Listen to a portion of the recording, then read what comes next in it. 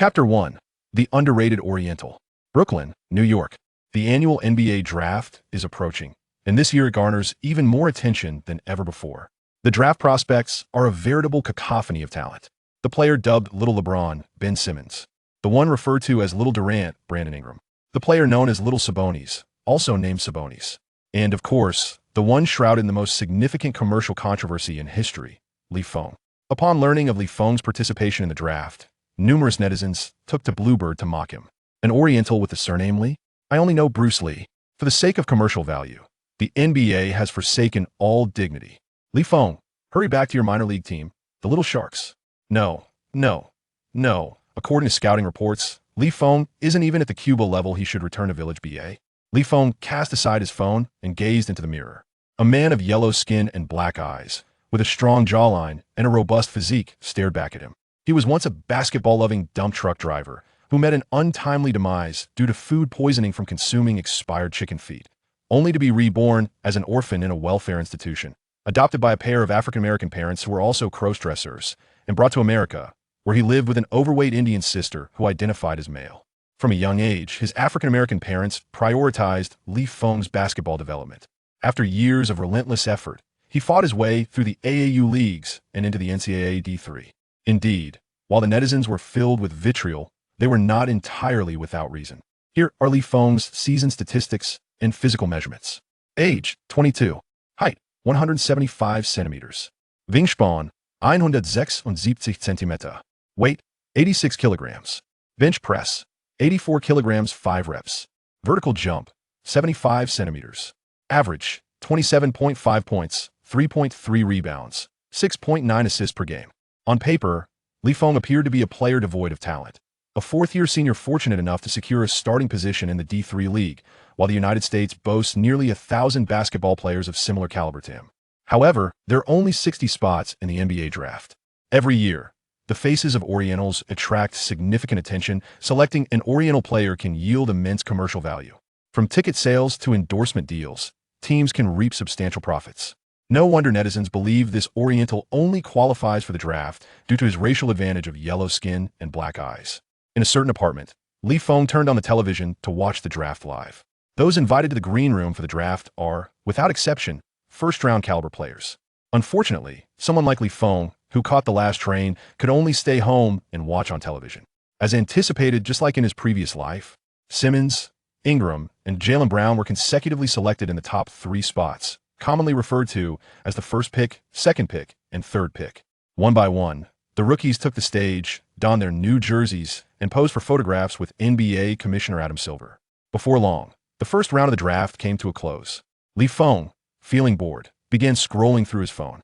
This year's Rookie of the Year should be either Simmons or Ingram. Indeed, no team is willing to expend a first-round pick on Feng. What do you think would happen if Feng were to win Rookie of the Year? Feng's eyes widened in surprise, for the reply below was from a verified account. Celebrity. If this yellow-skinned kid wins Rookie of the Year, I will kiss a gorilla. Charles Barkley. Beneath this reply were numerous netizens celebrating with comments like legendary, new Bible, and photobomb. Over a decade ago, Barkley had similarly mocked another Oriental, confidently asserting that Yao Ming would not score 20 points, or else he would kiss a donkey's rear. The last time you kissed a donkey's rear because of Yao Ming, you surely can't recall, replied a netizen with a garbled username and no profile picture. To his surprise, some netizens came to Feng's defense. A warm wave of gratitude washed over Feng. There were indeed good netizens in the world. He was about to respond to this netizen, expressing his appreciation for their support. However, upon closer inspection, he realized it was his own alternate account. Well, that was no matter. Feng isn't even worthy of carrying Yao Ming's shoes, Barkley replied. This blunt truth was difficult to refute, especially before he had proven himself. Barkley, just you wait, I will make you lose to an Oriental once again. Feng decided to download an image of incense burning, placing his phone before the incense burner of the god of wealth, closing his eyes and silently praising Jehovah, hoping to be selected in the second round and slap everyone in the face. What does it mean to stack buffs? Round 2, 55th pick, 56th pick, 57th pick. Could it be? He furrowed his brow. According to his agent, Feng was supposed to be selected at the end of the first round. Yet, as the draft was nearing its conclusion, he still had not been chosen. On the television, Silver, clad in a silver gray suit, wore a formulaic smile. The Brooklyn Nets select Feng from Greenville University with the 60th pick. Oh my. The very last pick, Feng finally sighed in relief. The Nets owner, a Chinese named Kai, selecting Feng made perfect sense. News of Feng's selection spread across the globe, and netizens were the first to lose their composure, particularly the Nets fans who had already taken on the role of spiritual stakeholders, clamoring for this relationship player to be sent packing. His agent called. Feng, I'm here to take you to sign the contract. Feng readily agreed. Becoming an NBA player was already a cause for celebration. After signing the contract, Feng arrived at the Nets venue, the Barclays Center, ready to undertake a practice game with his teammates. However, as soon as he stepped into the arena, a group of burly men surrounded him. Feng focused his gaze. Joe Johnson, Brook Lopez. Aren't these my new teammates? You've been targeted, his teammates said, pointing at an iPad. On the iPad was a video interview of Warriors center Andrew Bogut. Feng, is it the much-hyped Japanese rookie? You know, after I won the championship, I no longer care about these rookie trash players. I've heard the Warriors' opening game is against the Nets, and I can't wait to send him a few swats. This championship center had left quite an impression on the previous Feng. Bogut, affectionately dubbed Bogus by Oriental fans, not only played a dirty game, but also made many derogatory remarks about the Orientals. As Feng's expression darkened, his teammates grew increasingly eager for chaos, even pulling out their phones to interview Feng. They rarely had the opportunity to interact with an Oriental, and were keenly anticipating Feng's response, hoping to witness him throw down some fierce words to spice things up. Ding! Congratulations to the host for awakening the rule-based system. What? This is a system? After years of traversing, he could finally turn the tide. Feng endeavored to maintain a neutral expression. Wait a minute. He had already been reborn. Why was he still shocked by a system? The system would provide the host with rule enhancements before the game. For this practice game, the rule was every feint by the host would be successful. With the system in hand, what was there to fear about the road ahead? Thus, he drew upon his previous experience from browsing forums and began to unleash his words into the camera. Bogut is merely a clumsy brute and a petty enforcer from the Warriors. My grandmother's husky could serve him peanut butter and still make him eat the hot pot. Clap, clap, clap. His teammates laughed uproariously, cheering and applauding for Feng. Well said, rookie. You got guts. While garnering others' affection is a challenging endeavor, inciting their disdain is a rather simple affair. Feng chuckled to himself, contemplating this notion. Chapter 2. Practice Game. Under the guidance of the trainers, the Nets players completed their warm-ups and tactical drills in succession. At last, the 5v5 practice game was set to commence. The coach paired Feng with Brook Lopez to evaluate Feng's organizational skills. Meanwhile, the isolation master Joe Johnson was assigned to the opposing team with other players. At the tip-off, Brook Lopez directed the ball into Feng's hands. Feng, adhering to the customary point guard practices, executed an elaborate dribble. Otherwise, it would lack soul. With the ball in the backcourt, Feng was met by Johnson's defense. A few players chuckled. Joe, don't shatter the rookie's confidence. Coach Atkinson pointed towards Feng. What does that mean? Feng was momentarily taken aback, only to realize that Joe Johnson was swiftly advancing to apply pressure. Was this a test to see if he could bring the ball past half-court? He quickly lowered his center of gravity to protect the ball and accelerated. However, Joe Johnson, a formidable power forward, combined strength and speed, making it no simple task for Feng to evade such NBA-level defense. Fortunately, the timely screen set by Brook Lopez effectively shielded Joe Johnson behind Feng. The coach displayed little emotion as he whispered to the assistant coach beside him, a commendable reaction, yet still too inexperienced in terms of physical intensity and speed. He has yet to reach NBA standards. The assistant coach nodded slightly in agreement, stating, without Lopez's screen, I seriously doubt Feng could have crossed half-court. As Feng dribbled to the three-point line, he found himself unopposed. Now is the moment. He gathered the ball, bent his hips, and rose onto his toes. Detection of host's use of a feint rule established. Joe Johnson sensed something amiss and hurriedly accelerated, leaping forward. He aimed to swat the ball from behind Feng. However, Feng did not jump. He merely lifted the ball in a deceptive manner. Joe soared high. Damn! Joe Johnson silently cursed in midair. This kid's playing style was remarkably mature, displaying an experience far beyond that of a novice. Swish! The basketball sailed through the hoop, accompanied by the delightful sound of the net. Teammates bit their lips to stifle laughter, eagerly high-fiving Feng, leaving him with a sense of disbelief. He had just scored in an NBA game and shared a celebratory gesture with an NBA player. It felt like a dream. Joe, how did you defend that? The head coach clapped his hands forcefully, delivering a kick to Joe's rear. He's merely a rookie. A rookie. I was just a bit overconfident, Joe Johnson replied, his expression somewhat grim. He was baffled by the turn of events. For Li Feng's feint appeared strikingly authentic. Perhaps it should be renamed a genuine move. The assistant coach produced Li Feng's scouting report, pointing out Li Feng averaged 3.2 three-pointers in the NCAA with a shooting percentage of 39. I hope he can maintain such high efficiency in the NBA. The head coach nodded slightly, acknowledging the observation. Li Feng advanced past half-court, calling for a high screen from Lopez. Lopez effectively blocked Joe, allowing Li Feng to switch onto the opposing center, Chris. Mismatch. Li Feng gestured for his teammates to spread out. He was ready to initiate an unknown play. Chris, standing at 211 centimeters, was unable to keep pace with Li Feng's drive. Li Feng easily maneuvered past Chris' defense, penetrating into the paint. At that moment, Boyan, stationed at the three-point line, abandoned his perimeter threat and rushed to help defend. Detection of host's use of a feint rule established. Li Feng executed a smooth, fake pass, leaving Boyan bewildered and glued to the spot, turning in circles. He effortlessly scored with a layup. Shit. Boyan cursed silently, feeling like a circus clown, thoroughly embarrassed. I told you this kid is something else, Joe Johnson remarked, shrugging at Boyan. In the subsequent plays, Li Feng refrained from calling for isolation, instead actively driving and distributing the ball to his teammates. The assistant coach remained nonchalant, but the head coach squinted, observing intently. Typically, rookies in joint practices under the pressure of NBA players exhibit one of two reactions. 1. They become timid, excessively passing the ball and lacking the courage to shoot. 2. They become arrogant, masking their nervousness with an overabundance of shot attempts. Li Feng, however, struck a commendable balance between the two. The only downside was his abysmal defense. Standing at 175 centimeters, Li Feng's height significantly limited his performance. He resembles a little dwarf lost in a land of giants, the assistant coach quipped. I suggest we assign him to the G League to better acclimate to the intensity of higher-level competition. The head coach said nothing, focusing intently on the game. Before long, the match reached the final 24 seconds of the fourth quarter. 89-87, Li Feng's team trailed by 2 points. Li Feng played steadily, not rushing to reveal his enhanced abilities. As Lu Sun once stated, Li Feng must make a spectacular impression. He positioned himself near the mid-court, deliberately running down the clock. He aimed to secure a game-winning shot, denying the opponent any chance of retaliation. 5-4. Joe Johnson, unable to contain himself, advanced to apply pressure.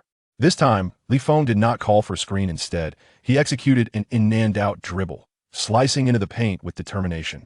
At the moment he launched for the layup, Li Feng lifted the ball, feinting the shot. Detection of host's use of a feint rule established. Joe Johnson realized that Li Feng intended to execute a scoop shot on his first step. Compared to taking 2 steps before the layup, shooting on the first step could exploit the defender's presumptive mindset, creating a time disparity. Joe Johnson revealed a long-lost smile. Rookies are indeed predictable. All offensive techniques can be easily deciphered. Am I really unable to block you this time? Joe Johnson mused, Rookie, welcome to the NBA. He had already decided on which celebratory gesture to employ. Thus, Joe Johnson hurriedly waved his hands backward, gathering momentum for a jump, attempting to block Li Feng. Yet this was still Li Feng's feint. Damn it, this Oriental is incredibly cunning. In midair, Joe Johnson despaired as he watched Li Feng leap behind him, leaning into his body. His mind was no longer occupied with celebratory gestures, but rather with the impending ridicule from teammates outplayed by a rookie on his first day. 21. The layup counted, and he earned a free throw. The head coach's expression resembled that of dried tofu left out for 3 days. His player had been outperformed by a rookie. Didn't this indirectly suggest a deficiency in the coach's skills? Yet, upon reflection, he should feel pleased. If Li Feng excelled, the team would gain another formidable player. The head coach huffed, pointing at Joe Johnson and scolding. Is this what you call defense? If you continue with such habits, you all might as well pack your bags and leave. Li Feng flexed his arm, showcasing his bicep, then playfully patted Joe Johnson's rear. Indeed, to deal with these brutes, one must infuse a touch of ruthlessness within one's grace to earn their respect. How I miss the vibrant basketball courts of my homeland. Swish. As Li Feng reminisced about his past life, he confidently sank the free throw. Game winner, 8,990. Teammates erupted in applause, patting Li Feng on the head, warmly welcoming him to the Nets family. Li Feng let out a sigh of relief, grateful for the assistance of the system. However, the system's rules varied with each occasion, necessitating diligent training to secure a solid foundation. The head coach's eyes gleamed with interest as he addressed his assistant. No, let's add Feng directly to the 15-man roster. I am eager to see what surprises he may bring. Furthermore, refrain from allowing him to participate in the summer league. The assistant, puzzled, inquired, why? For profit. The head coach replied with a subtle smile. This is at the behest of Boss Kai. The ticket prices for the regular season have been temporarily increased. Chapter 3. The debut performance breaking news. The Brooklyn Nets starting point guard, Jack, has been suspended for 10 games due to the illegal possession of banned substances. Feng gazed at his phone, lost in contemplation. Is this the reason why the coach has barred me from participating in the summer league? With the absence of the team as starting guard, any further injury issues would only exacerbate the situation. Consequently, the player's burden would increase, creating a vicious cycle of recurrent injuries. Yet, Feng, being youthful and having conserved his energy during the summer league and preseason, could assist in alleviating the rotation time, thus affording the starters the necessary respite for recovery. How enlightening. The head coach possesses considerable insight. It is time to head to Barclays Center for the season opener against the Warriors. Feng boarded the team bus, appearing somewhat uneasy. He was still unaware of the rules for this match. As if sensing Feng's confusion, the system spoke up. The rules for this match are as follows. For every yawn, the subsequent block will undoubtedly succeed. What? This seems utterly extraordinary. Feng pondered. Is this system not clearly urging me to show off in the inaugural battle? I had hoped to maintain a lower profile, but alas. My capabilities do not permit such modesty. Beep, beep, beep. The phone rang. It was a call from his African-American parents. Feng answered the call, and the images of two plump African-American women with their boisterous voices flashed through his mind. You little rascal. We've heard about it. That damn Bogut claims you're Japanese. Our entire family despises the Japanese, and Mother hopes you will thoroughly thrash him. Make him regret it. Indeed, make him regret it. Chimed in his Indian sister from off-screen. We, along with the neighbors, have reserved the front row at the gym to support your debut.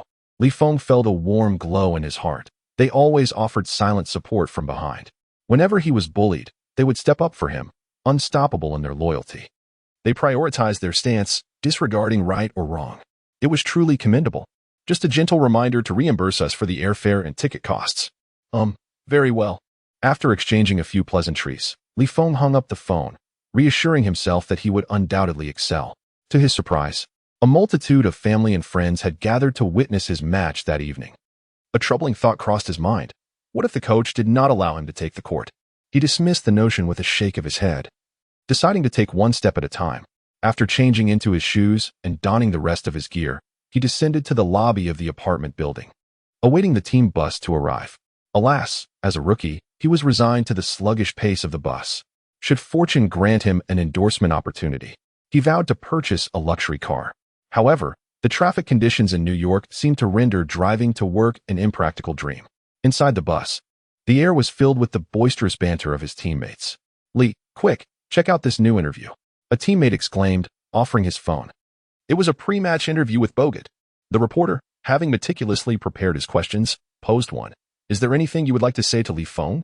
Bogut dismissively shook his head, remarking that a Japanese player who barely made the rotation did not deserve his trash talk. The reporter nodded in satisfaction, pleased with the intended effect, confident that this month's KPI would be met. Feng let out a cold laugh, resolving that if he were given the chance to play, he would leave Bogut questioning his very existence. As the group entered the arena, they began their warm-up routines. Feng observed across the court as Curry, Thompson, and Durant engaged in their three-point shooting practice, their accuracy seemingly flawless, an awe-inspiring display of skill. A robust man, resembling a bear in stature, gestured towards him with a thumbs up. Feng squinted his eyes, and, indeed, it was Bogut. However, rather than feeling anger, Feng raised his thumb in a gesture of approval towards Bogut. The reporters present, keen to capture the moment, clicked their shutters at the sight of the two. Little did they realize that this photograph would become one of the most iconic images in NBA history. As the warm-up concluded, the game commenced. Wayne took Jack's place as the starting point guard for the Nets, while Feng, without a hint of surprise, settled onto the bench, assuming the role of the water boy. Feng, drawing upon the memories of his previous life, deduced that he had a chance to take the court. After all, last year, the Warriors had shattered the regular season victory record, 73 wins. Not to mention, this year, the legendary forward Kevin Durant had joined the team. If no unforeseen circumstances arose, the Warriors would likely dismantle the game within 3 quarters, allowing them to call it a day early. At that point, Feng could make his appearance during garbage time and teach Bogut a lesson. On the court, Curry and Thompson consecutively sank three-pointers. Oh, the resounding cheers echoed throughout the Nets' home arena. This was the Warriors of yesteryear. They could transform every away game into their own home ground. As the game progressed into the fourth quarter, the Nets surprisingly held their ground, leaving Feng feeling somewhat disheartened. So many friends and family had come to witness his debut, yet he found himself unable to step onto the court. Wayne, with the ball in hand, executed a pick-and-roll, switching to defend against Bogut. A mismatch. Feng widened his eyes, eager to observe how Wayne would contend with Bogut during the military training. Wayne was seen dribbling the ball with swift changes in direction, stepping back to take a three-point shot. Bogut swiftly matched Wayne's movements, rushing forward to interfere. Clang. The ball failed to find the net. An unexpected incident occurred. Wayne collapsed onto the ground, clutching his ankle, his features contorted in a grimace as if enduring excruciating pain. Coach Atkinson, unable to remain seated, immediately dashed towards the referee. With fervent gestures, Atkinson shouted, "That was a dangerous play. Bogut deliberately tripped my player. You must call a flagrant foul on him, or I will report your negligence to the NBA." Beep. Beep. The referee blew the whistle, but it was directed at Atkinson. Provoking the referee, the Nets coach received a technical foul. The Warriors were awarded a free throw. Watching Wayne being carried off the court on a stretcher by the medical staff, Atkinson muttered a curse under his breath. Damn it. Just my luck. It's like the roof is leaking during a downpour. With starting point guard Jack suspended and backup point guard Wayne injured, the Nets' backcourt faced a dire situation with no players available. Atkinson hesitated, contemplating whether to send Feng onto the court or to deploy a forward instead. After all, he had never played in an NBA game before. Throwing him into the fray against the Warriors seemed daunting. At that moment, the spectators in the front row inexplicably began to cheer. "We want Lee." Upon closer inspection, it appeared to be a group of enthusiastic African-American women leading the chant. Gradually, more voices joined in. "We want Lee. We want Lee." With 2 minutes and 40 seconds remaining in the fourth quarter and the score standing at Warriors 121, Nets 109, Atkinson finally relented. Let the rookie finish this game. After all, there is little time left. Feng, go. With a sweeping motion of his hand, the wheel of fate began to turn. Feng removed his training attire, yawning as he ambled toward the sidelines. The host had yawned. Thus, the next defensive play was bound to be triumphant. Chapter 4. Is it a steal or a block? This match is broadcast live across the nation. The two commentators were equally exhilarated, as this was a rare scene in their careers. Can you hear the cheers from the audience? After many years, the NBA has finally welcomed another individual from the East. Feng. The eyes of the world are fixed upon you. Feng cast a glance at the score as he stepped onto the court. Sigh. He had initially thought to merely pass the time during garbage minutes. However, since they insisted on him putting on a show, he felt he had no choice. Thus, he resolved to play earnestly for the remaining 40 seconds. Curry held the ball at a high position, with Feng closely guarding him. To his surprise, last year's MVP stood vividly before him. Curry signaled, and Bogut immediately understood, moving forward to set a screen. Feng became aware that something was amiss and attempted to circumvent Bogut's screen. Unexpectedly, the seemingly docile Bogut subtly employed his elbows, delivering a discreet blow to Feng. Goodness! Feng instinctively gasped, bending forward as he felt Bogut's imposing presence against his chest. Seizing the opportunity, Curry launched a three-pointer, but alas, it clanked off the rim. The Warriors secured the offensive rebound, and the ball returned to Curry's hands. At this moment, due to the previous pick and roll, Feng found himself mismatched against Bogut. The towering center called for the ball in the low post, intending to exploit the height difference against the 175 centimeters tall Feng. Curry, placing his trust in his teammate, passed the ball to Bogut. The arena erupted with chants of defense. Defense. The home crowd fervently hoped for Feng to hold his ground. Both benches rose from their seats, eager to witness the unfolding drama. After all, the pre-game banter had already ignited tensions. A game infused with rivalry is indeed a thrilling spectacle. Bogut received the ball, sneering, "Little man." He used his considerable bulk to shove Feng back by half a meter. "Welcome to the NBA." Bogut leapt, ready to dunk over the diminutive player. "What?" Bogut exclaimed in shock. Mid-air, he was astounded to see Feng, who was expected to remain grounded, soaring even higher than him. A perfect block. The commentator leaped from his seat in excitement as the 175 centimeters tall Feng thwarted the 213 centimeters Bogut. Cheers reverberated throughout the Barclays Center. with fans high-fiving each other. Look at Li Feng. He's yawning. Is this a new celebration gesture? So cool. The host had yawned, guaranteeing a successful defense next time. Bogut's pride had taken a hit. Fortune smiled upon him as he grabbed the rebound, preparing for a second attempt. Once again, he opted for a dunk. Yet, he was denied again. The commentator gasped in disbelief. Li is going insane.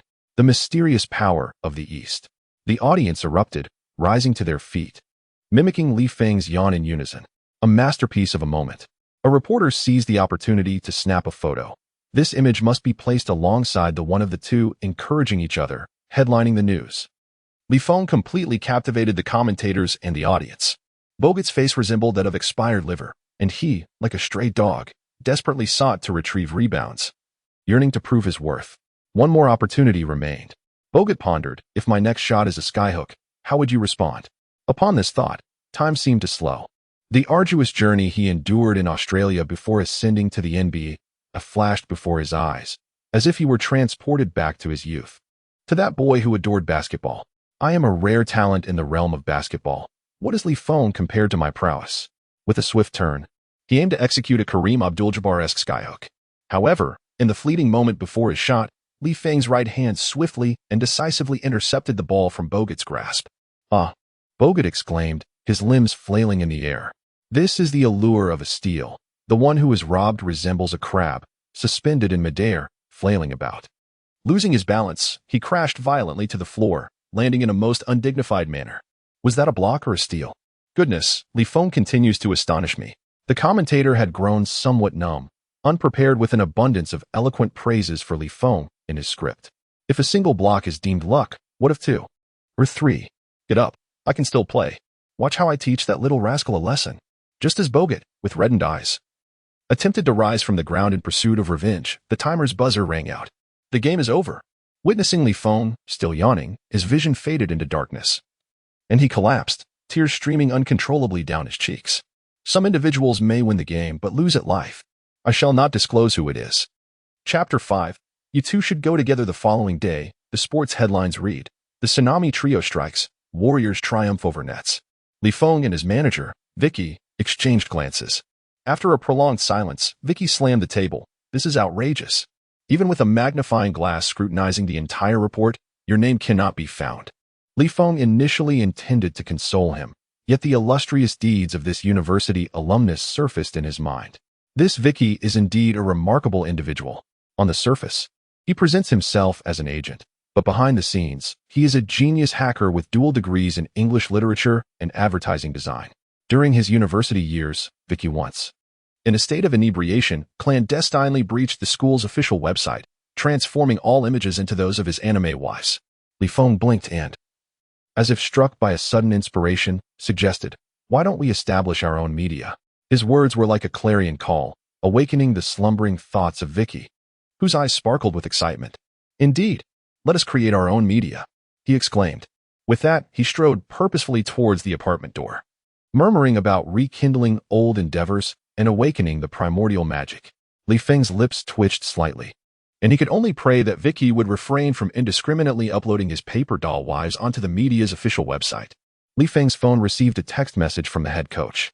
The owner wishes to meet you at 8 o'clock tonight at Salon Restaurant. Well, there was no consultation regarding this matter. It seems that NBA players are merely high-level employees after all. 7 o'clock in the evening. Li Feng completed his grooming, donned a newly purchased, exquisite suit, and proceeded on foot towards the restaurant. He had already researched online and discovered that Salon is a 5-star establishment, conveniently located not far from his apartment. Since the bill would undoubtedly be covered by the owner, he figured that walking would allow him to enter the right mindset ahead of time. As he walked, Li Feng passed by a sports court that resembled an iron cage. Wasn't this the renowned Shisi District Wild Ball Court? Those who play here are indeed the so-called elite of street ball. Yet, when these street ball prodigies encounter NBA players, they are inevitably outclassed. After all, one should not challenge another's livelihood with their passions. Look, isn't that a guard from the Nets? Yes. What is his name again? Li Feng was recognized, and a group of bare-chested men surrounded him. Hey, I'm Alan. Care for a match? A slender black man gestured towards Li Feng with a tilt of his chin. He wore a gold chain, his body adorned with tattoos, both in English and Chinese. This was not surprising, as foreigners often choose to ink peculiar Chinese characters on their skin. However, upon closer inspection, Li Feng noticed that this individual had the character for slave tattooed on his neck. Ahem. Li Feng could only cough to mask his bewilderment. He poked at his suit and replied, "Perhaps another time. I have something to attend to." "Don't make excuses," Alan remarked, glancing at the women gathered around. With a slight gulp, he said, albeit with diminished confidence, "I see you're afraid of getting beaten and are reluctant to step up, aren't you?" Li Feng. "My friend, your bravado amidst your struggle is quite amusing. I wish to remain unperturbed." Upon uttering these words, Li Feng sauntered away with an air of nonchalance.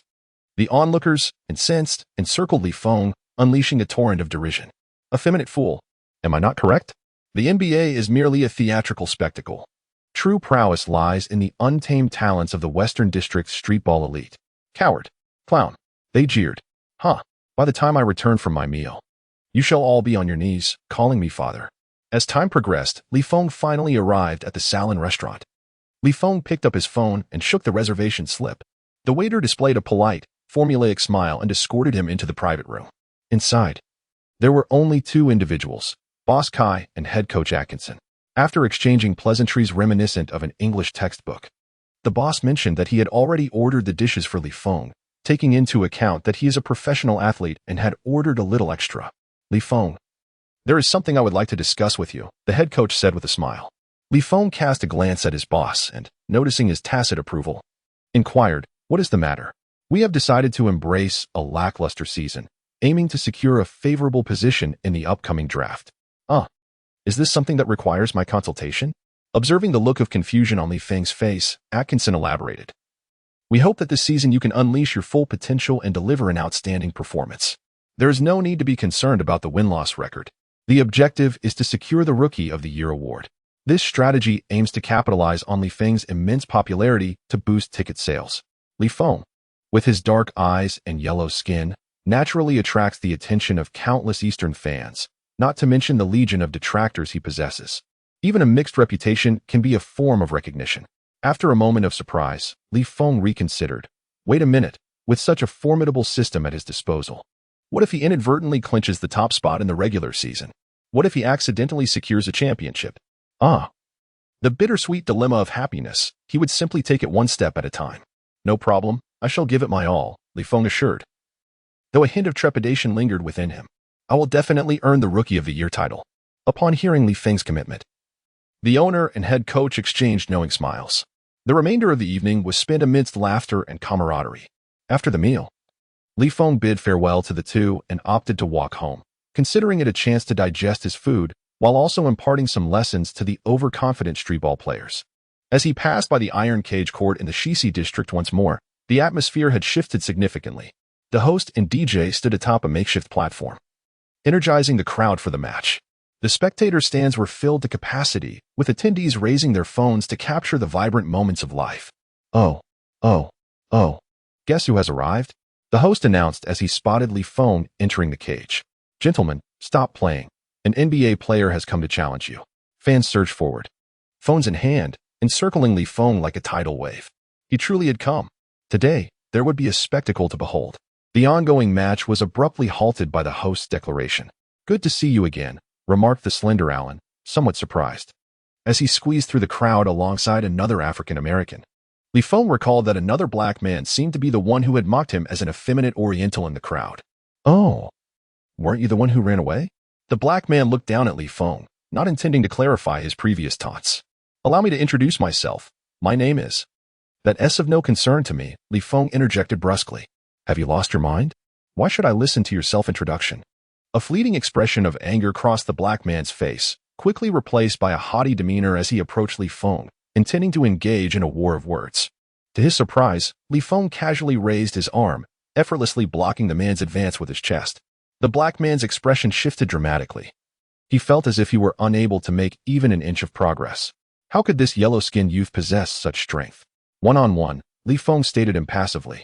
"You two can come at me together." An immediate silence enveloped the surrounding crowd.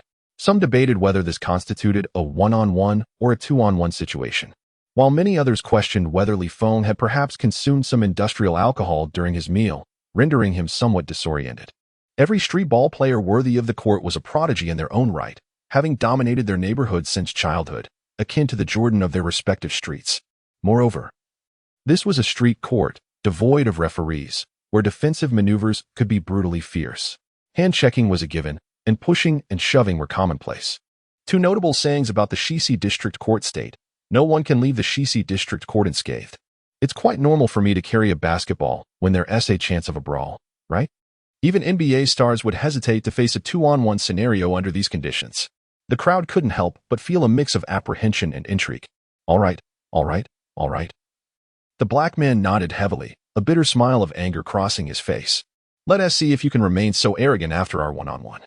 Feng beckoned to the host with a flick of his finger, demanding, hand me the basketball. The host was taken aback, bewildered. But you're still in a suit and leather shoes. He presumed that Feng was merely posturing, intending to make a show of bravado before gracefully stepping aside. After all, an NBA star should prioritize the preservation of their physique and refrain from participating in such informal street basketball games. Feng gracefully retrieved a thin napkin from the inner pocket of his jacket and tucked it into his back. If I sweat, just consider it your victory. Huh, wait. Are you serious, man? The host's eyes nearly bulged from their sockets. Chapter 6. The Paper for the Fool. Ladies and gentlemen, welcome to the hallowed grounds of street basketball in New York, the West 4th Court. In the upcoming match, the host took a deep breath and proclaimed with fervor, we have the NBA Nets rookie, Feng, going head-to-head against legendary street ballers Allen and Henry from the West 4th District. Oh, go Allen. Go Henry. Represent our neighborhood and crush that Eastern player. The crowd erupted in cheers, some instinctively setting up their phone stands for a live TikTok broadcast, while others hurriedly dialed friends to bring them to the scene. A few enterprising individuals had somehow procured mobile food carts, hawking popcorn and hot dogs on site. Whether it was the NBA player effortlessly dunking on street ballers or the street ballers triumphing over an NBA player, the spectators were eager for the spectacle. The game was to 21 points, with no limit on dribbles, and points scored consecutively. Lacking a whistle, the host could only raise his voice in a symbolic manner to signal the start. The match commenced. The two black players exchanged glances, swiftly organizing their defensive formation. It was evident they often played together, exhibiting a strong understanding and coordination. Allen took charge of perimeter defense, ready to double-team should Henry need to assist. The rules of the game. The system automatically activated, ensuring Feng as protection. Hey, step aside, man. I'm giving you a break today, Feng muttered, thinking it absurd to rely on the system for such a low-stakes game. Feng cast a casual glance at Allen's defense and noted the considerable distance maintained by his opponent. Was Allen truly this Navi? Without hesitation, he executed a clean jump shot. Swish. The ball seamlessly found its way through the net. A profound silence enveloped the scene. Feng briefly wondered if he was hallucinating. Where had all those who had previously hurled personal attacks at him vanished? Are you in a daze? Henry shook Allen's shoulder, incredulous. Are you really allowing him to shoot threes? What is the point of my presence in the paint? Allen's expression faltered, unwilling to endure a reprimand from Henry in front of the ladies. He raised his hand, signaling for Henry to quiet down. Yet, Henry was undeterred, pointing an accusatory finger at Allen and exclaiming, keep your damn hands to yourself. Where have I erred? Dissatisfied with Henry's demeanor, Allen forcefully shrugged off his hand, feeling that he deserved a modicum of respect before the numerous cameras and the ladies present. Respect? Henry could no longer contain himself. Having previously made disparaging remarks about that Eastern pretty boy, he reasoned that if they were to lose, the embarrassment would certainly fall more heavily upon him than Allen. You don't deserve it. As tensions escalated, it appeared the two were on the verge of conflict when the host and the DJ hastily intervened to separate them. Despite having played basketball for many years, Feng had never encountered such a scene. How had his teammates come to blows? After a tense moment, the two finally reached a semblance of agreement, feigning camaraderie with a fist bump followed by a brief embrace, each muttering phrases like trash got triggered and fucking sweaty player. With that, they returned to defend against Feng once more. This time, they altered their defensive strategy. Allen advanced to apply pressure, intentionally leaving his left side open. Knowing that if Feng opted to bypass him, he would collide directly with Henry, who was poised for a defensive assist. Feng raised an eyebrow, intrigued. Aware of his dexterity as a right-handed player, he intentionally positioned himself to the left. He executed a direct pass and swiftly maneuvered to the left, creating a half-body advantage in an instant. How swift! Allen marveled silently, hastily moving to reinforce the defense.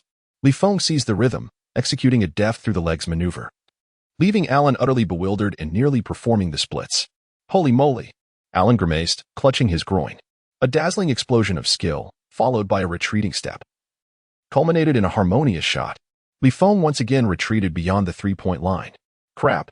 Henry cursed, hastening to sprint towards Feng with all his might. Leaping into the air with fervor.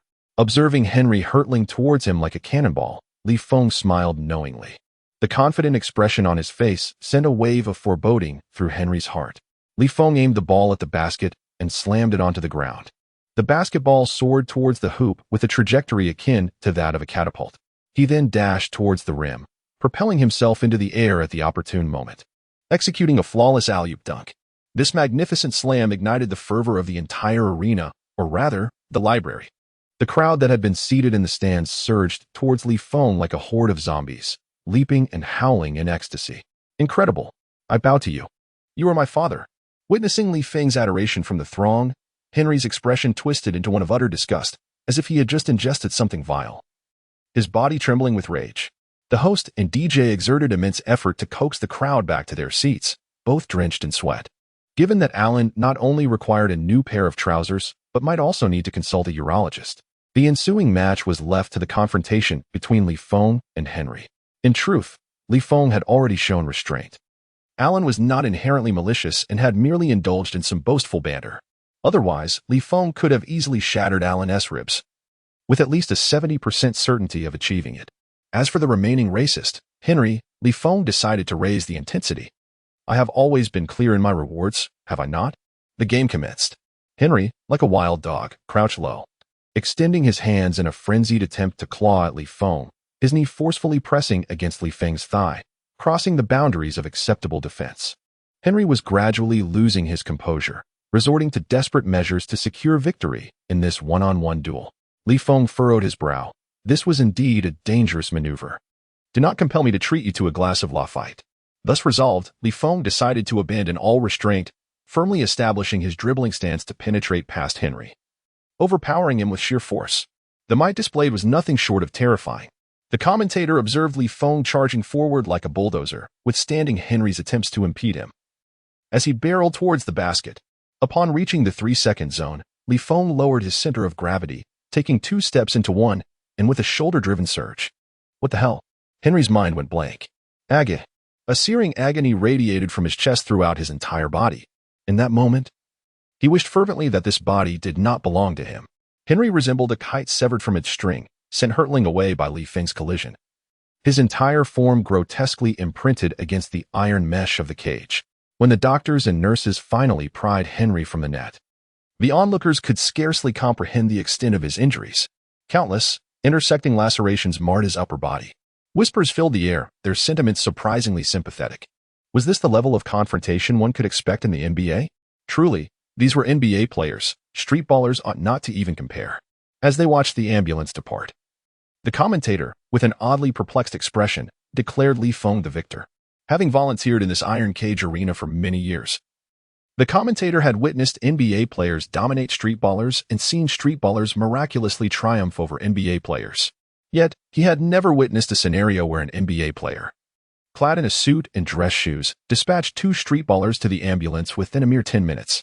Feng extracted the napkin wedged between his shoulder blades, borrowed a lighter from the newly minted fans, who had merely been detractors a mere 10 minutes prior, and, amidst a chorus of cheers, ignited it in an instant. In the ancient times, Guan Yu famously decapitated Hua Xiong while savoring warm wine. Today, Feng flamboyantly incinerated paper for the amusement of the onlookers. Chapter 7. The second debut of his career. With a match against the Lakers looming tomorrow, Feng reveled in the adoration of the crowd before retreating to his apartment, collapsing into slumber. Suddenly, at 4 in the morning, a series of knocks echoed against the apartment door. Feng, adorned with a sleeping cap, opened the door. Vicky, sporting 2 dark circles under her eyes, held up the laptop before Feng. I did it. Our very own media. Feng blinked his weary eyes, straining to focus his gaze upon the computer screen. A provocation? While stifling a yawn and adjusting his cap, he lamented the fact that the Australian center had garnered an astonishing 500,000 views. You've made it big, did you know? Wei Chi exclaimed, exuberantly shaking his fist. I'm heading back to rest now. You should turn in early as well. Li Feng paused momentarily, then replied, all right. There's a match tomorrow. I'll catch some sleep. What a lunatic, he mused to himself, shaking his head at the late hour. Li Feng stifled a yawn as he returned the fully automatic Glock, which he had concealed behind him, to the table, and then he collapsed onto the bed. He possessed a peculiar trait. Once he awoke, falling back to sleep proved to be a formidable challenge. Thus, he crawled out of bed once more and ingested half a tablet of melatonin. Beep, beep, beep. The incessant ringing of his mobile phone persisted. Upon glancing at it, he realized it was exactly 8 o'clock. Remarkable sleep quality, indeed. He had only stirred once during the night and managed to rest until 8. Goodness. It was 8 o'clock in the evening. Li Feng unlocked his phone, the screen inundated with unread messages and missed calls. Li Feng, you are starting tonight's game. Coach Atkinson. Go for it, rookie. Secure the victory this evening.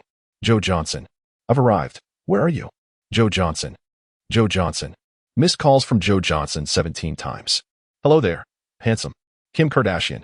Who is this Kim Kardashian? Why is she sending me private messages? Down with this.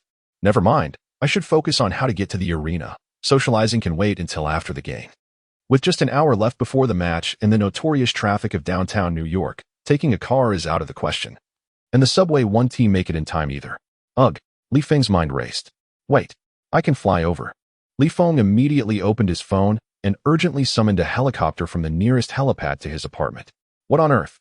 Li Feng felt an immense pang of sorrow, as a single emergency flight cost a staggering $10,000. Given his low draft position, his rookie contract amounted to a mere $2 million. Spending such a sum in one go felt extravagantly wasteful. Now he understood why he only took half a melatonin tablet. If he consumed a whole one, he might not awaken even when his phone ran out of battery. Upon boarding the helicopter, Li Feng gazed down upon the bustling expanse of New York City, where all shadows and heartaches were swept away. In this colossal steel metropolis, each individual played the role of a cog in the machinery. Even if one could not find the perfect fit, they had to press on, for there was no retreat. Li Feng mused to himself. Just a few days ago, he was an aimless university graduate, yet now he found himself aboard a helicopter, poised to compete before a multitude. Life is indeed marvelous. Upon arriving at the arena, Li Feng glanced at the time. It was 8:30, which was fortunate. Li Feng hurriedly changed into his training attire in the locker room before heading to the court for warm-ups. The coach and assistant coach sat at the sidelines engaged in discussion, while the players from both teams were already on the court practicing their shots and warming up. Finally arrived? Atkinson sighed in relief upon seeing Li Feng. I thought you had overslept. How could that be? Li Feng chuckled, quickly shifting the topic. What are the tactical arrangements? Atkinson shot Li Feng a sidelong glance, adopting a comical expression of sweating beads. You certainly have a remarkable ability to forget. We discussed this yesterday. Just go all out. Do I have to show off again? Li Feng replied. Understood. Li Feng nodded, preparing to warm up with the ball. Out of the corner of his eye, he noticed the former starting point guard, Jack, staring at him. Li Feng greeted him, but Jack did not respond. How strange. He thought to himself, I have not offended him in any way. Li Feng muttered to himself, then suddenly realized Jack's starting position had been seized by him, the newcomer. With diminished visibility, it would be arduous for Jack to secure a lucrative contract. It served him right. A venomous creature is hardly deserving of pity. The management, taking into account Jack's doping scandal alongside Li Feng's commercial potential, likely made the decision to allow Li Feng to unleash his talents. As Li Feng warmed up, he keenly assessed his opponents. Kobe Bryant, a legendary player of Hall of Fame caliber. Nick Young, the embodiment of a pretentious meme. D'Angelo Russell, last year's second overall pick. Lou Williams, the esteemed sixth man of the year. However, wasn't Kobe retired? Could it be that my reincarnation has altered the timeline? Is it conceivable that Kobe might never endure that tragic and heartbreaking incident? Li Feng pondered. Perhaps I could alter the course of many regrettable histories. For instance, leading Derrick Rose to a championship, honing the skills of the formidable Zhou Qi to secure a spot in the NBA rotation, or preventing Durant from claiming a title. However, such ambitions seem trivial. I must be bolder, aiming for a 10 consecutive championship reign to solidify my status as the greatest of all time, rendering the debate over who is the superior player between LeBron James and Michael Jordan moot. In the twilight of his career, Kobe found himself alongside a cadre of rookie sensations and seasoned veterans, unencumbered by the weight of performance metrics. The management of both the Lakers and the Nets shared a singular vision, an audacious ticket-selling frenzy. This implies that tonight, two individuals are set to unleash their full prowess, Kobe and Li Feng. Previously, Li Feng had only glimpsed Kobe on television, although he appeared robust. It was not particularly remarkable. It was only upon encountering him in person that Li Feng understood the true meaning of a human freight train. Every measurement, from thigh circumference to arm span, exceeded Li Feng's by a substantial margin. This physical prowess was utterly astonishing. Engaging in a showdown against him would undoubtedly be exhilarating. Wouldn't it? The rules for this encounter: only 4 shots may be taken throughout the game, yet each will find its mark. Merely 4 attempts. Li Feng fell into deep contemplation. On the surface, this rule appeared to hold little significance, for after 4 attempts, one would revert to their original form. However, what if I were to exploit the loophole within the rule? A smirk tugged at the corners of Li Feng's mouth as a ghostly strategy surged to the forefront of his mind. Kobe glanced at Li Feng, reminiscing about another Asian player, Jeremy Lin. Originally a role player for the Lakers, Lin's relationship with Kobe could hardly be described as harmonious. They were, at best, like strangers. Yet, Lin made the grave error of sparking a dispute with Kobe during a nationally televised game, which led to Kobe never again bestowing a kind glance upon him.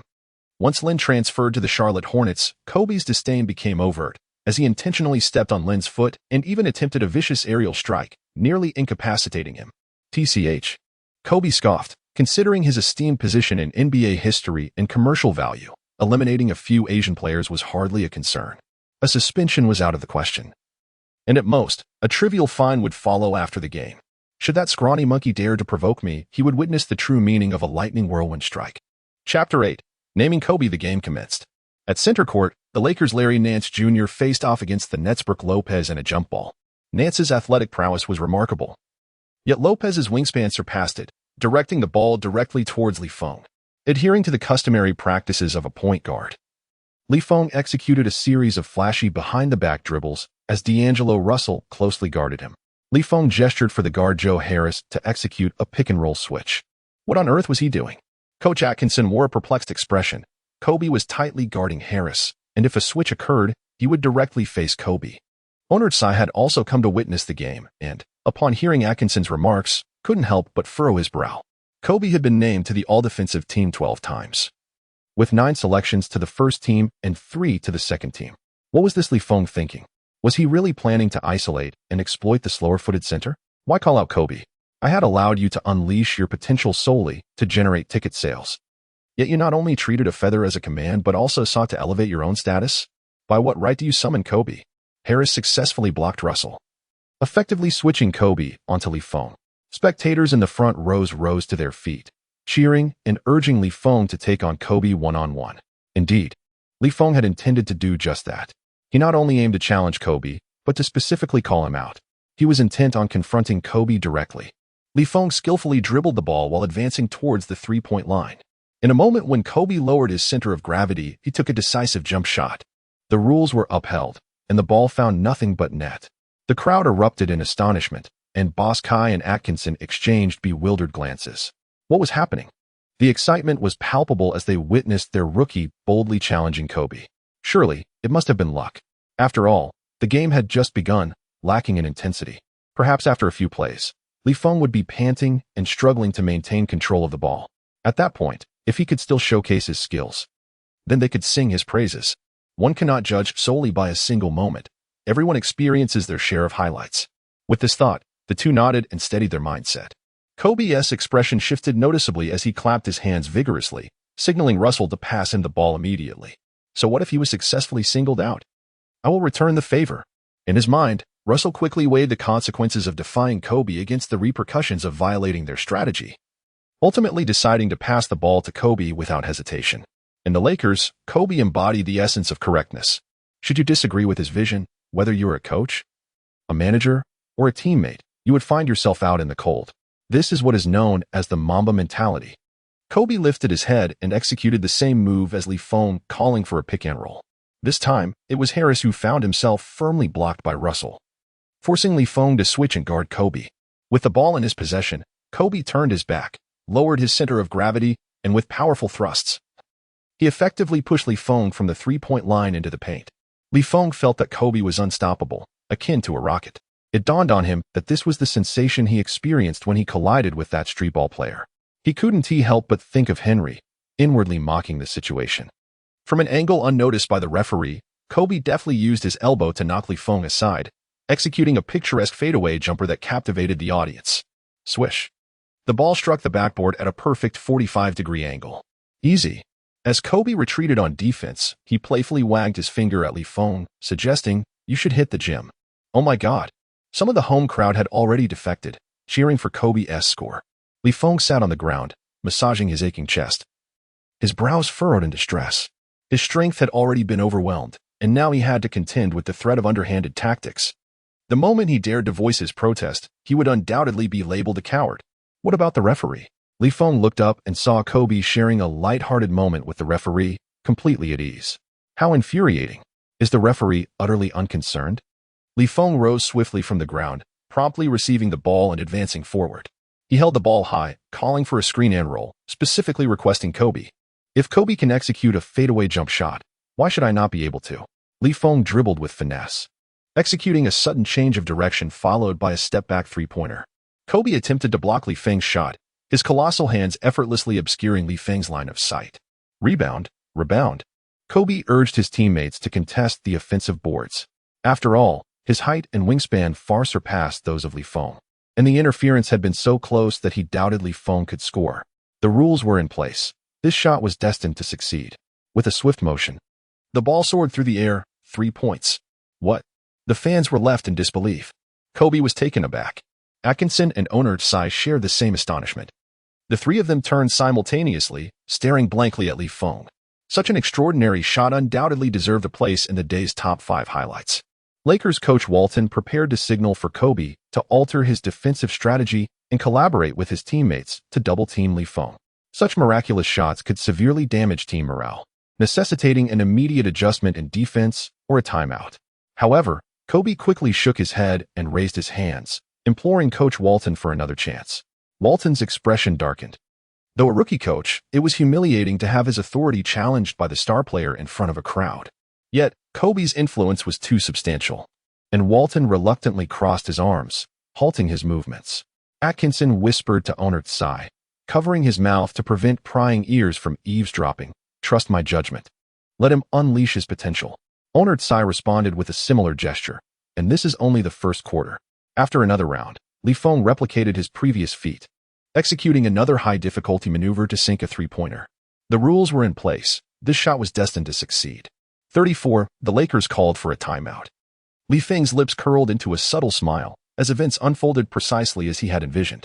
He had already devised a strategy to exploit the system's flaw, thereby maximizing his own benefits. Double team. Coach Walton bellowed, gesturing emphatically at the tactical board, for he dared not single out Kobe. Clenching his fists, Kobe felt a twinge of dissatisfaction, despite Walton's lack of direct criticism. Feng was in a state of fiery form. Walton inhaled deeply, declaring, "We must double-team him all night long. All night." His final shout resonated from the Lakers bench to that of the Nets. Feng found it difficult to maintain his composure, eagerly anticipating your double team. Beep, timeout concluded. In the ensuing match, the Lakers commenced executing Walton's strategy, resolutely double-teaming Feng. However, they overlooked one crucial detail. Feng's height is merely 175 centimeters. Throughout his life, Feng's tactical role has never been that of the offensive centerpiece, but rather as the orchestrating core. Feng possesses a singular skill that meets and even exceeds the standards of the NBA, his passing. Thus, he intentionally executes challenging maneuvers to score, enticing Coach Walton to alter his defensive strategy. In doing so, Feng consistently reaps the benefits of his offensive threat, ultimately guiding the Nets to their first victory of the season. Whenever Kobe and Russell converge to double-team Feng, who occupies a high position on the court, Feng possesses an uncanny ability to deliver the ball to his teammates with a peculiar arc and angle, landing it precisely in the hands of those in open positions. His teammates engage in a series of 4-on-3 offensive plays, occasionally taking open shots, executing layups, or performing alley-oops. The Lakers' defense is utterly dismantled, reducing the entire match to a showcase of individual brilliance from the Nets players. From Walton's perspective, attempting to defend Feng one-on-one results in being overwhelmed. Double-teaming him also leads to disaster. What is the point of this game? Nevertheless, the spirit of the Mamba deserves recognition. Even during the last 2.5 minutes of garbage time, Kobe strives relentlessly to close the 30-point gap. At moments like these, one should reach a definitive conclusion. Feng returned to the court, ready to dominate the game. As he crossed the halfway line with the ball, he was startled. Kobe resembled an enraged bull. His eyes ablaze, breath heavy, teeth clenched against his jersey, exuding an aura of uncontrollable fury. "I shall send this irrational beast of yours to rest." "Is that all you've got?" Feng taunted Kobe. "Try me." From 2 meters beyond the three-point line, he unleashed a long-range shot. The rules were in his favor. This shot was destined to succeed. Suddenly, a black hand appeared in Feng's line of sight, accelerating rapidly. Wham! Kobe's palm struck Feng, sending him tumbling through the air, losing his balance at a perilous angle before crashing to the ground. The referee's whistle pierced the air with urgency, despite Kobe's privileges. The malicious foul was too evident to overlook. A sharp ringing filled Feng's ears, and he felt the world spinning around him, warm, viscous liquid trickling from his ear. Damn! The complaints and protests from Coach Atkinson reached his ears as he curled up, his consciousness gradually consumed by an overwhelming darkness. Unconscious, Feng was transported by a skilled medical team to Brooklyn's First People's Hospital. When he awoke again, he found himself in a wheelchair. His head swathed in layers of bandages, leaving only his mouth and eyes exposed. "Your diagnosis is a severe concussion. You will need several weeks of rest." A charming blonde nurse whispered beside him, her warm breath causing goosebumps to rise on his neck. "We'll first take you to the inpatient department, and later I'll fetch you a hospital gown." Upon entering the ward, Feng noticed 2 other patients lying in their beds, one with his lower body bandaged, the other with his upper body wrapped. They scrutinized him in the dim light, murmuring, "Wearing a jersey, external injuries." Noticing Feng's silence, they hoarsely inquired, "Brother, are you also a streetball player from the West 4th District? Did Feng bring you here too?" Chapter 9. Down below. Unable to contain himself, the corners of Feng's mouth twitched. Wasn't that Alan and Henry? New York felt so small. Luckily, with his head so thoroughly bandaged, recognition seemed improbable. "Hey, why are you wearing Feng's number 0 jersey?" Alan and Henry questioned. Clearing his throat and suppressing the dizziness, Feng replied, "Is it possible? I am Feng." Upon hearing this, Henry, whose upper body was still bandaged, swiftly activated the flashlight on his phone and directed it towards Feng. Although Feng's face was so obscured by the bandages that it was unrecognizable, his physique was unmistakable, after all. It was this very body that had inadvertently sent Henry to the hospital. One could assert that even if Feng's ashes were scattered upon the water, Henry would recognize them with but a sip. Lying on the hospital bed, Henry paused for a brief moment, then promptly sat up straight, the searing pain from his injuries causing his face to twitch involuntarily. "I apologize. I should not have referred to you as an effeminate Oriental. I extend my heartfelt apologies." The room fell into a profound silence, as if a mute button had been pressed, leaving no sound to fill the air. Alan and Henry exchanged glances, both feeling a sense of trepidation, uncertain of Feng's thoughts. However, in a dizzying haze, Feng had already succumbed to sleep, oblivious to the unfolding exchange. The following day, Feng had just awakened from his slumber when he noticed 2 fellow patients bustling about. One was pouring him water, while the other was diligently washing his jersey. Feng looked down and realized he was already dressed in a hospital gown. "What? This is outrageous." Noticing that Feng had awakened and his face was distinctly pale, Alan and Henry hurried to explain, "It was the nurse who helped you change." Feng exhaled in relief, his expression impassive as he nodded and subsequently unlocked his phone. He first delved into the realm of sports news, eager to ascertain how the events of the previous night had unfolded and how the media had chosen to portray them. The headline read, "The Nets triumph over the Lakers. Kobe in altercation with rookie. 30 million views. Altercation?" It was evidently a one-sided assault on himself. Feng swiftly checked the identity of this unscrupulous media outlet, harboring grave doubts about their professional integrity and their evident favoritism towards prominent celebrities. "Barkley, ever the braggart, here you are again, the gluttonous swine. Previously, you mocked me for not securing the Rookie of the Year award, and now you release such an unjust report. A gentleman does not let such grievances go unavenged." Feng glided to the very bottom of the sports news section, finally discovering an article that was somewhat normal. The Nets triumphed over the Lakers, and Kobe, in a fit of vexation, knocked out a rookie. This felt akin to arriving at another extreme, bordering on excessive cordiality. Upon glancing at the media outlet's name, Feng was momentarily taken aback. Wei Chi and Chio? Could it be the very agent and prodigious hacker who had knocked on my door in the dead of night yesterday, nearly facing the full brunt of my empty magazine?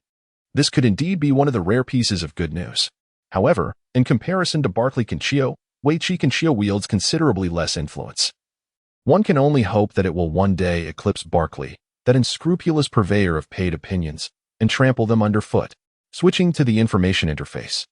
Li Feng found messages from the head coach and all teammates, save for Jack, most of which conveyed well wishes for a swift recovery.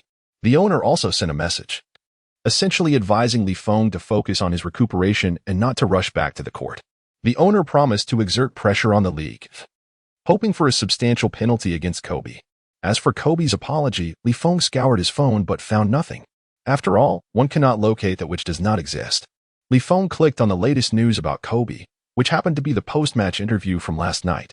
Kobe sat alone at the interview table, his expression inscrutable, seemingly aware that the reporters were poised to bombard him with a barrage of challenging questions, leaving him with no graceful exit. "Hey, Kobe, do you have anything to say about tonight's defeat?" a reporter inquired. "Next question," Kobe replied, pursing his lips and furrowing his brow. "Hey, Kobe, are you planning to explain your flagrant foul?" another journalist pressed. Taking a deep breath, Kobe's knuckles turned white as he struggled to contain his fury and retorted, "Next question. Do you think Li Feng can win Rookie of the Year? If he does, would you be willing to attend the event to witness Charles Barkley kiss a gorilla?" The third question utterly infuriated Kobe, and he could no longer contain himself. He abruptly sprang from his chair, swatting away a bottle of energy drink in front of him, and stormed off, leaving the reporters in stunned silence. "Ladies and gentlemen, please do not leave just yet." Kobe's bodyguard and public relations officer immediately intervened, blocking the swarm of journalists. "Kindly hand over tonight's interview footage for our preliminary review." With that, the video abruptly ended. Such severity? Are they really confiscating the interview footage? Who taught them that? It remains a mystery how this video managed to circulate. Li Feng perused the schedule, eager to check the upcoming match against the Lakers. In a fortnight, the Nets would face off against the Lakers on their home turf. "Kobe, wait for me in Los Angeles." Knock, knock, knock. The door to the ward was politely rapped 3 times, and in walked the blonde nurse who had assisted Li Feng into his wheelchair the previous night. As she caught Li Feng's gaze, a delicate blush tinged her cheeks, and she offered a bashful smile. "Li Feng, your girlfriend has arrived." Both Alan and Henry turned simultaneously, casting envious glances at Li Feng, whose face was nearly obscured, save for his mouth and 2 eyes. "Goodness, everyone else is here for treatment, and you, my friend, are tied up like a mummy, yet still managing to charm the ladies." "Wait a minute, I didn't do anything last night," Li Feng pondered, falling into deep thought. "We have no vested interest in one another. Why would she accuse me?" The sound of high heels clicking rhythmically against the floor echoed closer and closer. The blonde nurse turned slightly, gesturing invitingly to a graceful silhouette behind her. A woman with an alluring pear-shaped figure entered the room, her mixed heritage evident in her exquisite features, exuding an exotic charm. Kim Kardashian. She approached Li Feng's bedside and gracefully took a seat, deftly gathering her cascading dark hair into an elegant updo. Li Feng was momentarily taken aback. She had once sent him a private message, "Hello there, handsome." However, at that time, he was on the verge of being late for a live competition across the United States and was preoccupied with how to reach the venue. Thus he did not respond to her message. By the time the match was nearing its conclusion, he had suffered a severe blow from a German pork knuckle and was rendered unconscious, subsequently being taken to the hospital, leaving him unable to reply to her. He was particularly fond of a saying from the legendary street ball players of the Shisi district. "Alan? Huh? Henry? Huh? You've barely been in the NBA for a few days, and you've already caught the eye of a socialite from Beverly Hills?" Hiss. Li Feng inhaled sharply. He too felt a sense of helplessness, as they were truly not acquainted. Their only interaction had been his unread response to her message. Who could have anticipated that she would confront him directly, or that the hospital would divulge his personal information to her? Is it a privilege of fame to indiscriminately invade the lives of others? Down with that. Chapter 10. Discharged. Kim Kardashian extended her hand towards Li Feng, playfully adjusting her high-heeled shoe. Li Feng hesitated for a moment, but ultimately extended his hand to shake hers. "I am Silver Kardashian. It is a pleasure to meet you," she said with a smile. Li Feng, he nodded in acknowledgement. The room fell silent once more. Given the bizarre events of recent days, Alan and Henry began to speculate whether this hospital room was under the influence of some mystical force, occasionally sinking into an eerie quiet. Noticing Li Feng's reticence, Silver Kardashian decided to take the initiative in conversation. She brushed her hair away from her ear, resting her hand on the bedside table, and with a playful smile. She remarked, "You are one of my favorite players. I have been following you for quite some time. I watched all your games during your 4 years in college." "Nonsense. I had been playing in the Cuba in the East until my junior year, when I transferred to America," he retorted. Li Feng's lips twitched. She was indeed speaking without restraint. Moreover, why was a mature woman acting so coy? She certainly did not present herself in such a manner on television. "Have we met before?" Li Feng inquired, perplexed. Silver Kardashian appeared unusually intimate, as if her demeanor was genuine. Could it be that she had lost her memory? "Haha. You are quite the comedian," Silver Kardashian chuckled, reminding her, "It's the 21st century. Who approaches someone like that to strike up a conversation?" After a prolonged silence, Li Feng finally managed to utter, "Is there something you need?" implying that she suspected ulterior motives behind the inquiry. Alan and Henry exchanged glances, bewildered. "Aren't you two supposed to be a couple? Why do you seem so unfamiliar with each other?" Silver Kardashian then revealed a small gift box she had been carrying, placing it on the counter. "I brought you some supplements. I wish you a swift recovery." With that, she tossed her hair back and gracefully exited, not forgetting to wave her hand in a playful farewell and blow a kiss. Alan and Henry peeked out the door, glancing left and right to ensure that the lady had indeed departed. "Boss, aren't you going to open it?" they asked in unison. "Am I the boss now?" "Very well," he replied. Li Feng opened the gift box, revealing a collection of exquisitely packaged health supplements. "Not bad at all," he murmured. Just as he uncovered the bottom layer, a slip of paper fell out. "Dear Silver Kardashian, today marks the 497th day of my affection for you. Do you recall that moment? The sensation of your high heels pressing against my chest ensnared me completely. Time cannot erase my love for you, nor can distance sever my longing for you. Alas, the gift is secondhand. I wonder which infatuated admirer presented it?" Li Feng shook his head, pondering the possibility that within the opulent mansion there existed a peculiar chamber dedicated to the treasures bestowed by ardent admirers, which could be redistributed to others in times of need. Oh, the complexities of human nature. "Boss, what does it say?" The two inquired with palpable curiosity. "Essentially, it wishes me good health and all the best, and something about eternal life," Li Feng replied, tucking the note away with a cautionary request for them to keep this matter under wraps. Otherwise, he would find himself pursued by an upgraded version of Fei Yong'ang. With this thought, Li Feng hastily opened his phone and sent a private message to Silver Kardashian. "I appreciate your sentiment, but please take the gift back. I fear others may misconstrue the gesture." "All right, but you must return it to me in person once you are discharged," she replied. "Why does this feel like a trap?" he mused. Li Feng pondered to himself. After all, he was no longer a child. It was high time he sought a girlfriend. On one hand, he yearned to experience the sweetness of love, and on the other, he sought an excuse to distance himself from individuals like Kim Kardashian, who he found rather unappealing. Once he was discharged from the hospital, he would see if fate would grant him the chance to meet a charming young lady and relish in the joy of romance. With a satisfied nod, Li Feng affirmed his thoughts. "Hey, you too," Li Feng called out, pointing at Alan and Henry. The two immediately straightened up, their eyes wide open, resembling scouts at a training camp. It was the first time Li Feng had initiated a conversation with them, which undoubtedly instilled a sense of apprehension. "Go to the nearby Chinatown and fetch me 3 incense sticks," Li Feng commanded. Despite being thoroughly bandaged, the duo felt compelled to sneak out and comply with their new master's orders. The two nimble street ball players managed to navigate through numerous nurses and security personnel, ultimately returning with the incense. "TSK. Li Feng clicked his tongue, somewhat dissatisfied with his decision. He should have sent them out one after the other. This way, if one got caught, there would still be a second chance. "Oh, well." Li Feng lit 3 incense sticks and distributed them to Alan and Henry, then displayed on their phones the images of Cupid, Venus, and the moon goddess, the 3 deities of love. "Recite with me," he urged. May the gods bless Li Feng with the swift encounter of a kind and charming young lady, winning her heart. Upon finishing, the trio bowed in unison towards their phones. As time passed, week by week, the 3 of them approached the day of discharge from the hospital. When signing the discharge papers, Alan and Henry, with reddened eyes, appeared lost in thought. After completing the formalities, they hastily fled, not even pausing to gather their belongings, as if an unseen force propelled them forward. "How peculiar," Li Feng murmured. "Nevertheless, it is time for my return. The next match awaits against the Celtics. Isaiah Thomas, Jason Tatum, Marcus Smart, Al Horford, Jay Crowder. Feng swiftly reviewed the roster of the Boston Celtics. This extravagant lineup was nothing short of astonishing. Offensively, there was the so-called king of the fourth quarter, Isaiah Thomas. Defensively, aside from Thomas, the team was fortified with formidable defenders akin to an impenetrable fortress. During that period, Thomas was a force to be reckoned with. Unstoppable on the court. Standing at the same height as Feng, 175 centimeters, he wreaked havoc in the NBA, ultimately securing the fifth spot on the MVP leaderboard.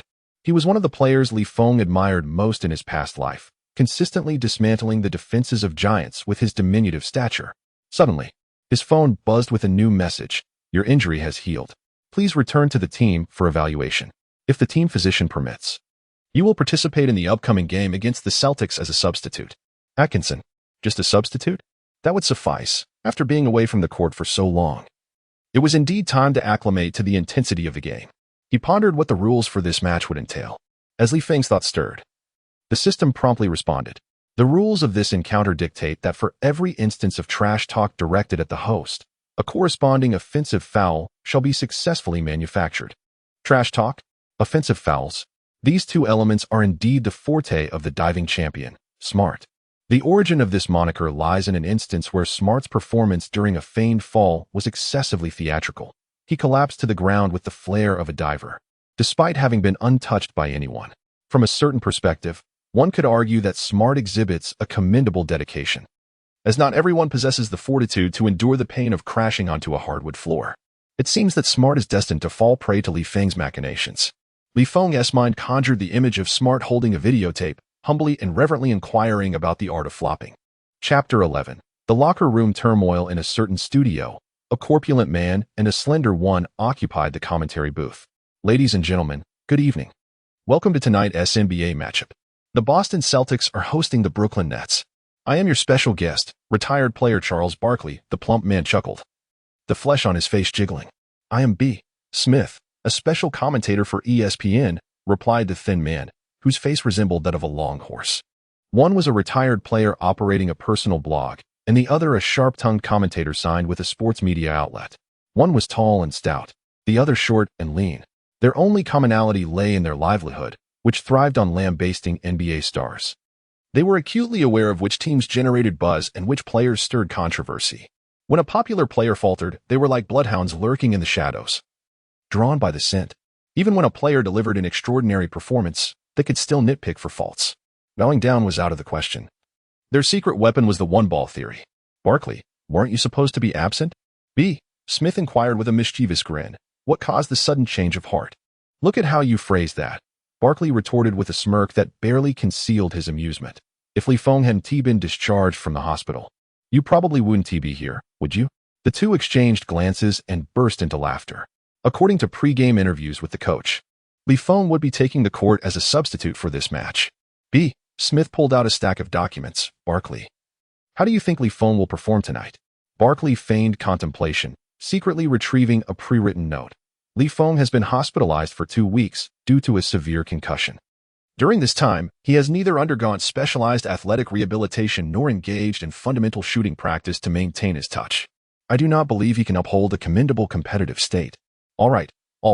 If I wanted to hear such literary jargon, why wouldn't I just consult ChatGPT? B. Smith waved his hand, urging Barkley to speak plainly. Barkley tucked the note back into his trousers, chuckling awkwardly, given Feng's level. He'll likely gift the opposing team with fouls upon entering. Yet, he stepped onto the court and sank 4 difficult three-pointers against Kobe B. Smith challenged. Offense and defense cannot be generalized. Barkley shook his head.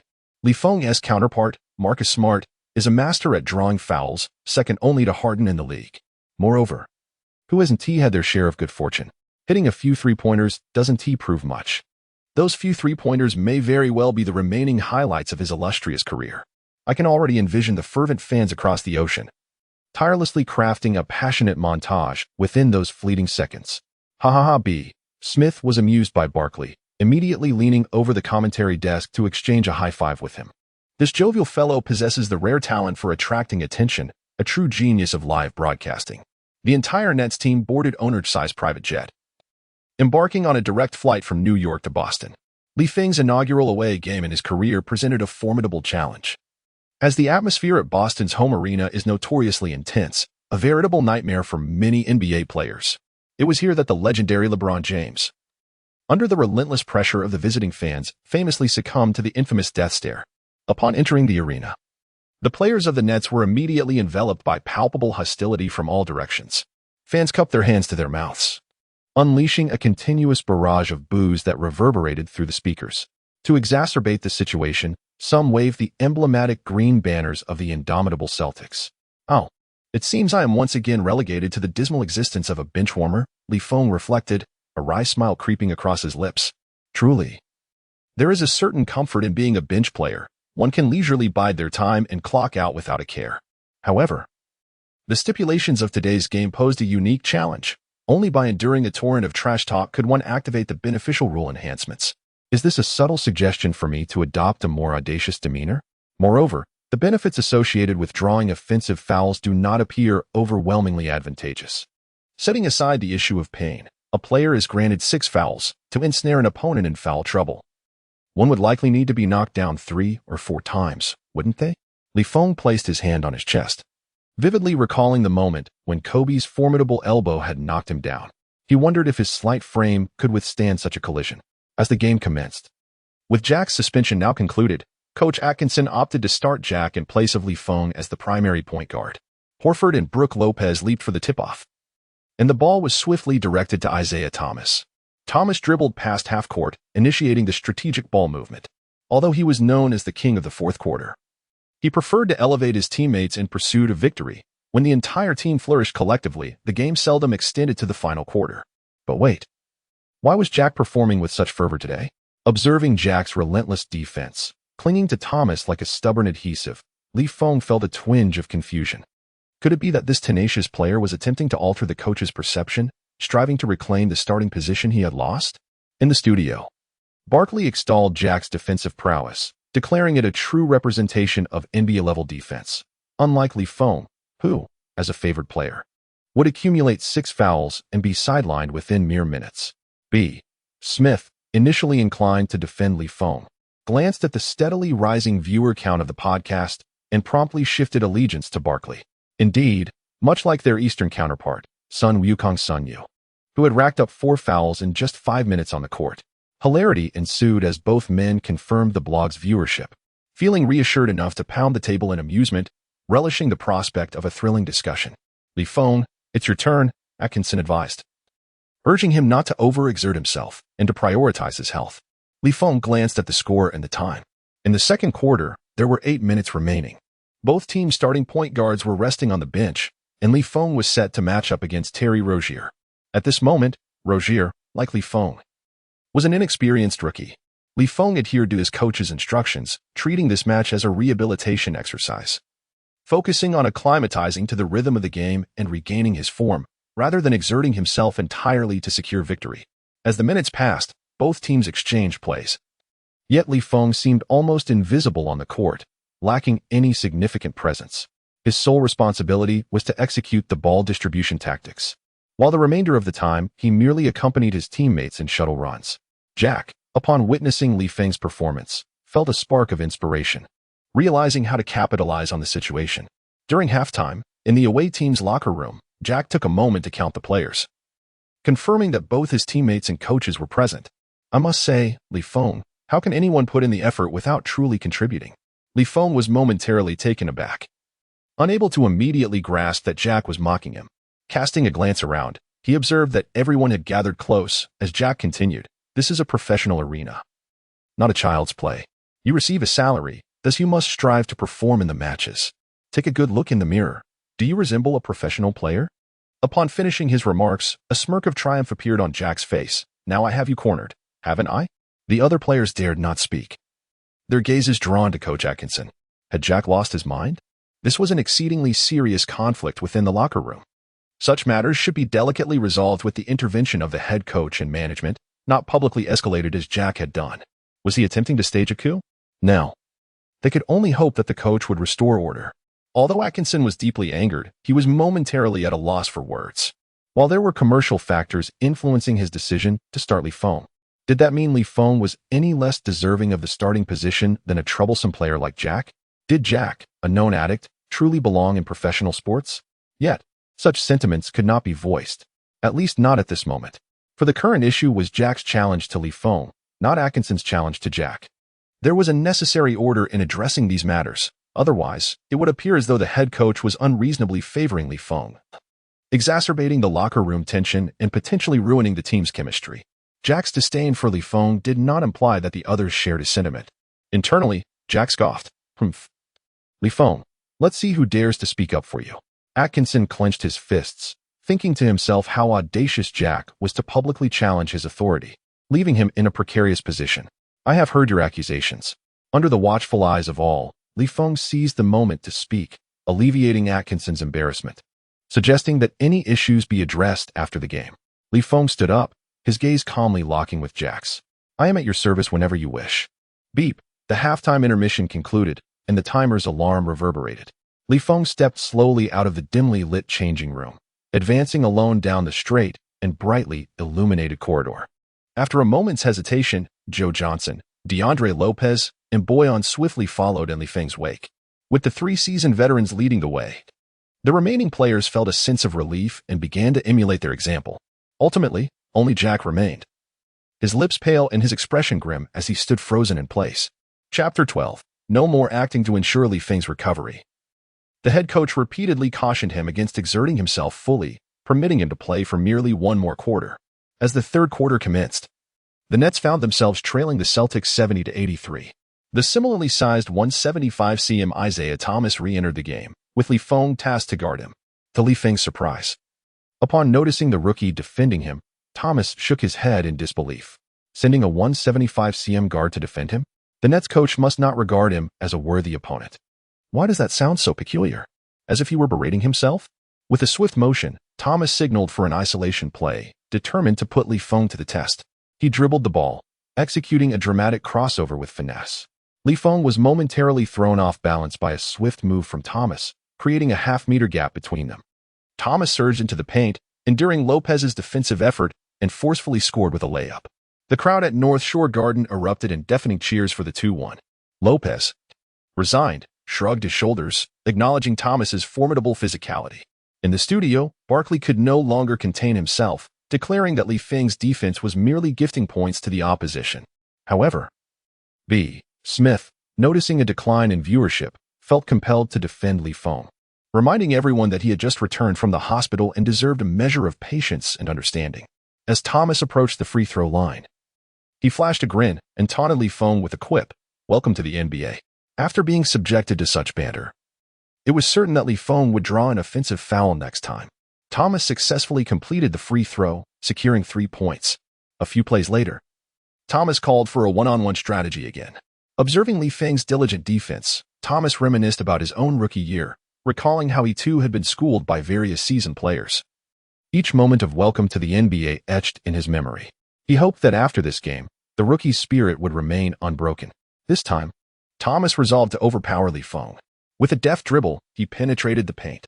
Supported by his ball-handling skills, Feng found himself held at bay, unable to hinder Thomas's advance. Apologies, but the physical prowess of an NBA veteran is not something a rookie can easily match. Thomas smirked, initiating his Euro step. In that very instant, a figure darted in, arms raised defensively, blocking Thomas's path. What? Was he anticipated? Thomas quickly adjusted, slowing down his dribble. But it was too late. This renowned point guard, ranked high on the MVP list, collided forcefully with Feng. The sharp sound of the whistle pierced the air. Offensive foul. Thomas, clearly aggrieved by the referee's decision, rose from the floor while gesturing in protest. The fans erupted in discontent, a chorus of boos echoing throughout North Shore Garden. Terrible officiating. Corrupt ref. On the Nets bench, Jack's expression darkened further as Feng's performance dazzled. His chances of reclaiming a starting position dwindled. Meanwhile, on the Celtics bench, Marcus Smart sprang from his seat, his face a mask of neutrality, yet internally, he was engulfed in tumult. Even for him, predicting that play would have been no easy feat. What exceptional defensive footwork and technique. But wait, he was merely a rookie. Smart consoled himself. He did not believe that Feng's ability to draw fouls surpassed his own, considering it merely a stroke of luck that Feng happened to be in the right place at the right time. In the studio, Barkley forced a grim smile. remarking that Li Feng had given away so many points to the opposing team and had only just managed to defend a single shot. Ladies and gentlemen, let us not fall into the fallacy of one shot. B. Smith, observing Barkley's discomfort, chuckled quietly and suggested, "How about this? If Li Feng draws another offensive foul, you shall perform for everyone here, juggling lemon slices while executing one-handed push-ups." Barkley scoffed, "What's the big deal? I accept your challenge." In the next round, young Thomas, plagued by foul troubles, was compelled to take a seat. Smart approached Li Feng, determined to ascertain whether his prowess stemmed from mere chance or genuine skill. As Li Feng received the ball beyond the half-court, Smart took the lead in defense. Contemplating this, Smart, being a master of psychological tactics, provocatively remarked, "Impressive acting." The host, subjected to taunting banter, was certain to succeed in drawing an offensive foul next time. Li Feng chuckled, pondering how someone could willingly seek out torment. He passed the ball to Joe Johnson and positioned himself in the corner, poised for an opportunity. Joe Johnson executed a pick-and-roll with DeAndre Lopez, but the third overall pick, Jaylen Brown, showcased exceptional defense, effectively halting Johnson's advance. He raised his arms to obscure the passing lane, preventing Lopez from receiving the ball. All eyes in the arena were fixed on the halted Joe Johnson and the awaiting DeAndre Lopez. Li Feng seized the opportunity, leaving Smart trailing behind as he cut in from the baseline. Joe Johnson, with impeccable synergy, delivered a flawless bounce pass, presenting Li Feng with an effortless scoring chance. However, Smart's explosive agility enabled him to swiftly recover, positioning himself alongside Li Feng, prepared to disrupt his layup. After receiving the pass, Li Feng faced Smart's position and launched a powerful confrontation. "No, that's not right." Li Feng instantly became alert. The system not only provided him with advantages in drawing offensive fouls but also enhanced his overall understanding and related experience of offensive fouls. Li Feng, having gained a newfound understanding of offensive fouls, discerned Smart's intention to draw one. The momentum of his body was unstoppable. However, Li Feng harnessed this force, brushing past the fabric of Smart's jersey and leapt with determination, executing a breathtaking aerial spin in an almost otherworldly manner, culminating in a spectacular 360-degree layup that undoubtedly deserved a spot in the top 5 highlight reels. In the fleeting moment before Li Feng made contact, Smart resolutely adhered to his diving champion principles, propelling himself backward like a fish out of water, his feet exerting force as he leapt, landing on his back with an expression of sheer agony upon impact. Li Feng executed a graceful spin in midair, skillfully brushing the ball off the rim and completing a flawless layup. The Brooklyn Nets narrowed the gap to 80-87 against the Celtics. The fervor among the Celtics fans diminished slightly. The referee glanced at the slow-motion replay on the big screen, then looked down at Smart, who writhed on the floor like a worm, and helplessly shook his head, signaling him to cease the theatrics. Smart harbored unspoken grievances. While the flopping may have been feigned, the pain was undeniably genuine. In the entire league, he alone risked his very being to draw offensive fouls.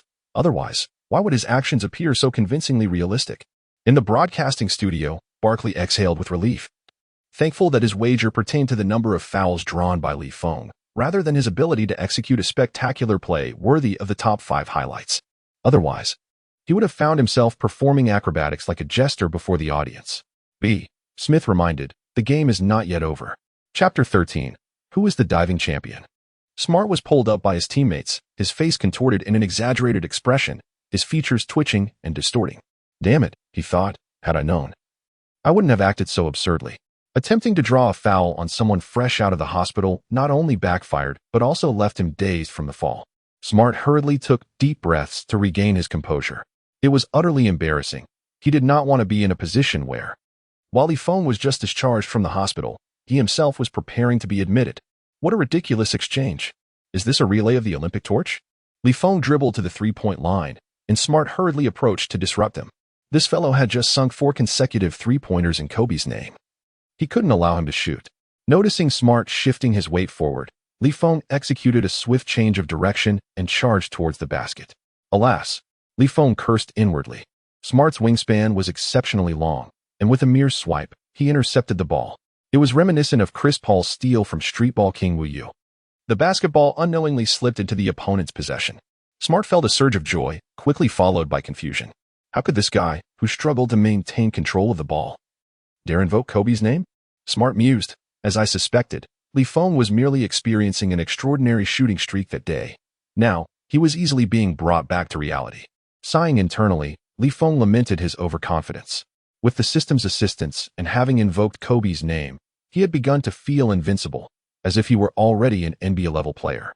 In truth, he was still far from that mark. He needed to navigate rules that offered minimal offensive advantages, diligently fulfill his responsibilities, and respond to the prompts.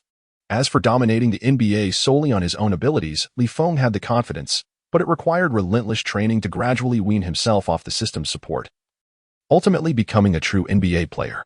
Smart surged forward, racing towards the unguarded basket, aiming for an easy score. In an instant, he noticed Feng's figure darting ahead. Trying to thwart my fast break? Smart sighed internally. With your height of merely 175 centimeters, dream on. Just managing to control the ball was a feat, much less competing in the NBA.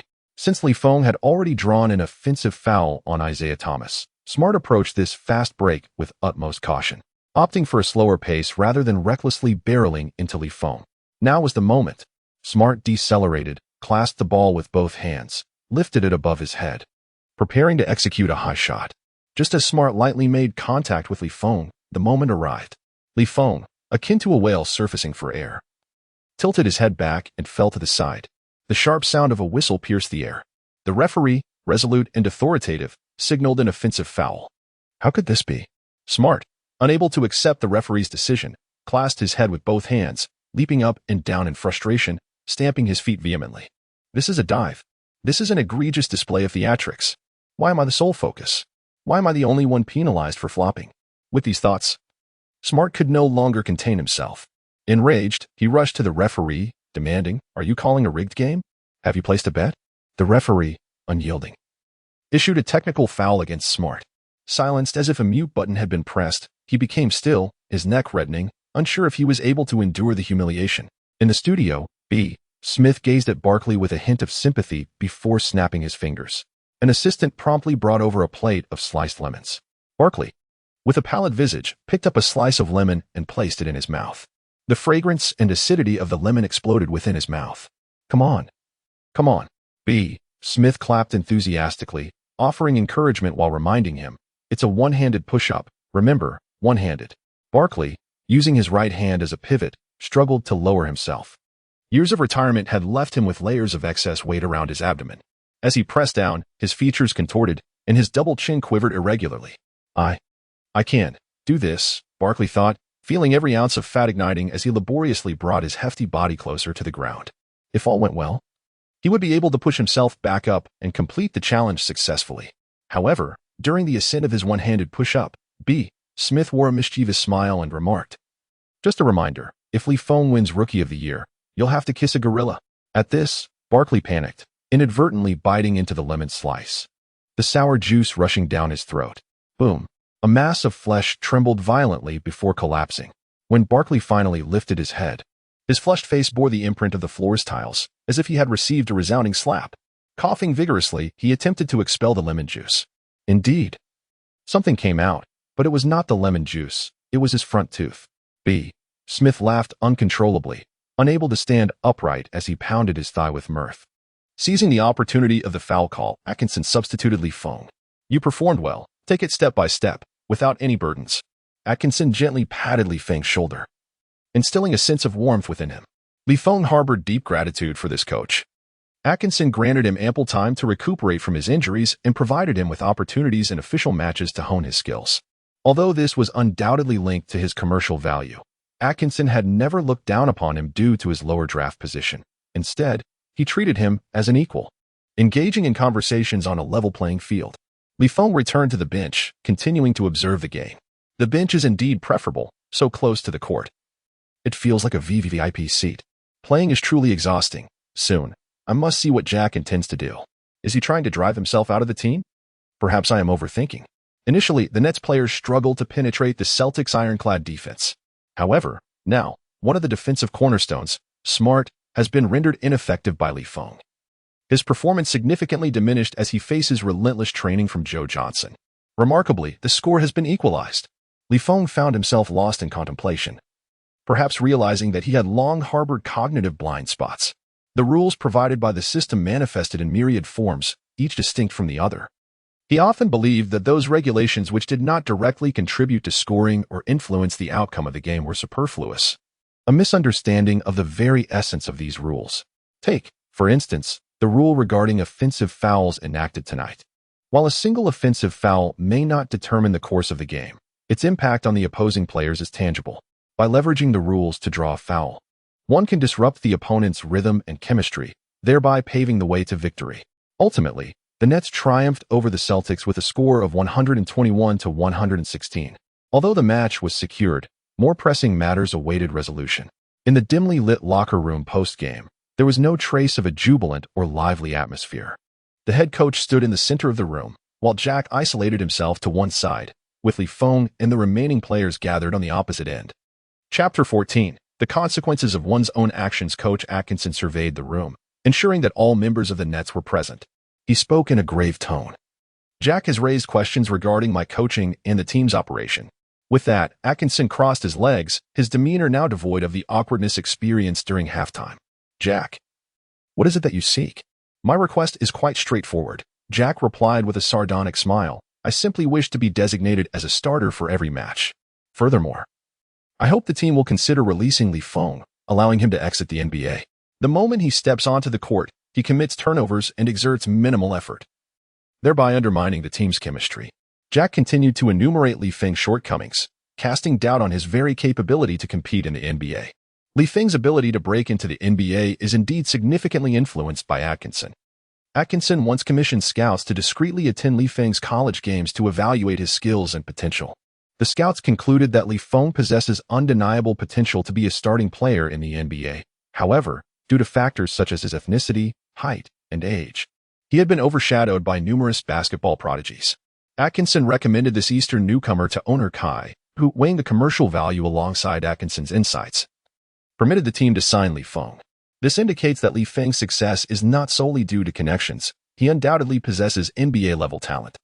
Just as Jack was about to continue his tirade, Atkinson raised his hand to interrupt him. I arranged for him to act this way. Feng has just recovered from a serious illness and is not in optimal condition, so please understand. Jack clenched his fists. As he faced a suspension and hefty fines due to a doping incident, the combined financial losses were nearly equivalent to half a year's salary. Upon returning to the team after his suspension, his starting position had been revoked. With dwindling exposure and declining average stats, his next contract would undoubtedly see a significant reduction. Consequently, Jack found himself unable to sustain his current lavish lifestyle. His entire income was funneled into procuring banned substances, gambling excessively in Las Vegas, and investing in local gangs for violent endeavors. In stark contrast to Feng, who devoted a substantial portion of his salary to his adoptive parents, Jack's life unfolded at an entirely different rhythm. Jack was unwilling to forfeit such a lifestyle. He had to expel Feng from the team. Otherwise, there was a looming possibility that Feng would continue to progress and one day usurp his position. Jack's animosity was not solely directed at Feng. It extended to any guard who posed a threat to his standing. However, Feng was merely the most visible target. I cannot comprehend this. I refuse to accept it. Jack seethed, pointing an accusatory finger at Atkinson. Some matters, once ignited, cannot be easily extinguished. Several teammates hurried to separate the two, signaling Jack to calm down. Calm down? Why should I? Jack's mind raced with thoughts of how a lack of finances would drastically diminish his quality of life. You all carry on, protecting Feng as you wish. Upon hearing Jack's irrational tirade, Feng rose from his seat. Fool, have you said enough? Teammates, fearing that Feng might retaliate against Jack, swiftly intervened. Provoked by Jack's outburst, Feng too was incensed. A 21-point showdown would be sufficient to silence you, he retorted. You dog, step outside for a one-on-one. In principle, there exists a significant distinction between one-on-one confrontations and full-scale matches. Without delving into whether the rookie Feng can triumph over Jack, a steadfast starter in the NBA, even if Feng emerges victorious, it does not guarantee his ability to perform well in an entire game. However, Feng can scarcely tolerate Jack's incessant barking, and he yearns to deliver a resounding blow to Jack's head. Given that Jack has utterly belittled Feng, deeming him unworthy of being a professional player, is it not reasonable for a player of Jack's caliber to accept the challenge of a one-on-one duel with an amateur? Jack, with a distorted face and a menacing expression, responds affirmatively. All right. At this moment, the North Shore Garden Arena is devoid of fans, and the Celtics have returned home, grappling with the bitter taste of defeat. Only a solitary spotlight remains, illuminating half of the court, resembling a stage awaiting a performance.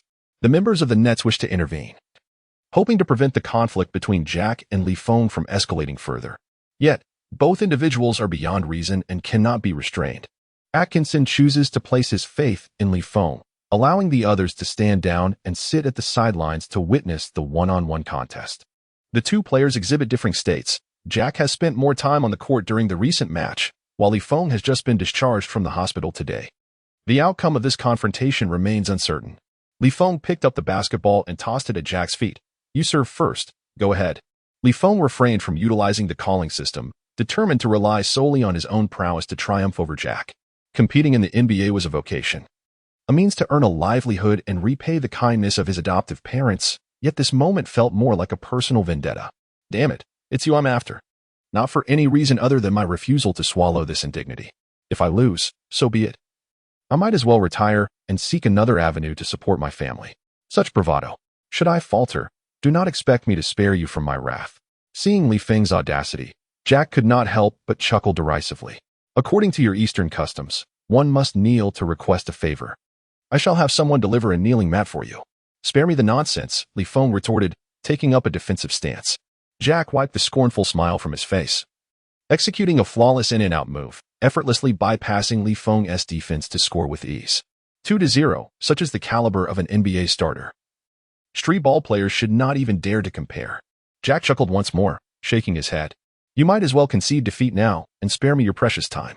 For 7-0, Feng exerted every effort in defense, yet was unable to curtail Jack's remarkable performance. Gasping for breath, he pondered his strategy. In his mind, he compared himself to Jack, realizing he was nearly encircled from all sides. In stark contrast to Feng, Jack resembled an invincible hexagonal warrior. Damn it, if this continues, defeat is imminent. The score escalated to 14-0, then 16-0, with Jack's grin unwavering as he turned to glance at Coach Atkinson, as if to inquire, "Is this truly your chosen starting guard?" Atkinson uttered not a word, merely lowering his head slightly, his face now nearly shrouded in shadow. Clang. Jack finally missed, and the score settled at 18-0. "Ah, I almost shut you out. What a shame," Jack remarked, shaking his head. The possession was about to change. Feng, with the ball in hand, executed a deft maneuver, effortlessly bypassing Jack. Perhaps wearied, Jack's expression appeared peculiar, his fingers trembling slightly. After being outpaced, he opted not to apply tight defense, instead allowing Feng an unobstructed path to the basket. The score stood at 18-2. Feng finally scored. The score stood at 18-6, and Jack appeared increasingly fatigued, gradually unable to keep pace with Feng's movements, his defense effortlessly dismantled by Feng. "Is this all you've got? If you're tired, I permit you a 5-minute respite," Feng taunted Jack. Upon hearing this, Jack's hands trembled even more. With the score at 18-13, seizing the moment of Jack's decline, Feng exerted himself to close the gap, relentlessly penetrating Jack's defenses. The score became 18-15. Feng cast a glance and noticed Jack beginning to falter. Seizing the moment, he took it upon himself to shoot. He launched a three-pointer. The score was now tied at 18-18. Feng grew increasingly formidable, while Jack's defense became increasingly lax, his demeanor appearing utterly listless. What could be the reason? Just as Feng pondered this, Jack suddenly approached him with an unexpected vigor. It seemed that during Feng's aggressive offense, Jack had been passively defending in order to regain his stamina, and now his condition had nearly returned to optimal levels. "Damn it," Feng cursed under his breath. Setting aside personal character, Jack's defense remained remarkably aggressive. Feng needed to tread carefully now. Feng dribbled behind his back, executing a deft change of direction, while Jack raised his hands high, adhering closely to his defense. In the fleeting moment before the layup, Feng gathered the ball and thrust it against Jack. Jack's face turned ashen in a heartbeat, his breaths becoming labored, his eyes bulging as if they might leap from their sockets. The blood vessels in the whites of his eyes intertwining like a frozen ripple. The score shifted to 18-20, an inversion. Match point. Casting a glance at the precariously unsteady Jack, even Feng, in his ignorance, could discern the underlying reason. The addiction of the venomous creature had resurfaced. Feng displayed no semblance of pity as he charged forward for a slam dunk, securing a score of 18-21. As Feng turned around, he found Jack lying on the ground, frothing at the mouth and convulsing. The team doctor hurriedly rushed Jack to the hospital. Atkinson breathed a sigh of relief, thankful that Jack had brought this upon himself. Otherwise, he would have been at a loss for how to handle the situation. Jack's abilities surpassed those of Li Feng. And even though Boss Kai wished for Li Feng to draw in revenue for the team, the head coach and management could not openly express this desire. Now, the consequences of engaging with banned substances were severe. Previously, Jack had been apprehended by the police for possessing illegal drugs, resulting in the team issuing a significant reprimand against him. Once the results of the test were in, the team could seamlessly dismiss Jack and promote Li Feng. The glances from his teammates towards Li Feng now held a touch more respect, although he had not solely relied on his own prowess to win the match. It was his unwavering attitude in the face of challenge that earned their admiration. Upon introspection, they realized that, in similar circumstances, they would have preferred to endure and allow management to intervene rather than directly resolving matters by sheer strength. Chapter 15. A Night of Terror in a Taxi. Li Feng reclined on the hardwood floor of the North Shore Garden, smiling as he declined the kind offers of his head coach, teammates, and equipment manager to assist him. With a sidelong glance, he observed whether any other staff members remained in the arena. Once assured that he was alone, he sprang to his feet and rushed to the nearby trash can, retching uncontrollably. The recent one-on-one match, despite appearing arduous, had been far from simple. Let us not forget that Li Feng was still recovering from a serious illness and had not completely regained his strength, particularly after just completing a high-intensity NBA game. Moreover, the suffocating pressure exerted by Jack's defense felt akin to a noose tightening around Li Feng's neck. Had Jack not faltered, he likely would have faced defeat tonight. Fortunately, it was Li Feng who stood victorious in the end. This experience made him acutely aware of the chasm that existed between himself and the NBA players Jack. In both offense and defense, moved with an ease that was enviable, while Li Feng found himself panting for breath after only a few exchanges, on the verge of vomiting. Suddenly, he felt the immense pressure that had been building within him teetering on the brink of collapse. From the moment he entered the NBA to this day, where he had narrowly triumphed over Jack to secure his starting position, he had endured a multitude of challenges. On the surface, Li Feng appeared to be a cheerful and sunny young man, perpetually laughing and joking.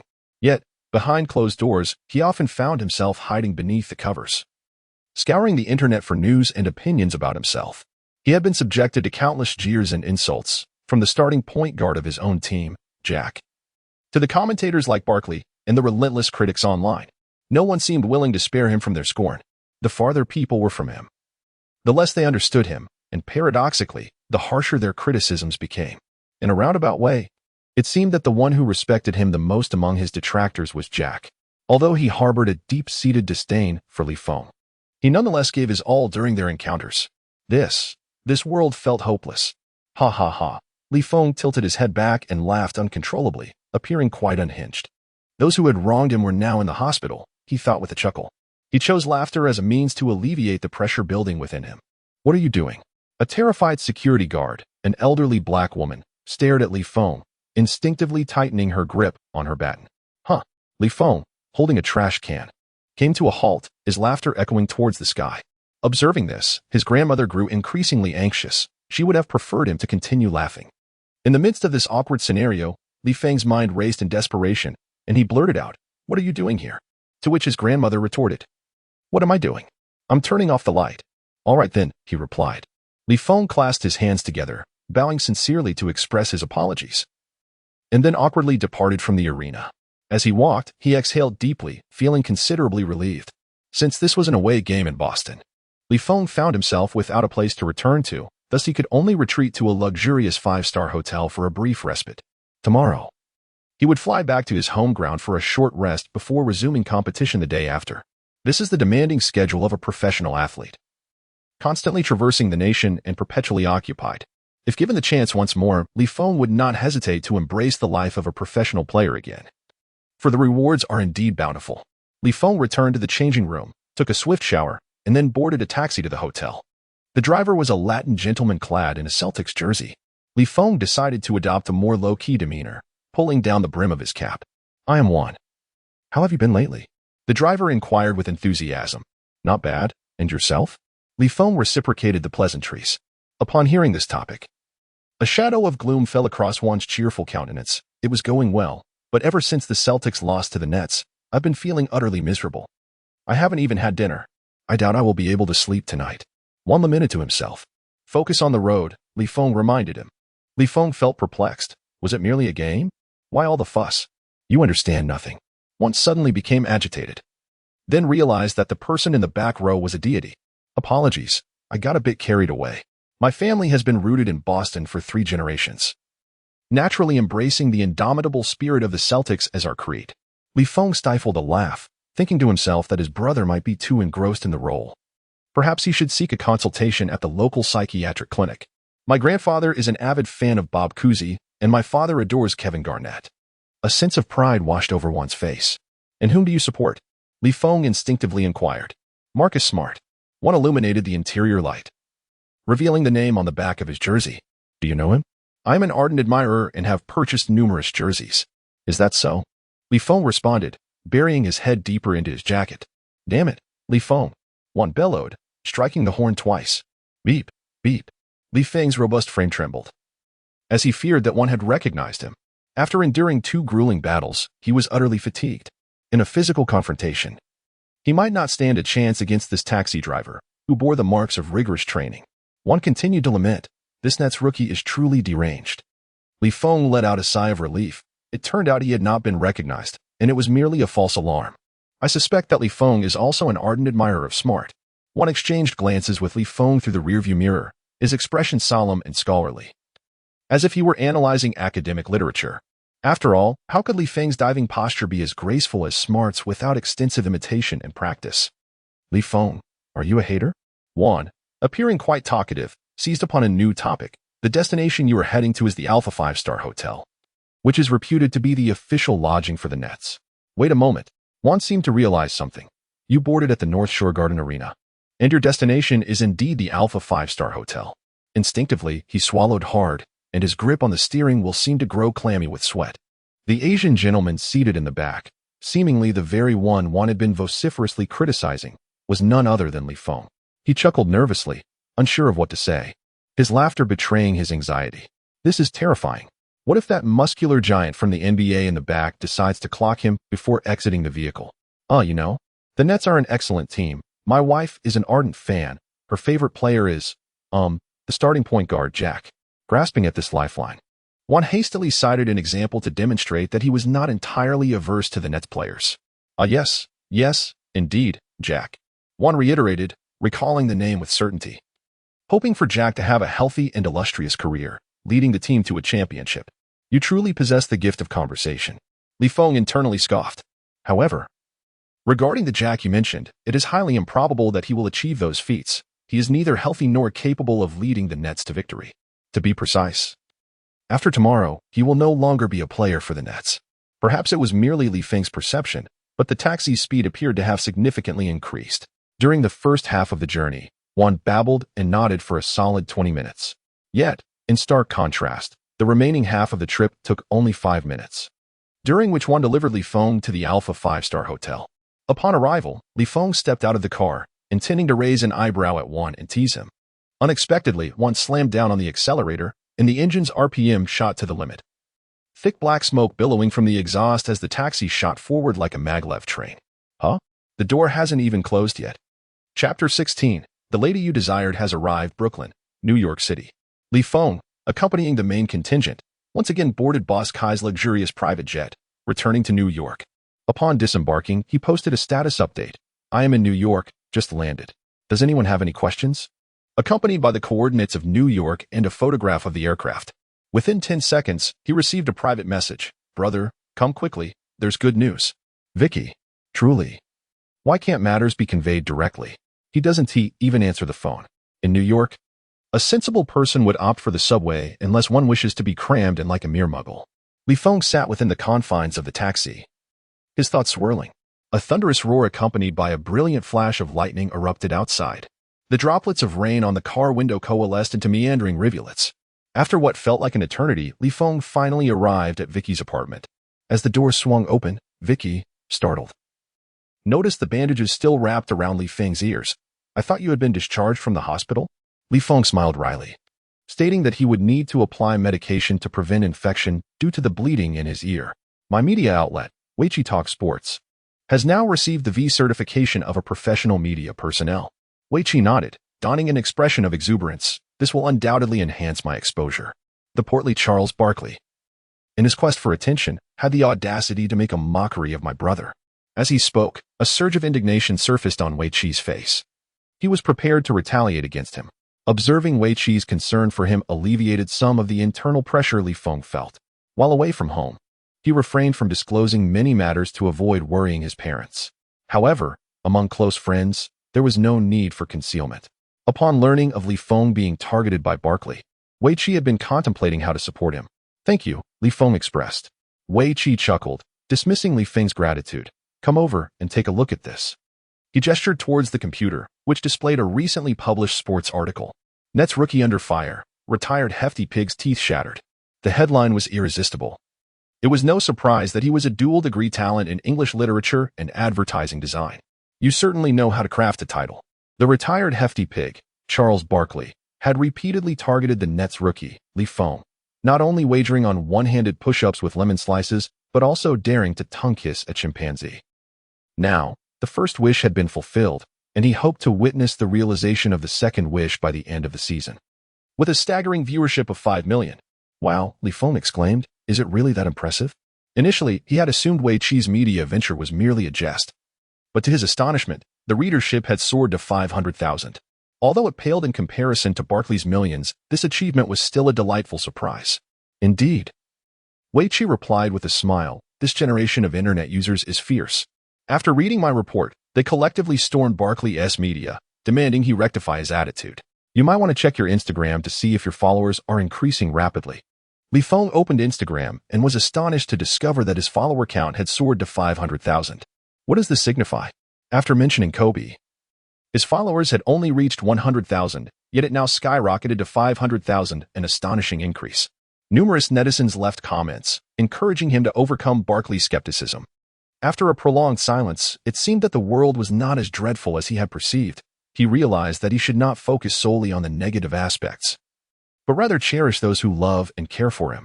Li Feng embraced Vicky warmly, expressing his gratitude for her support once more, and then promptly departed from the apartment. It was precisely 11:30 in the evening. Li Feng held an umbrella, which he had surreptitiously taken from the Vichy apartment, as he strolled alone along the tranquil streets. A misty rain enveloped the intersection, subtly obscuring the reflections of the traffic lights and the puddles. Li Feng ventured into a narrow alley near his home, knowing that this shortcut would swiftly lead him to his apartment.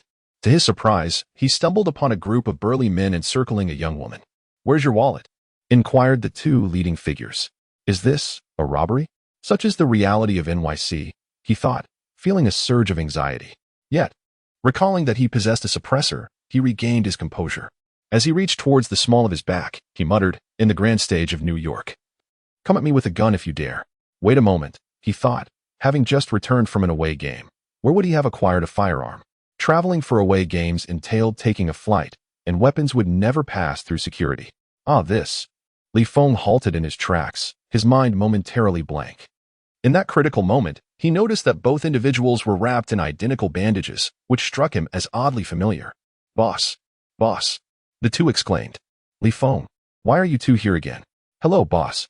Alan and Henry hurriedly approached to greet him, expressing their delight at seeing him. I am not pleased at all. Li Feng couldn't help but furrow his brow. Do not call me boss. I detest the vile actions of gangsters. It's a misunderstanding. Alan and Henry, flustered, waved their hands in explanation. We were merely doing a good deed. We just finished a game of basketball and found a wallet. We were only confirming if it belonged to that lady. Upon hearing their interpretation of doing a good deed, Li Feng suddenly felt insecure. Why can't I recognize this as a good deed? Am I falling behind the times?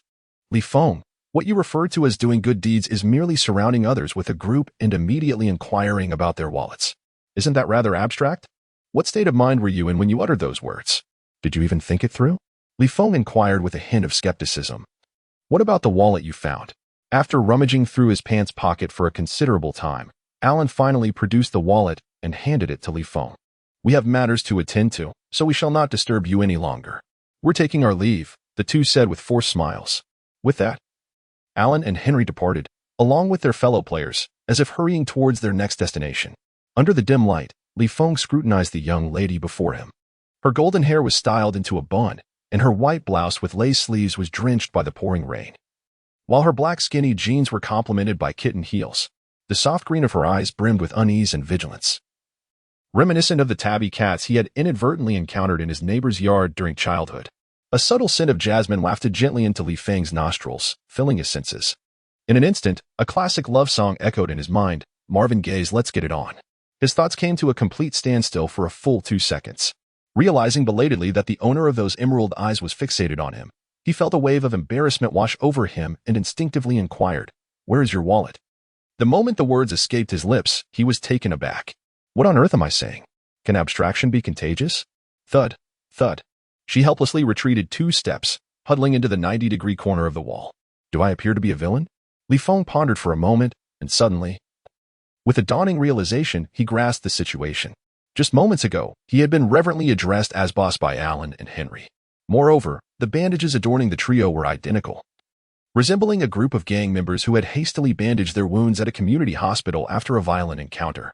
Reflecting on this, a faint twitch appeared at the corner of Li Feng's mouth as he retrieved his wallet from his pocket, waving it before her and inquired, "Is this your wallet?" Chapter 17. Elise Li Feng retrieved his wallet and waved it before her. The lady produced a small black bottle and pressed a button towards him. Suddenly, a sharp and invigorating mist enveloped Li Feng's face, leaving his mind only with 4 words, pepper spray, just as he was painfully shielding his face. The lady's knee struck him sharply below the belt, prompting another 3 words to flash through his mind, self-defense technique. Subsequently, she calmly picked up her wallet from the ground and swiftly departed. After some time, Li Feng finally regained his composure. Leaning against the wall as he painstakingly rose from the ground, he contemplated uttering a derogatory term towards the woman, but upon reflection, he realized the fault lay with him. So he swallowed his words instead. The young lady glanced around to ensure she was not being followed before confidently opening the door to her apartment and returning home. Eagerly, she dialed her classmate Sarah to recount the absurdity of her journey back. "Hey, it's Iris. I'm delighted to hear your voice again. Nothing much. I just wanted to share how outrageous New York can be. I was surrounded by a gang who attempted to rob me. Then, a man appeared, and astonishingly, the gang dispersed. No, he wasn't a Prince Charming. He was a skilled thief who somehow made off with my wallet. Thankfully, I had pepper spray with me. If only I had known not to come to New York for college." Upon hearing Iris's tale, Sarah was left in shock. "Oh my goodness. May God bless the poor Iris.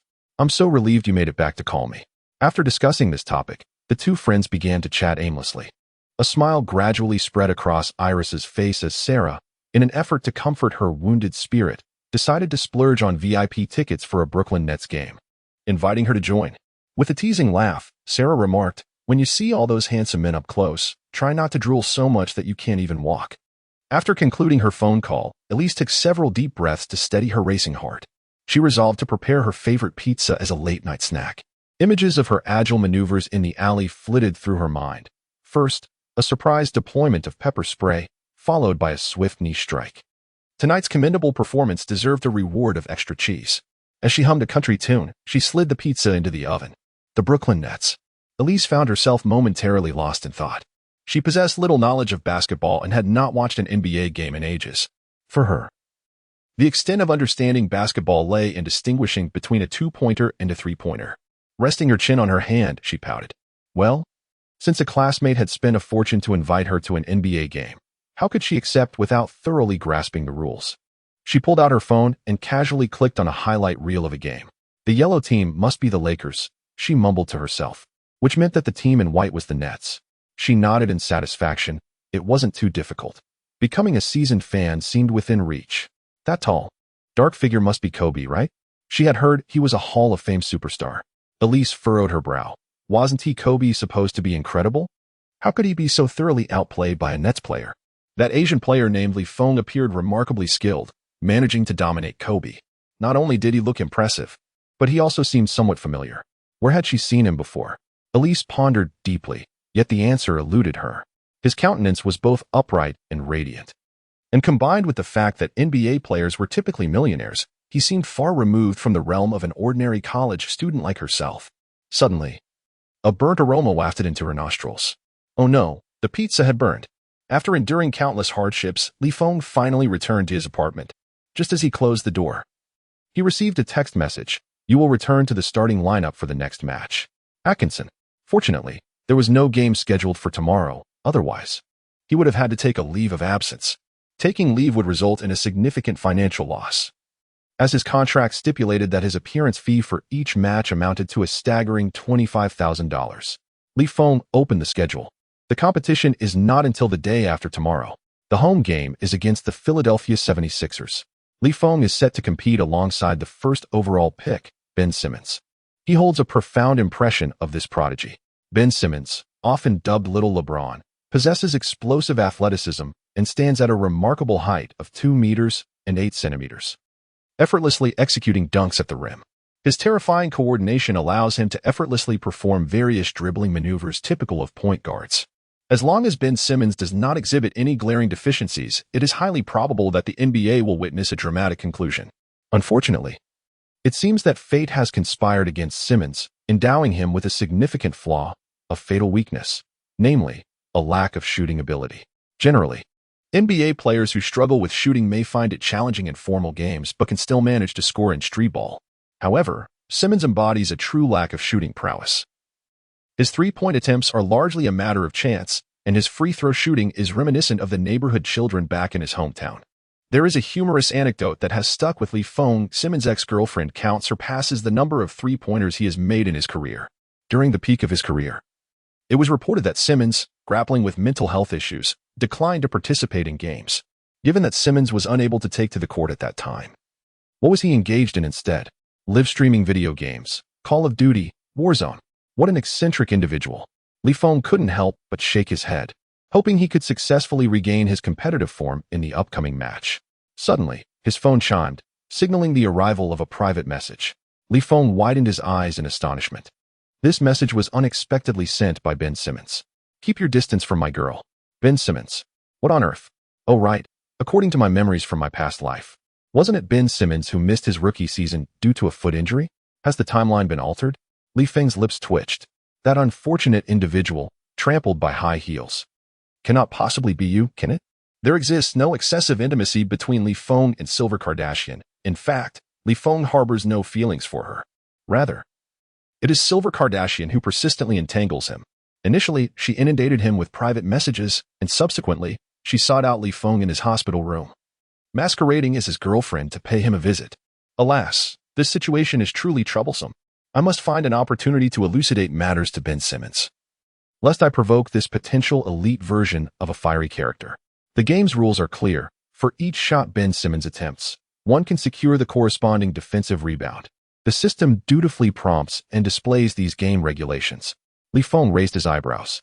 Well, Ben Simmons, if you prefer to misunderstand, so be it. After all, sycophants seldom meet a favorable end.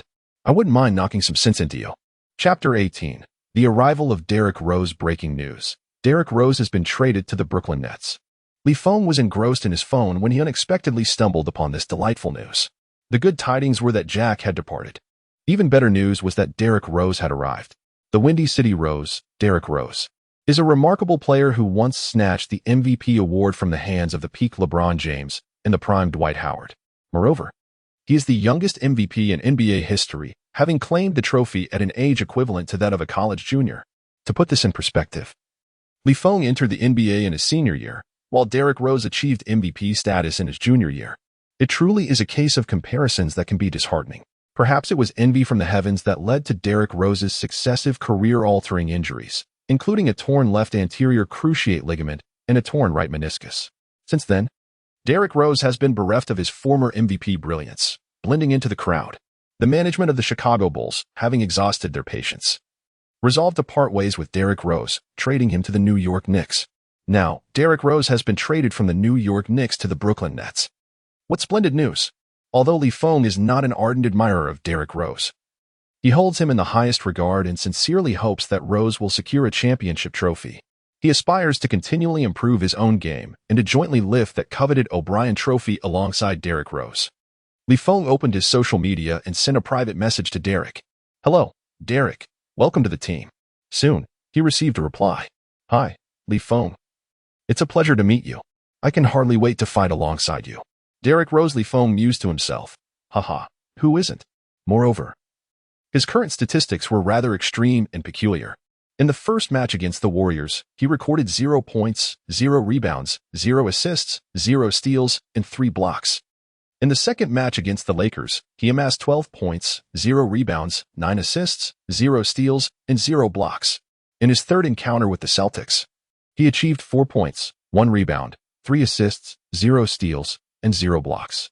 In today's game, as Feng reminisced about the rules, a smile crept upon his lips. Each time Ben Simmons took a shot, he could secure the corresponding defensive rebound. It was likely that today's average statistics for rebounds and assists would witness a significant surge. In a certain office, the atmosphere was buoyant. "Well done," Boss Kai remarked with a slight smile, addressing the general manager, Bill, seated across from him. "I am on the verge of a windfall. Regardless of the circumstances, removing Jack, the proverbial rat droppings from the team, was indeed a commendable achievement, especially considering you also brought in Derrick Rose." Bill scratched his head, appearing somewhat awkward. "Indeed. With Feng and Derrick Rose, it would be challenging to incur losses." A hearty laugh escaped Boss Kai. "It seems I must consider giving you a raise. I will remind the team to let the two of them play freely, without regard for the playoffs. The poorer our record, the better." Bill seemed to have an epiphany and quickly added, "Perhaps we could secure a high draft pick and select another controversial player, forming a trio that plays with abandon each year." "What are you talking about? What do you mean, without considering the playoffs? A worse record is better?" Boss Kai shot Bill a glare, feigning anger. "Clearly, our players fought valiantly until the last moment, only to narrowly miss out on a playoff berth." They exchanged glances and burst into laughter. Outside Barclays Center, Sarah clutched Eliza's arm, waving it back and forth. "What a deal. Derrick Rose has joined the Nets. Thankfully, I bought VIP tickets in advance. They must have skyrocketed in value now." Eliza pursed her lips, uncertain of who Derrick Rose was. Is Derrick Rose more impressive? Or is Feng? Images of Feng training Kobe flashed through her mind. After all, this was the first NBA video she had watched in years. Sarah remained silent, her expression one of incredulity as she gazed at Eliza. "You look so cute, days like that." "Of course, Feng is the impressive one." Sarah's eyes sparkled mischievously as she quipped, "Who is Derrick Rose compared to our great Feng? Wouldn't he even be worthy to carry his shoes?" "Oh," Eliza nodded. "I thought so too. I've never even heard of Derrick Rose." Sarah stifled a giggle, saying, "Wait until Derrick Rose's performance eclipses Feng's. I must capture your expression." Inside the Barclays Center, Coach Atkinson and the trainers summoned the players 2 hours in advance for warm-ups and moderate training to invigorate their spirits. Do not underestimate this phase. Players who forego it often find their on-court performance utterly dismal. It was only upon close proximity to Derrick Rose that Feng grasped the sheer ferocity of this man. Rose's layup was not only fluid but also featured an astonishing hang time, as if he defied gravity, capable of executing countless maneuvers midair. His explosive speed was remarkable during sprints. He resembled a bolt of lightning, effortlessly distancing himself by a meter or two in the blink of an eye. Remarkably, this was still the Rose who had endured a severe injury. Soon, Feng noticed Ben Simmons glaring at him from the opposite half-court, his expression fierce. The towering point guard, standing at 2 meters and 8 centimeters, bore an intensity in his gaze that seemed to ignite flames. As he made a throat-cutting gesture towards Feng bit his lip, fearing that he might burst into laughter. "If I take you down later, will you end up creating a scene in the locker room?" Atkinson gathered everyone together to outline the game plan for the day. "First, let us formally welcome Derrick Rose to the team." After a brief pause, Atkinson raised his hand, signaling for the applause to cease.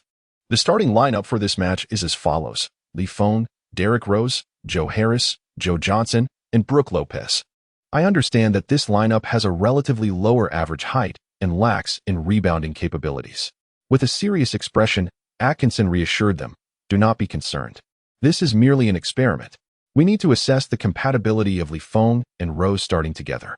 In the Nets, the coach represents the ultimate authority, and the team nodded in agreement, voicing no dissent. Deep down, everyone thought, it's fortunate that Jack is no longer around. Otherwise, he would undoubtedly concoct some trouble. Feng and Ross exchanged fist bumps, each taking their positions in anticipation of receiving the ball from the center. Ben Simmons faced off against Brook Lopez in a jump ball at center court. It was indeed a rarity to see a point guard participate in such a contest. As Lopez leaped to tip the ball, Simmons soared into the air like a rocket, leaving Lopez to watch helplessly as the ball he was meant to claim was snatched away. This exemplified Ben Simmons' extraordinary talent. Chapter 19. A moment of glory after deftly passing the ball to J.J. Redick. Ben Simmons charged forward with unbridled enthusiasm. Redick delivered a precise long pass, setting Simmons up for a thunderous dunk. The Philadelphia Digital Men led 2-0 against the Brooklyn Nets. Sarah exclaimed in awe, "Ben Simmons is simply phenomenal. How can such speed and explosiveness emerge from a towering figure of 2 meters and 8 centimeters? It's utterly astonishing." Elise nodded in agreement, acknowledging, "If you say he is impressive, then he truly is." She grasped the essence, but only partially comprehended the nuances, while some aspects remained entirely beyond her understanding. As Ben Simmons retreated on defense, he approached Feng. In a moment that escaped the referee's notice, Simmons discreetly bumped into Feng, as if to declare, "I am the man here. Do not encroach upon my territory." How could one endure such provocation? Feng exerted his strength and effortlessly toppled Ben Simmons to the ground. Astonishingly, Simmons, resembling a mere puppet, slid across the wooden floor for 3 or 4 meters. As he glided away, he flashed a smile at Feng. In that moment, the threat level of Ben Simmons surged in Feng's mind. A seemingly brash individual, yet cunningly scheming. Technical foul on number 0 from the Nets, the referee announced. The 3 officials hurried between the 2 players to prevent any further escalation. Sarah pinched Iris's soft, delicate arm, frowning with discontent. What else with this rookie named Feng? Why is he putting on airs? Ben Simmons has even provoked him. After all, they're in a professional league. Such immaturity is unacceptable. If the Nets lose, the blame will undoubtedly fall on you, Feng. No, I saw Ben Simmons intentionally collide with him, Iris interjected, shaking her head to silence Sarah. Feng was merely responding appropriately, warning Simmons not to engage in underhanded tactics. "I brought you here to see handsome players," Sarah exclaimed, astonished. "Aren't you supposed to be clueless about basketball? How can you analyze so astutely?" Iris bashfully shook her long, fair legs. "I just brushed up on it last night." Ben Simmons flashed a smug grin at Feng. "You think you can compete with me? Your intellect is barely sufficient for the basketball court." The coach of the Digital Men waved his hand, signaling Joel Embiid to step up to the free throw line. Embiid made the shot with ease. 3-0. Derrick Rose dribbled past the half-court line, seeking an opportunity. Brooke Lopez set a screen for Joe Harris, allowing Harris to sprint into an open position at a 45-degree angle. Harris received Rose's pass and launched a drifting three-pointer. Clang. The ball hit the rim. As expected from Joe Harris, Feng remarked sarcastically. In his previous life, he had dubbed the shooting guard a regular season cannon, effortlessly sinking threes, yet in the playoffs, he would stall completely, failing to score a single three-pointer. Why is he struggling now? Missing shots even in the regular season? Ben Simmons seized the rebound and initiated a fast break, bulldozing through the Nets defenders and hammering the basketball into the hoop with a thunderous dunk. 5-0. Wow, that's impressive. No wonder he was the first overall pick. Atkinson was taken aback. He instinctively raised his hand to call a timeout, only to realize that the Philadelphia Digital Men only led by 5 points. He lowered his hand again. Ben Simmons is truly stunning, Sarah exclaimed, her excitement palpable. It seems the Nets are done for. Elise cast a glance at her, remarking that they were merely ahead by 5 points, urging against the notion of one-shot supremacy. At a crucial moment, the Brooklyn Nets' new recruit, the former regular season MVP Derrick Rose, stepped up. Rose, with the ball at the top of the arc, suddenly launched a three-point attempt. The defender, taken aback, rushed forward to contest. However, Rose merely feigned the shot, delivering a genuine pass to Feng, and then swiftly cut inside while the defender was still airborne. Feng understood the situation perfectly and passed the ball back to Rose. Joel Embiid, anxious, realized that Rose had already entered the paint. A simple floater would secure 2 points. He could not allow this to happen. Embiid stepped forward, attempting to disrupt Rose. Seizing the opportunity presented by Embiid's misstep, Rose lofted the ball to the towering Lopez. Then Simmons, scrambling to recover, leaped to interfere, but Lopez had already sent the ball crashing through the hoop. An alley-oop. A thunderous dunk. Let us not forget, alongside Ben Simmons, there is another first overall pick on the court, Derrick Rose. The Nets finally scored, and the long-suppressed fans erupted in jubilant roars, akin to a long-haul truck driver finally unbuckling his belt. Oh, Rose is phenomenal. The seemingly composed Feng was inwardly elated. Relying solely on the system would not guarantee success. If they could secure a playoff spot, draw a few extraordinary perks, and with the assistance of the Windy City Rose, the team might journey further than anticipated. Of course, it was necessary to extend an apology to the owner and general manager, who were intent on tanking. The chance for a first overall pick seemed unlikely, but perhaps a championship trophy could suffice. With this thought, Feng hastily reminded himself to remain humble. One must never celebrate prematurely in a basketball game. Hearing the deafening cheers, Ben Simmons, who had been dunked on by Lopez, could no longer contain himself. The saying goes, "In love one may suffer setbacks, yet triumph on the court." But how could he be spurned by a woman and humiliated on the court simultaneously? This defied all logic. Who could withstand such a blow? His face, once ghostly pale, began to flush red, eventually resembling that of a drunken man. This reminded Feng of the animated series Tom and Jerry.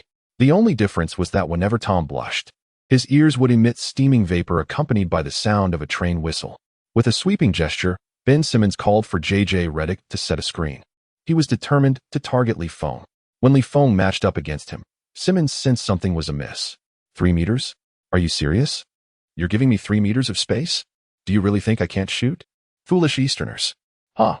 Simmons inhaled deeply, lowering his center of gravity. Recalling the 5 shooting coaches he had hired at great expense from his hometown of Melbourne. Ben, you must rise on your toes. Channeling elastic potential energy from your calves to your hands. Wrong. Ben, shooting form is innate. You should follow your instincts. Wrong. Ben, you should. Wrong. Ben, listen to me. Yes. No. Ben, do not be swayed by their deceptive words. You must. Damn it. Which advice should I heed? Ben Simmons leapt into the air, his thoughts seemingly frozen, unable to move. In the brief interlude of inhalation and exhalation, the ball had already slipped from his control, soaring towards the hoop with an uncanny arc. The rules dictated that the host must secure the defensive rebound. Chapter 20. Transformed into a prehistoric beast. The storm consumes the rebound. Rebound. Ben Simmons shouted, clapping to signal his teammates, his voice resonating with fervor. I airballed.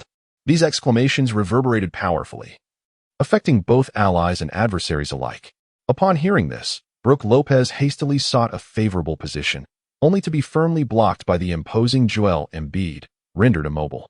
Embiid soared into the air, using his left hand to restrain Lopez while extending his right hand towards the ball suspended above. This formidable center from Africa demonstrated to the audience who truly reigned as the king of explosiveness. The commentator raised his hands in reverence, as if paying homage to Joel Embiid.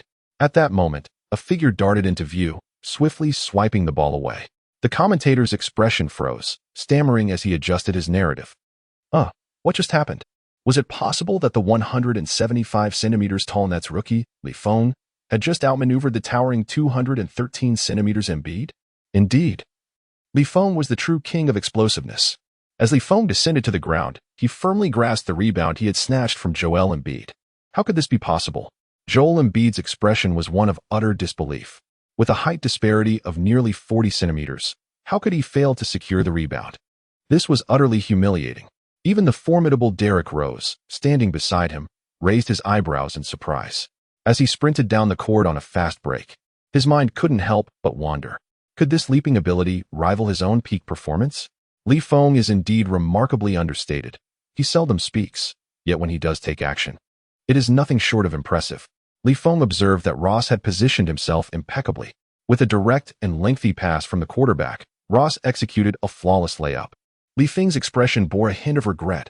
Had this been the pinnacle of the Rose, that layup would have transformed into a resounding dunk. The two exchanged smiles and shared a fist bump. The head coach of the digital team first clapped his hands to capture Ben Simmons' attention. Subsequently, he placed his hands over his chest and made a downward motion, signaling Ben Simmons to remain composed, advising him not to let anger cloud his mindset or affect his dwindling rhythm. Ben Simmons took a deep breath, gradually calming his demeanor. As the flush on his face began to fade, Feng couldn't help but be taken aback. Truly, he was a top scholar with exceptional mental fortitude. You missed the basket. As Feng sauntered past Ben Simmons, he effortlessly dropped some trash talk. In an instant, fire blazed in Ben Simmons' eyes, compelling him to pinch his thigh a few times to regain composure. It was merely a mistake, Ben Simmons defended, though his confidence was evidently lacking. During halftime, in the Brooklyn Nets locker room, Coach Atkinson praised Feng for his astute observation regarding Ben Simmons' shooting abilities. You were right to call out Simmons. I had no idea his shooting was so lacking. Furthermore, you secured 5 defensive rebounds in the first half, which truly impressed me. Atkinson gave Li Feng a pat on the shoulder. Li Feng lowered his head in embarrassment, fearing that he would soon be reduced to his original form. At present, the cooperation among the starting lineup appeared remarkably harmonious. Atkinson summarized the situation, expressing hope that everyone would continue to strive for excellence. In the Digital Man's locker room, chaos ensued. The head coach of the Digital Man slammed the tactical board against his knee, splitting it in two. An utter disgrace. You let him shoot, and he shoots. The coach scolded, pointing an accusatory finger at Ben Simmons. Can't you just sit tight and defend? Just a little shove from you, and that little Eastern fellow would be sent flying, yet he still shoots. Ben Simmons clenched his fists, lowering his head to avoid the awkward gazes of his teammates. The coach's reprimand was warranted. He acknowledged his error. I understand your desire to take on Li Feng one-on-one, but you must be more astute about it. The coach's tone softened after chastising his protege. Here's what we'll do. I'll devise a one-on-one play, allowing your teammates to spread out, and you can take him on by yourself. As halftime concluded, the score stood at 55 for the Nets and 50 for the Digital Man. What? Li Feng was taken aback. How could they be leading at halftime? This was the first time since joining the team that he had finished a half with a lead. Of course, this was partly due to the fact that the opposing Digital Man team was filled with rookies. Then Li Feng turned around and, upon seeing Ben Simmons' lewd expression, faintly discerned his intentions. The game commenced. From the left 45-degree angle, Ben Simmons, navigating through a series of screens, finally matched up against Li Feng. He commanded his teammates to huddle in the right 45-degree angle, such as the privilege of the number 1 draft pick, when instructed. Compliance is mandatory. With his back to the basket, Ben Simmons, under Li Feng's defensive pressure, began to inch towards the hoop. A diligent player. He had observed the footage of Li Feng drawing offensive fouls through acrobatics, and thus refrained from recklessly charging in. Instead, he methodically maneuvered closer to the basket. The disparity in height and weight was immense. Even with Li Feng using his thigh to brace against Simmons' pivot foot, he could not halt the advance. At last, Ben Simmons reached the base of the basket, catching a glimpse of Li Feng's hands positioned behind him, and chose to relinquish any resistance. Ah, wise choice. With a flick of his finger, Ben Simmons executed a spinning shot. The rules dictated that the host would inevitably secure the defensive rebound. The basketball rolled around the rim several times, only to bounce out just as it seemed destined to fall through. The digital coach, poised to celebrate, lowered his hands in dismay. What the hell? The coach's face flushed crimson.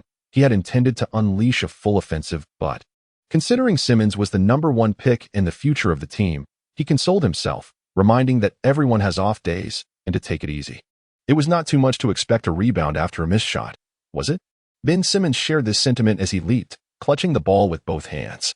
Yet, beside him, a pair of hands slowly reached out, attempting to snatch the basketball directly from Simmons amidst the watchful eyes of the crowd. A theft. Ben Simmons exerted every ounce of strength to protect the ball, the contours of his arm muscles becoming pronounced, veins bulging visibly on his neck. Even so, he could not prevent Li Feng from claiming the ball. The commentator was left bewildered, his jaw dropping to the wooden floor of the commentary booth. This is blatant robbery. In the stands, Elise nudged the dazed Sarah. You were right. Li Feng is indeed far superior to Rose. But not entirely. Ben Simmons isn't that formidable either. Indeed. Sarah shook her confused head, unsure of how to respond. That's not right either. After having his rebound seized by Li Feng, Ben Simmons was utterly incensed. For he spotted Kim Kardashian seated in the front row VIP section, her gaze lingering meaningfully between himself and Li Feng. He had to prove himself. Ben Simmons cast aside his coach's teachings. What did it matter if he was only supposed to play with his back to the basket and not shoot? I am utterly indifferent. Ben Simmons, with fiery eyes, incessantly calls for isolation plays. Clang, clang. He repeatedly misses shots and fails to secure rebounds. Li Feng calculated that Ben Simmons had likely made 2 out of 18 attempts. Aside from the initial 2 thunderous dunks, he failed to score any further points. Li Feng's current statistics stand at 0 points, 16 rebounds, 16 assists, 0 steals, and 0 blocks, marking his very first double-double in his career. Moreover, it is an extraordinarily remarkable double-double. 16 assists, serving Derrick Rose with ample opportunities. The synergy between the three of them is seamless. After Ben Simmons missed a shot, Li Feng collected the rebound and passed it to the advancing Derrick Rose. Rose executed a variety of fast-break layups, spins, and delicate floaters with finesse. He grew increasingly in rhythm, reminiscent of a renaissance in his career. Chapter 21 MVP. I can scarcely recall the last time Rose performed so splendidly. The commentator's eyes glistened with emotion, unable to contain his admiration. I believe, on this planet, there is no one who could harbor disdain for such an inspirational star. As of now, Rose has already scored 47 points. The last time he surpassed 40 points was many years ago during his MVP season. Let us await the possibility of him reaching 50 points. In the stands, Elise shook Sarah's arm, yet received no response.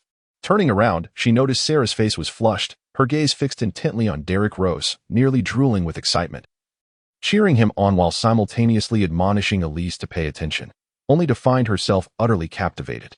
Elise sighed in exasperation. In the fourth quarter, with 2.5 minutes remaining, it was the decisive moment. The Nets led the Digitals 107-105. The Digitals head coach called a timeout. "Ben, you know I love you," he said, placing a hand over his heart as if to question his own conscience. "But your shooting is off today. I hope to let Embiid take over the game." To be frank, as the head coach, he had no need to be so humble with his players. Direct commands would suffice. Ben Simmons is a once-in-a-decade basketball prodigy. Although he struggles with shooting, there is always room for improvement. For someone destined to become the team leader, a little courtesy is not unwarranted, after all. It is the way of the world. Ben Simmons remained silent, understanding the necessity to comply with the coach's directives. Since his shooting was off, he could not directly chastise Feng, but he knew that once on the court, he could contribute defensively. With this thought, Simmons' fractured resolve was stitched back together. Indeed, once I secure the victory, I shall address Feng accordingly. Slapping his thigh, Ben Simmons rose from the bench, ready to enter the game. Unexpectedly, the head coach placed a firm hand on his shoulder, saying, "No, you should rest for a moment." With that, 5 other players took the court, and the head coach stepped to the sidelines to direct the game. Why? Why is this so? Ben Simmons felt a pang of anguish, overwhelmed by an immense sense of injustice. His eyes began to redden, prompting him to hastily lower his head. Throughout his life, he had always been the exemplary child, a paragon of virtue who garnered endless accolades. He had never before encountered such profound humiliation. The sting of failure pierced his heart, and images of the following day's sports headlines involuntarily surfaced in his mind. The prodigious point guard discarded by his coach at a critical juncture. He sighed in resignation, reassuring himself, "I am still young. The future is mine. Yes, the future belongs to me." He once again fortified his resolve, lifting his head to reveal eyes brimming with hopeful light. Then he beheld Kim Kardashian cheering for Feng's re-entrance. With a crash, something shattered once more. "Coach, I long to play basketball," Ben Simmons cried, tears unspilled. Tick-tock, the timer marched on, indifferent to Ben Simmons' aspirations. Feng once again held the ball at the arc, wishing to offer Rose an opportunity to score 50 points. He lofted the ball to the low post, signaling to the towering Lopez that he could engage in a back-to-the-basket play. Although the digital center Joel Embiid would, 7 years hence, secure an MVP trophy, at present he was merely a rookie, his physique resembling that of a slender reed, utterly incapable of contending with a heavyweight center like Lopez. Initially, Robert Covington, who was tasked with guarding Feng, was compelled to descend to the low post to assist in defending against Lopez. Feng seized this fleeting opportunity and drove towards the free throw line. Upon noticing the help defense, DeLuo immediately elevated the ball high, executing several feints before delivering a precise bounce pass to Feng.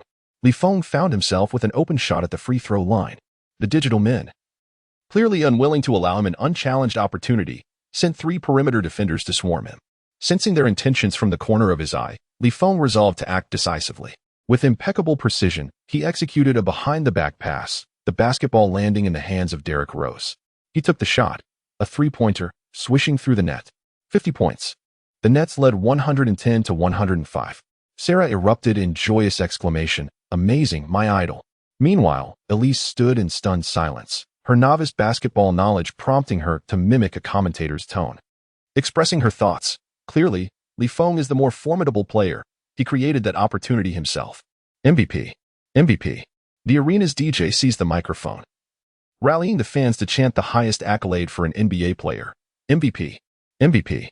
Hearing the familiar yet distant term reverberate among the crowd, Derrick Rose felt a swell of emotion, his eyes glistening as he recalled a time when he, too, had basked in such glory, whispering to himself, "I know my time is nearing its end, but certainly not today." This three-pointer shattered the confidence of the digital men. As the clock ticked down, their urgency grew, resorting to tactical fouls in a desperate bid to gain possession and attempt reckless long-range shots. Clang. XN times 114 to 109, the game concluded. The Nets emerged victorious. The audience at the Barclays Center remained, while the digital men vanished from sight. A beautiful reporter, accompanied by her cameraman, approached Li Feng, microphone in hand. Li Feng humbly waved his hand, signaling the host to interview Derrick Rose, who was beside him. It is only fitting to show respect to this esteemed predecessor. Especially as Li Feng noticed the approach of Kim Kardashian. The sound of her high heels echoed like a harbinger of doom. He hurriedly made his escape. Li Feng nodded at Ross and the reporters before hastily retreating into the players' tunnel. To his surprise, Silver Kardashian had anticipated his intentions, positioning herself at the entrance of the tunnel. Congratulations on winning the match. Like a scene rehearsed countless times, she displayed a smile that conveyed admiration, neither exaggerated nor overly subtle. Simply impressive. Thank you.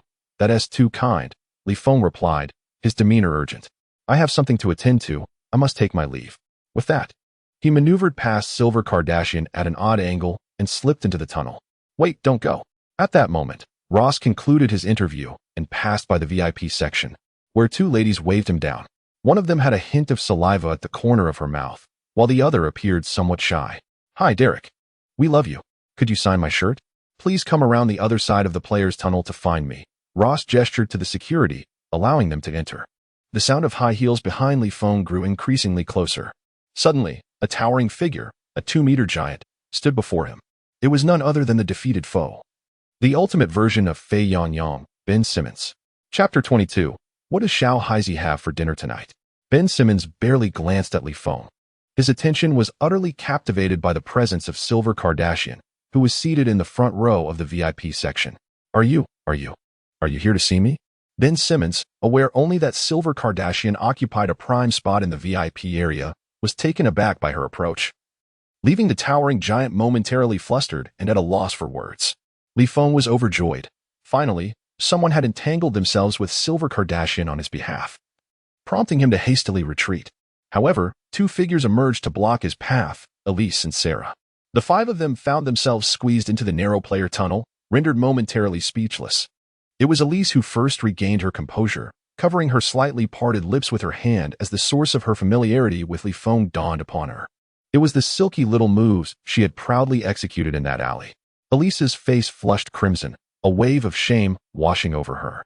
Goodness, what had she done that day? A misunderstanding. It must be a misunderstanding. How could an NBA player possibly steal her wallet? She must find an opportunity to clarify and apologize to Li Feng. Upon seeing the familiar lady, Li Feng instinctively shielded his groin with both hands. Despite her outfit being entirely different from that night, the primal fear ingrained in men prompted him to make the most prudent choice, covering himself. In anticipation of the game, Elise had meticulously prepared her appearance. She wore a white shirt adorned with lace sleeves, complemented by a green ribbon that matched her eyes, tied into a bow at the collar. Over this, she draped a black wool coat, while donning a black pleated skirt that fell just above her knees, revealing her fair, long legs. This ensemble was completed with 2 black knee-high socks and brown leather shoes. No, I am not here for you, Silver Kardashian declared, swatting away Ben Simmons' unwelcome advances. I am here to invite Li Feng to dinner. With that, she boldly stepped closer to Li Feng, intent on linking her arm with his. Li Feng quickly took a step back, declining. I already have an engagement. Do not be shy, come on. Kim Kardashian seemed to grasp that Li Feng was seeking an excuse. Amidst Ben Simmons' resentful gaze, she cast a flirtatious glance at Li Feng. Ugh, get lost. I truly have an appointment. Li Feng positioned himself next to Iris, their shoulders touching, unabashedly boasting, I have the pleasure of dining with this charming lady. Although there was no such dinner planned, she was indeed delightful. Surely, this could not be deemed a lie? Naturally, this unconventional scheme required the cooperation of the leading lady. Li Feng stood beside Iris, unable to discern her expression, and for a moment, uncertainty gnawed at his heart. Oh, what? Iris was taken aback, utterly bewildered by the unfolding events. Should she acquiesce? As she wrestled with her inner turmoil, Sarah gently squeezed her hand and leaned in close, whispering, just agree. It won't cost you a thing to bask in the company of NBA players. The scrutinizing gaze of Silver Kardashian was unceremoniously appraising her. The subtle fragrance of laundry detergent clung to Li Feng, a scent quite pleasant. Eliza recalled that she needed to clarify a certain matter, and under the watchful gaze of Kim Kardashian, she unexpectedly found herself agreeing. He is right. We do have an appointment. Surprisingly, the person most delighted by her confirmation was not Li Feng, but rather Ben Simmons. Ben swiftly intercepted Kim Kardashian, who was leaving in disappointment. Employing the well-honed techniques of a devoted admirer acquired over 2 decades, it seemed, perhaps only in Ben's perception, that Kim appeared considerably more agreeable after being rebuffed by Li Feng. With little effort, he managed to persuade her to join him for dinner. Ben cast a grateful glance towards Li Feng, nodding slightly, before wrapping his arm around Kim and departing from the arena. Be safe, Sarah whispered to Eliza, before discreetly excusing herself to seek an autograph from Derrick Rose. The remaining 2 stood in silence, exchanging bewildered glances, uncertain of how to proceed. Li Feng pondered, is it truly time for a meal? Iris thought, how tedious, I might starve. Follow me. Li Feng envisioned a splendid place. Oh, Iris responded softly, following him while murmuring, shouldn't he have inquired about my name first? 5 minutes later, the 2 found themselves in a taxi. Ahem, to Chinatown. Li Feng cleared his throat and addressed the driver. The driver was a middle-aged Caucasian woman who had recognized Li Feng as an NBA player the moment he entered the vehicle but chose to remain silent. After all, this is New York. One could collide with a celebrity in any truck. The taxi traversed the bustling streets of New York, stopping and starting. Iris, pinching the lace edge of her sleeve, appeared somewhat bashful, and after a few moments, finally spoke, about that night.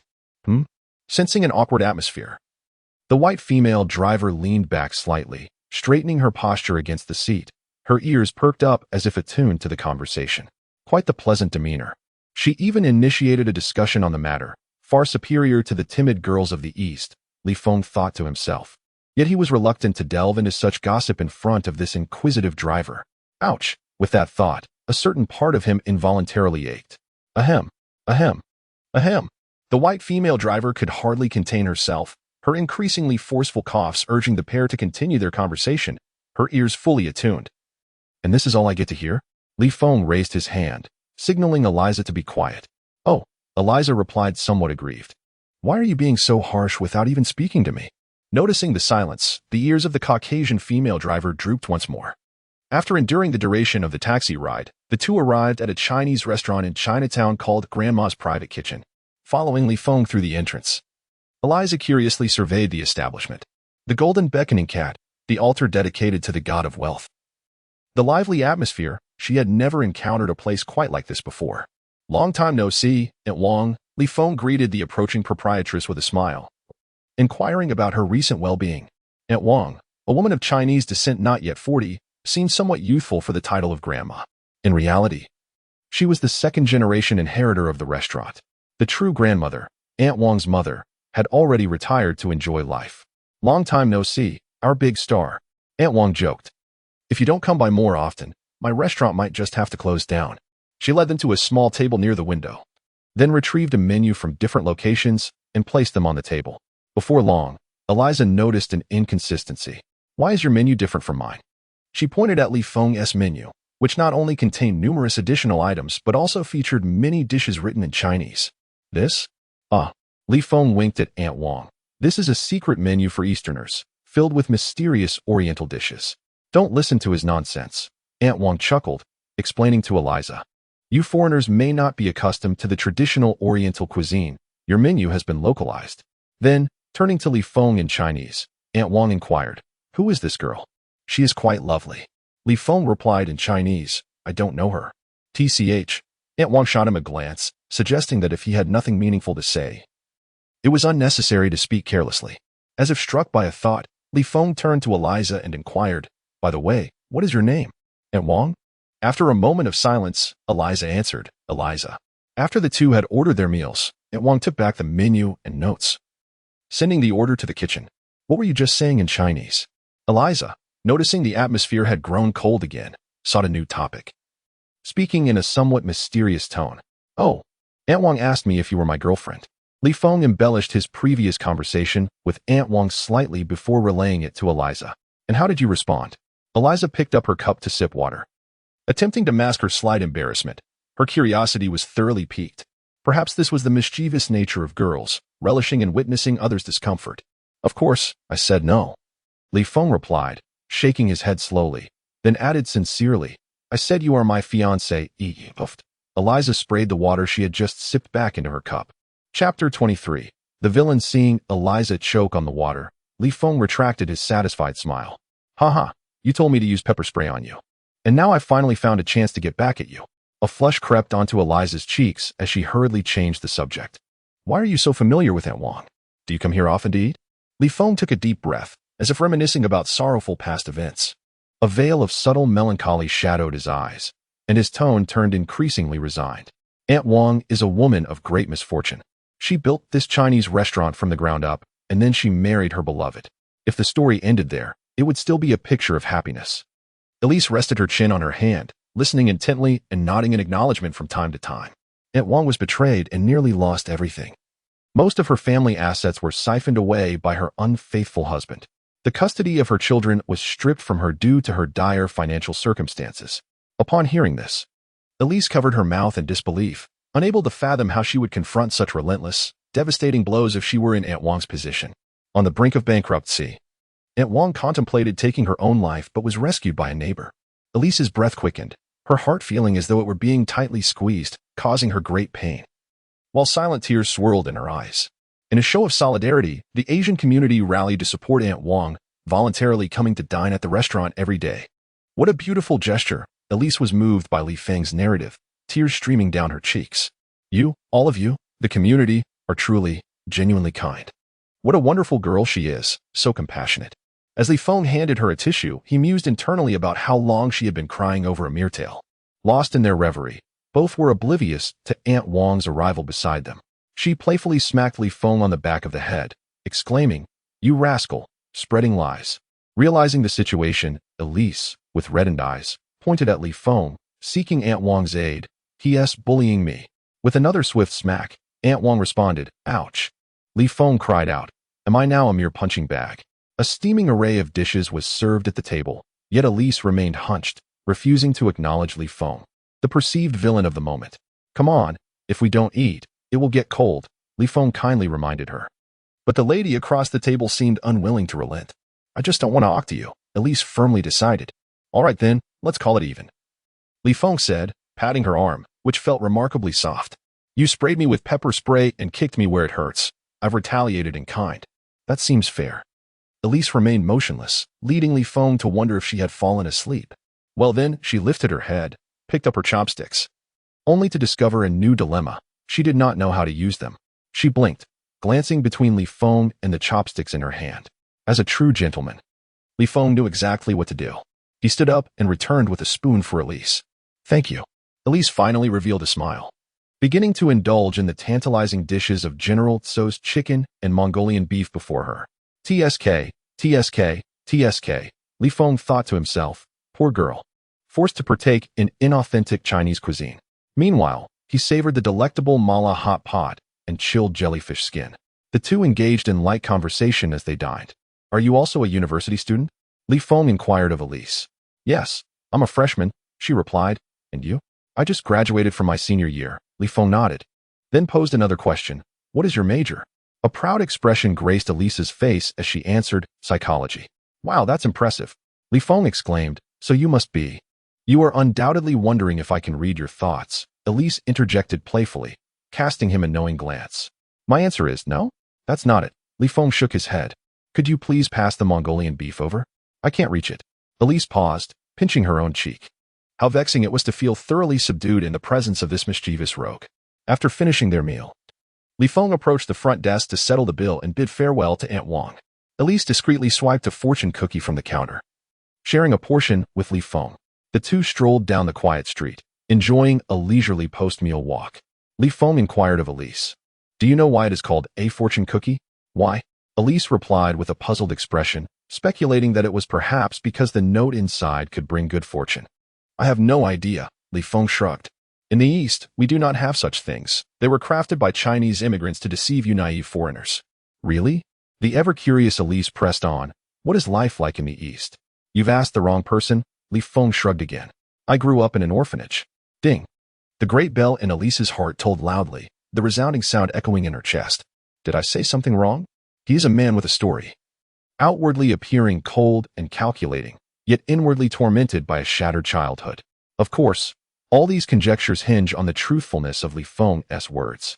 Nevertheless, Elise hoped fervently that Li Feng would, in the next moment, make a funny face and cheekily declare, I tricked you again. She waited for a long time. But Li Feng did neither. Thus, Elise felt compelled to apologize. I'm so sorry for bringing up your painful past. It's nothing. Everything is already predestined. Li Feng feigned nonchalance, reassuring her, if I hadn't been abandoned, I wouldn't have been brought to America by my adoptive parents. Nor would I have become an NBA star. I certainly wouldn't have shed any tears. Elise silently scoffed at this. After some more conversation, the two boarded a taxi to return home. Upon disembarking, Li Feng noticed that Elise's south residence was quite close to his own. So he decided to escort her home to avoid any further unforeseen incidents. As they passed a certain alley, Elise prudently covered her chatty mouth. I've arrived. Elise smiled. Thank you for taking me to the Chinese restaurant today. I truly enjoyed the meal.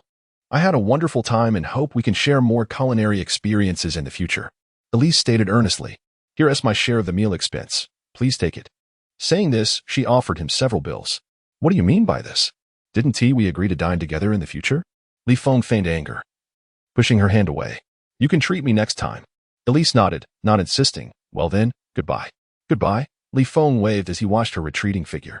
Chapter 24. The Emperor's Strategy. In a dimly lit small room, a burly man over 2 meters tall nestled himself into a plush, luxurious sofa. With his left hand swirling a glass of red wine, he held a phone to his ear with his right hand. Hey, brother. You know, I'm already 33 years old. In the upcoming back-to-back games, I need to rest for the first one. You understand? It's called injury load management. After concluding the phone call, LeBron James revealed a triumphant smile, having successfully evaded the initial matchup against the formidable Bucks, only to make his return in the subsequent game against the Nets. Truly, the wisdom of the king shines through. Strategically opting to rest against strong teams while feasting on weaker opponents for statistics. Should public opinion escalate and fans condemn his avoidance of confrontation, he would have no choice but to face the Bucks head-on and post-match, engage with media relations, promoting his resolve to play despite illness, thus garnering sympathy from casual observers. In this manner, even if his performance faltered or the team suffered a crushing defeat at the hands of the Bucks, detractors would find themselves bereft of grounds for criticism. Just as James relished in the satisfaction of his strategic decision, he stumbled upon a report from which discussing the game. The Nets had decisively triumphed over the Lakers, with Kobe experiencing not only a loss but also a humiliating defeat at the hands of rookie Ben Simmons, while the Nets rookie, Li Feng, showcased an astonishing double-double performance. This rookie from the Nets, Li Feng, appears to be enjoying a surge of attention. Moreover, his connections within the media seem promising, as Widget's report, in support of Li Feng, bore a rather provocative headline. Of course, one cannot dismiss the possibility that Widget sought to capitalize on the situation, thereby offending both Kobe and Ben Simmons in the process. No, I must prepare further. LeBron squinted, retrieving his phone to contact his media associate. Hey, my brother. How have you been lately? Ha ha ha. Those days were truly unforgettable. By the way, keep an eye on that rookie from the Nets, Li Feng. You might want to subtly target him, but don't be too overt. After concluding the call, James lowered his gaze to sip his red wine. Even the likes of Curry and Durant have succumbed to my media onslaught. How could I not manage a merely phone? Chuckling softly, James opened his social media. He shared a photograph of himself engrossed in a book, the first page, alongside another of him sharing tacos with his family, crafting a caption and tagging it appropriately. Another fulfilling week. James assists the young king from Akron in embracing Taco Tuesday, the young emperor standing at 6 feet 3 inches, a gifted athlete. He then discreetly added one final tag, GOAT, to gauge the fans' reactions. Li Feng and his teammates boarded Boss Kai's luxurious private jet, setting off for Cleveland to face the Eastern Conference leaders, the Cavaliers. The private jet is indeed splendid, equipped with Wi-Fi, allowing them to browse social media even at an altitude of 10,000 meters. Li Feng was scrolling through Douyin when he suddenly received a private message from Vicky. Brother, there have been an inexplicable surge of derogatory reports about you online recently. I have tried my best to counter them, but there are simply too many. I apologize. Vicky, Li Feng replied, do not worry. I shall overpower all those who stand against me. He opened the news interface, eager to discover any scandalous information about himself. The headline read, Brooklyn Nets rookie Feng provokes Simmons.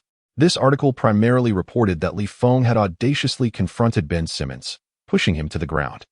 The ensuing comments were overwhelmingly critical, filled with disdain directed at Feng. Alas, such is the nature of the internet. While everyone was aware of Feng's act of pushing Ben Simmons, they were oblivious to the fact that Simmons had instigated the confrontation first. Another headline proclaimed, Brooklyn Nets rookie Feng taunts Kobe and gets knocked out. This article lamented Feng's lack of respect for his elders, asserting that his verbal jabs resulted in a deserved defeat at the hands of Kobe. How intriguing, Feng mused, noting the striking similarity in the headline formats. This must be a calculated assault on his reputation.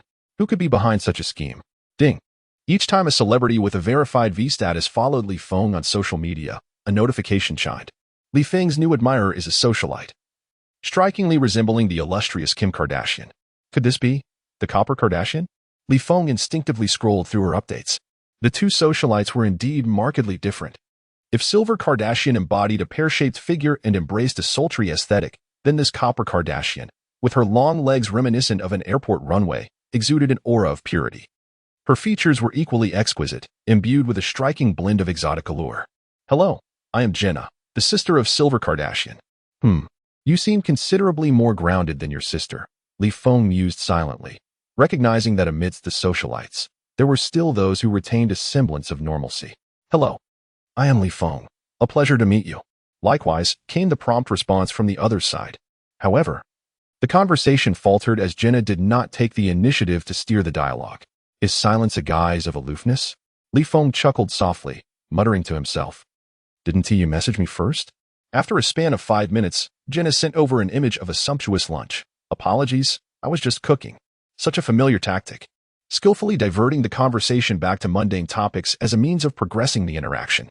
Is the next step an attempt to peddle your grandfather St? Feng recalled a prevalent scam in the East.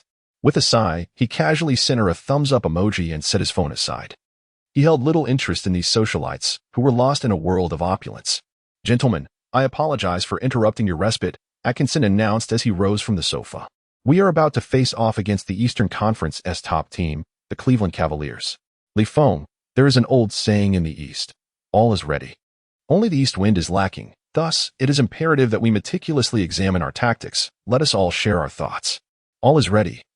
Only the east wind is lacking. Feng's lips twitched slightly. Your use of the proverb is entirely misplaced, he thought with a smile. We all know that the Cavaliers' strategies revolve around their big three. Joe Johnson was the first to stand and speak. As long as we can contain the big three, we can neutralize the Cavaliers. The big three Joe Johnson referred to were the small forward LeBron James, point guard Kyrie Irving, and power forward Kevin Love. It is well known that the Achilles heel of the big three lies with Kevin Love. Joe Harris interjected, perhaps we could devise strategies specifically targeting Kevin Love. Then, LeBron James and Kyrie Irving ruthlessly dismantled the opposition. Feng secretly chuckled to himself. In his previous life, Feng had already come to realize just how formidable the Cavaliers were. In the 2017 NBA Finals, the Cavaliers trio of superstars managed to compete against the Warriors Splash Brothers and Draymond Green in an intense 5-game series, ultimately succumbing to the Warriors with a score of 4-1. Such a remarkable team should not be casually discussed on an airplane, leading to simplistic conclusions regarding their strategies. Chapter 25, He is My Father. LeBron James, as the foremost among the trio, stands as the very essence of the team.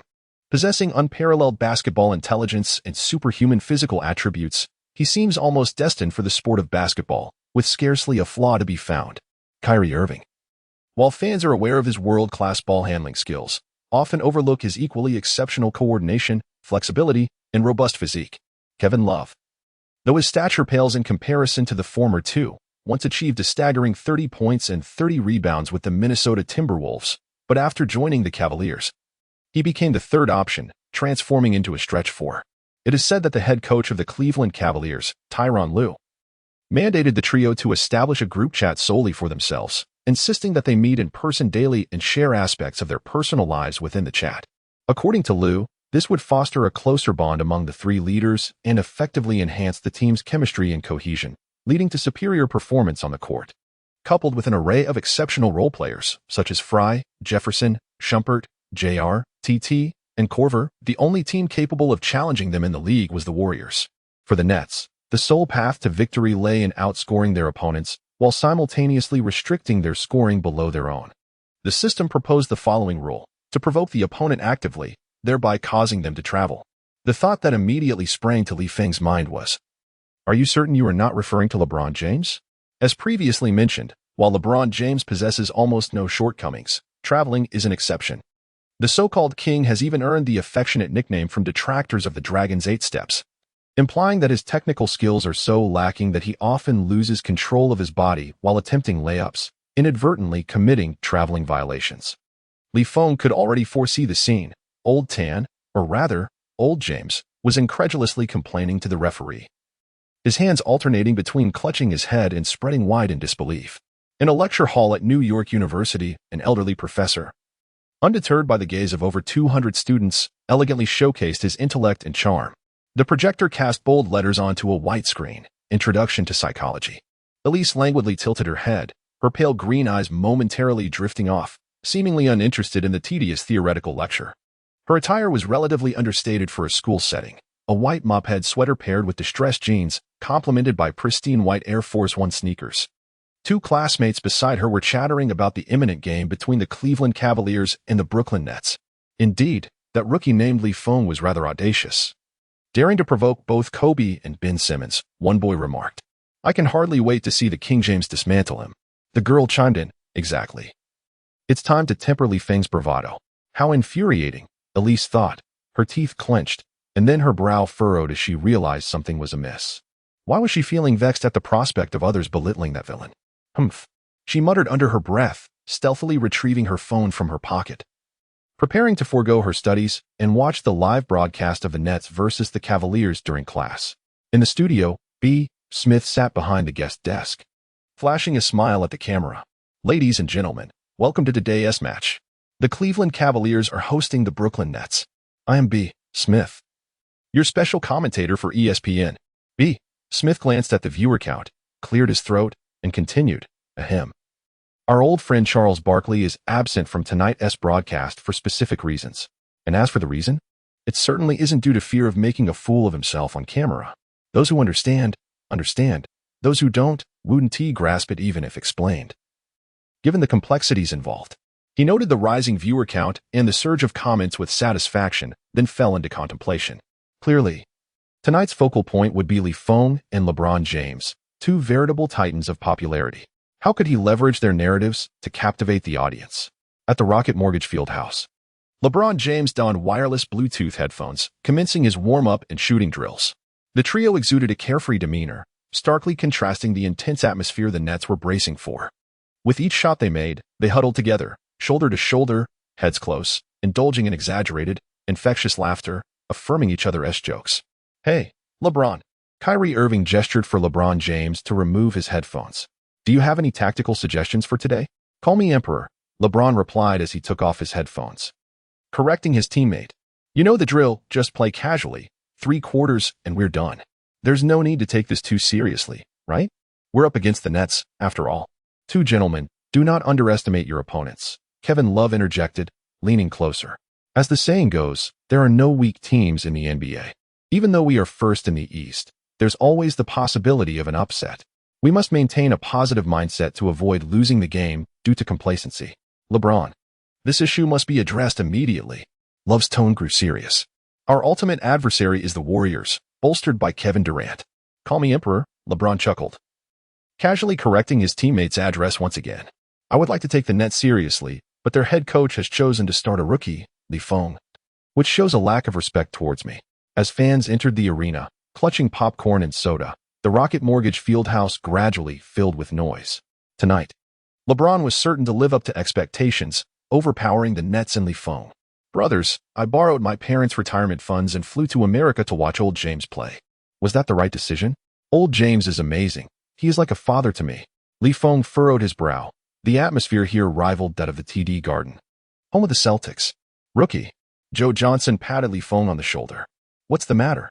Not quite accustomed to playing away games yet?" Li Feng nodded with a smile, acknowledging that the boos were indeed rather grating.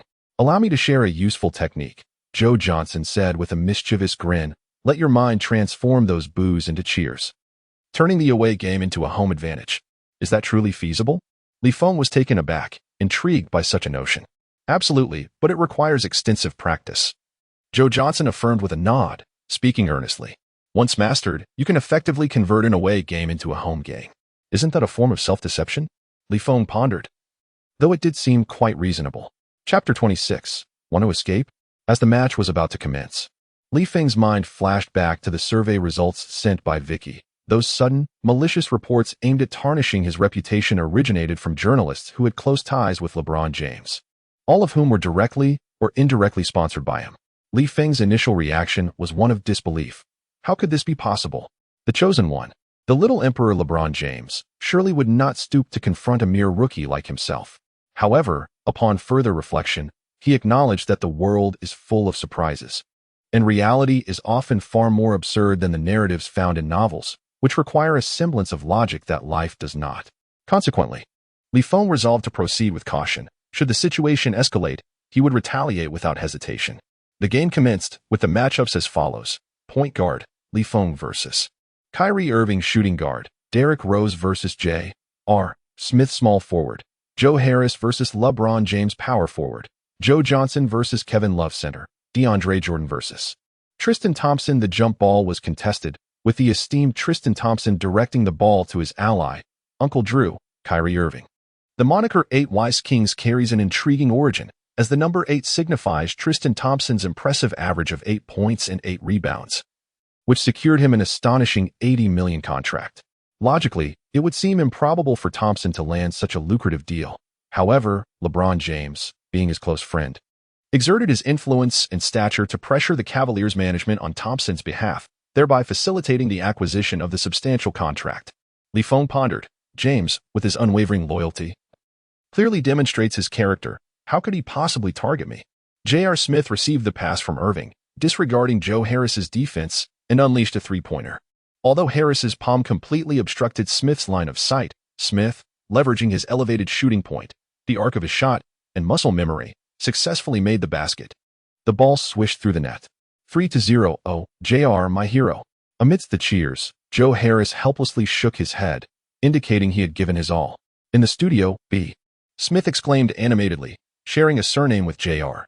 He possesses the killer instinct and a big heart, much like me. Once he finds his shooting rhythm, no one can stand in his way. Damn, Li Feng silently cursed. The trio had yet to unleash their full potential, and the formidable guard had already stepped up. James effortlessly retreated with a few small steps, playfully patting Smith on the backside. Derrick Rose advanced past half-court, effortlessly maneuvering around Smith. As the double team approached, he passed the ball to the perimeter, where Li Feng awaited eagerly.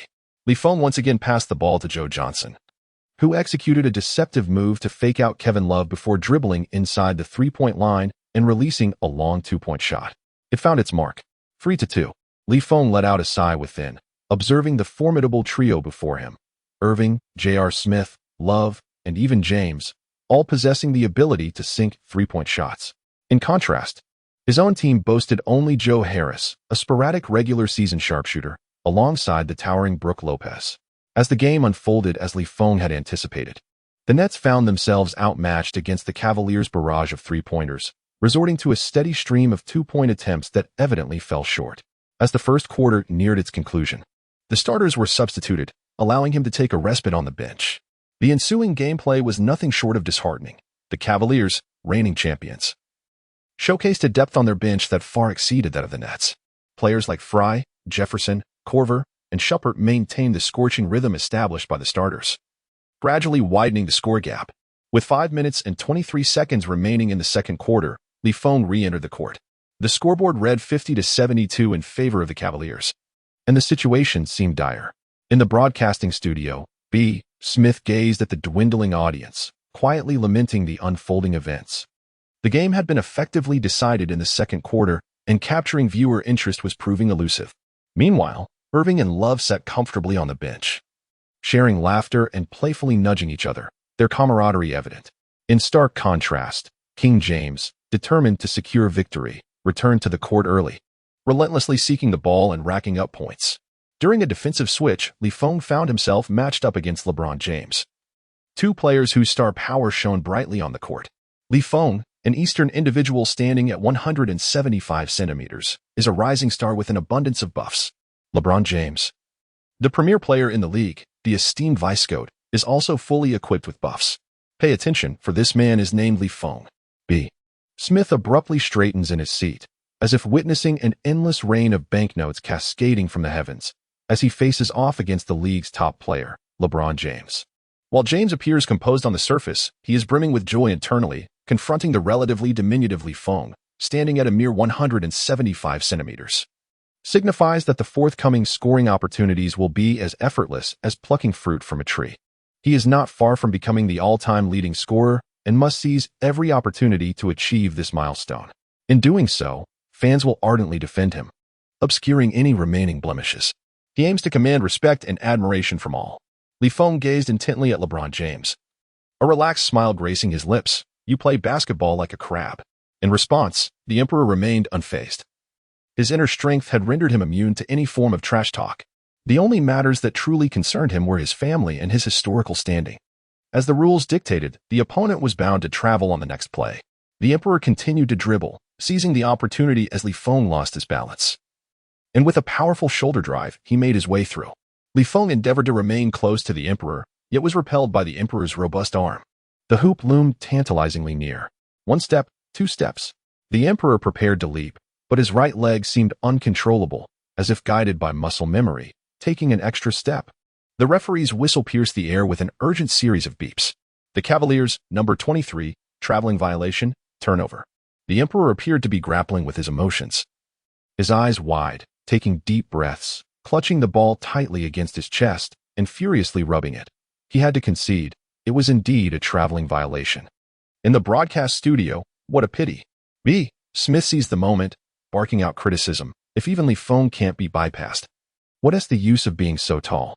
Had it been Curry, Harden, or Durant, they would have effortlessly evaded Feng's defense. The true prowess of James remains to be scrutinized. What a spectacle, 2 against 1. The old provocateur strikes again. The comments section erupted with admiration, 666, praising a BS audacity, big guts. Derrick Rose found himself open, but alas, the three-pointer missed. After a round, James seemed to regain his composure, opting to target Joe Harris. The renowned isolation tactic, birthed from the collaboration of James and Tyronn Lue, was now being utilized with even greater efficacy by its originator. With a crossover, the Emperor evaded Joe Harris and surged forward. Harris hastily attempted to catch up, re-establishing his defense. In that fleeting moment as Harris closed in, the Emperor gathered the ball, pivoted, and executed a flawless maneuver. Poor Joe Harris was utterly toyed with by the Emperor. Suddenly, a light-hearted taunt from Feng reached the Emperor's ears. "Little crab. Trying to escape?" Chapter 27. The Dragon's 8 Steps. The rule is established. The opponent must travel on the next play. The Emperor, originally poised to leap for a layup, was disrupted by Feng's defensive intervention, compelling him to alter his motion, instinctively taking an additional step in the opposite direction. Damn it. Not good. James cursed inwardly, hoping the referee would overlook it. What is happening? How did he travel again? He had thought that committing one traveling violation in a game was already quite audacious. Yet here he was, guilty of 2 consecutive violations. The referee rushed to the scorer's table, and before the witnesses, signaled the traveling violation with a distinct hand gesture. The Cavaliers, number 23, traveling violation, turnover. The referee's expression darkened, as if to say, "Well, James, are you mocking us? Such an evident traveling violation." If not a moment of madness, one might think it is LeBron James expressing dissatisfaction with the referee's previous call, deliberately attempting to exert pressure on the officials. The auditorium of New York University resonated with sighs and lamentations.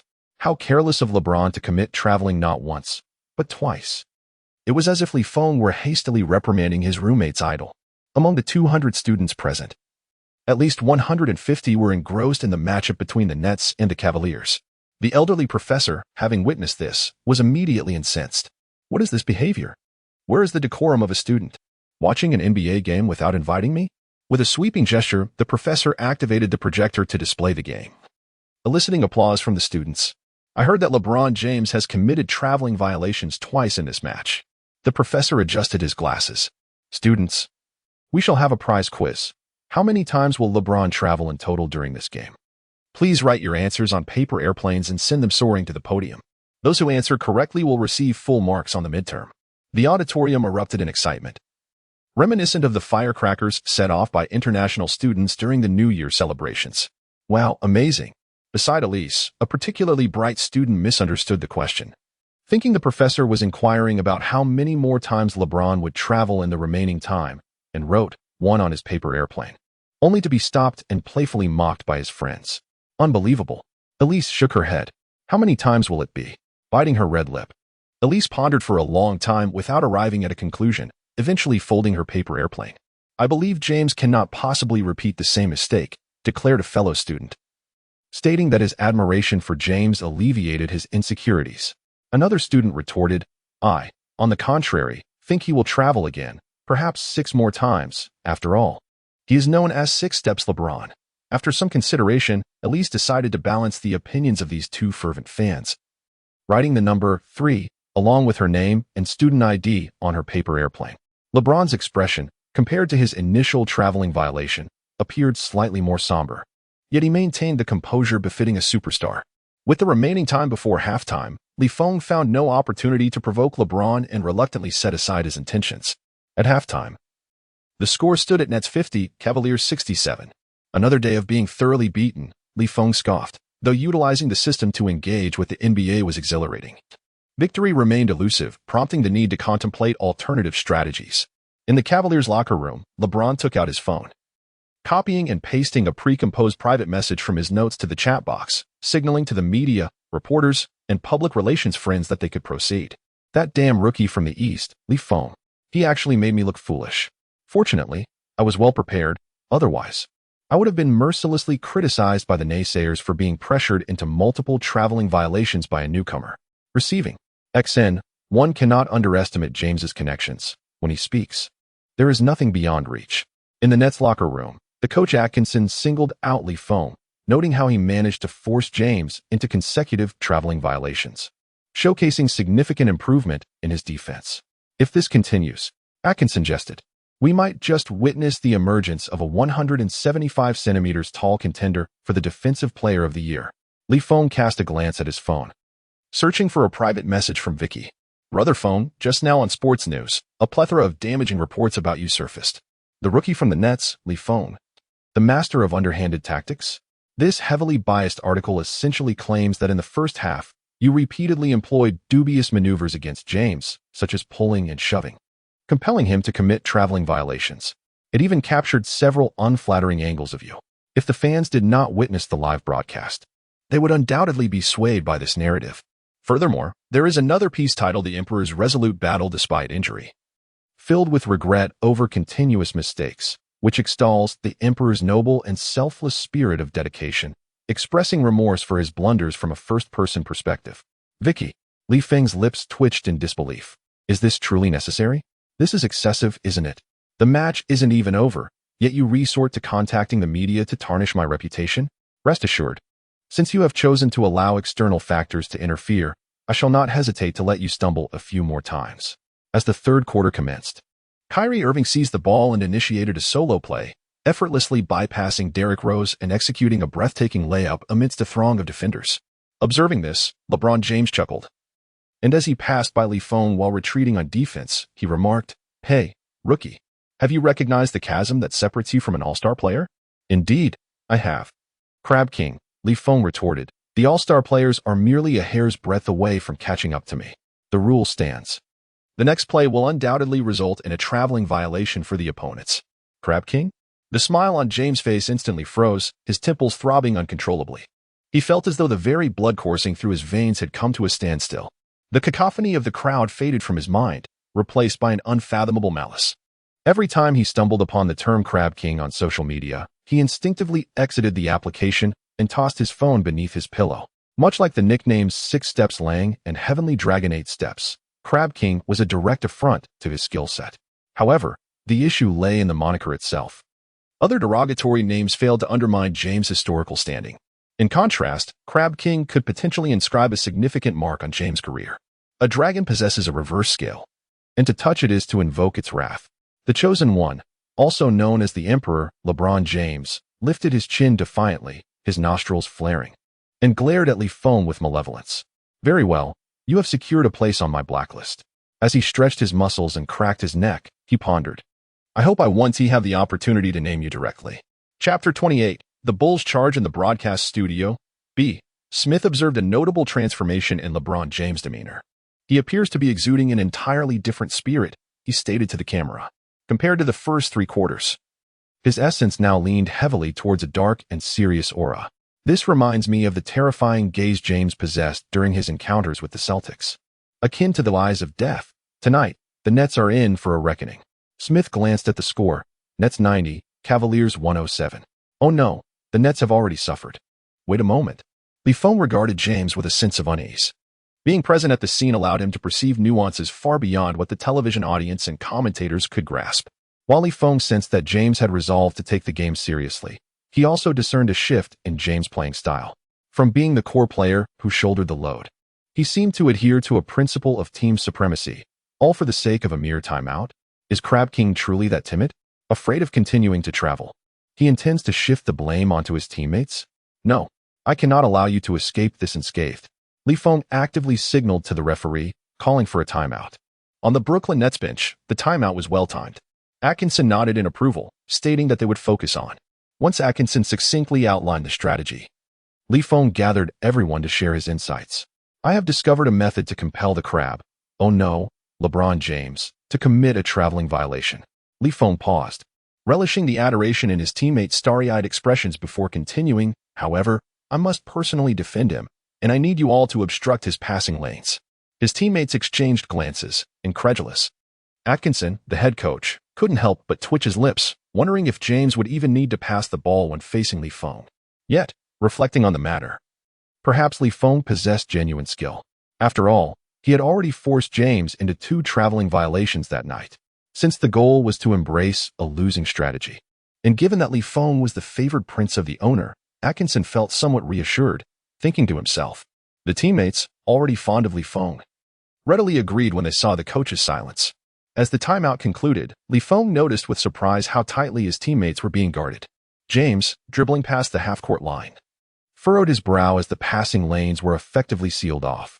However, upon glancing down, he noticed a small figure actively defending him. The king swiftly positioned the ball in his dominant hand, shielding Feng's back, aiming directly for an open basket. Just before taking off, he turned to Feng and remarked, "Oh, isn't that Feng? Have you bulked up in these few minutes?" After this taunt, he turned back, preparing for a layup. Huh, you think you can score? Did you consult me first? Feng shouted at the back of James's head. Crabs can only move sideways, right? The rule is set. The next play, the opponent will undoubtedly travel. In an instant, there was a slight hesitation in the King's movements. Feng seized the opportunity and swatted at the ball in James' hand. However, the basketball was firmly gripped by the king. Is that all you've got? The corners of the king's mouth curled into a strange arc. With your feeble strength, even if I gave you 2 more hands, you still couldn't pry it away. What immense brute force. Feng's pupils constricted as he recalled a particular interview with Jeremy Lin, in which Lin remarked on LeBron James' strength, stating that it surpassed everyone's imagination, with even his entire palm brimming with thick muscle. However, is the situation truly that simple? Oh no, LeBron exclaimed, although he safeguarded the basketball in his possession. The moment was delayed due to Feng's grasp, inadvertently leading him to take yet another dreaded extra step.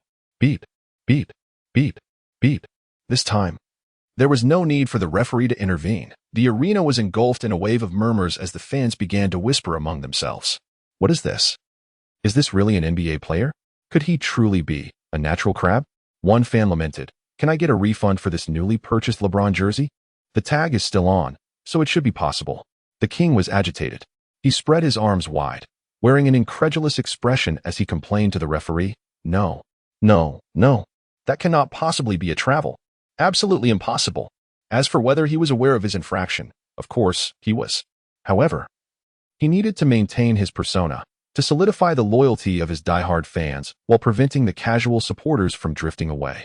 With this thought, he buried his face in his hands, exclaiming, "Oh my God, this is absurd." Enough. The referee, unable to hold back any longer, retorted, "If you wish to maintain your image, go do so elsewhere and do not interfere with my officiating. If you continue to disrupt the game, I will issue a technical foul." Upon hearing this, LeBron's eyes darted as he sought a different angle, I believe you at least need to review the replay before hastily arriving at a conclusion. The referee clenched his fist, finally reaching his limit. Beep. Cleveland Cavaliers, number 23, technical foul. No. LeBron bellowed, immediately dropping to his knees in front of the technical table, cradling his head and gazing skyward in a dramatic display, with the corners of his eyes glistening. A question flickered in his mind. Am I overacting? Never mind that. Perhaps the referee would relent under the pressure of my fans, altering the officiating standards for the Cavaliers, thereby liberating me from the burden of traveling violations while propelling the team's free throw count to the top of the league. As long as it benefits the team. Wait, why am I so adept at this? New York University. Yes. Elise clenched her fist, cheering along with a portion of the students in the lecture hall. Naturally, in accordance with the principle of equal distribution of happiness, where there are cheers, there are also those who feel dejected, those who chose to believe in LeBron James' technicality, those who wrote down the number 2, found themselves bereft of the opportunity for a perfect score on the midterm examination. No premature celebrations. Elise stuck out her tongue. The game was not yet over. What if LeBron James once again reshaped the fans' perceptions? Within the confines of the studio, B. Smith found himself unable to contain his excitement. What a divine reward from the heavens! He exclaimed. Ladies and gentlemen, what have I just witnessed? LeBron James has once again been caught in a traveling violation. Courtesy of the rookie, Feng.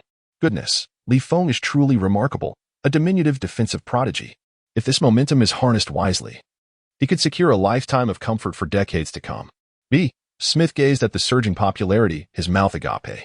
This is the influence of the emperor, LeBron James. A bold idea took root in his mind. Why not publish a few articles aimed at disparaging James, thereby reaping personal gains? The thought sent a shiver down his spine. What on earth am I contemplating? Am I courting disaster? Should I provoke the emperor's ire? A mere phone call could see me ousted from the media realm. What then? Chapter 29. You know, Triple X is my bro. LeBron James sat on the Cavaliers bench, watching the seconds tick away. It's almost over, he thought. After committing his third traveling violation and receiving a technical foul, he had been requested by head coach Tyronn Lue to take a seat and rest. What alternative did he have? Continue playing? Continue stumbling? What else could he do? Taking a deep breath, James felt utterly exhausted. Yet an even greater challenge loomed ahead, the post-game interview.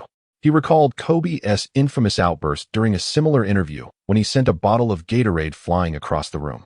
Speaking of Kobe, it seemed fate intertwined with Feng. A heaviness settled in James' heart. Indeed, Kobe, Simmons, James, and others, anyone who faced Feng on the court was destined for humiliation. James' high basketball IQ began to churn in overdrive. Could this young man truly be a genius? Damn it. The more he pondered, the more dizzy he felt, as if nausea were creeping in, yet it wouldn't team manifest. Beep. The game concluded. The Nets fell to the Cavaliers, 89-105. It had been a somewhat retro affair, with both teams nearly bending the rim out of shape. The Nets were held to under 100 points. Despite the commanding victory, James' spirits plummeted to a new low. An overwhelming chill gripped him as he braced for the impending scrutiny of the post-game evaluation.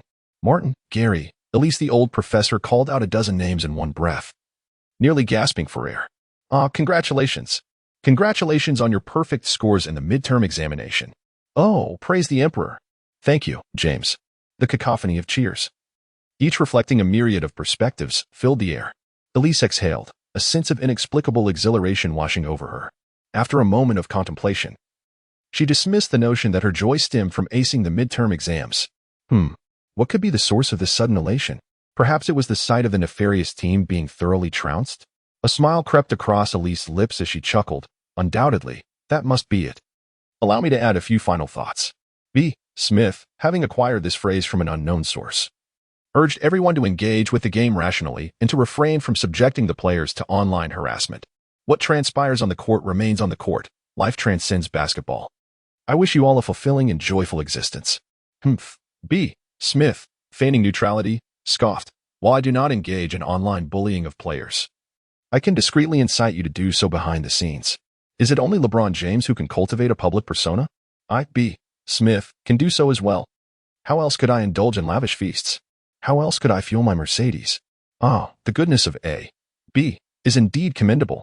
He truly is. I could weep. Gazing at the barrage of ecstatic comments, B. Smith felt a wave of disdain. Were it not for the fact that your salaries are tied to mine, I would hardly bother to dispense such platitudes. Huh, Feng, I.B. Smith, along with Charles Barkley, have you firmly in our grasp. The chosen one. LeBron James, clad in a formal suit complemented by a sleek black tie, solemnly approached the interview podium, pulling out a chair and seating himself amid the watchful eyes of the crowd.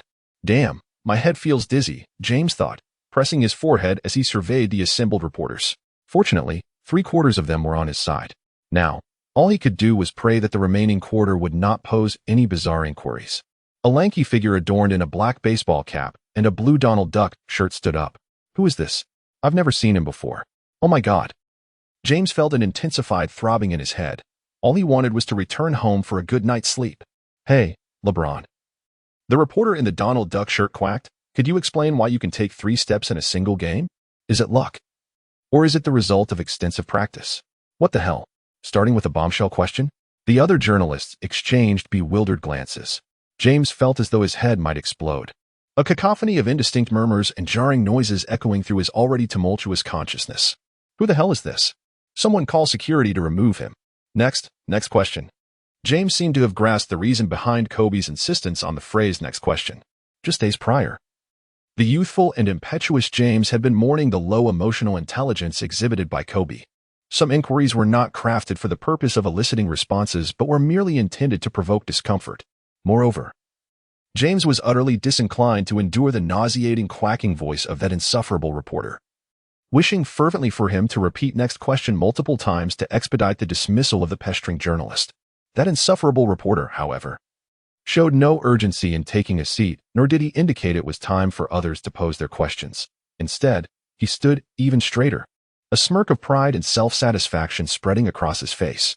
After your 2 steps, during halftime, the reporter smirked wickedly, as a slew of malicious posts targeting the Nets rookie, Feng, suddenly surfaced online, coupled with the fact that your stepping errors were attributed to Feng.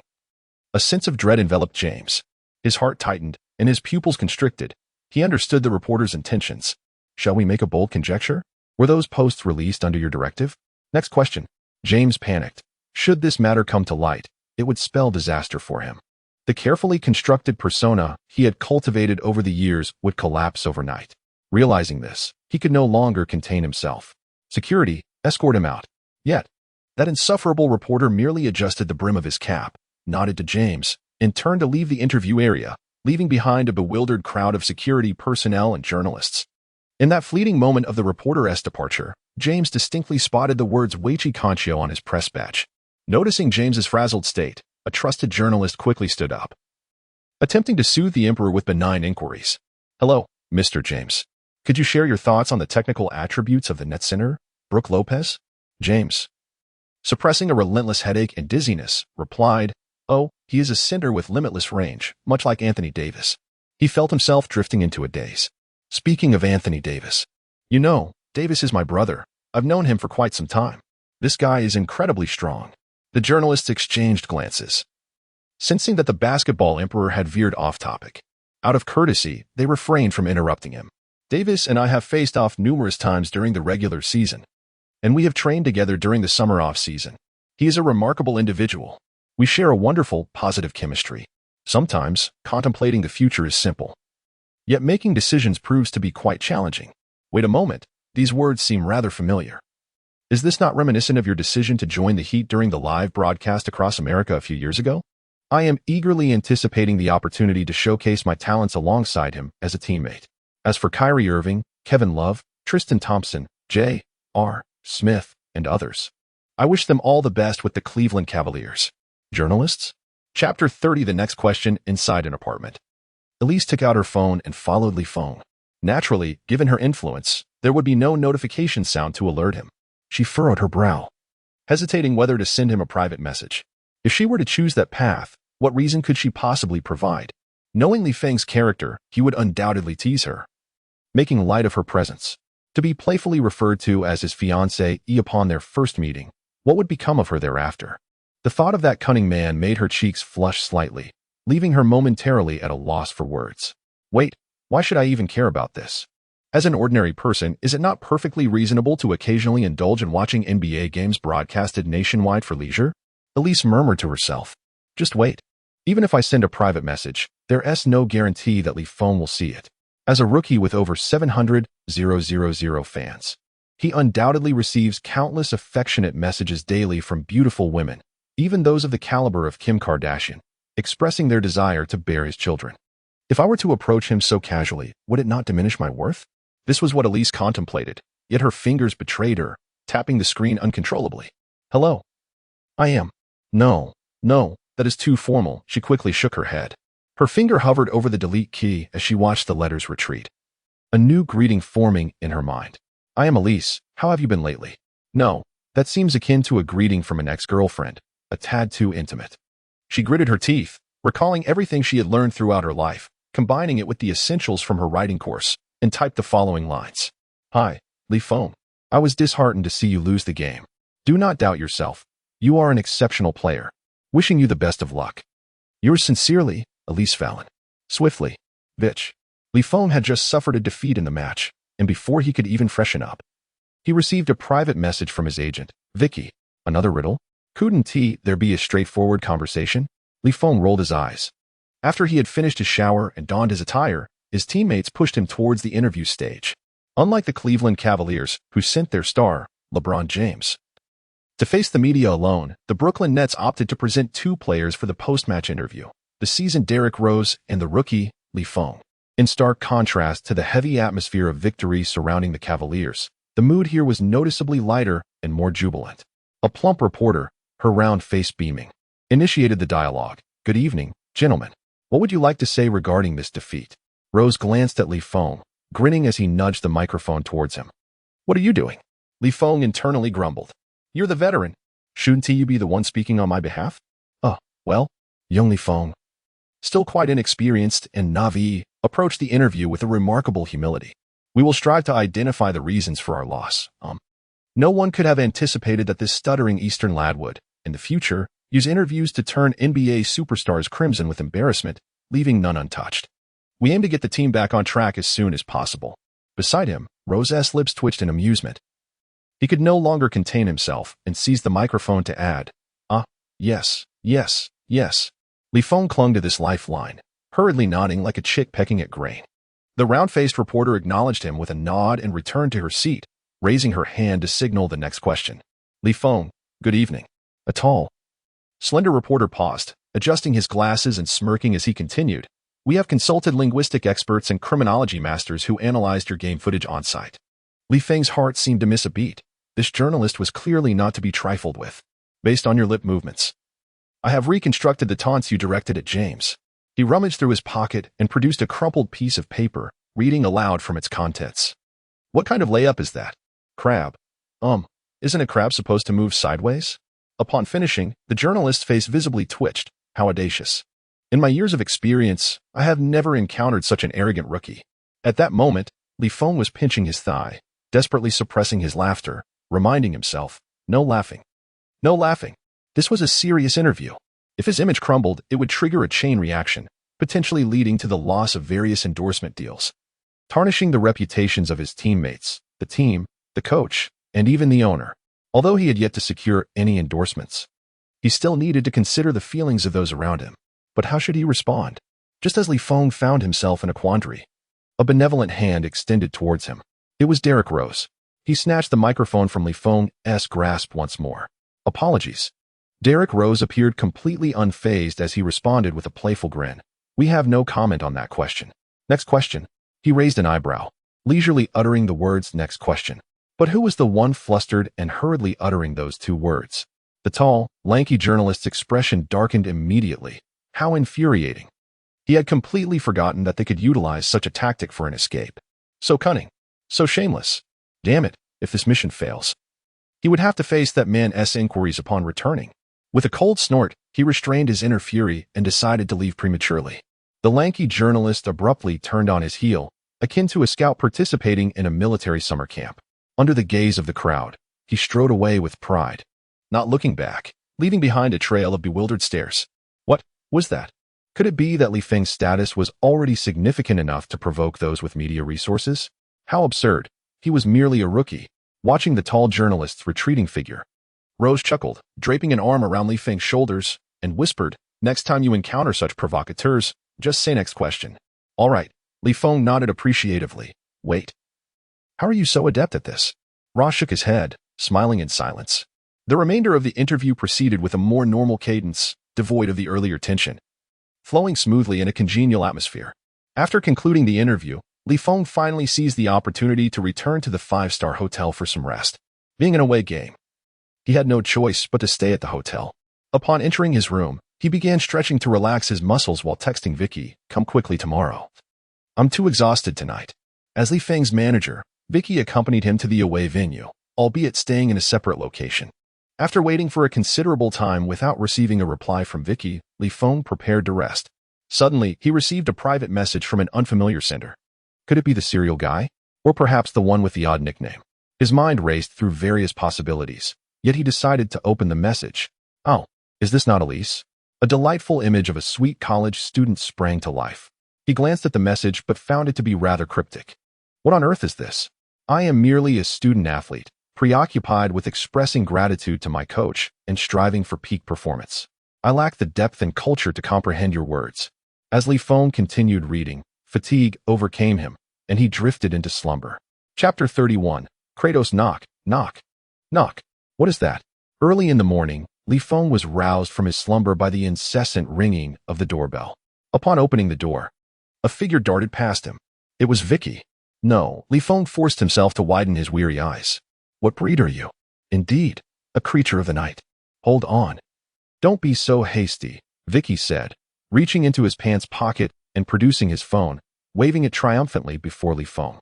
This is the king of crabs is spouting nonsense. The Cavaliers are on the verge of collapse, Vicky exclaimed, discussing basketball with fervor. According to reports from the Sports Daily, the King LeBron James had committed 3 traveling violations during the game against the Brooklyn Nets. In a post-game interview, LeBron boldly declared his intent to travel to New Orleans to form the LeBron and Davis duo. Currently, the chemistry within the Cleveland Cavaliers has plummeted, and the entire team seems poised for disintegration. Sources, albeit anonymous, have revealed that Kyrie Irving has requested a trade. Unbelievable, Li Feng remarked, understanding why Vicky was so eager to burst through his door. However, Li Feng raised an eyebrow, visibly puzzled. How could the king behave so erratically? He was deep in thought when he suddenly recalled Vicky's smug expression. You? This was your doing? Li Feng's face bore an odd look. Vicky nodded with a grin. Indeed. Just take a look at the accompanying image in the report. Leveraging my media credentials with Vicky Talks Basketball, I secured a spot for the post-game interview. I initiated explosive questioning to rattle James. Then, taking advantage of his disoriented state, I pressed him on whether he had instructed his loyal journalists to publish disparaging articles about you during halftime. Truth be told, I never expected to elicit any real response. I merely aimed to annoy him a bit. To Vicky's surprise, James could no longer maintain his composure and began to ramble, in front of numerous journalists. He made a bewildering decision 3-0. It remained uncertain whether these were his genuine sentiments or if he was indeed slightly unhinged. Ha ha, Li Feng chuckled. Well, good luck to him. New York University. Classmates, that concludes the content of today's lesson. Please take your time to digest it thoroughly. Elise exited the classroom, intending to stroll to the street corner to purchase a hot dog. Though it is termed a classroom, the campus of New York University is open, devoid of walls. Occasionally, such scenarios arise. The first floor is a street, the second floor comprises classrooms, the third floor houses apartments, and the fourth floor accommodates a dental clinic. Elise procured a dirty water hot dog, wrapping it up to savor at her leisure. Habitually, she retrieved her phone, instinctively accessed social media, and opened the conversation with Li Feng. Why has he replied? She murmured softly, is he truly so fond of sleeping in? Almost immediately, an unexpected revelation caused her to widen her eyes. He had seen her message 6 hours ago. Read but unresponded. Goodness, what a predicament. As an avid reader of Eastern romantic novels and a daydreamer, she had envisioned numerous outcomes, some involving haughty rejections. We inhabit different realms. Please refrain from overly concerning yourself with my life. Others appearing warm yet ultimately patronizing. Ha ha ha. Thank you for your support. Of course. There were also the romantic possibilities. I am honored by your attention. May I invite you to dinner, enchanting lady? Yet, she had anticipated none that involved being read but ignored. Read but ignored? Elise clenched her jaw tightly, her previously chaotic thoughts dissipating, leaving only an indescribable, nameless fury. What does read but ignored mean, Li Feng? She seethed, They had clearly agreed that if given another opportunity, he would treat her to a delightful meal. Yet now he had read her message and remained silent. What if he is merely a busy individual, granting you a courtesy reply? A devilish figure, adorned with horns and wielding a trident, materialized in her mind, mocking her incessantly. She couldn't comprehend why she felt such anger, yet it engulfed her. She needed to devise a method to repay him for their last meal. As an independent woman, she had no need for the repugnant generosity of such a scoundrel. Ha ha ha ha ha. Li Feng laughed until he struggled to breathe, pinching his thigh. You're truly a genius. How about you assist me with interviews in the future? Am I a genius? Vicky inquired. Then why are you pinching my leg? Pinching my own leg hurts. Li Feng retorted confidently. By the way, Vicky exclaimed, as if struck by inspiration, in the next match, you'll face Kobe again. Kobe Bryant, as this name surfaced in Li Feng's mind. An indescribable chill enveloped his entire being, and the memory of being slapped resonated painfully on his face. The dizziness from a severe concussion returning anew. A gentleman does not rest until vengeance is exacted. Beachy took out his phone, displaying the public sentiment to Li Feng. The Nets' vengeful battle, a soul severed from the Lakers. The leader and Li Feng, redemption or demise. Is it not the mark of a gentleman to avenge such grievances? Allow me to prophesy Li Feng's actions. Li Feng's lips twitched slightly. In a profession marked by foresight, aside from weather forecasting, the only remaining vocation appears to be that of a journalist. How could they possibly know of my intentions for vengeance? Li Feng pondered for a moment. They were indifferent to the need for vengeance. Their only concern was the pursuit of popularity. Li Feng took action, and it proved to be immensely profitable. If he refrained, there was no loss. It was all a gamble, merely a game of chance, Li Feng reassured himself. For him, the decision to seek vengeance largely hinged upon the advantages bestowed by the system. Should he encounter an extraordinary rule, he would merely need to maintain an air of superiority. Not even the likes of Kobe, let alone Jordan, could rival him. Conversely, if he were to draw a detrimental rule, he would find himself submerged in ridicule. The fans who previously sympathized with him after being humiliated by his superior would swiftly turn against him, utilizing every argument to justify why the superior acted. After all, power is the true currency of influence. Li Feng immediately executed a swift three-part farewell, bidding Vic a fond adieu. Subsequently, he retrieved the remaining incense, selecting a few sticks to ignite. Alas, I am nearing the end of my supply. I must find time to venture to Chinatown for replenishment, Li Feng remarked, contemplating the notion of perhaps relinquishing this superstitious habit altogether. This time, he resolved to forego the veneration of the god of wealth. Li Feng pressed the disc eject button on the PS4 console and retrieved the disc. The cover of the disc depicted a battle-hungry, pale gray-eye God of War 3 remastered. He was about to pay homage to the God of War, Kratos. Kratos. Kratos. Li Feng placed an incense stick before the disc, declaring, I am your loyal follower, Li Feng, and I humbly seek your selfless protection. After a series of gestures, Li Feng took a deep breath and inquired, System, what are the rules for the next match? Chapter 32, The Underground. Next match rules. Every time one visits the restroom, the next shot is guaranteed to score. What the heck? Are you messing with me? Li Feng found himself at a loss for words. Do you wish for the entire world to maliciously speculate about the state of my bladder health? Furthermore, how am I to relieve myself during a competition? Emulating Paul Pierce. The return of the fallen? The following day, the Brooklyn Nets hosted the Los Angeles Lakers at their home court. Upon rising, Li Feng immediately pondered repeatedly whether his plan would prove useful. Although it seemed rather foolish, he murmured softly, there appeared to be no better alternative. Li Feng unlocked his phone and composed a message to Coach Atkinson. Dear Coach, I have an urgent matter to discuss with you. It seems his manner of speaking was gradually becoming enigmatic, almost riddle-like. He hoped Coach Atkinson would not take offense. To his surprise, Coach Atkinson promptly replied, I'm just downstairs. I happen to be nearby. Coach Atkinson arrived in a stylish and elegant Mazda MX-5 convertible, exuding the charm of a gentleman from the last century. He sat in the driver's seat, lightly rubbing the steering wheel, and inquired, what seems to be the urgency? The once confidently Feng glanced at Atkinson, who was wearing sunglasses, and suddenly felt a wave of uncertainty wash over him. Li Feng settled into the passenger seat, swallowing hard with a sense of unease before stammering. My health hasn't been great lately. What? Atkinson exclaimed, his previously maintained aloof demeanor crumbling in an instant. With a tone that was both concerned and anxious, he inquired, what's wrong? What seems to be the issue? What a dire joke this would be. Li Feng was the team's golden goose. if anything were amiss with his health. It would signify a severe blow to their fortunes. Seeing the head coach so distressed, Feng felt as if his toes were about to dig into the floorboards. It's not a major issue. He decided to unveil a long-prepared excuse, explaining, it's just a bit of frequent urination. Huh? Atkinson paused, momentarily taken aback, before reaching out to pinch Feng's bicep, muttering to himself, at such a young age, this shouldn't be. Then, his gaze shifted to Feng's lower region, revealing a look of sudden understanding, as if to say, I see. Atkinson nodded, but pressed further. But how severe is it? Just how serious? Quite serious, Feng pondered for a moment before confessing, at least once every quarter. However, as soon as the words left his mouth, he regretted them. A game consisted of merely 4 quarters, and he could only manage a modest 4 trips at best. Still far from the terrifying potential of this predicament. I misspoke. He quickly corrected himself, adding, not just once per quarter, but once every time out as well. Atkinson blinked, confirming that Feng was not jesting.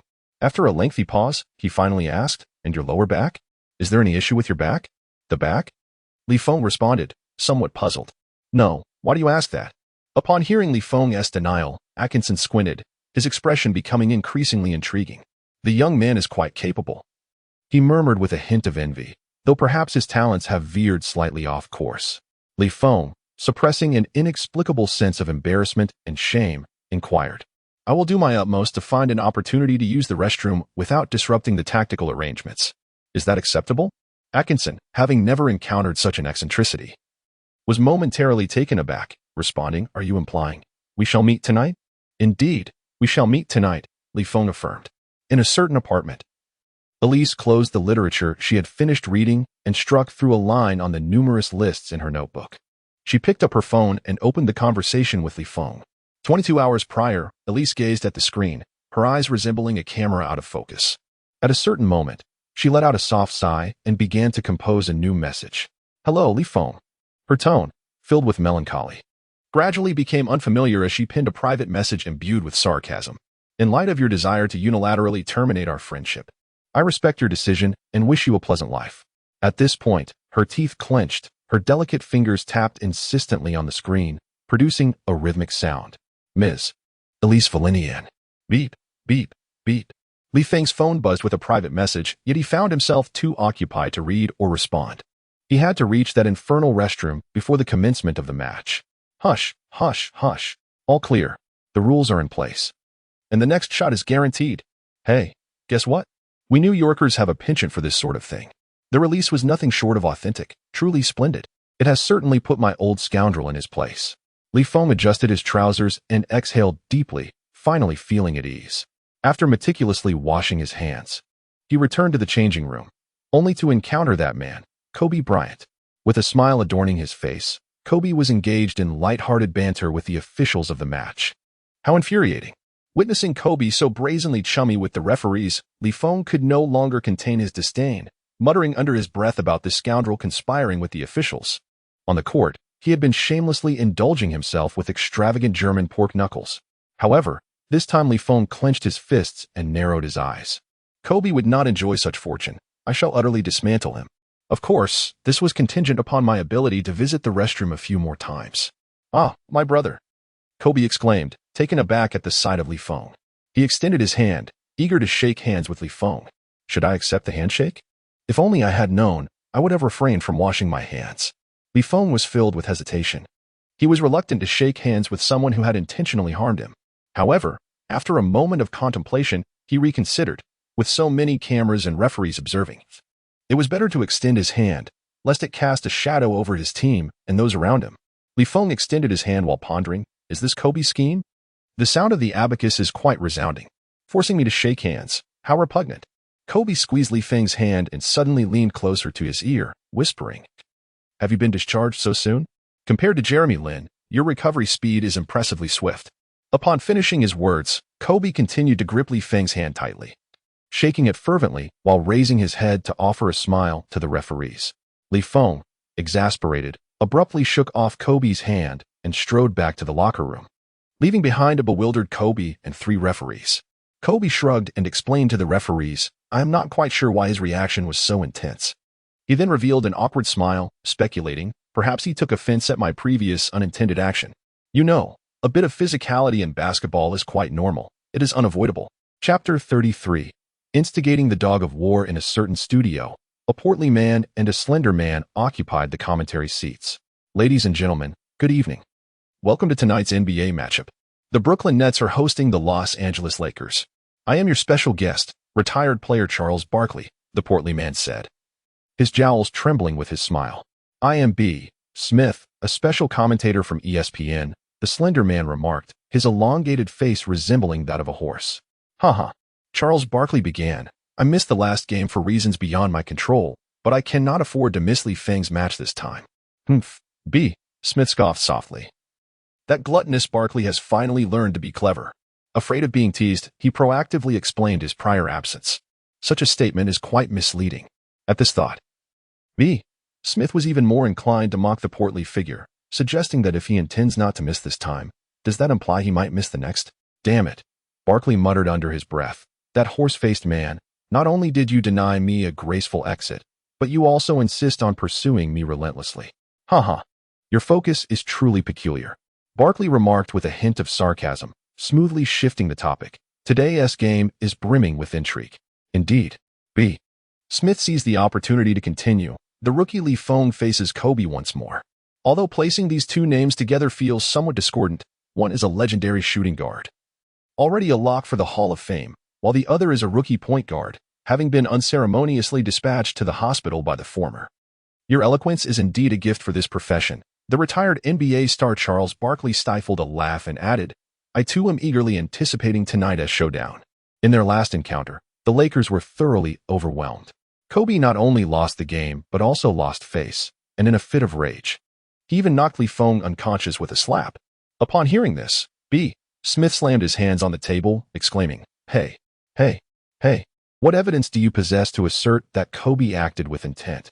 Following the established script from previous rehearsals, B. Smith recited his memorized lines, clearly indicating that it was Li Feng who had initiated the encounter by striking Kobe with his face, attempting to incapacitate Kobe's hand. The abstract nature of their dialogue incited an unceasing barrage of comments. Great B teacher, you comprehend the dualities of life. Do not insult the prison. Oh no, the boss. Knock, knock, knock. Elise opened the apartment door to find an Asian lady with a young boy standing at the entrance. Hi, Elise, how have you been? Elise's expression was one of surprise. Ah, Aunt May, it has been ages. This Aunt May, an Asian lady, was a distant relative of Elise, and they had not seen each other in quite some time. This is my son, Mei Lin. Aunt May gently patted the boy's head. I have a pressing matter to attend to. Could you please look after him? I will return as soon as possible. Of course, Elise replied, affectionately ruffling Mei Lin's hair. What a delightful child.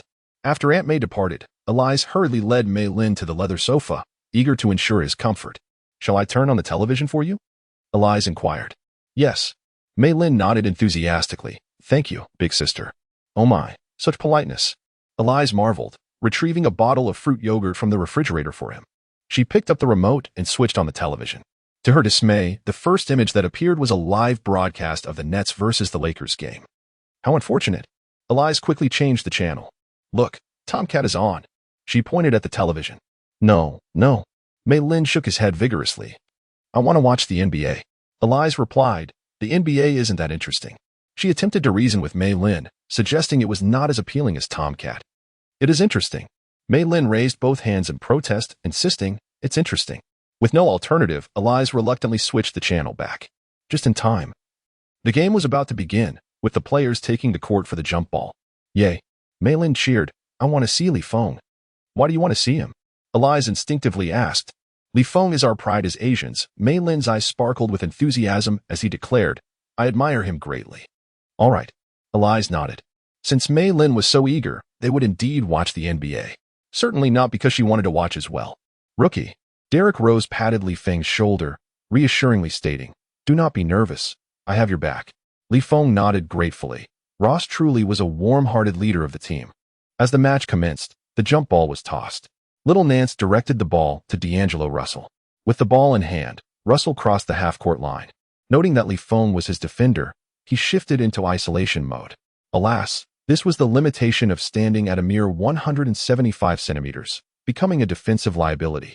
targeted for one-on-one plays by everyone. Even though D'Angelo Russell was a rookie himself, there existed a significant disparity among newcomers. Unlike those who rely on explosive athleticism, Russell was a guard who thrived on the nuances of rhythm to penetrate defenses. However, when faced with Feng, he audaciously opted to overpower him with sheer speed. With a swift dribble and a change of direction, Russell deftly maneuvered past Feng. Feng quickly adjusted his stance and kept pace with Russell. Suddenly, Russell halted in the paint and attempted a powerful layup. Observing this, Feng leaped vigorously, intending to disrupt the shot. However, it was merely a feint. Russell glanced at the airborne Feng and smoothly executed a hook shot. With a cold smirk, Russell thought to himself, "My explosiveness may seem inferior compared to other stars, but when compared to you, my agility is undoubtedly top tier." As the game progressed through the second and third quarters, in the studio, Charles Barkley waved his hand near his nose and asked B. Smith if there was a possibility that they had misjudged the situation. B. Smith, glancing at the dismal live statistics, silently wished that Barkley would be a bit sharper in his critiques. He inquired, "What do you mean?" Barkley replied, "With defense at Feng's level, I suspect he will soon be cut from the nets." He chuckled, "Why should we even compare him to Kobe? Does he deserve it? Comparing Feng to Kobe is futile. We might as well compare him to Derrick Rose." B. Smith was elated, thinking that this hefty figure had an uncanny knack for driving the narrative. He promptly exclaimed, Yes, you're absolutely right. If it weren't for that slap of personal animosity, Feng's name wouldn't even be worthy of being mentioned alongside Kobe." Observing the resurgence of public interest, Barkley's smile grew even wider. As for Rose, while his status is slightly lower, he is certainly a far more fitting comparison than someone with the surname Lee. In Chapter 34, The Urgent King, the restless audience expressed their discontent, flooding the screen with comments. "Why pick on a rookie? What has he done to you? Shut up, you fat pig. Long live the prison." In a certain apartment, two sighs echoed simultaneously, one deep and one light. "Wait a minute." Iris paused, pondering, "Why am I sighing? I actually wish for Feng to be thoroughly outplayed." However, during that live game she attended, Feng had indeed been remarkable, achieving an astounding double-double with 16 rebounds and 17 assists. Iris pursed her lips. Not being well-versed in basketball, she attributed it to Feng's subpar performance. The match continued. In the fourth quarter, with 9 minutes and 42 seconds remaining, the Nets were caught off guard by the Lakers. The score stood at 80-92 in favor of the Lakers. Today's Lakers displayed a fiercely aggressive defensive style, engaging in intense physical confrontations as if it were the playoffs. Coach Atkinson frowned, suspecting that this fervor stemmed from the personal rivalry between Feng and Kobe. This was unacceptable. Atkinson cursed under his breath, feeling as if he were dealing with a rabid dog. As the Lakers employed an aggressive defensive strategy from the outset, Feng found himself deprived of any opportunities to shoot, gasping for breath under the intense pressure of their defense. Although Coach Atkinson made some adjustments in response, the Lakers' formidable strength far surpassed that of the Nets, rendering his efforts little more than a drop in the bucket. Sweat trickled down his neck, soaking his fitted moisture-wicking shirt. Just as Feng was catching his breath, Kobe approached him. "Already tired? I played the entire game." Feng chuckled, panting as he retorted, "Tired? It depends on who's defending. If it were you, if you were guarding me, I wouldn't even be out of breath." "All right." Kobe clearly interpreted Feng's words as a challenge, smirking as he nodded in agreement. "Let us see how long you can keep talking tough." In the studio, B. Smith exclaimed, pointing at the live broadcast, Oh. Kobe is matching up against Feng." His excitement was met with disdain from Barkley, who scoffed and shook his head, declaring, "All I can foresee is a thunderous rejection awaiting Feng." Feng held the ball at the three-point line, deftly maneuvering in an attempt to shift Kobe's defensive focus. Yet, Kobe's innate defensive prowess rendered him an impenetrable wall, completely enveloping Feng. Regardless of how Feng altered his footwork, Kobe merely stood resolutely, observing Feng's performance. Eventually, unable to contain his determination, Feng resolved to drive toward the basket. However, Kobe's formidable upper body blocked him effectively, while his raised arms obstructed any chance Feng had to create a relatively open shooting space. Feng has successfully penetrated into the paint, exclaimed B. Smith with excitement. "You are far too naive. Entering the paint is a dead end," Charles Barkley interjected, extending 3 fingers with a smirk. "Watch closely. I will count to 3. Feng was destined to either be denied by Kobe's block or commit an offensive 3-second violation. 3. Indeed, Feng halted in the paint, The Lakers swiftly sealed off Li Feng's passing lanes, forcing him into a one-on-one with Kobe. Faced with an opponent a full head shorter, Kobe remained unfazed by Li Feng's feints, allowing him to flail about like a jester, swaying left and right. 2. Barkley retracted one finger. Keep dancing, clown. Kobe chuckled. The whole world is watching you. 1. Only a single finger remained raised on Barkley's hand, which he then shook side to side, as if to deny Li Feng any chance of scoring. Now, Kobe recognized that Li Feng had no option but to shoot, or risk a 3-second violation. Kobe leapt, his impressive wingspan of over 2 meters fully covering Li Feng's shooting space. 0. Barkley clenched his fist, a hint of triumph flashing across his face as he calmly declared, "It's over." In a desperate attempt to evade the impending block, Li Feng launched the ball with an exaggerated arc. Ha ha. Barkley erupted in laughter. That shot's arc is absurdly high. It has surpassed the broadcast camera's view. Finally, after a 2-second suspense, the ball descended back into view. It bore the collective gaze of the players, spectators, referees, commentators, and street ballers from the West 4th District, resolutely finding its destined place. Swish. The net rippled with a pristine sound. Oh. Gasps filled the Barclays Center. Coach Atkinson, who had been directing other players to support Li Feng, staggered back a few steps, collapsing into the front row seats. Exhaling deeply before raising his right hand in a gesture of faith, nodding in sequence. Ha. Barkley's laughter abruptly ceased, his once tightly clenched fist now trembling lightly, as if he had been choked while drinking, erupting into a fit of coughs. This. Cough. What the hell? Kobe's eyes widened, his brows nearly ascending to his hairline as he clenched his fists, knuckles turning white with strain. How is this possible? I have defended to the utmost limit. Remarkable, Li Feng, truly remarkable.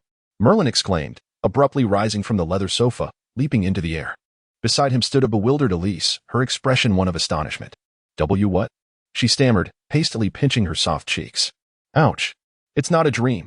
A sigh of relief escaped her as her previously taut nerves began to ease. The basketball feat was simply astonishing, dropping from such a height, with precision and straightness. Into the hoop was beyond belief. Elise wandered to the window, gazing up at the moon before glancing down at her cartoon cat socks. Inside the studio, witnessing the ashen visage of Charles Barkley, B. Smith couldn't suppress a quiet chuckle. With a facade of solemnity, he remarked, "Did I not advise you to steer clear of Li Feng? Ignoring the words of the wise leads to immediate consequences. By the way, just hypothetically speaking, should he attain the Rookie of the Year title, and you find yourself sharing a kiss with a gorilla, I shall count down, just as I did earlier. That scene would surely be entertaining." B. Smith's excitement grew, his spittle flying about and landing on Barkley's face, darkening the latter's expression further. Enough. Barkley slammed his hand on the table, bellowing in fury. Yet, in the next instant, he realized his outburst was unseemly. I am feeling a bit unwell. However, the ever-watchful barrage of comments would not let this opportunity slip by, immediately seizing the moment to tease him. In a hurry, are we?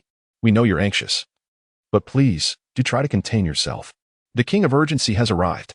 Chapter 35. The return of the dead Li Feng's extraordinary shot not only ignited the fervor of the entire arena, but also elevated the morale of the Nets. Under his leadership, the team successfully surged with a wave of momentum. In the fourth quarter, with 8 minutes and 2 seconds remaining, the score stood at a deadlock of 95-all. Kobe seemed to be transported back to his last encounter with Li Feng, his heart once again consumed by a fiery rage.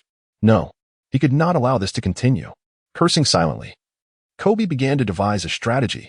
Resorting to physical confrontation was out of the question, especially since he had already crossed that line in their previous encounter. The excuse of a momentary lapse in judgment could only be invoked once. Although Li Feng's commercial value is far inferior to his own, he has gained a modest reputation within the NBA circle.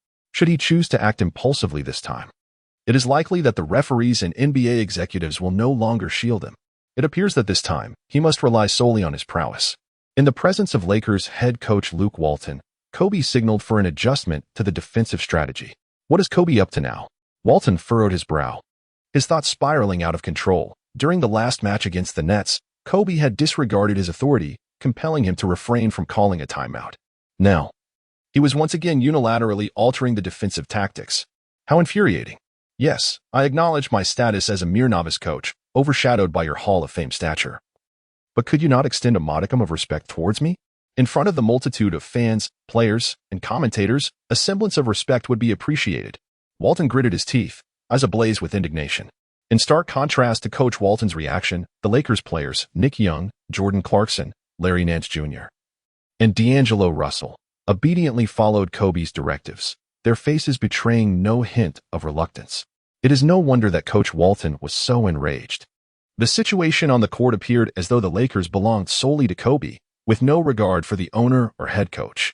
What purpose do I serve as a coach? Perhaps they should just dismiss me. Walton clenched his jaw, his hands trembling slightly. Kobe smirked. Everything unfolded as he had anticipated. Under his command, his teammates instinctively concentrated their defensive efforts on severing passing lanes, aiming to isolate Feng and ensnare him in a vicious cycle of one-on-one encounters with Kobe. And Kobe would utilize his formidable defensive prowess to teach Feng a lesson, illuminating the chasm that lay between him and an NBA superstar, shattering his resolve and hastening his retirement. Suddenly, the referee's whistle pierced the air without warning. What is happening? Kobe was taken aback. The Nets had called a timeout, the referee announced. So he is afraid? Kobe scoffed, shaking his head dismissively.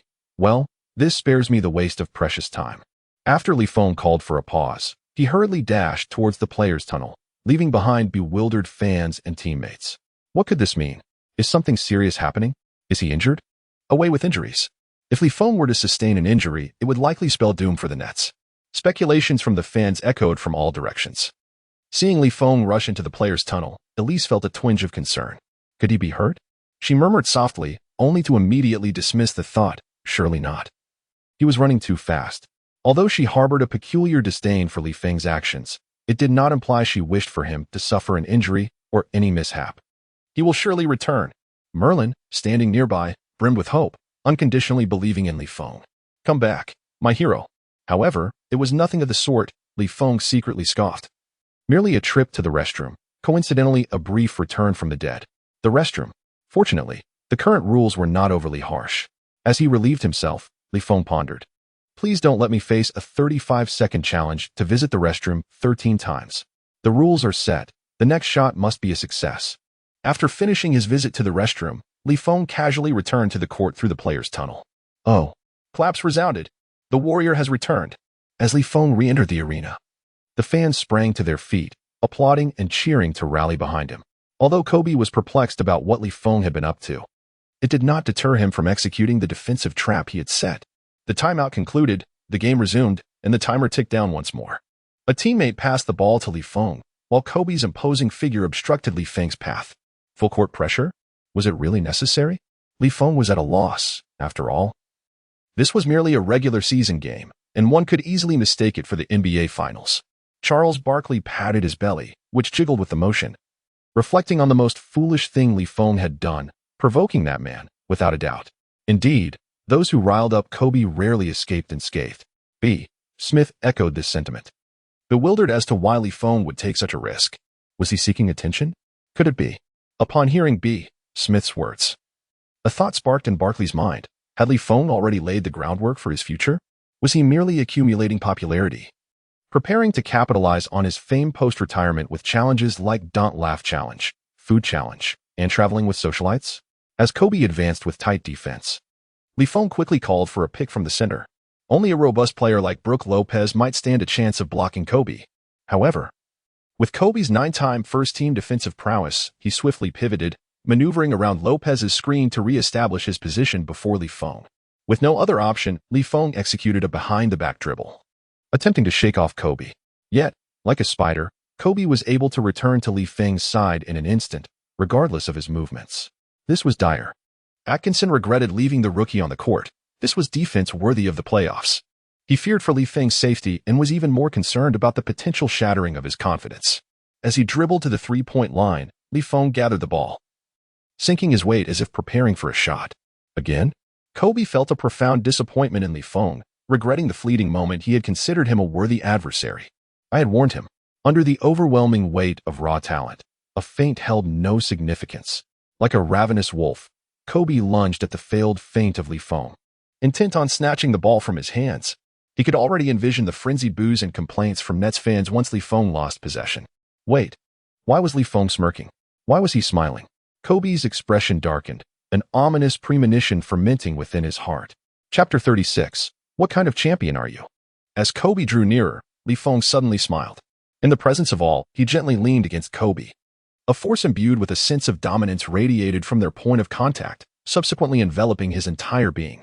Li Feng's form was knocked down by Kobe. In the fleeting moment before hitting the ground, Li Feng casually pushed the ball towards the hoop.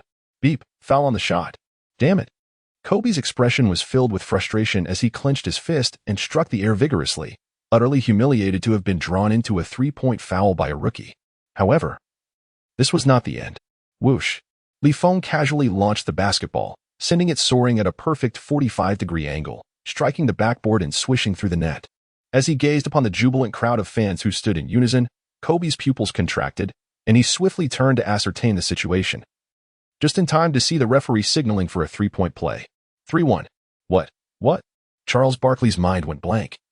His fleshy visage contorted like waves crashing upon the shore, twitching as if he had been struck multiple times by a burly Slav participating in a slap contest. Am I dreaming? B. Smith was not in much better shape, desperately pinching his thick cheeks until the pain penetrated to his very bones. Oh, amazing. Li Feng. I adore you. Amidst the thunderous cheers, the Nets players rushed to Li Feng, lifting him up. In contrast, Kobe stood dazed between the fans and the Nets players. Glancing back at his Lakers teammates, he found them huddled around the coach, discussing new tactical strategies. At that moment, he glanced down at his Lakers' mustard-colored jersey. A wave of solitude washing over him. His thoughts inevitably drifted back to 20 years ago, as a member of the illustrious 1996 draft class. From the day he entered the NBA, he was revered like a celestial body, basking in the limelight whether dazzling on the court or merely discarding trash at home. No. Kobe roared inwardly. Over the past 2 decades, what storms had he not weathered? From living in the shadow of Jordan, to being mercilessly trained by the Celtics' Big Three, to witnessing the Warriors establish their faux dynasty, he had seen it all. The so-called rookie, Li Feng, was but a speck of dust in the tapestry of Kobe's lengthy career. 98-95, the Nets led the Lakers by 3 points. The little one leaped from the sofa onto the hardwood floor, rolling about like a foam roller. Merlin rolled while murmuring, "You are my deity. Is that necessary?"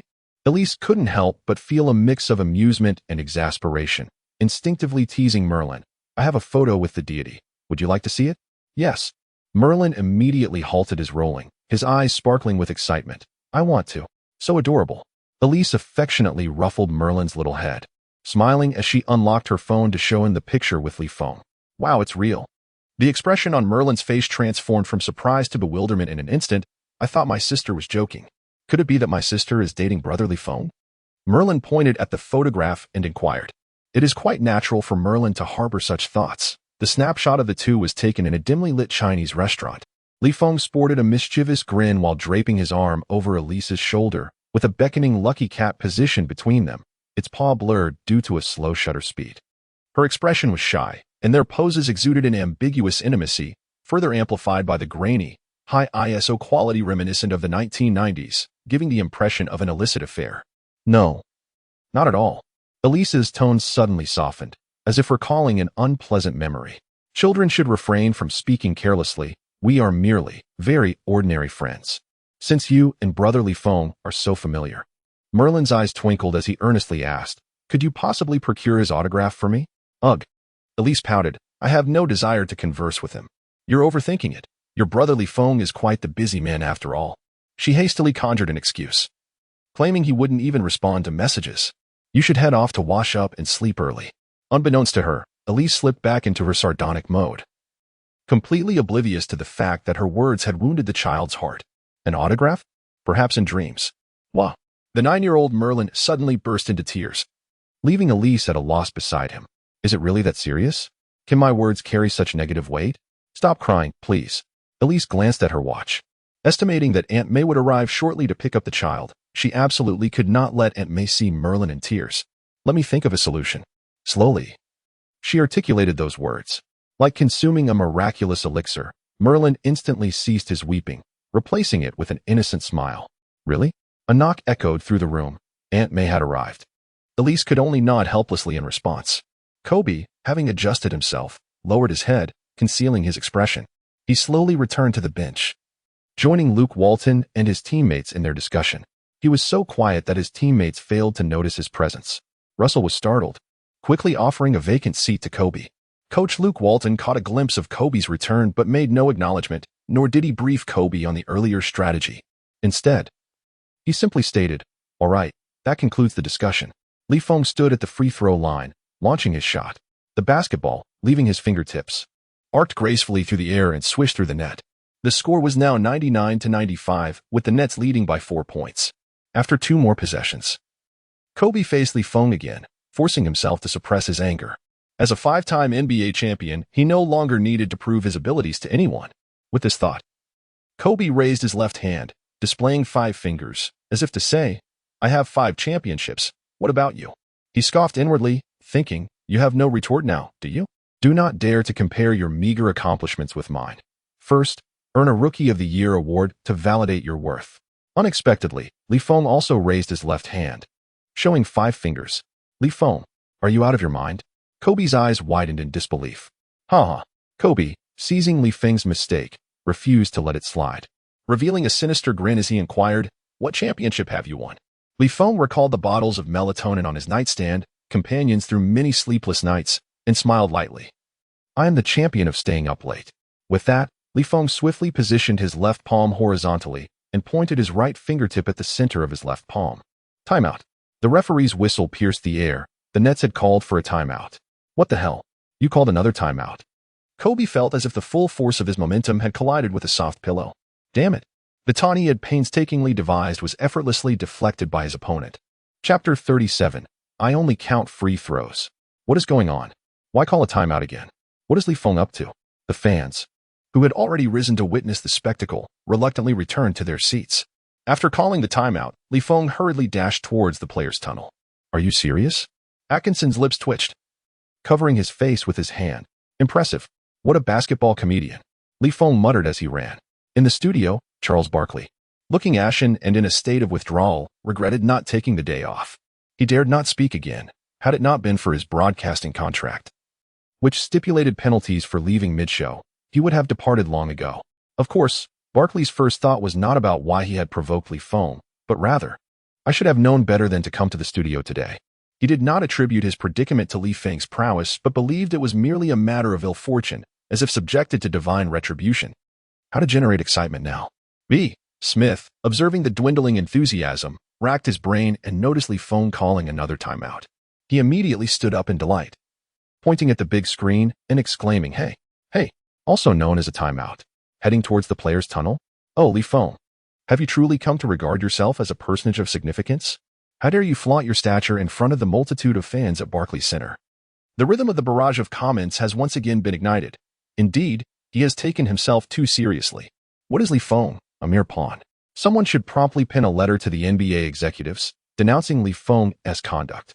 Within a certain apartment, why is he calling for a timeout again? Elise helplessly rubbed her forehead and dashed towards the players' tunnel. Could it possibly be a kidney issue? Merlin innocently ventured his speculation. With a chuckle, Elise was amused, recalling that day when the relentless Kim Kardashian had pursued Li Feng. After a considerable pause, she finally managed to respond with an odd expression. It truly could be a possibility. In the restroom. Authentic. Li Feng sighed with relief. This is truly authentic. The rules are established. The next shot is certain to score. Naturally, Li Feng was not idle. A joke crossed his mind. With New York's dreadful traffic, how do people commute to work? By subway? Incorrect. They walk through the tunnels. Everything is aligning. It is all coming together. Oh dear, the second return of the deceased is imminent. It is a tad embarrassing. After ensuring that his belt was securely fastened, he exited the restroom and returned to the basketball court. After all, after so many trips to the restroom, he nearly forgot whether he had fastened his belt properly. In full view of the crowd, Li Feng re-emerged from the players' tunnel. This time, the cheers were notably subdued. The fans were bewildered. What on earth had Li Feng been doing? Could it be that Li Feng had lost control of his bladder? Impossible. Absolutely out of the question. With the physical prowess of an NBA player, how could he experience such frequent urges? Upon hearing this, Li Feng felt an overwhelming urge to sneeze, but forced himself to restrain it. As the saying goes, B. Smith took a deep breath, preparing to articulate his thoughts. It is not that vengeance is not forthcoming, but the time has yet to arrive. Li Feng will eventually pay the price for his actions. Kobe had grown weary of conversation. To be precise, he had lost interest in engaging with the glib-tongued Li Feng, adopting a serious defensive stance. Kobe focused solely on the ball in Li Feng's hands, disregarding everything else. Li Feng's earlier 3-1 was merely a stroke of luck, Kobe reasoned. Even if we take 1,000 steps back and concede that his shooting touch is extraordinary, as long as I maintain a proper defensive balance, it is impossible for him to draw a foul. Unbeknownst to him, Kobe's expectations shifted gradually from merely stopping Li Feng to avoiding being fouled by him. Has Li Feng, in his mind, become a player capable of scoring at will over him? Li Feng has developed a sense of confidence, executing various dribbling maneuvers with abandon, unafraid of being intercepted. After all, as long as he can release the ball in the very moment before a potential steal, he is assured. Li Feng passed the ball to Joe Harris, who then returned it to him with a seamless handoff. With a deft change of direction, just as Kobe approached, Li Feng executed a behind-the-back dribble, completely shaking off Kobe. This play was purely a display of skill. Little Nance immediately rushed in from the paint to disrupt Li Feng's shot. Sensing the impending challenge, Li Feng performed a sudden stop, lowering his center of gravity. Oh no! He was about to take a jump shot. Little Nance, realizing Li Feng's intention, leaped up in an attempt to block the shot. However, this was merely a feint. Li Feng deftly maneuvered around the airborne Nance, executing a direct layup. Upon landing, Nance swiftly turned and leaped again, delivering a sharp slap to Li Feng's arm. Whistle. Shooting foul. 2-1.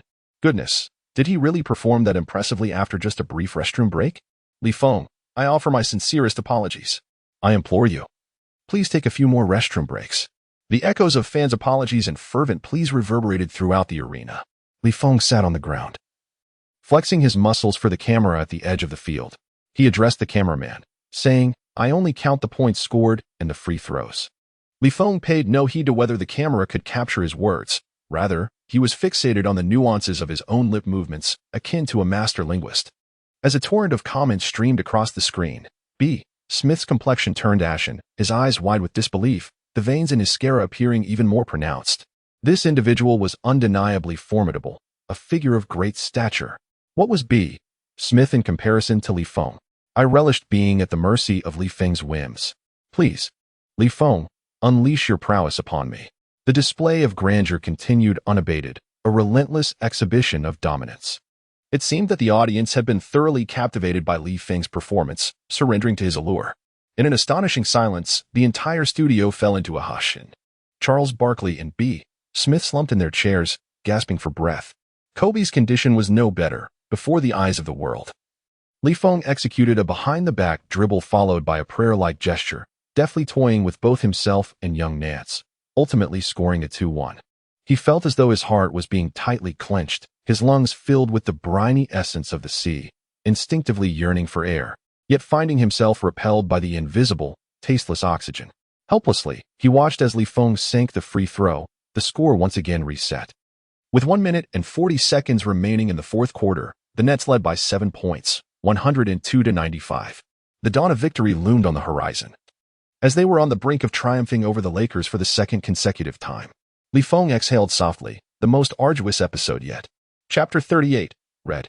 The Los Angeles Lakers were utterly baffled by Li Feng's timeout strategy. What on earth? Did you go off for maintenance during the timeout?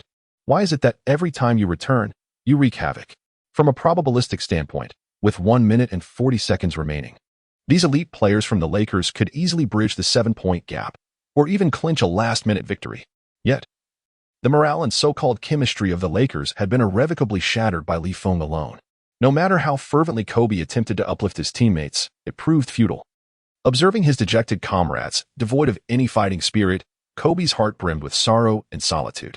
Beep! The timer's alarm signaled the conclusion of the match. 110-97. The Nets had triumphed over the Lakers once again. After the game, Li Feng hummed a tune while showering in the locker room. He had awaited this day for a long time.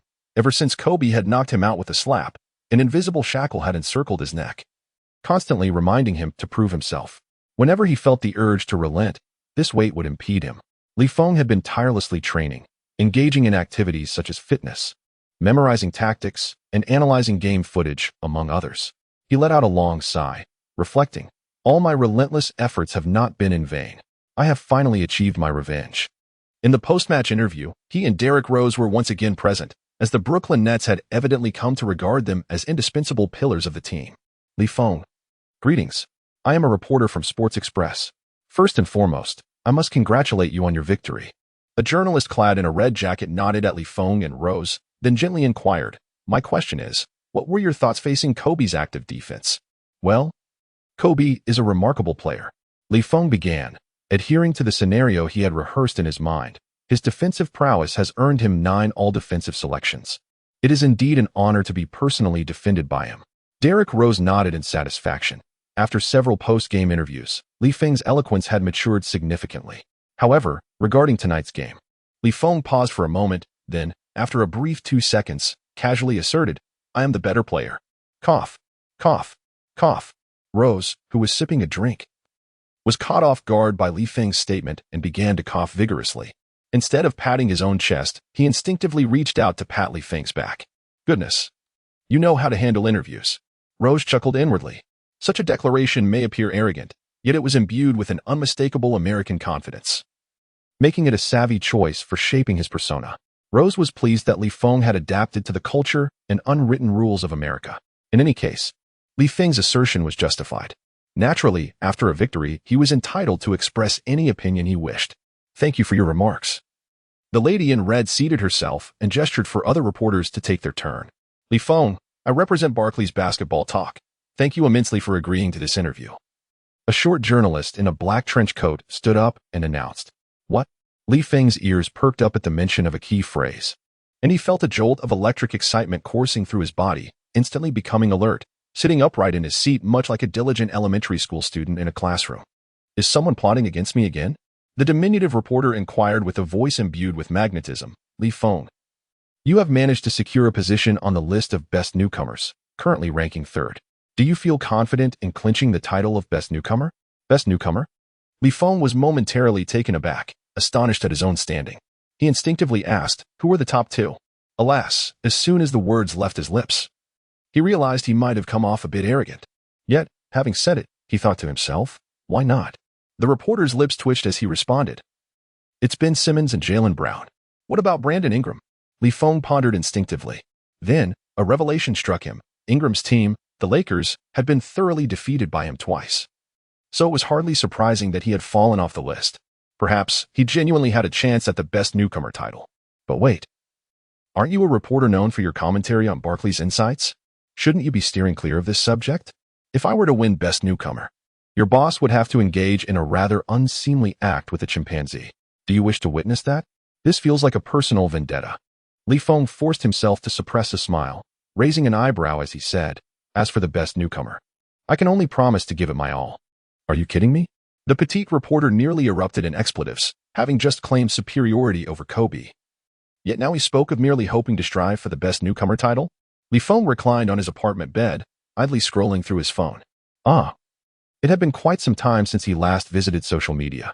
Suddenly, he became aware of this fact and promptly tapped on the icon of the social app.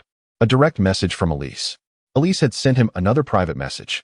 Feng opened the message, silently praying that this time the text would not be overly verbose. A lengthy passage. Did you send your graduation thesis again? He focused his gaze and discovered that this time it was far from being flowery. Instead, it was profoundly emotional. Goodness, is your writing always so extreme? Classmate Elise, are you aiming to delve into the realm of youthful pain literature? As Feng read the private message, he couldn't help but silently critique. Do women always indulge in wild imaginings? Is it really necessary to send me a declaration of independence after being left on read for 22 hours? In Feng's mind, a vivid image materialized. Eliza stood in the center of Chinatown, her arms raised high as she proclaimed, all eyes on me. I have an announcement to make. That day, he had been utterly fatigued and found himself at a loss for how to respond to her congratulatory message, which was akin to a dissertation. Consequently, he had inadvertently neglected her. Wasn't it quite normal? Feng stroked his chin thoughtfully. Nevertheless, normality aside, he felt compelled to apologize to her, as he was indeed at fault. Moreover, Eliza's private message clearly reflected her frustration. It was unnecessary to dwell on it further. Eliza, I sincerely apologize for not responding to your message in a timely manner, and I am immensely grateful for your encouragement. Regarding your desire to end our friendship, I must express my dissent. Please allow me to invite you to dinner as a means of recompense. Meanwhile, Eliza sat on her sofa, engrossed in a cat video, a small bucket of popcorn cradled in her hands. Suddenly, her phone buzzed. A notification popped up. She focused intently and saw that Li Feng had sent her a private message. Without delay, she opened her social media, her finger poised to tap the conversation, only to forcibly halt herself. No, she must not open the chat immediately. Doing so would alert Li Feng with a read receipt, suggesting that she had been eagerly awaiting his message. Absolutely not. Chapter 39. Fluttering heartbeats tick-tock, tick-tock, tick-tock. The timer on the table counted down with its rhythmic sound. HM. Eliza narrowed her eyes. 5 minutes had elapsed. Her demeanor was frosty and serious, her every move exuding indifference. Now transformed into an iceberg. She slowly picked up her phone, her expression devoid of emotion as she accessed Li Feng's chat. Eliza, I sincerely apologize for not responding to your message in a timely manner, and I am immensely grateful for your encouragement. The initial apology softened Eliza's stance. Her expression was no longer as frigid as before. She pressed her lips together and continued reading. Regarding your desire to end our friendship, I must express my dissent. Upon reaching this point, the icy facade of Eliza seemed to melt slightly. Shifting uncomfortably in her seat, she muttered a few nonsensical phrases. Please allow me to invite you to dinner as a means of recompense. The corners of Eliza's mouth gradually lifted, her fingers playfully tapping the table as her leg involuntarily shook. Very well. Since Li Feng is so earnest in his apology, I shall reluctantly accept. After all, she also needed to procure an autograph for her younger brother Merlin, right? As such thoughts coursed through her mind, Eliza's spirits lifted considerably. Her delicate fingers once again dancing across the screen, and a new message emerged. Where shall we dine? Wait, this seems incorrect. Shouldn't I first accept his apology? Why do I care so much about where to dine? One must not be blinded by his sweet words, she murmured softly. After pondering for a moment, she deleted her crafted response and began to compose anew. Greetings, a gentleman's sincere apology is difficult to decline. With 3/4 of her anger dissipated, Eliza reverted her address to Li Feng from you back to you. Thank you for the suggestion of dining together. Of course. Her writing style remained as formal and academic as ever. Considering that you covered the bill last time, allow me to take care of it this time. After carefully crafting her message in the chat box, Eliza repeatedly confirmed whether her response was appropriate, polite, and equally sincere. Sigh. She exhaled softly and clicked send. I just saw it. Eliza's face involuntarily flushed a delicate shade of red. As soon as I sent it, it showed as red. He has been in the conversation all along. Has he been waiting for my reply? With her heart racing in a flurry of thoughts, the last remnants of her anger finally extinguished, Li Feng glanced at Iris's response and let out a sigh of relief. What a truly understanding lady she is. Li Feng recalled the few young women he encountered in his past life, who, upon becoming angry, would require him to appease them in a subdued manner for 3 or 4 days. He would be subjected to humiliating penalties such as kneeling on durians or keyboards. Being with such individuals was nothing short of a degradation of his dignity. Li Feng could not help but feel fortunate for the favor of the goddess of luck, leading a rather fulfilling second life. Well, you decide where to eat, Li Feng replied. Beep, beep, beep. Iris gazed at Li Feng's message, momentarily lost in thought. How am I supposed to know where to eat? Iris sighed in exasperation. For a woman prone to indecision, she can spend an inordinate amount of time deciding what to wear in the morning, let alone determining a dining destination. Wasn't this a bit unfair to her? Let me ponder it for a moment. I need a bit more time, Iris replied. Li Feng had just set down his phone when another message arrived. Ding, ding, ding. It was a private message from Vicky. Brother, I have a substantial business proposition to discuss with you. Vicky. Oh, so this time you are not playing the riddle master?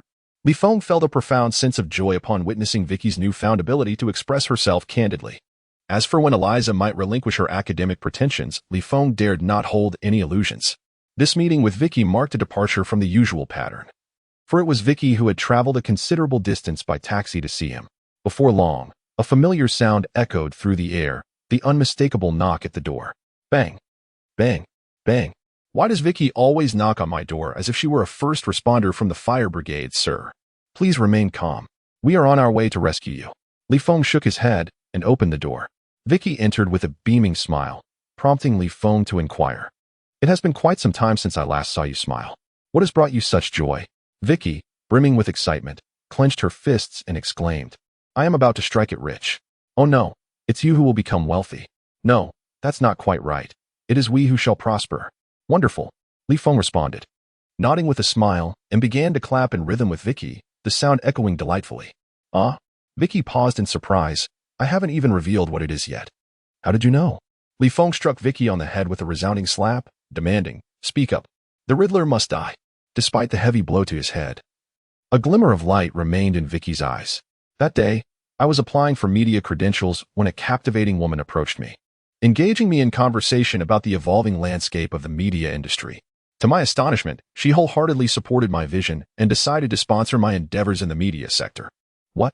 Li Feng exclaimed, momentarily taken aback, incredulous as he remarked, You lucky dog. A beautiful woman and a benefactor. Are you destined for the stars? His curiosity piqued, he pressed further, and then what happened? Li Feng's interest in Vicky's experience surged. The prospects of a flourishing media career promised immeasurable benefits for both of them. Beyond merely increasing their follower count, opportunities for brand endorsements loomed on the horizon. In short, pursuing the media industry with vigor could soon elevate them to the pinnacle of success. I then presented her with a detailed plan for the future development of Vicky Talks basketball. Vicky recounted. Wait a moment. Li Feng interjected. What if she is a spy for Barkley Talks basketball? Did you really divulge your future plans so easily? He was taken aback. Could it be? Vicky pondered, scratching his head. I see this as a fortuitous opportunity for our growth. Besides, she invited us both to dine at the 5-star saloon restaurant, where we could discuss the sponsorship in detail. Is that so? The saloon restaurant? Li Feng recalled, as it was the venue where Boss Kai had once hosted him and Coach Atkinson to deliberate on the decision to unleash his potential. It was indeed a bona fide 5-star establishment, both luxurious and elegant.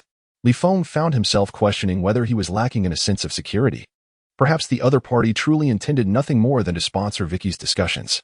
Well, Li Feng conceded. When shall we dine? Vicky opened his phone to confirm. This evening. Hiss. I have made dinner plans with Iris tonight, Li Feng gasped, his brow furrowing in concern.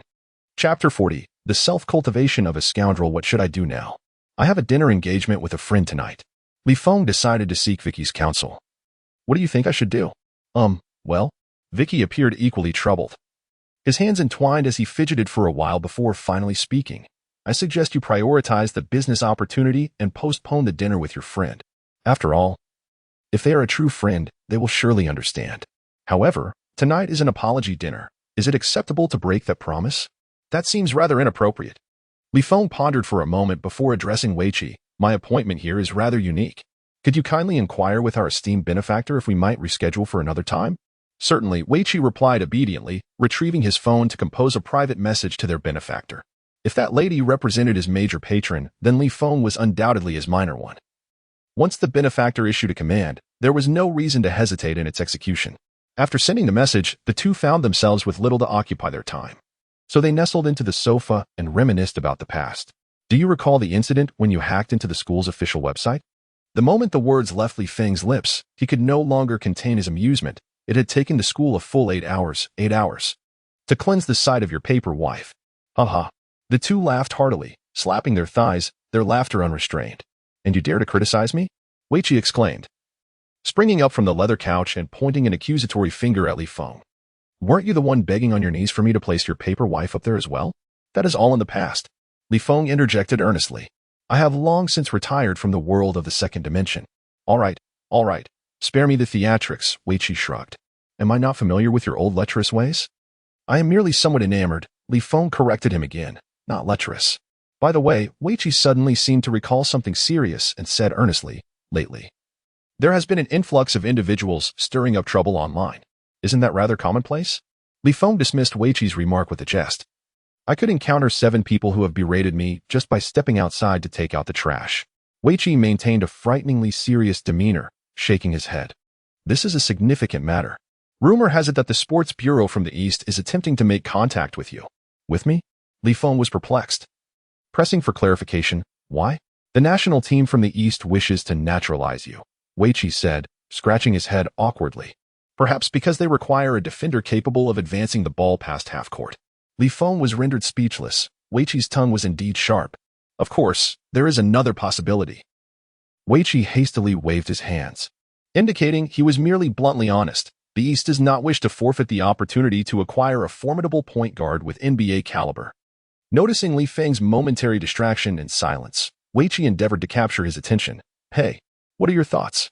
Do share with me. He patted Li Feng's shoulder. Whatever decision you make, I will support you. Even if you choose to decline, that would be entirely reasonable. After all, you did not grow up in the East. So it wouldn't be considered treachery. Li Feng internally lamented. In truth, my previous life was spent growing up in the East. One should not let those who instigate discord influence one's mindset. Vicky earnestly replied. They merely engage in moral coercion. Well, I'm uncertain about how to proceed. Li Feng chuckled wryly. If the rumors hold any truth, I shall first attempt to connect with the staff from the East to ascertain how they intend to devise tactics centered around me. I maintain an open attitude towards naturalization. Li Feng smiled, reassuringly stating, you need not worry about me. As the two conversed, a long-awaited private message finally arrived. Ding, ding, ding. Oh, I regret to inform you. Vicky placed a hand over her heart and leaned slightly towards Li Feng in an apologetic gesture. Our benefactor wishes to meet with us this evening. Let me think of a solution. Li Feng felt quite conflicted, hesitating to postpone the date. However, with his career at stake, Li Feng ultimately prioritized his professional commitments. For he was indeed a goal-oriented individual. Thus, he suppressed an inexplicable sense of guilt and sent a private message to Iris. Hello, dear Iris. I regret to inform you that I have an urgent matter to attend to this evening, and I am unable to meet. Our date may need to be postponed until tomorrow night. I sincerely express my apologies once again. I am truly sorry. Phew, that's done. All right. I have postponed the date. Li Feng waved his phone at Vicky. You'd best find a rather impressive benefactor. Naturally, Vicky quickly replied with a smile. Trust in my judgment. This way, please. Li Feng settled into Vicky's vehicle, a Corvette C7. He felt a pang of envy. His agent's car was far superior to his own. Noticing the hint of admiration in Li Feng's eyes, Vicky promptly shifted into neutral and revved the engine with fervor. The roar of the engine enveloped the entire cabin. Why don't you get yourself a sports car? Vicky donned his sunglasses, remarking that nowadays, young ladies are quite fond of such automobiles. Li Feng chuckled awkwardly. Well, you see, I send all my money to my parents. Now it was Vicky's turn to be speechless. This guy was simply too noble, without a single flaw to criticize. Meanwhile, in the midst of her makeup routine, Iris glanced at her phone and her expression soured instantly. Halfway through my makeup, and now I'm told dinner is off? Family, who understands? Today, I encountered an insufferable man. With no choice, Iris retrieved her makeup remover, washed away her cosmetics, and prepared to hastily boil a bowl of noodles to appease her grumbling stomach. Frustration welled up inside her, and she felt her eyes stinging. Her nose tinged with a sense of melancholy. Li Feng and Vicky traveled to the five-star restaurant in Saron, where elegantly attired attendants in tailcoats ushered them into a private room. This chamber was replete with elements that exuded youthful charm, as every inch was adorned in shades of pink. As they surveyed the pink table, walls, ceiling, teapot, and cutlery, a slight twitch of discomfort crossed their lips. Li Feng couldn't help but feel anxious. Who could the distinguished guest arriving tonight be? A wealthy benefactor with a whimsical heart? Such a combination seemed rather peculiar. The sound of high heels echoed from outside the door, causing Li Feng to furrow his brow. There was more than one. As the door to the private room swung open, two graceful figures appeared before Li Feng and Vicky. Vicky's expression also shifted to one of astonishment. Why were there two affluent patrons? Li Feng's mouth fell agape in astonishment, for he recognized both individuals before him, Kim Kardashian and Jenna. Chapter 41.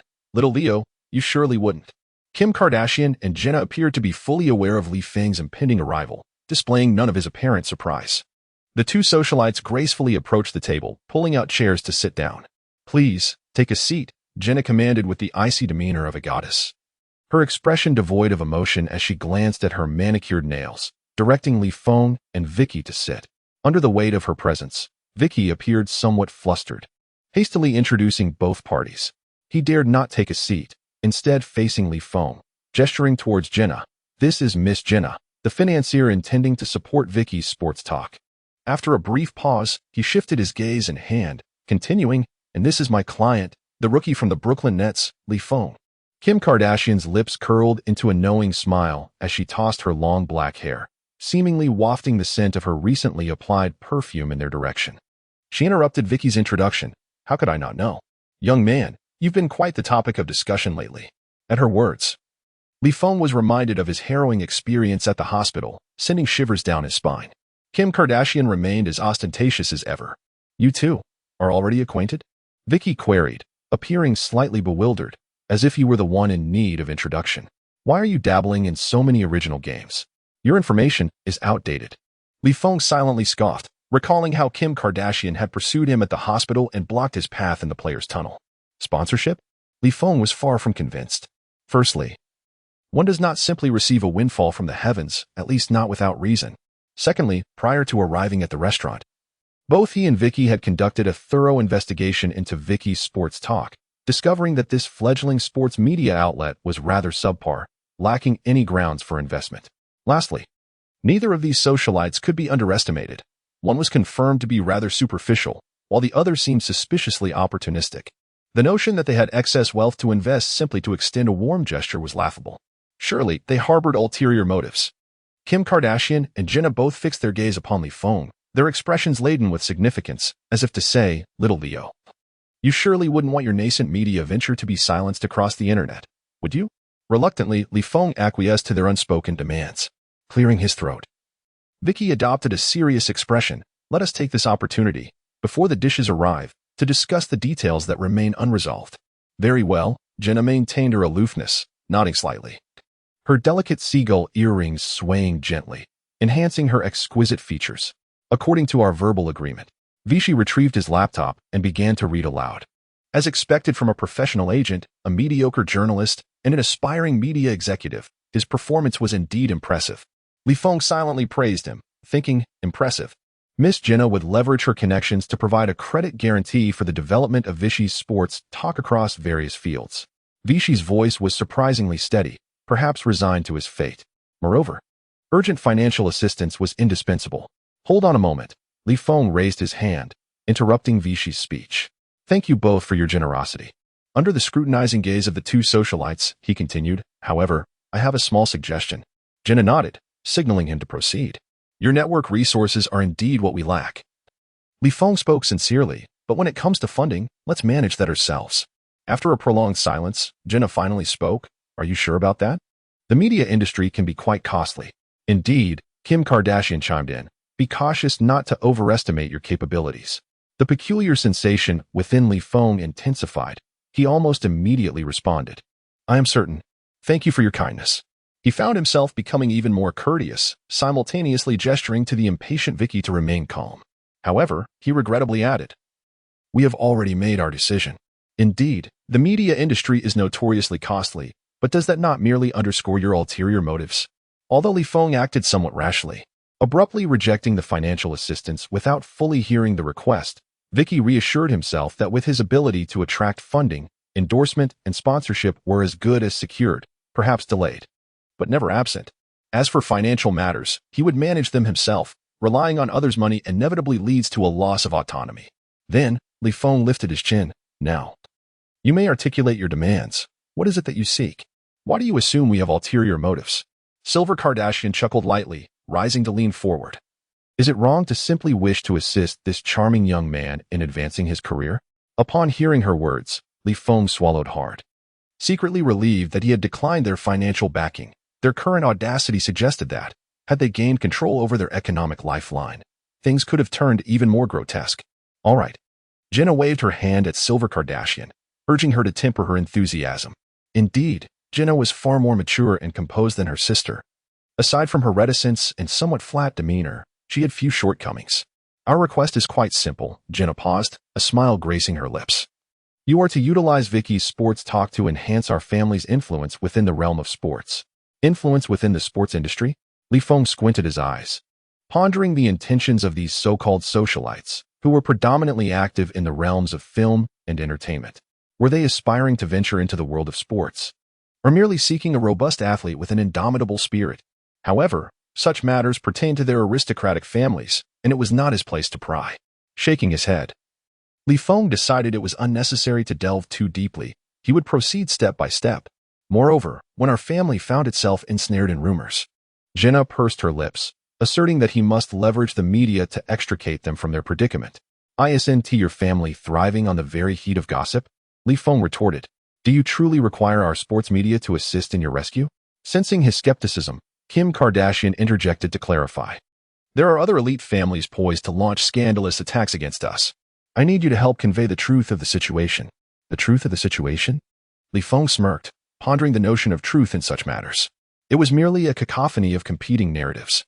Yet, upon reflection, he realized that fans seldom cared for the veracity of claims. They were more concerned with allegiances. Jinna's request was not unreasonable. Even if it meant distorting reality for their family, he doubted he would face substantial repercussions. After all, compared to her world, Li Feng and Vicky were entirely in a different league. Still curious, Li Feng raised an eyebrow and inquired, "What if I were to decline?" Chapter 42. The chivalric spirit is unwise. The Sigma man is the true destination. Jinna, the iceberg from the Arctic, smiled. "You want tea refuse," she remarked, her eyes narrowing in delight. "As far as I know, you require my support." "Oh." Li Feng's interest piqued. "How do you discern my needs? Has this Miss Jinna, perhaps, gleaned insights from Kim Kardashian's experiences and covertly tracked me to gather intelligence?" He mused internally. "Very well," Li Feng conceded, before suddenly recalling something and hastily adding, "Do you have any other requests?" Kim Kardashian and Jinna exchanged glances, a peculiar smile forming on their lips, and together they shook their heads in unison, indicating no further objections. "None," they affirmed. Li Feng, upon hearing their responses, couldn't help but exhale a sigh of relief. After an intense mental battle with the air, he had expended a considerable amount of both physical and mental energy, leaving him ravenously hungry, his stomach naturally protesting with audible growls. "Let us dine," said Kardashian, covering her mouth with a light laugh before teasingly adding, "I hope today's meal can sufficiently satisfy you." To be fair, the meal was indeed quite delectable, not lacking in quality. However, Vicky, as he continued to eat, found himself increasingly unsettled. The foie gras and caviar in his mouth gradually lost their allure, as Li Feng's fierce glare bore into him relentlessly. Li Feng pondered for quite a while before realizing the extraordinary peculiarity of the entire affair. "How outrageous. I had thought your riddle-like symptoms had improved, yet you remain as incorrigible as ever. On the surface, brother, I have a significant business proposition to discuss with you. In reality, I want to divulge that the individuals who summoned me are Kim Kardashian and Jinna. I simply wish to maintain my enigmatic persona. Is this reasonable?" 2 hours later, Li Feng finally managed to persuade the incessantly chattering Silver Kardashian to gather her belongings and take her leave. Even after settling the bill, she remained reluctant to depart, engaging in conversation for a full 2 hours. However, Li Feng and Vicky felt reluctant to ask her to leave, as she was a guest invited by someone else. Within Li Feng's heart lay an ineffable sense of shame, a feeling that his freedom had been encroached upon. "Oh dear." Kim Kardashian raised her wrist, glanced at her watch, and feigned astonishment with an exaggerated expression, realizing it was already 11:30 at night. This benevolent gentleman, having indulged in copious amounts of aged red wine, Kim Kardashian's cheeks flushed a vibrant red, akin to a ripe tomato. She linked her arm with Vicky's hand. In a dreamy tone, asked, "Could you escort me home?" Vicky cast a glance at Kim Kardashian's bodyguard, a bull-like figure waiting by her car. His gaze fixed on Vicky with the same intensity as Li Feng's, seemingly hungry as he glared. Vicky's lips involuntarily twitched. "My dear, you have a bodyguard already. Do you still require my assistance? Moreover, what is with your childish tone?"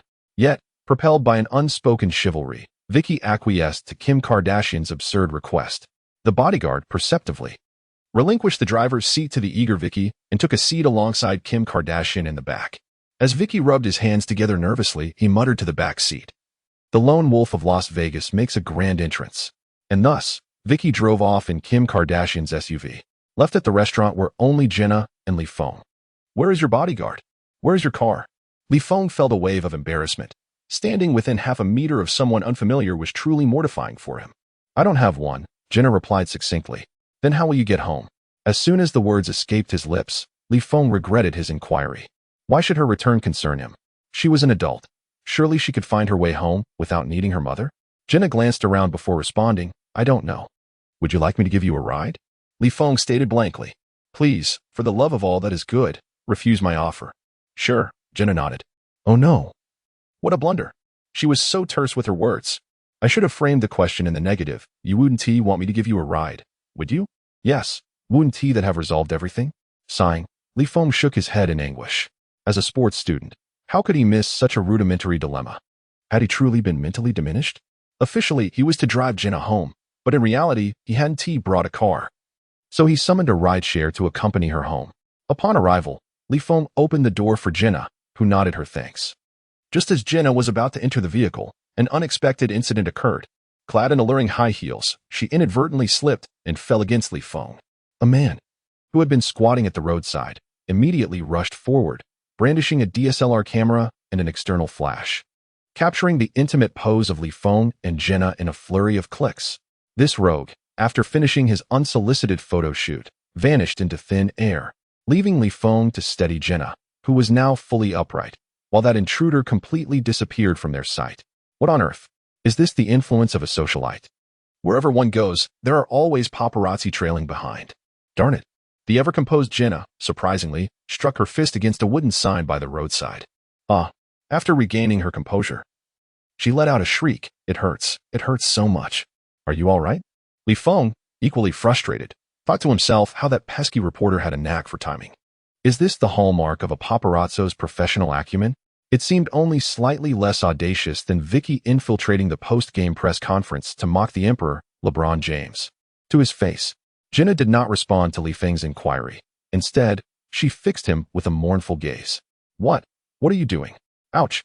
Now, what should they do? Jenna's voice trembled gently, fearing they might use the photographs to blackmail her. Blackmail? Feng was perplexed. After all, the images taken by the paparazzi were not private in nature. How could they threaten her? Jenna lowered her head and began to sob softly. I have many fans, and they fantasize about being my boyfriend. If they find out, my commercial value will plummet. I might never secure endorsements from major international brands again. The more she spoke, the more agitated she became. Her initial sobs transformed into uncontrollable weeping. All right. Try to see the bright side, Feng said, opening his phone's browser. While searching for ways to comfort her, he recited monotonously, life is so miserable. Dying early might lead to a better AF. Feng hesitated for a moment, but ultimately extended his hands to pat Jenna's back, attempting to console her. Oh, it's really nothing to fret about.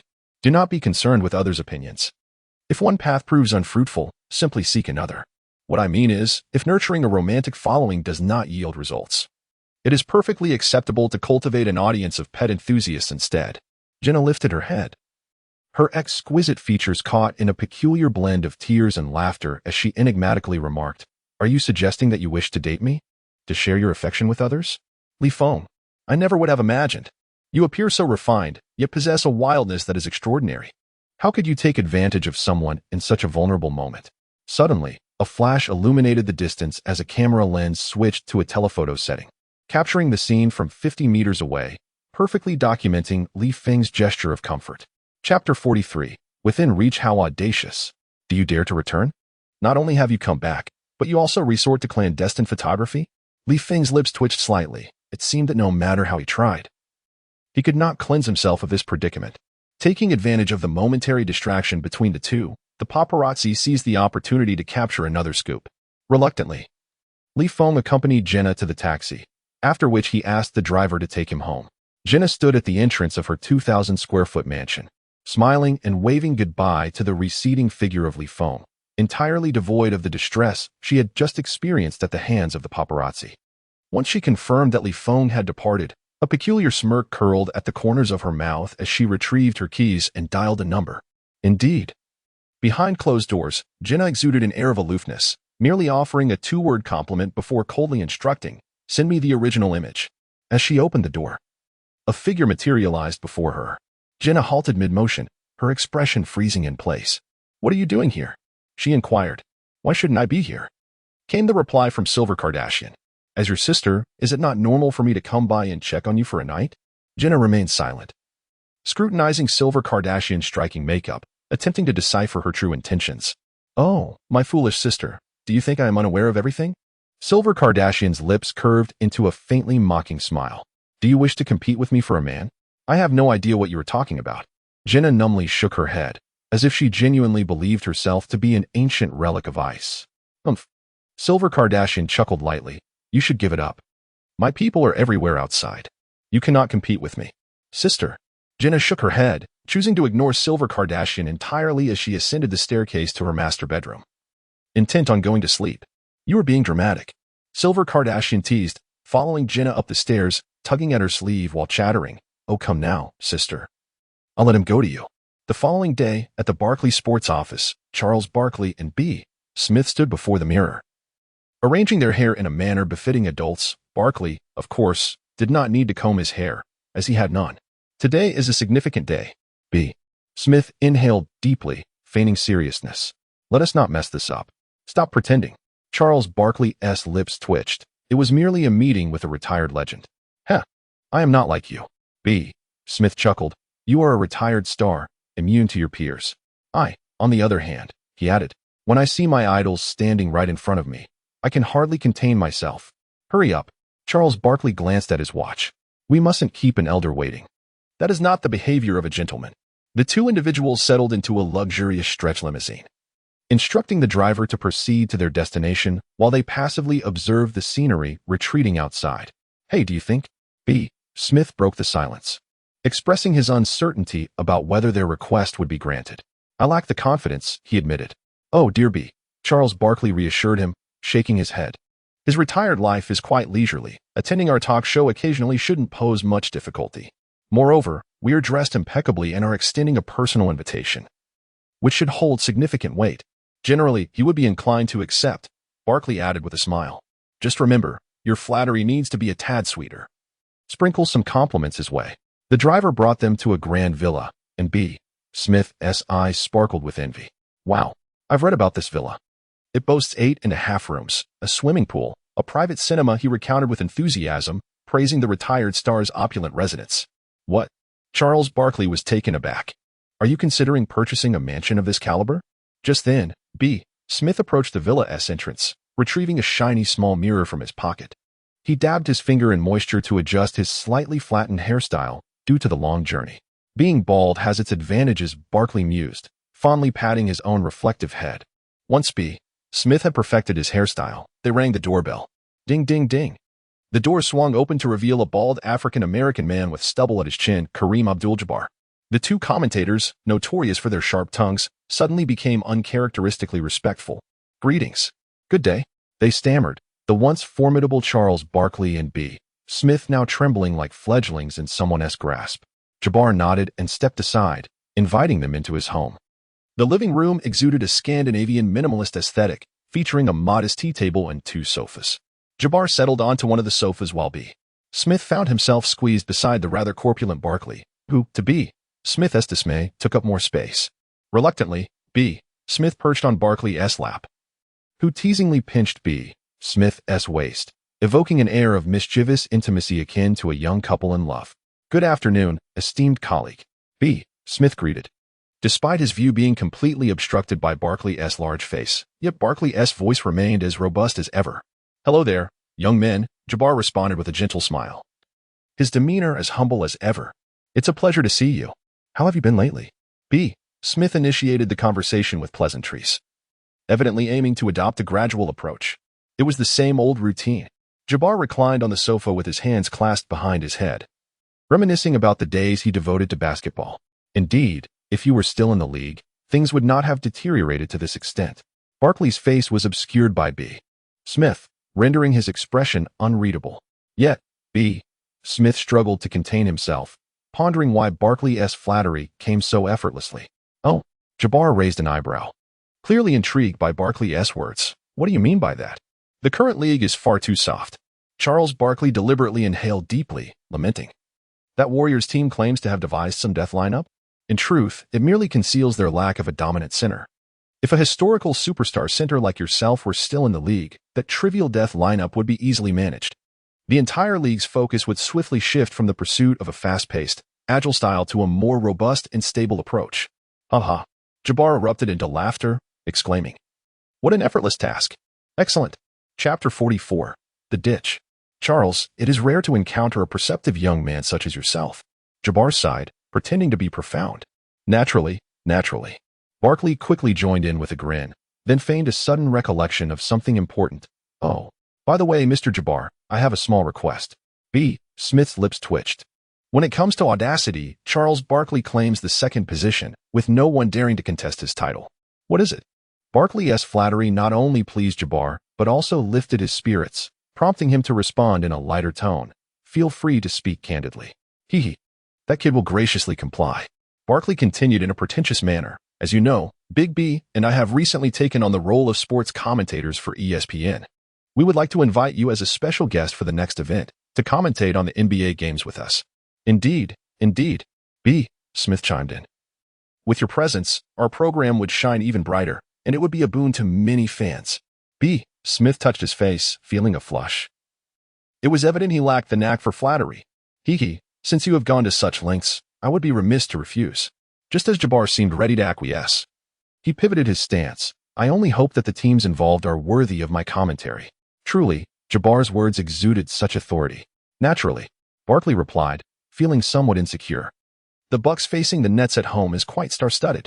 Quite star-studded? The Bucks are acceptable, with their former player and Giannis Antetokounmpo qualifying. But the Nets? What sort of nonsense is that? Kareem Abdul-Jabbar squinted his eyes, questioning whether Charles Barkley was mocking him. However, having already flattered and pretended to play along, he could not simply withdraw at this crucial moment. B. Smith's mind raced, quickly realizing that Jabbar required a graceful exit. Thus he spoke up. You may not be aware, but the Brooklyn Nets rising star, Feng, is quite an arrogant fellow. Oh. Jabbar raised his chin, gesturing for B. Smith to elaborate. This Feng. B. Smith's eyes darted as he struggled to concoct a suitable tale. While Feng had some influence, his prowess likely fell short of impressing the esteemed Jabbar. This Feng, Barkley interjected, boldly claiming that his own hook shot could be deemed the sky hook, while Jabbar's shot could barely be considered a ground hook. Ground hook? Ground drain. Jabbar's expression shifted between shades of fury. With a cold snort, he felt increasingly irked, already troubled by LeBron James nearing the record for his all-time scoring title, now faced with this newcomer, provocatively challenging his legacy. Had Feng been present, he would have undoubtedly remarked, back in the day, when James broke your record, you feigned generosity with a stoic applause. To his astonishment, it was always the chosen ones, LeBron James, Kevin Durant, Stephen Curry, who treated him with utmost respect. Yet here stood Feng, a mere rookie, daring to confront a historical figure. Who do you think you are? Go, right now. We're heading to the parking lot. Jabbar slammed the table, bellowing, You're coming with me. Hold on, hold on. The two commentators quickly restrained the furious Jabbar. The game is tomorrow. After some effort, they managed to calm the towering figure, standing at 2 meters and weighing over 100 kilograms. Ha ha ha. Jabbar took deep breaths, forcing himself to regain composure. Moments later, the cool demeanor of the legend returned. If this Asian fellow is so confident, I am eager to see what he truly possesses. Jabbar scoffed, exhaling sharply through his nostrils. Calm down, Mr. Jabbar. Charles Barkley sincerely advised. The youth of today are rather brash. Do not stoop to his level. Enough, enough. Jabbar waved his hand dismissively, signaling Barkley to silence. Minutes later, he inquired, Tell me more about him. Lighting a cigar, he placed it between his lips. This young man named Lee. B. Smith exchanged glances with Barkley behind him, urging, Speak up. Well, Feng is not exactly a significant figure. Barkley pondered for a moment before slowly articulating that he was a rookie this year, chosen as the 30th pick in the second round. With a resounding thud, the cigar fell from Jabbar's mouth, singeing a small tuft of the carpet. Damn! Jabbar cursed under his breath, hastily retrieving the cigar and fiercely stamping out the charred portion. What? A rookie, selected at the very bottom of the draft, brazenly mocking me? Openly deriding my signature move as pedestrian? It must be noted that Jabbar is the very epitome of the skyhook. To deny Jabbar's skyhook technique is to dismiss the entirety of his achievements. It is to negate the legend that is Jabbar. B. Smith, observing Jabbar's increasingly agitated demeanor, discreetly turned his gaze back to the self-satisfied Charles Barkley. Damn, this has escalated, he thought, pondering the potential fallout if Mr. Jabbar confronted Feng, which would expose the two ESPN commentators as mere charlatans. Their reputations could very well become irreparably tarnished, leading to possible suspension or even outright dismissal from ESPN. To B. Smith's astonishment, Charles Barkley remained unfazed, whistling nonchalantly, exuding an air of calm. In our line of work, one must be prepared for anything, he whispered to B. Smith. Heat is both poison and the first cigarette after 3 days of quitting. Just focus on making money. Treat everything else as mere noise. Barkley smirked devilishly. Now, let us continue discussing Feng. Jabbar inhaled deeply from his cigar, savoring the smoke before exhaling with a couple of puffs. Feng, born in the East, raised in an orphanage, was adopted by foster parents and brought to America. He is still, after all, a native of the Eastern lineage in America. Li Feng is indeed a rather unique player. His statistics fluctuate between brilliance and mediocrity. Jabbar's incredulity was palpable as he retorted, "What do you mean? What nonsense is this? 0 points, 16 rebounds, 17 assists, 12 points, no rebounds, 9 assists, 0 points, 0 rebounds, 0 assists, 3 blocks." These are his stats. As his words hung in the air, all three men simultaneously twitched their lips in disbelief. Was it possible that Li Feng possessed Hall of Fame caliber, yet merely toyed with such statistics? Or was it an obsession? They collectively gasped.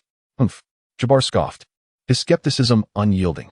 "I refuse to believe that after decades in the game, I could fall prey to an Asian rookie." Chapter 45 the following day. The jarring sound of the alarm clock echoed beside the pillow, causing her heart to skip a beat. With a lazy stretch, Iris joyfully rose from her bed. Typically, who among high school students, university scholars, or office workers awakens with a smile? Rarely does one rise with such glee. However, today is a momentous occasion.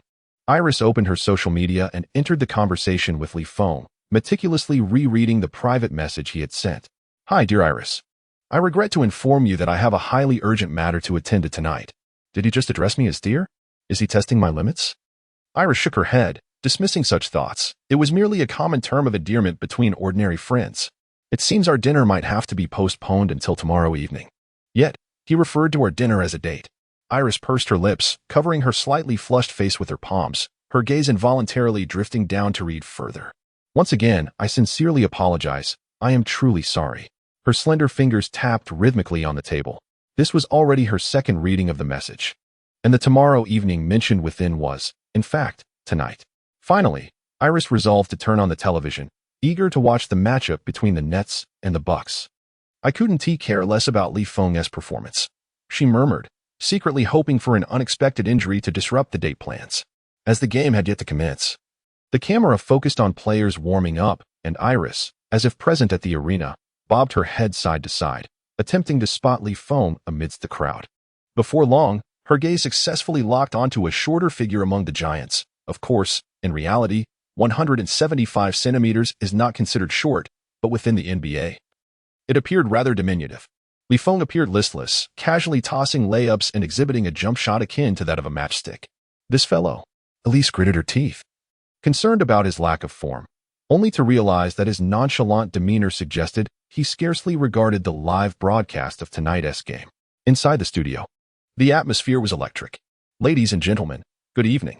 Welcome to tonight's NBA match. The Brooklyn Nets are hosting the Milwaukee Bucks right here in New York.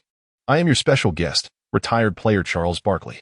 And I am B. Smith, your commentator from ESPN."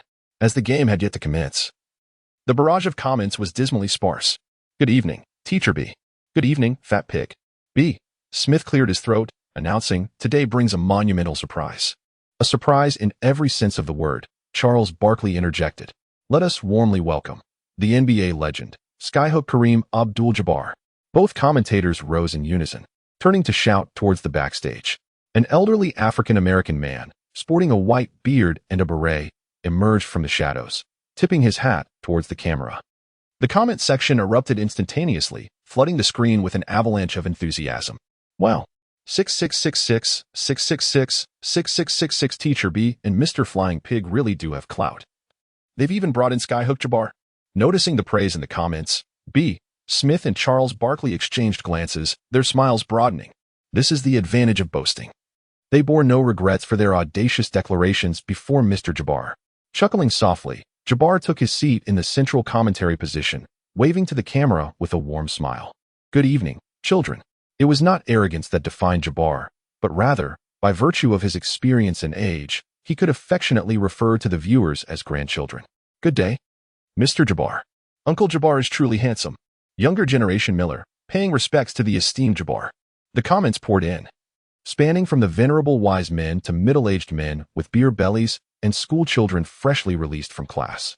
The deluge of comments intermingled, creating a chaotic yet beautiful tapestry of thoughts. This overwhelming display, despite Jabbar's extensive experience and familiarity with grand stages, sent a shiver down his spine. What in the world? Kareem Abdul-Jabbar hurriedly bowed his head and crouched down, concealing half of his body beneath the commentary desk, gagging incessantly. B. Smith and Charles Barkley chuckled awkwardly. Swiftly redirecting the audience's attention, requesting the director to showcase the live scene. The director complied, switching the visuals from this week's highlights to the live game. B. Smith pointed to Li Feng and remarked to Abdul-Jabbar, "Old man, this is the much-discussed rookie, Li Feng, who reportedly stands at a height of 175 centimeters. He gestured towards Barkley's laptop, indicating the player's average statistics for the season. What? Abdul-Jabbar was taken aback. He had assumed that the last pick of the second round, an Asian player, would be invincible, only to discover that Li Feng's height was merely 175 centimeters. Such a disparity. How could he dare to boast? TCH. Abdul-Jabbar scoffed, his tone dripping with sarcasm. Much ado about nothing? I doubt it. With such average statistics, his popularity must be artificially inflated by paid media. B. Smith and Charles Barkley exchanged glances, uncertain how to respond. The barrage of comments had also quieted momentarily, but only for a second. In the next moment, the comments surged like mushrooms after rain, flooding the screen. Grandpa Abdul-Jabbar is right. I've never liked Li Feng. He's just a worthless player. Don't be deceived by his occasional flashes of brilliance. Inefficiency and inconsistency are the true facts. Abdul-Jabbar's insight is several versions ahead. I've said it before. Li Feng is merely a fleeting clown. B. Smith and Barkley felt a surge of delight. Was this the attention they sought? Thus, with a penchant for stirring the pot, they began to fan the flames. Mr. Abdul-Jabbar, please quell your anger. Although Li Feng's performance may not be remarkable, he is, after all, an NBA-level player. He can't be that far off, can he? The already infuriated Abdul-Jabbar, upon hearing their provocations, felt a surge of dizziness, his eyes darkening. His tone intensified. Not that far off? Look at him. Abdul-Jabbar's eyes bulged with fury. Just look at his skin color. An individual selected solely for his commercial value. A mere Oriental. What right does he have to play in the NBA? As a historic figure in the sport, Abdul-Jabbar despised those who leveraged connections and dubious means to achieve success. Chapter 46. The Jester. The game commenced. The long-limbed Greek phenomenon, Giannis Antetokounmpo, effortlessly snatched the spinning ball from the air with his lengthy arms, showcasing the power of extraordinary athleticism. Ah, the youth are formidable indeed. Originally irked, Jabbar's mood considerably brightened upon witnessing the astonishing prowess of his former team's newcomer. Giannis, akin to a nimble spider, traversed the court, poised to strike. With the ball in hand, he barreled forward, drawing the attention of three Nets defenders. Then executed a feint shot that transformed into a precise bounce pass to the still green Middleton. Middleton unleashed a swift three-point shot. It found its mark. How formidable is that lanky fellow? Eliza couldn't help but feel a pang of anxiety for Li Feng, whose height at 175 centimeters might leave him vulnerable to Giannis's might. Chuckling to herself, she envisioned how she would relish the opportunity to mock him should he falter. After all, he had often bullied her. With that thought, Eliza retrieved her phone. If Li Feng were to be bested, she intended to capture the moment for a public reckoning. As Rose received Li Feng's pass, his triple threat stance caused Brogdon to shift his weight, allowing Rose to glide past him effortlessly. This was the Rose post-injury, and his speed remained terrifyingly formidable. He penetrated the paint, disregarding the looming presence of Giannis, and decisively executed a Eurostep layup. But alas, Giannis swatted Rose's attempt with an emphatic block. This was the caliber of elite players in the NBA. Jabbar, akin to a stamp of authority, offered his commentary to the nationwide audience, albeit with a hint of sarcasm. With his unparalleled skill, he dominated both ends of the court, establishing himself as the undeniable core of the game. Some individuals ought to refrain from attempting to contest his greatness. As he spoke, memories of his illustrious past flickered in his eyes, perhaps hinting at his own legacy. The audience had already embraced his words as irrefutable truth, with agreement echoing from every corner. Indeed, Giannis was exceptional. What a cheat. Pass me the ball. I'm heading home. Eliza set her phone down, opting not to record Rose's blocked shot. Alas, it was not Li Feng's moment of embarrassment. Suddenly, she quickly lifted her phone again, for point guard Li Feng had found himself matched up against Giannis, whose height rivaled that of a center. Following a chaotic scramble for the ball, Giannis stands at an impressive height of 211 centimeters, towering over Li Feng by a staggering 36 centimeters. The disparity in their wingspan is even more pronounced, undoubtedly overshadowing Li Feng's reach, as Giannis lazily extends his arms, assuming a defensive stance. An instinctual awareness washes over Li Feng. The formidable figure before him, reminiscent of a spider, is not genuinely focused on guarding him. This situation cannot be solely attributed to me. A faint smile curves Li Feng's lips, for he knows that his capabilities remain an enigma to his opponent. Were someone to peer into Li Feng's heart at that moment, they would be taken aback. This rookie, facing an adversary endowed with 100-fold greater talent, brims with confidence, even bordering on arrogance.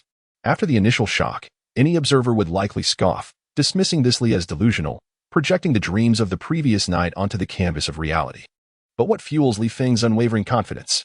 Prior to the match, he became aware of the game's rules. For every cheer from the fans, he could execute a hook shot that would find its mark.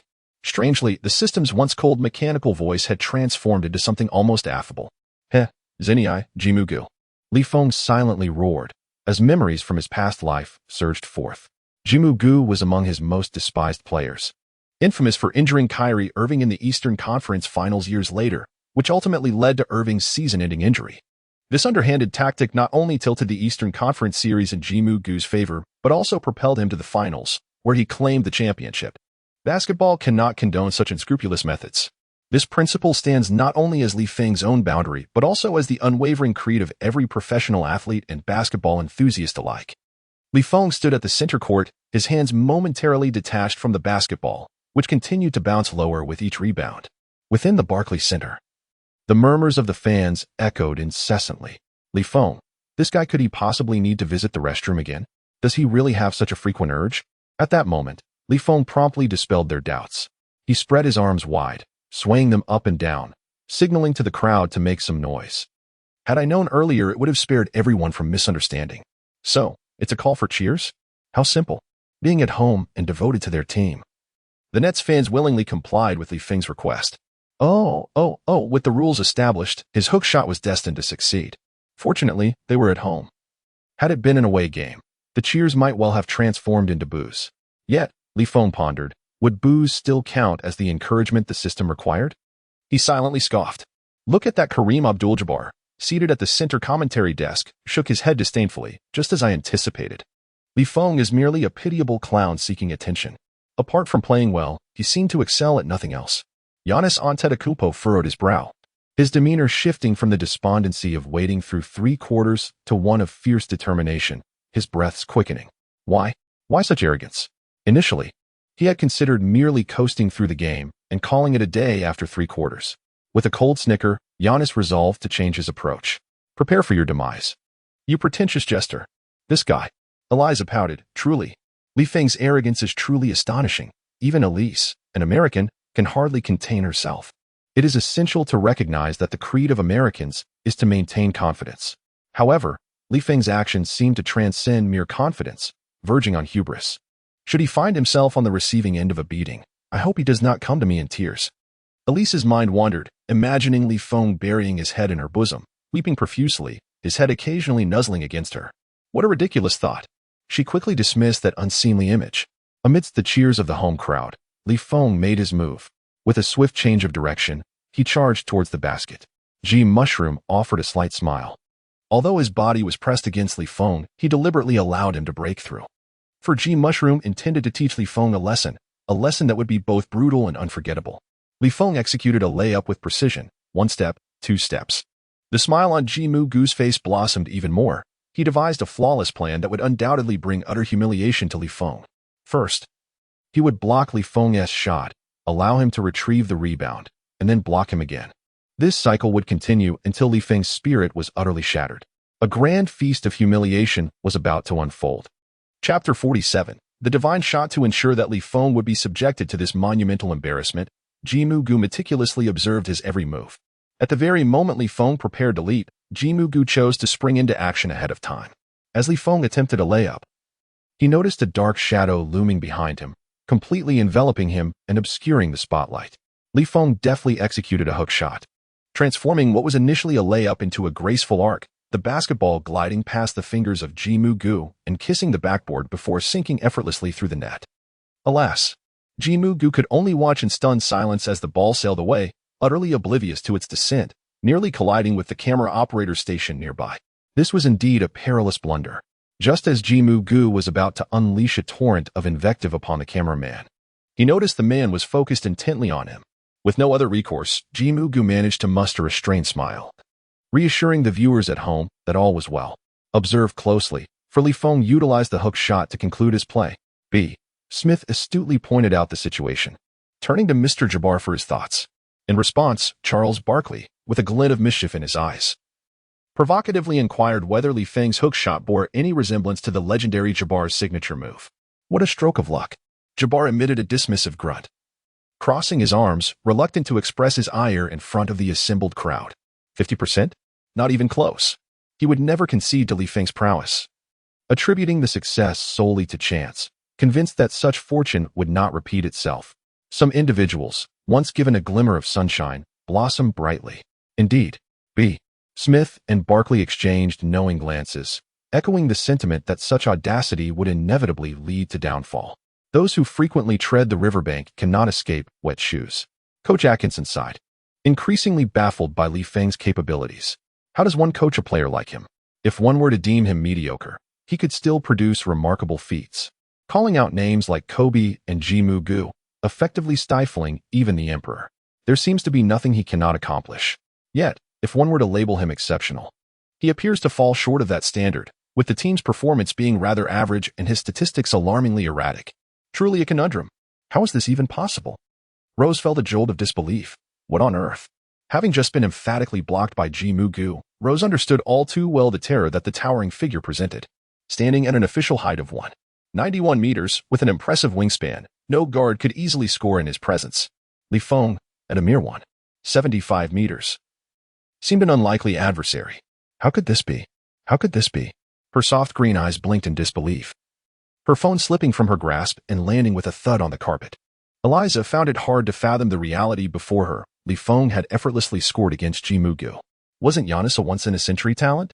Eliza recalled the scouts' assessments and interviews with the stars, reflecting on the basketball prodigy hailing from Greece. A torrent of thoughts flooded her mind. Could it be that the scouts were utterly blind? A significant question arises. Never mind, let us continue watching the game. Perhaps a twist awaits. As the second quarter dwindles to 20 seconds remaining, Rose advances the ball past half-court and halts before the three-point line, hesitating whether to pass to Li Feng. The rookie's shooting touch has been quite impressive today. Dribbling the ball, he mutters to himself, perhaps he should give him a few more chances.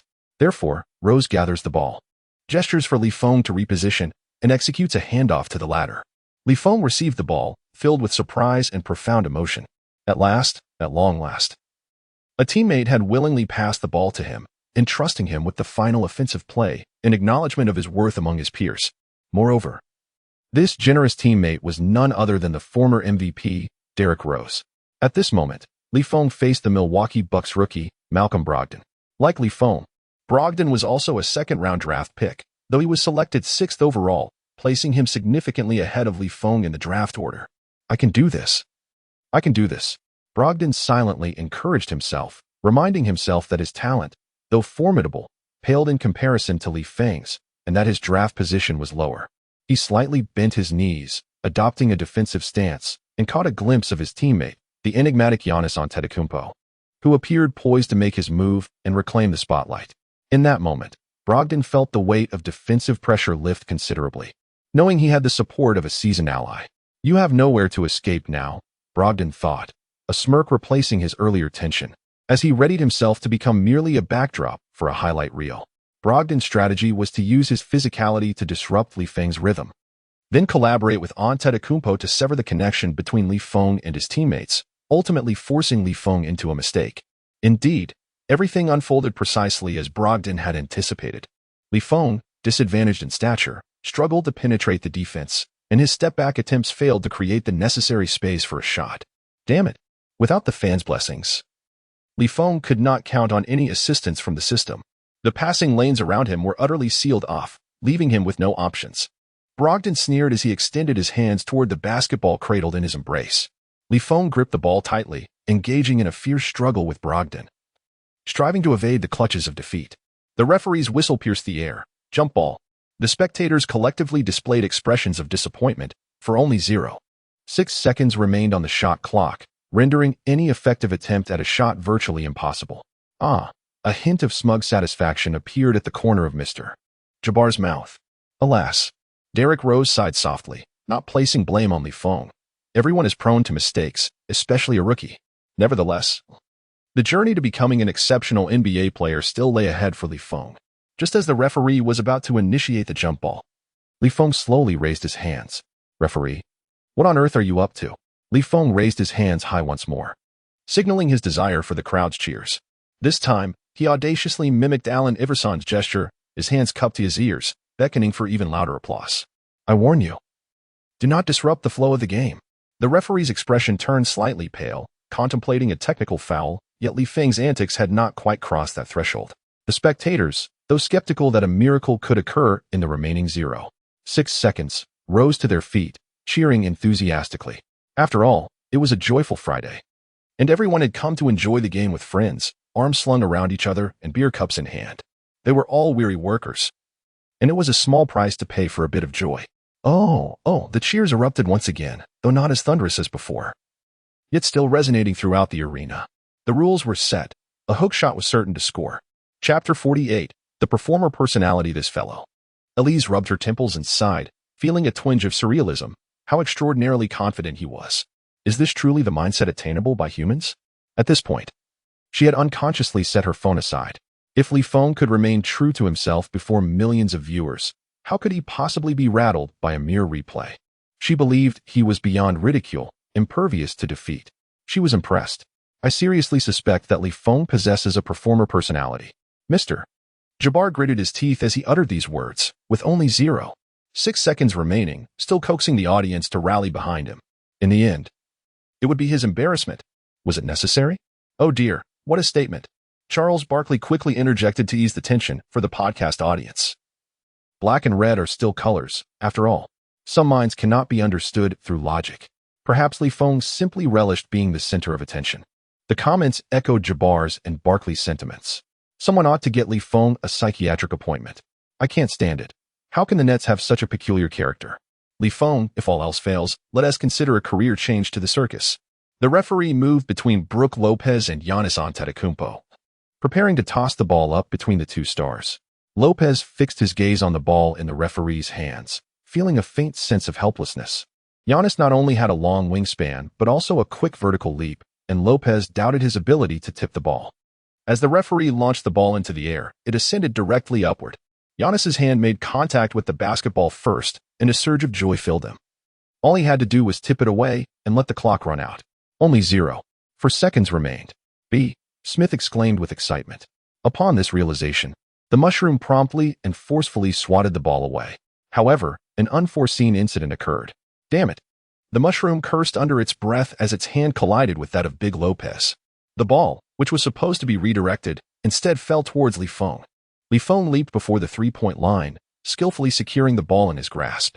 With only 0.2 seconds remaining, Charles Barkley joined in the countdown. Time was insufficient. There was simply no opportunity to execute a proper shot. Li Feng, finding himself at an impasse, resorted to emulating the iconic skyhook maneuver showcased in Kareem Abdul-Jabbar's mesmerizing highlights, leaping off one foot, executing a hook shot with the ball parallel to his shoulder. The moment the timer buzzed, all eyes within the Barclays Center, coaches, players, fans, and security alike, were fixated on the spinning basketball suspended in midair. In comparison to Abdul-Jabbar's highlights, the imitation was commendably executed, the sole distinction being that Li Feng was attempting a three-point shot. "Huh, do you think you can be me?" Abdul-Jabbar scoffed. Having the right form is futile without the requisite effort. Yet, just as he was about to continue with what he believed to be astute advice, his voice abruptly faltered, as if a hand had clasped his throat. What was happening? This arrogant, self-important fool, who had mocked the worth of his hook shot, had just performed a more challenging technique than he himself had ever accomplished and scored. A three-point hook shot?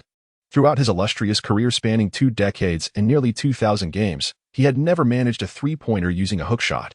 In fact, he had never even attempted a three-point shot with a hook. His coach would surely reprimand him for this. What? Elise gasped, covering her mouth in astonishment.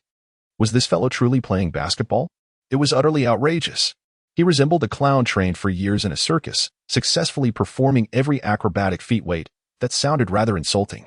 Taking several deep breaths, Elise shook her head in disbelief, trying to compose herself as she marveled at Li Feng's miraculous performance.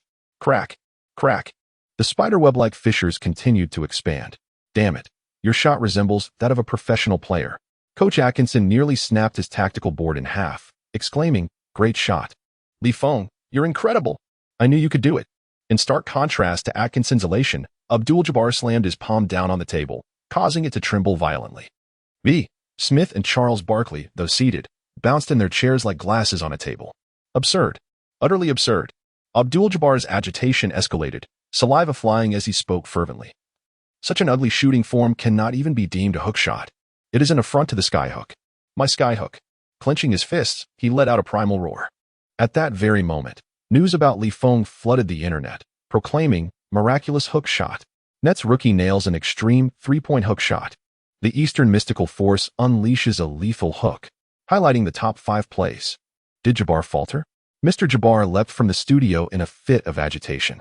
Even the veterans were unsettled. Jabbar's expression turned a shade of green. At halftime, within the Nets locker room, Derrick Rose delivered a powerful punch to Li Feng's chest. "Goodness, you truly have some hidden depths, don't you?" Other teammates gathered around, chattering excitedly. "Indeed, you only strike at pivotal moments.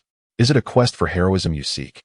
Li Feng chuckled, immediately launching into a series of self-aggrandizing jokes, proclaiming himself the GOAT of the new era, content to remain in the shadows of glory. Coach Atkinson sat in the corner, observing the harmonious atmosphere in the locker room, a slight smile gracing his lips. From this team, he perceived a sleeping lion awakening. How nostalgic it was, this positive and vibrant chemistry. Such a phenomenon is truly rare. At last, there was a hint of what one might call a championship demeanor, Atkinson mused. Uncertain how long it would last. One step at a time. He crossed his arms and quietly watched the Nets players frolicking, momentarily refraining from chastising his beloved disciples for squandering precious time on idle chatter. Of course, this was not solely due to the worn-out tactics board. He simply wished to savor this moment, however fleeting it might be. In the Bucks locker room, Giannis cradled Brogdon's head in his enormous hands, vigorously shaking it. "Wake up, rookie. Don't let them knock you out. You are our team's hidden gem. That three-point hook shot was merely a divine fluke." Brogdon lifted his head, revealing his swollen, reddened eyes. "Really? Am I truly a remarkable player? Damn it." Giannis muttered under his breath. "I was just saying that casually. Why take it to heart?" Yet, as the elder statesman of the team, he felt compelled to continue. "Of course. If you get bullied, don't worry, I'll help you reclaim your honor. In the second half, you sit on the bench and watch closely." At this juncture, Giannis displayed a tender side, kneeling on one knee and earnestly addressing Brogdon. "Promise me. If I dismantle Li Feng in the second half, you will practice hard to repay my efforts." "All right." Brogdon wiped his eyes and shouted, "I promise you." Chapter 49. The leader. Upon hearing the buzzer signaling the end of halftime, Giannis opened the locker room door and stepped out first, like a leading sheep. He held his head high, thoroughly satisfied with his performance. Once, he had been an inexperienced rookie, but now he had ascended to the role of the team's elder brother. The earlier scene of comforting Brogdon made him realize it was time to become a competent leader. It was time to guide those fledgling rookies, who were once as weak as he had been when he entered the league, to achieve the collective honor that belonged to the entire team. The mother mushroom slightly tilted her head, discreetly casting a glance behind her to ascertain that her teammates were trailing closely before she felt at ease. Inside the studio, B. Smith and Charles Barkley were engaged in their respective duties, one administering a back rub to Mr. Jabbar while the other served tea. Such a historical figure deserved to be treated with the utmost respect. Moreover, given Mr. Jabbar's advanced age and the evident irritation caused by Li Feng, who had turned red with anger, there was a genuine concern for potential mishaps. With this thought in mind, B. Smith discreetly took out his phone, instructing a colleague to have an SUV parked downstairs to preempt any unfortunate incidents. Why not call an ambulance, you may wonder. Simply put, it was prohibitively expensive, nearly $5,000 in America. There's a joke that goes, if you find yourself injured while strolling down the street, always be on the lookout for kind-hearted passers-by willing to summon an ambulance. If such an opportunity arises, do quickly dissuade them. Otherwise, you risk bankruptcy or worse. "Mr. Jabbar, please calm down." Charles Barkley leaned in, gesturing for the crew to mute their microphones and switch the camera angle, while offering words of comfort to Mr. Jabbar. "As you can see, Li Feng has merely emulated your elegant skyhook, without grasping its true essence and depth." "Indeed," B. Smith chimed in. "Just look at his poor shot selection. A wise master of the skyhook would never stoop to attempt a three-pointer with that technique." In their efforts to placate Mr. Jabbar and salvage the dismal atmosphere of the live broadcast, the two commentators resorted to hyperbolic flattery. completely disregarding that Li Feng had rushed his shot due to a lack of time on the shot clock. The skyhook from the free throw line is the true art form, Charles Barkley asserted, leaving Mr. Jabbar momentarily bewildered. Is that so? Do you truly believe that? Mr. Jabbar's expression softened, and his breathing steadied. Absolutely. B. Smith nodded earnestly. The skyhook is indeed a sight to behold. As for Li Feng, he should first master the orthodox skyhook within the three-point line. He is merely a rookie. Let us not allow him to take advantage of the situation. If he gains any momentum, then B.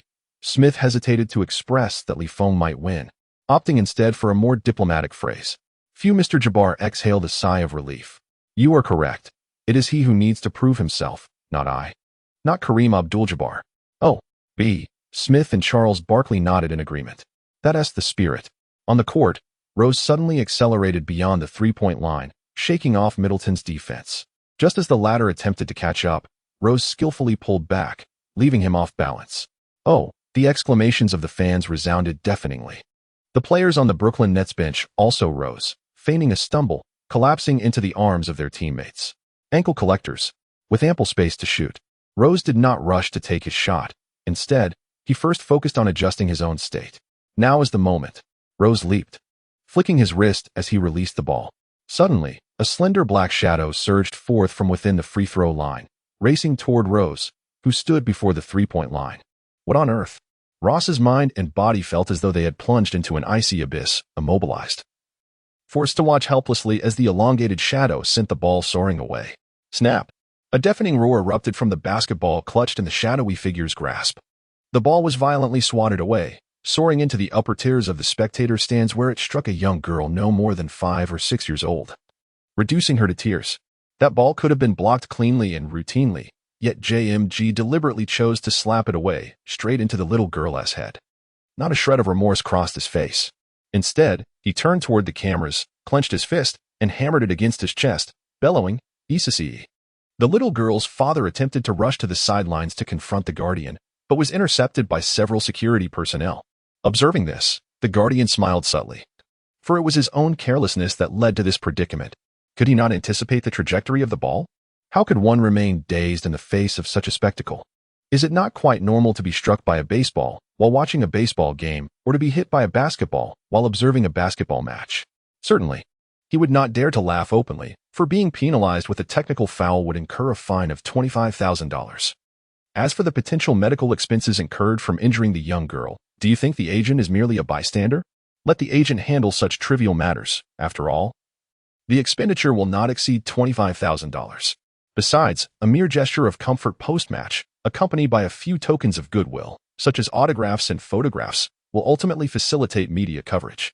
Thus, the ironclad yet tender demeanor of the basketball powerhouse will be showcased, and the persona will be firmly established. Fans will be further endeared, and endorsements will inevitably follow. How splendid! Li Feng let out a furious curse, and Ross swiftly intervened, exclaiming, "Just watch me take him down. Do not act impulsively, do not act impulsively." Ross promptly patted Li Feng on the shoulder, signaling him to remain composed. I had no intention of acting rashly, Li Feng thought to himself, secretly expressing his frustration. This was all orchestrated by Vicky. The persona of a tough yet tender-hearted individual belonged to the Mushroom, while the impulsive crusader was Li Feng's role. It was said that this strategy would refine their fanbase, garnering higher quality support. The referee and security personnel, promising numerous benefits, exerted considerable effort to soothe the girl's father, ultimately persuading him to return to his seat and retrieve the basketball. Ross passed the ball to Li Feng. Li Feng resolved to avenge the little girl, targeting both the despicable Gmom Mushroom and the Milwaukee Bucks. Although his current adversary was not Gmom Mushroom, but rather Brogdon, who had reluctantly adjusted after consuming chicken soup. Brogdon's demeanor appeared significantly more composed than during their previous encounters in the locker room. Alas, Li Feng sighed, that you're innocent. You must be sacrificed in the pursuit of justice against Gmom Mushroom. Just as Li Feng intended to raise his hands high, soliciting cheers from the audience as he had done before, the disgusted spectators stood up unprompted, clapping and cheering for him. Oh, Li Feng, defeat them. Li Feng, vanquish Gmom Mushroom. Is this truly happening? The corners of Li Feng's mouth twitched. Well, this spares me the embarrassment of having to solicit applause. The cheers from the crowd grew louder, and to his astonishment, Brogdon's legs began to tremble slightly. This is quite terrifying. Brogdon shivered. Is this the atmosphere of the Nets' home court? Chapter 50. Crowdfunding a flight ticket to the East. Let the storm intensify. Feng curled the corners of his mouth, calling for a pick from DeAndre Lopez. Was this for real? The player matched up against DeAndre, Jim Magoo, rubbed his eyes in disbelief. The rookie from the Nets actually dared to challenge him? Although Feng had managed to score twice against Jim Magoo in the first 2 quarters, it did not imply that Feng possessed the capability to take him on one-on-one. The first basket was made against Jim Magoo's help defense, while the second was a miraculous hook shot from beyond the arc. The randomness of those shots rendered them insignificant as a benchmark. Since the opportunity presented itself, Jim Magoo thought with a cold smirk, why not seize the prestige that was so readily available? He had agreed with Brogdon to dismantle Feng on offense while locking him down on defense. It is essential to note that the former task is far less challenging than the latter. As a modeling anomaly, Jim Magoo could overpower anyone. Yet he might not be able to completely shut down a player. What if Feng passed to a teammate upon seeing Jim Magoo defending him? Now, with Feng foolishly offering himself up, it was akin to delivering a head on a platter, a perfect setup. Jim Magoo could finally establish his authority and rally the rookie under his wing. Oh. The fans could hardly contain themselves as they witnessed Feng willingly confront Jim Magoo, particularly the father of a little girl whose palms turned crimson from clapping. His face flushed from cheering. Go, Feng. Take down Jim Magoo. The rules were set. The hook shot was sure to find its mark. In the studio, why bother? Mr. Jabbar, dressed impeccably in a suit, expressed his impartial stance to support the younger generation of his former team, yet he was met with a ball to the face, leaving him in tears. Such a display of weakness. And her father, clearly indulging her unconditionally. As a father, one must. In our harsh era, it was entirely normal to see bloodshed on the basketball court. Smith and Charles Barkley exchanged glances, hesitant to speak. Finally, Mr. Jabbar concluded, in today's society, not only have players become softer, but ordinary people have too. Yet this time, after presenting his viewpoint, the supportive comments in the chat diminished significantly, with the majority opposing him. Amidst the deafening roars at Barkley's center, Jim Magoo's gaze was fixated intently on the basketball in Feng's hands. Feng is nearly 40 centimeters shorter than Jim Magoo, which naturally lowers his center of gravity while dribbling. When Feng is not under the influence of his condition, Jim Magoo may find it quite challenging to seize the ball from him. Wait, he has succumbed to his condition. Feng has truly lost his mind. Jim Magoo was overjoyed as he witnessed Feng's blunder while dribbling, the ball rebounding off his knee. Is this all there is? Charles Barkley barked. How can such ineptitude be worthy of the NBA? Do not tarnish the league's reputation. With that, Barkley patted his shoulder as if he had brushed against something filthy. I have heard that table tennis in the East is quite renowned. Smith barked, suggesting that we crowdfund a ticket to the East on social media to support Feng's career change. Jabbar scoffed. There's no need to criticize him further when he can't even maintain control of the ball. Have you witnessed how Jordan critiques streetball players? It only diminishes his stature. This ball carries an immense weight, far beyond mere sport. In Jim Magoo's eyes, it is not merely a steal, but a testament to his leadership qualities. Driven by an insatiable desire to seize it, he lunged towards Feng's knee like a famished wolf. This play was his for the taking. Feng was taken aback. He had deliberately feigned an injury, intentionally bringing the ball down to his knee. This maneuver was learned from a streetball player. When a defender attempts to snatch the ball, one can suddenly pull back what appears to be a dropped ball, thereby executing a successful maneuver. Unfortunately, Feng was still too young. The good news was that the opponent had taken the bait. The bad news was that it was a whale that had bitten the hook. What can a mere mushroom achieve? Such a direct lunge towards another's knee would likely result in a season-ending injury for the opponent. Damn. Feng cursed under his breath. What a filthy little brat. In this crucial moment, he reached for the ball, opting not to pull back, for that would lead to a collision with the mushroom's knee. Feng executed a remarkable maneuver as he seized control of the ball, performing a deft turn to evade his opponent. Not only did he safeguard possession, but he also deftly averted injury, a true genius. Feng swiftly executed a turning motion, narrowly evading the airborne attack from the mushroom creature. What on earth? The mushroom was taken aback. Was this truly the reaction speed of a novice? How humiliating. What to do? What to do? He had promised the rookie and his team to demonstrate a spectacle. A wave of despair washed over the mushroom as it resolved to give it everything it had. After deftly maneuvering past the defender, Feng decisively penetrated the paint, braving the defensive efforts of the Bucks to execute a forceful finish. However, just as he was poised to release the shot, the defender hurtled towards him like a cannonball, colliding fiercely with Li Feng. In the fleeting moment when Li Feng was struck, his body instinctively reacted, guided by muscle memory, executing a hook shot. The piercing whistle of the referee echoed sharply. Alas! Mr. Jabbar sighed, recognizing that Giannis was far too impulsive. Given Li Feng's current display of prowess, the likelihood of this shot succeeding was minimal. There was no need to squander a precious foul so recklessly in the fourth quarter. Well, Jabbar consoled himself. After all, that shot would likely miss. Just as he uttered those words, the basketball circled the rim several times before finally descending into the net. The barrage of comments erupted. 66666, Jabbar's prophetic mouth. Prophetic mouth? More like a crow's mouth. Crow's mouth? A dog's mouth spitting ivory.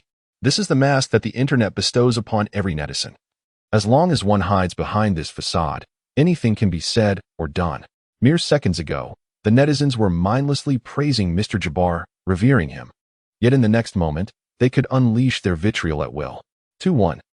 Witnessing Li Feng being knocked down by the mother mushroom, Iris leapt up from the sofa in alarm. Shit. She covered her mouth, her heart aching at the sight of Li Feng lying motionless on the ground. Damn it.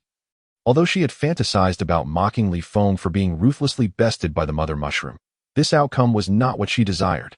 Iris clasped her hands together in prayer for Li Feng, wishing for his well-being. Just as she was about to close her eyes to utter her prayers, Li Feng transitioned from lying down to performing push-ups.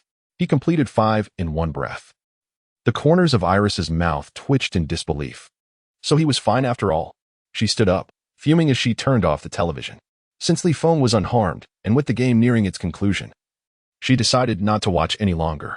She had more pressing matters to attend to. Makeup. Preparing to dine with Li Feng. Chapter 51. The old lamp. Giannis was indeed overconfident.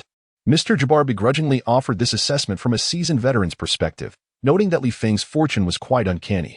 Both conditions were essential for this 2-1 conclusion.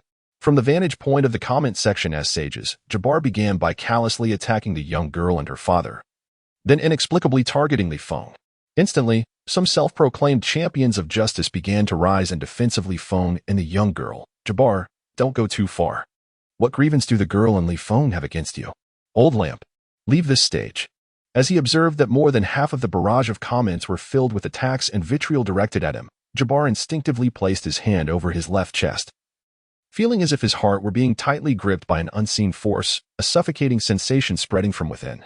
He was on the verge of succumbing. B. Smith promptly vacated his seat and rushed to Mr. Jabbar's side to assess his condition. Breathe deeply. Charles Barkley gestured for deep breaths, his head bobbing rhythmically in sync with the motion of his hands. Mr. Jabbar, please join me in taking deep breaths. Meanwhile, on the court, they continued with their push-ups. Li Feng was thoroughly enjoying himself when his teammate abruptly lifted him off the ground, exclaiming, "Buddy, stop it. If you continue, the referee will issue you a technical foul."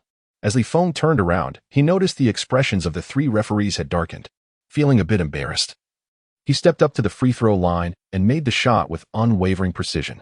With just 1 minute remaining in the fourth quarter, the score stood at 112-107, with the Nets leading by 5 points.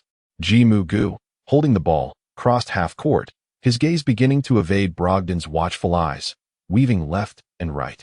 Alas, Bogut recalled how he had confidently assured his younger brother, causing a cold sweat to break out. This was indeed a blunder. Wait a moment. Li Feng is up to something. The mushroom's eyes are wide open, and its skin is twitching incessantly. Li Feng gestured to De Lopez, indicating for him to retreat and allow Bogut to take the shot. This was Li Feng's psychological tactic. First, he executed a series of remarkable shots, shattering Bogut's confidence on the defensive end, only to subsequently invite him to shoot a 3-pointer, further undermining his self-assurance on offense. How dare he allow a shot? Abdul-Jabbar shrugged off the supportive hands of B. Smith and Charles Barkley, pulling the chair back to the commentary booth. Giannis, be a tough guy. Take the shot. Let them know that the basketball genius of the Bucks is not to be trifled with. I refuse to believe I cannot score. Although he did not hear Abdul-Jabbar's encouragement, Bogut understood the unspoken message and, with hands clasped around the ball, muttered under his breath, "If you have the guts, let me shoot the entire game." Don't shoot. The head coach of the Bucks waved his hands from the sidelines, shouting loudly, "Shoot." Mr. Abdul-Jabbar screamed from the studio, as if to increase his visibility. The coach even wielded the tactical board in his hands, declaring, "This is a provocation. Do not fall for it." No shooting. However, driven by fervor, Jimugu paid no heed to the warnings. With the desperate gaze of his coach upon him, he resolutely chose to take the shot. The direction was impeccable. This was a ball destined to swish through the net.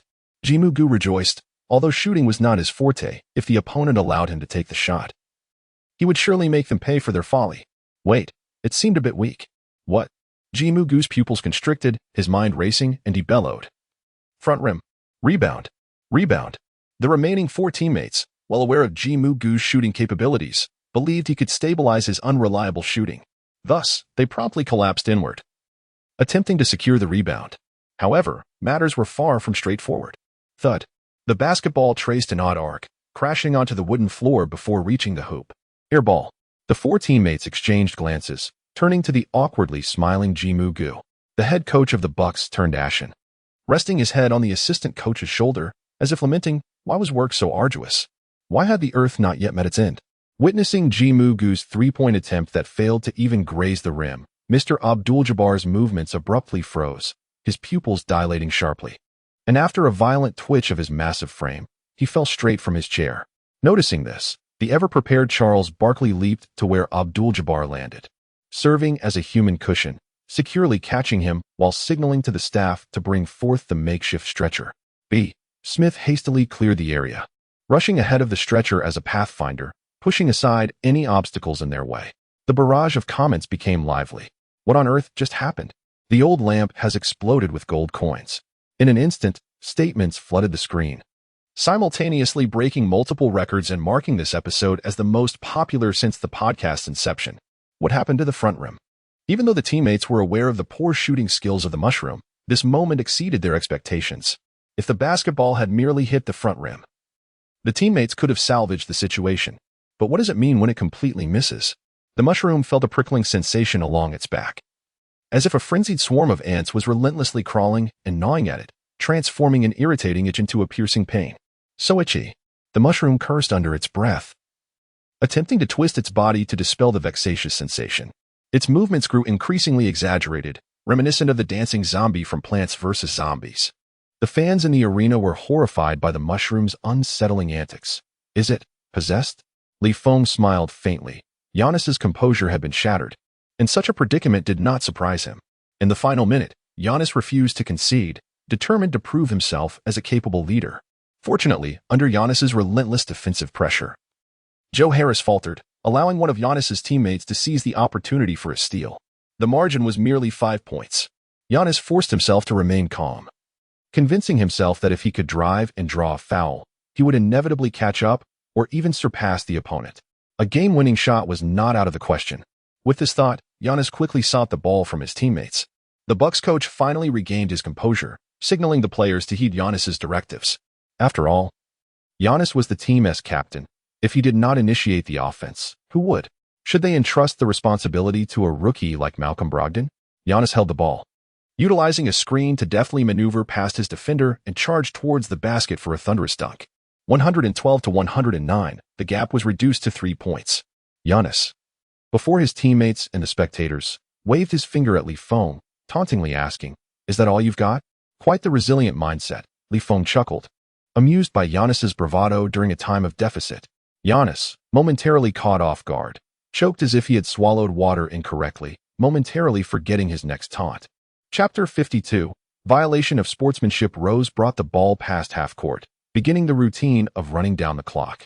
With only a 3-point difference and over 40 seconds remaining, it was imperative to manage the time, or the Bucks would have multiple scoring opportunities.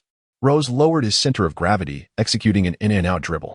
As the shot clock dwindled to 6 seconds, he utilized Joe Harris's screen to penetrate the lane. Observing this, Giannis abandoned his defense of the corner 3-point shooter, Joe Johnson, and rushed to contest Rose's shot. Rose smiled faintly, faking a pass before delivering the ball to the wide-open Joe Johnson. Joe Johnson launched a 3-pointer. It missed. Giannis secured the rebound and swiftly transitioned to offense. With 2 long strides, Giannis crossed the half-court line, initiating a 3-step layup. This was the innate talent of the Greek freak. Giannis executed an expansive Euro step, evading the waiting Brook Lopez, then leaped, using his shoulder to challenge the latter. 2-1. He made it. 112 to 111. The margin shrank to a single point. After the referee confirmed the basket and awarded a free throw, Giannis slowly turned, his gaze locking onto Feng with unwavering precision. In that moment, the arrogance and disdain he had previously displayed were replaced by a calm, poker-faced demeanor. It appeared he genuinely desired victory. Giannis approached the free throw line. Inhaling deeply, he first positioned the ball at his waist to practice his shooting form, then lifted it slowly, methodically shooting the free throw. Swish. The basketball swished through the net with unwavering precision. The score stood at 112 to 112, a deadlock.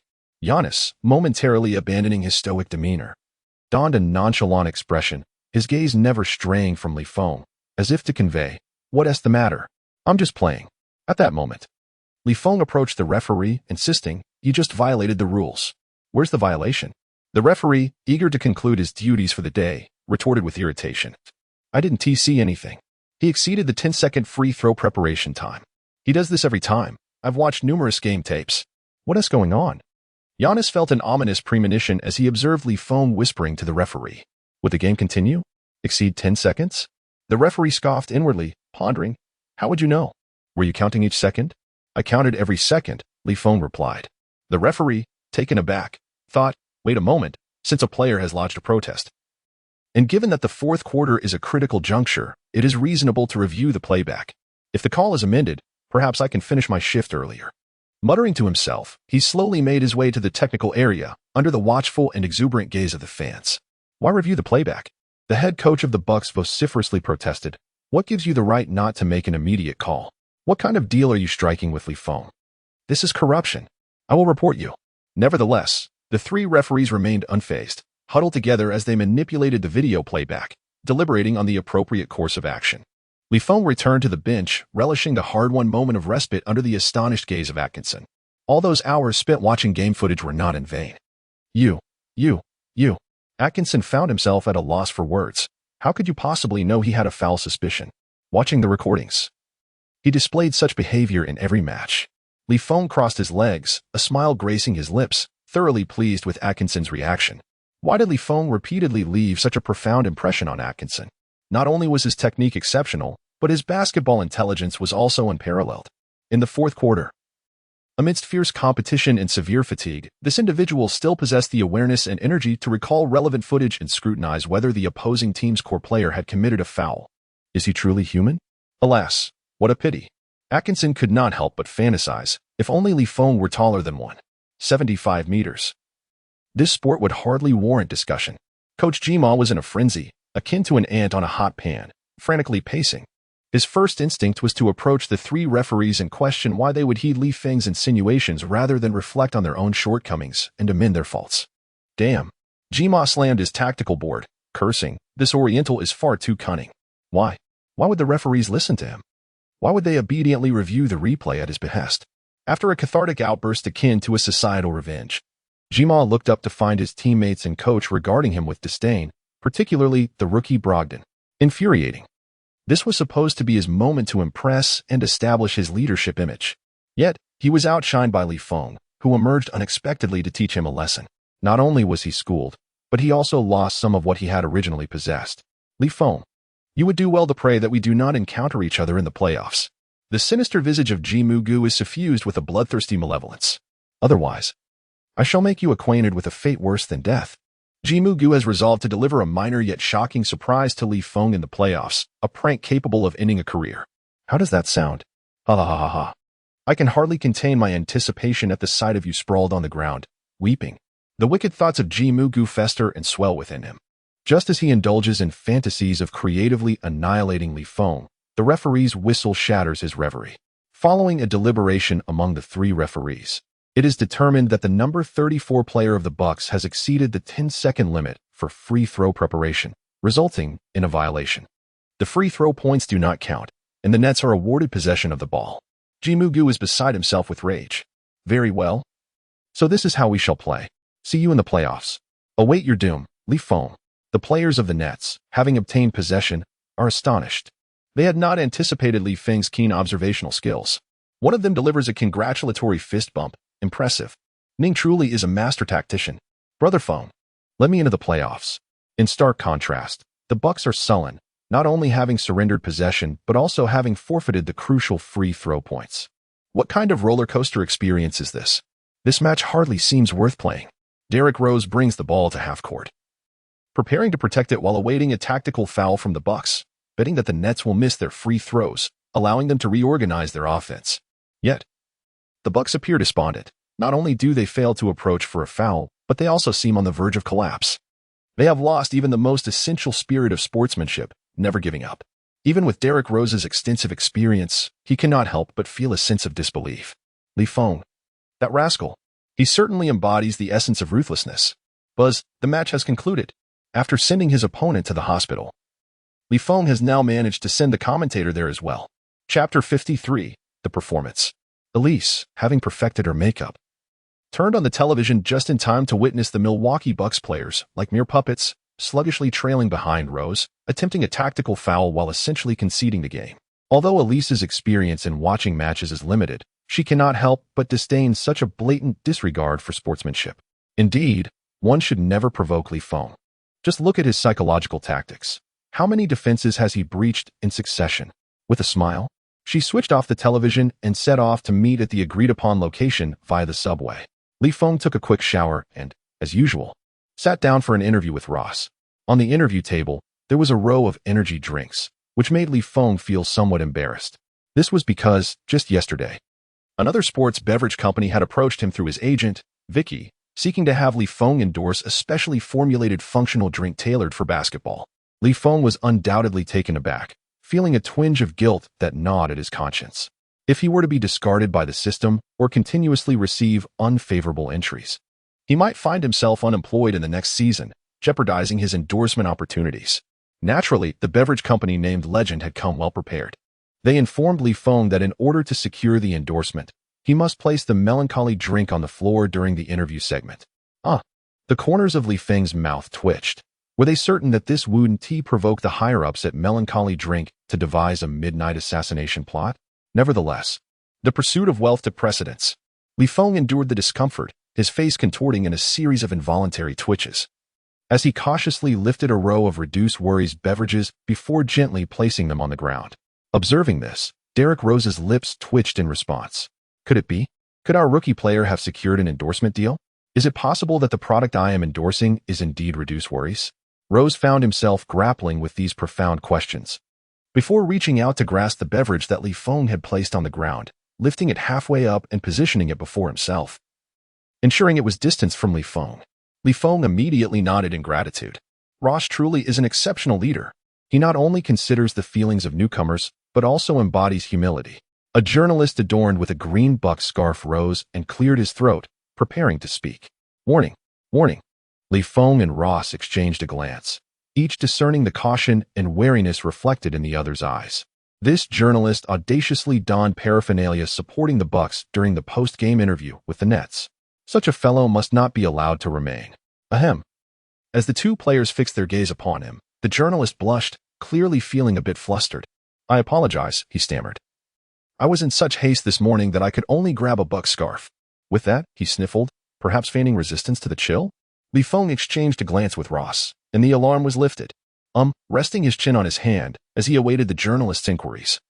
An enlightening idea suddenly struck him. Please hold on a moment. Feng departed from the interview venue with a rhythmic stride. Derrick Rose remarked, What is this?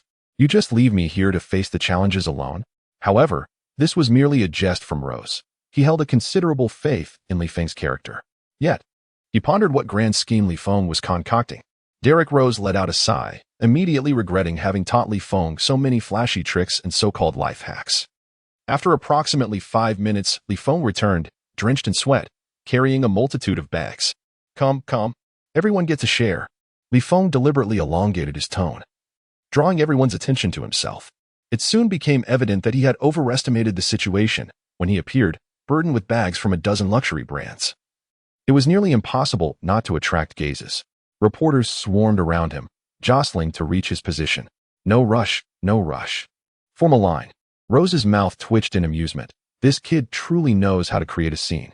After training the opposing players on the court, he now seems intent on schooling the journalists off it as well. This is the limited edition scarf from the Nets. Everyone, Each one of you will receive one. The reporters, though somewhat disheartened by the absence of luxury items in the bags, eagerly anticipated the so-called limited edition scarves. Upon hearing Li Feng's request to line up, the reporters, once as frenzied as hyenas, transformed into well-behaved little crocodiles waiting for a bath, forming a neat queue.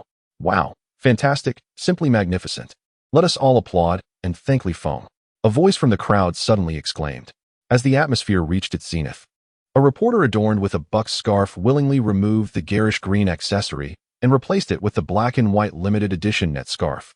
Our team. Derek Rose hesitated. Is there really a limited edition scarf? Of course not. Li Feng slapped his thigh, then realized his voice had risen too high and quickly muttered. I bought these from an elderly lady in the nearby Chinatown.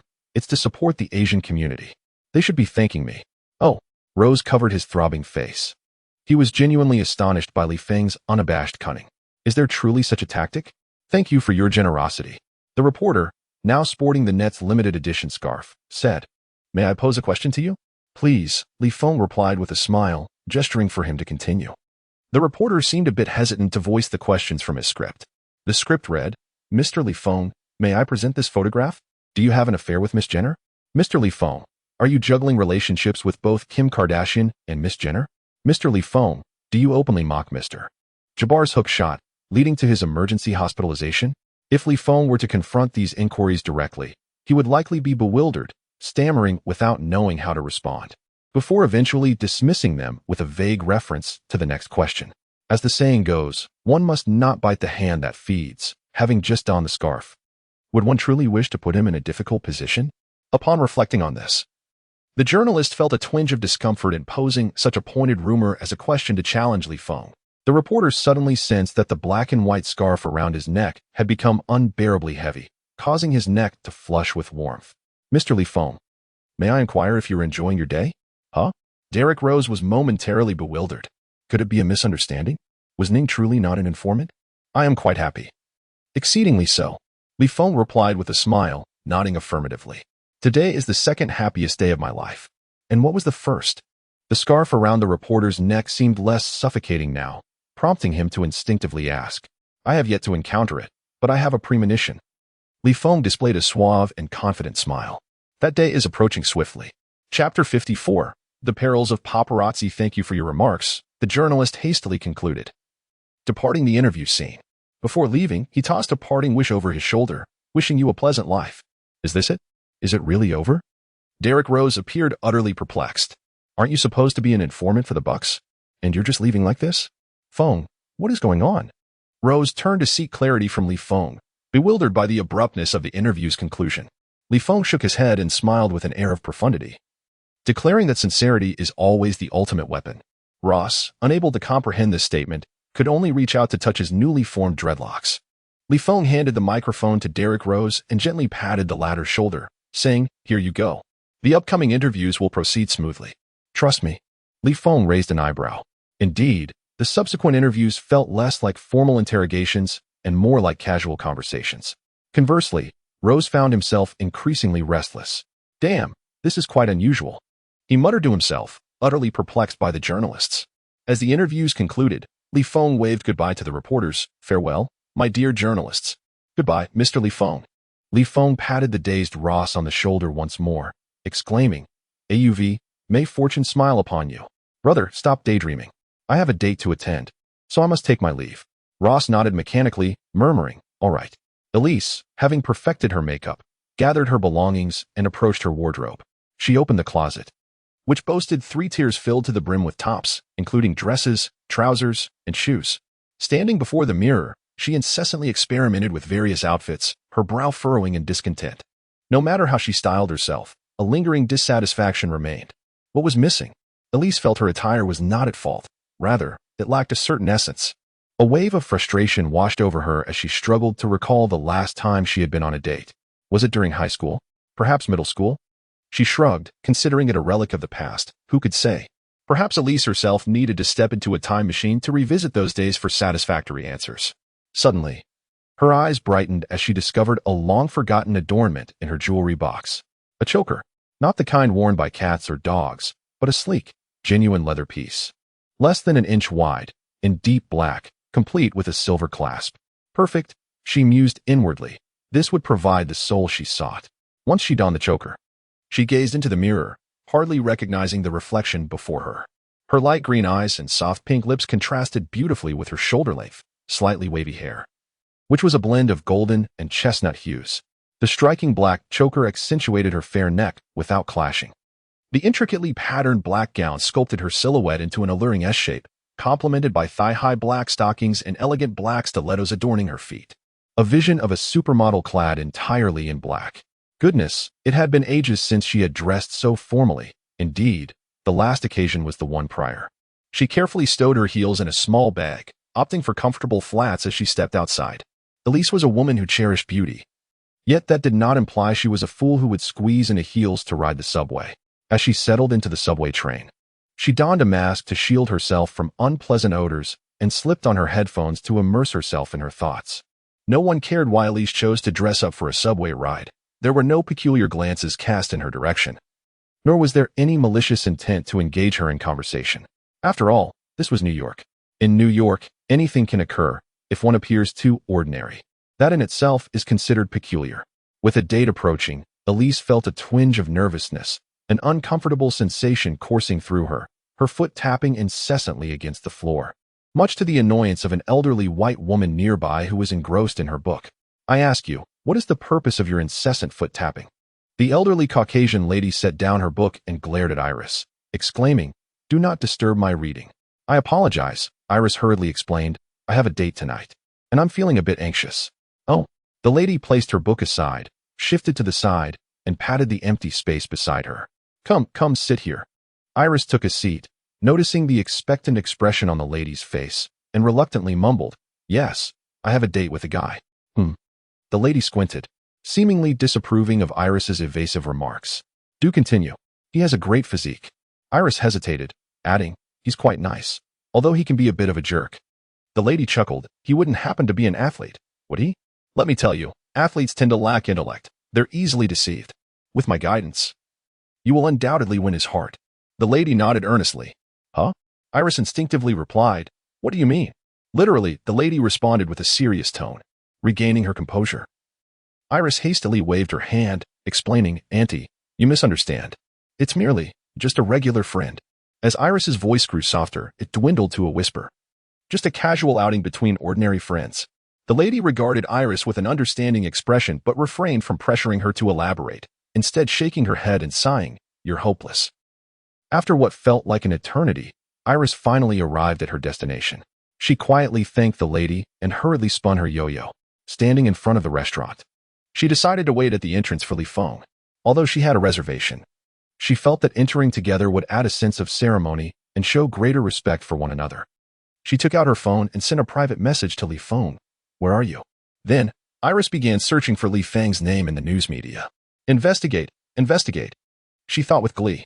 A miniature version of herself, adorned with devilish horns, cackled mischievously in her mind, chanting, "Investigate, investigate." Her slender, delicate fingers glided up and down the screen. Finally, at a certain moment, her movements abruptly halted, her gaze fixated on a news headline. "Midnight date? Love and hatred between a basketball star and an aristocratic family." Beneath the headline of this news article, two ambiguous images are displayed. Under the glare of the flashlights, Feng and Jenna are captured on the streets of New York late at night. The first image depicts Feng gently patting Jenna's back as she sobs inconsolably, reminiscent of a weeping pear blossom. The second image shows Jenna collapsed in Feng's embrace, her face buried against his chest. If Feng were to see this news, he would undoubtedly exclaim, "Fraud," for the essence of the situation and the sequence of the images are entirely misrepresented. The truth is that Jenna slipped, and Feng, in a moment of kindness, caught her, causing her to fall into his arms. Subsequently, as Jenna began to cry, having been covertly photographed by the paparazzi, Feng was merely comforting her by patting her back. How could the perspective of the paparazzi so utterly distort the reality? Elise erupted with fury, her pupils dilated sharply, her silver teeth biting into her red lips, leaving a pale mark, while tears shimmered in her eyes, threatening to spill over. Chapter 55. Raper. Feng sat on the subway, pinching his nose, once again lamenting within himself, why not invest in a car? It is high time he acquired one. Although owning a vehicle in the traffic-clogged streets of New York City seemed a folly for those with more money than sense, having a car would certainly allow him to evade the unpleasant odors of public transit. Why not indulge in such a luxury? He resolutely decided that when time permitted, he would procure a stylish convertible sports car. The New York subway today, as usual, was teeming with an array of characters. A group of young individuals, clad in attire reminiscent of hip-hop culture, surrounded the metal poles, performing street dance. It could have been worse, Feng mused silently. At least they were not engaging in pole dancing as they had on a previous occasion. Now that had been quite the eyesore. At that moment, Feng's phone emitted a series of beeps. He opened his social media to find a direct message from Elise. Their relationship had evolved. He had marked her account as one of special interest, despite her follower count and influence being dwarfed by other socialites or celebrities. Her messages still garnered a notification each time she reached out. "Where are you?"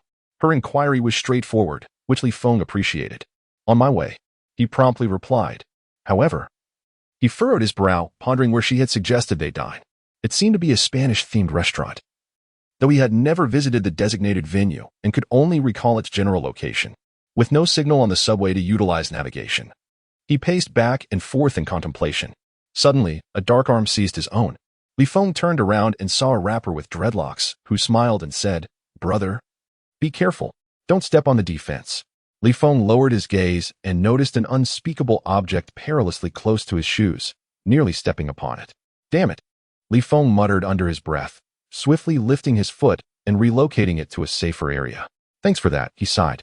The rapper shrugged his shoulders and flashed a grin, exclaiming, "This is New York."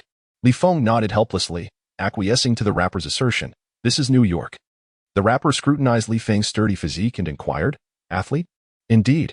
You have a keen eye," Feng acknowledged with a nod. "I play for the Brooklyn Nets." "Haha. I admire your confidence." The rapper laughed heartily, affirming Feng's sense of humor. "That's a good one." Feng could no longer recall how many times his self-introduction had been mistaken for a jest. Regardless of whether he presented himself with solemnity, pride, or an impassive demeanor, no one ever took him seriously. He appeared merely as an ordinary basketball enthusiast with visible fitness traces, starkly contrasting with the towering figures who thrive in the NBA. Standing at an impressive 2 meters tall. "With your height, it seems unlikely you could play in the NBA," remarked a rapper. Noticing the lack of amusement on Feng's face, he began to question whether he had been too reliant on stereotypes, and thus sought confirmation. Stating that the last Eastern player in the NBA, Yao Ming, stood nearly 2 meters and 30 centimeters tall. Feng shrugged, saying nothing. His expression a mix of indifference and disbelief, which left the rapper feeling somewhat alarmed. The rapper opened his phone and searched for the roster of the Brooklyn Nets in New York. He stared at the screen for an extended period, yet could not find any player profile representing Feng. In the end, he even adjusted his phone to the highest brightness and held it in front of Feng, hoping that this self-proclaimed NBA player would personally confirm his identity. Feng focused his gaze and realized, to his astonishment, that he was looking at the roster of last season's Brooklyn Nets players. "Last season, I was still competing in the NCAA. If I were to be found there, it would be utterly absurd." Feng chuckled softly, pushing his phone back without affirming or denying anything. "What a joke. There is simply no one like you." The rapper rolled his eyes, displaying a slightly embarrassed expression, nearly falling for the ruse. "Honestly, despite such a robust physique that resembles that of an athlete, your acting skills rival those of Hollywood stars." The rapper tugged at the gold chain around his neck, exuding an air of ostentation. "Sir, you are out of touch." Today's rappers sport headscarves and baggy pants that reveal their CK underwear. Who still wears those large gold chains that resemble shackles? The corners of Feng's mouth twitched slightly. Indeed, Feng nodded seriously, urging the need for enhanced awareness against scams. "The station has arrived." "Oh, amazing. Let us do it again." The crowd behind erupted in admiration for the street dance masters. Feng emerged from the subway amidst a chorus of cheers. "Hey, look at that person." A passerby patted the rapper on the shoulder, pointing towards Feng outside. "He resembles that rookie from the Nets." "Which one?" the rapper instinctively inquired, his hand releasing the golden chain around his neck. "Wait a moment." The bystander pulled out a phone, searched for Feng's name, and displayed the Wikipedia page to the rapper. There, a cheerful young man donned in a number 0 jersey grinned foolishly at the camera. "No way. It really is him." The rapper clutched his gold chain tightly, his knuckles turning pale as a sharp pain surged through his nerves. yet he refused to let go. How is this even possible? The rapper stammered, unable to comprehend the image on the screen before him. An NBA player stood right in front of him. And as a New Yorker, he had failed to recognize a player from his own city.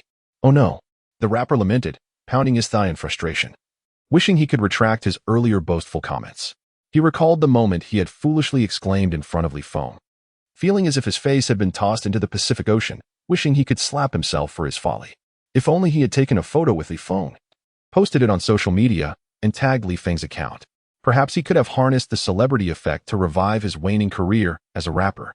My bright future. My wonderful life, my dreams of being a rapper. He fretted, bouncing around in agitation, the gold chain around his neck swaying wildly. Hey! The startled onlookers nearby recoiled, hastily retreating towards another subway car. Feng, following the navigation, arrived at the agreed-upon location, a century-old Spanish restaurant. A lady adorned in a black dress adorned with intricate patterns stood beneath the street lamp at the entrance, her shoulder-length chestnut hair concealing her face entirely. By merely observing her silhouette from the side, Feng recognized her as Elise. He hurriedly approached and gently tapped her shoulder, feeling a hint of embarrassment as he exclaimed, "Elise, I have arrived. I apologize for the wait." The lady slowly turned her head, and two clear tears cascaded down her flushed cheeks, trailing towards her chin. Feng was taken aback. Chapter 56, Feeding the Pigs. She emitted a soft sob, raising her trembling hands to cover her face, disrupting the natural course of her tears, which flowed gently through her fingers. What on earth is happening? Upon seeing Elise, her eyes glistening with tears, gripping the hem of her skirt, her gaze swollen and reddened from crying, Feng was bewildered. Who did this? Feng exclaimed suddenly, demanding to know who was responsible. I will help you deal with him.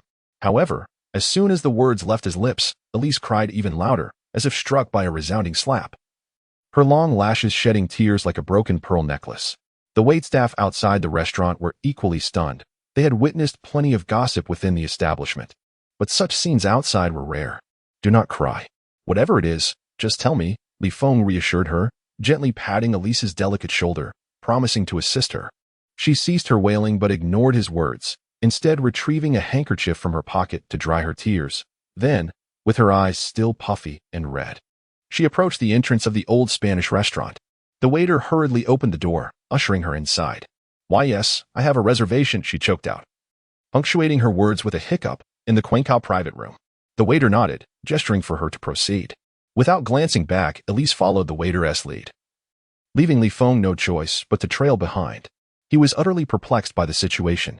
Yet, since she was crying, it seemed only right to side with her. Let us see what unfolds.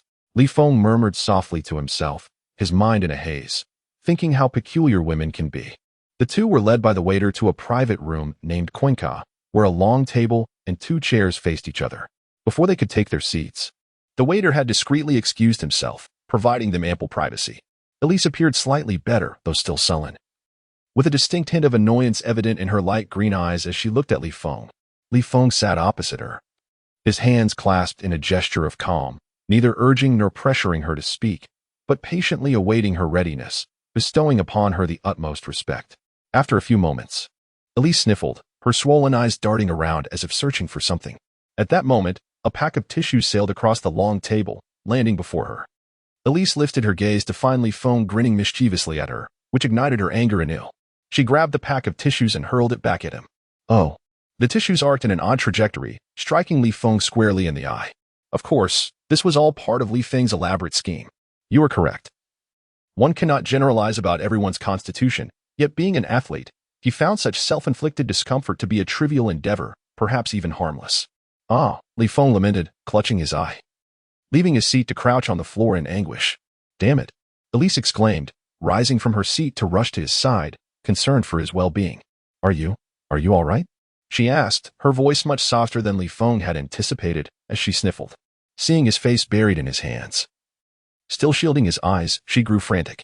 Crouching beside him, she gently shook his arm, her tone turning urgent. Are you okay? I truly didn't mean to. Please forgive my rudeness.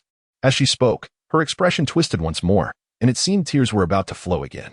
Upon hearing this, Feng immediately sensed something amiss in her tone. He hastily raised his head and beheld the sorrowful and anxious visage of Iris.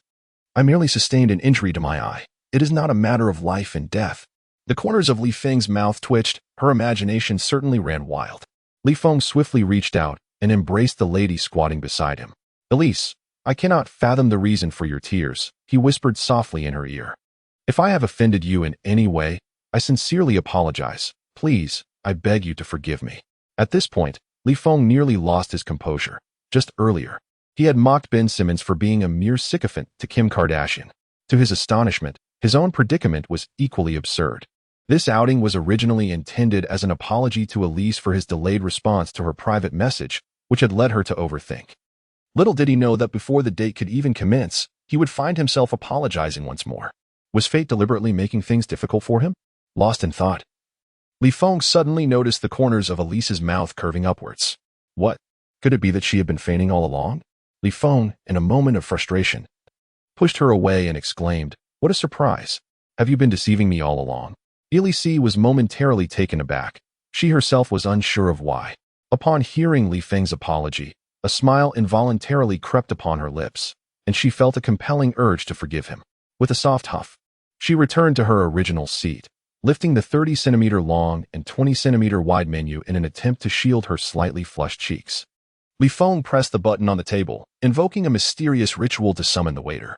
The waiter entered cautiously. Observing that the melodramatic scene between the two had gracefully transitioned from its peak to a tranquil conclusion, he couldn't help but nod in satisfaction. Although he missed the gossip he had longed to witness, the fact that his work remained unaffected was already a cause for gratitude. One serving of Spanish seafood paella and one serving of escargot, Li Feng remarked cheerfully, gesturing towards the menu. Since it appears the issue has been resolved, you might as well regard it as such. Otherwise, the only one left to suffer will be poor you. This was one of Li Feng's many abstract life philosophies. At 3 more servings of Spanish seafood paella and 2 portions of roasted leeks, Elise stated flatly, "Wait a moment. Can you consume that much?" Li Feng exclaimed, his body jolting in surprise. "Huh." Elise scoffed, fully aware that she could not eat so much, but questioned how a mere athlete could subsist on such a meager amount. "Eat heartily. If you can't finish, don't even think about leaving." At these words, Li Feng felt a pang of discomfort. Was this not a chance for her to exact revenge on him? "But please, do not waste food," he pleaded internally. Nevertheless, he reconsidered. As a professional athlete, she would undoubtedly manage to consume it all. His only concern was for Elise as a university student, who might find herself constrained by budgetary limitations, hence the slight reduction in her orders. After all, if she left still hungry, they could always return to the gym, where Chef Kai had been hired to prepare extra meals for the players. What was there to fear? As for the possibility of not finishing her meal and wasting food, they could simply take the leftovers with them, couldn't they? Regardless, Elise at least chose to express her grievances through this personal vendetta rather than resorting to cold silence and becoming a voiceless puppet. "We can address any issues slowly." Li Feng murmured to himself, "This is not a tale of vengeance akin to a web novel." Once the waiter had collected the menu and departed with the order, the room fell back into an oppressive silence. Chapter 57. Wife, please listen to me. This time, without waiting for Elise to speak, Li Feng took the initiative. "Go on. What have I done to offend you?" Elise lifted her teacup, taking a delicate sip of red tea, and scrutinized Li Feng through the rising steam. "Oh," she coldly laughed. Remaining silent, Li Feng blinked his eyes, pondering whether the issue truly lay with him. After a few moments, Iris retracted her frigid demeanor and finally spoke. "Oh, is that not the esteemed young masterly? What compels you to squander your precious time dining with a mere commoner like me?" Li Feng, though she finally seems willing to speak, her tone carries an unmistakable hint of bitterness. The more Eliza speaks, the more her words are tinged with a melancholic air, her small mouth uttering increasingly sarcastic remarks. "If you are too occupied, you need not come. I would advise the esteemed young masterly to refrain from devaluing himself by attending dinner and instead spend more time with your socialite girlfriend." Socialite girlfriend? Li Feng found that he recognized every word uttered by Eliza, yet when they coalesced into sentences, he grasped nothing. "Where did I acquire a socialite girlfriend?" Li Feng muttered softly, "Are you referring to the sultry Kim Kardashian or the green tea princess Jenna?" Eliza, oblivious to his sarcasm, transitioned into a ceaseless monologue. Continuing her discourse, it saves one from having to return home to confront Miss Jenna's inquiries after indulging oneself. However, upon reflection, Eliza furrowed her brow and paused, remarking, "Being a playboy is quite arduous indeed." Oh, Li Feng suddenly realized. It turned out that what Iris had said was, that night, on the streets of New York, the The clandestine photographs of Li Feng and Miss Jenna captured by paparazzi. Noticing Li Feng's expression of belated realization, Eliza narrowed her eyes, her fair complexion darkening gradually. It was as if her vocal cords had plunged into a vat of jealousy back in Li Feng's ancestral village, surfacing only after 3 days and nights to be unceremoniously shoved back into her throat.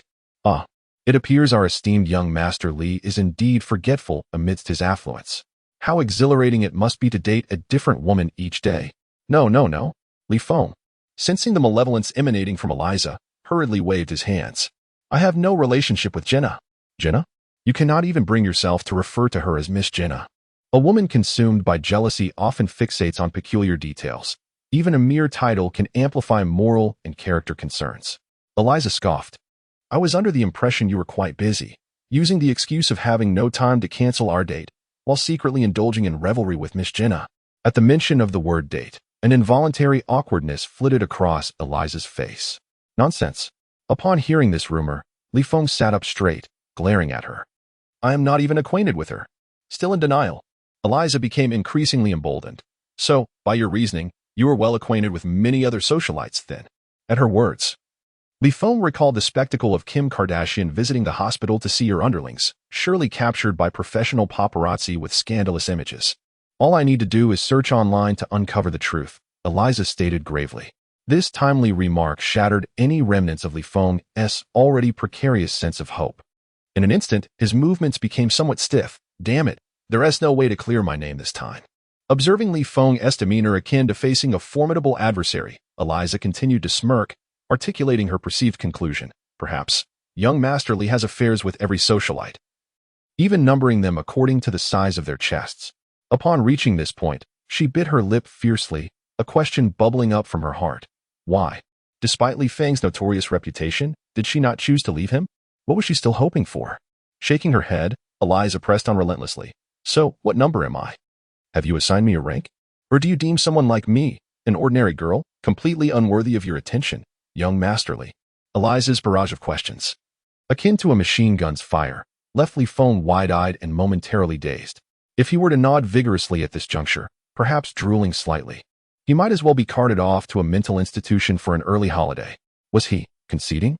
Elisa's anticipation of vehemently reprimanding the scoundrel and witnessing him kneel before her, pleading for forgiveness, suddenly dissipated, although she had intended to continue her tirade.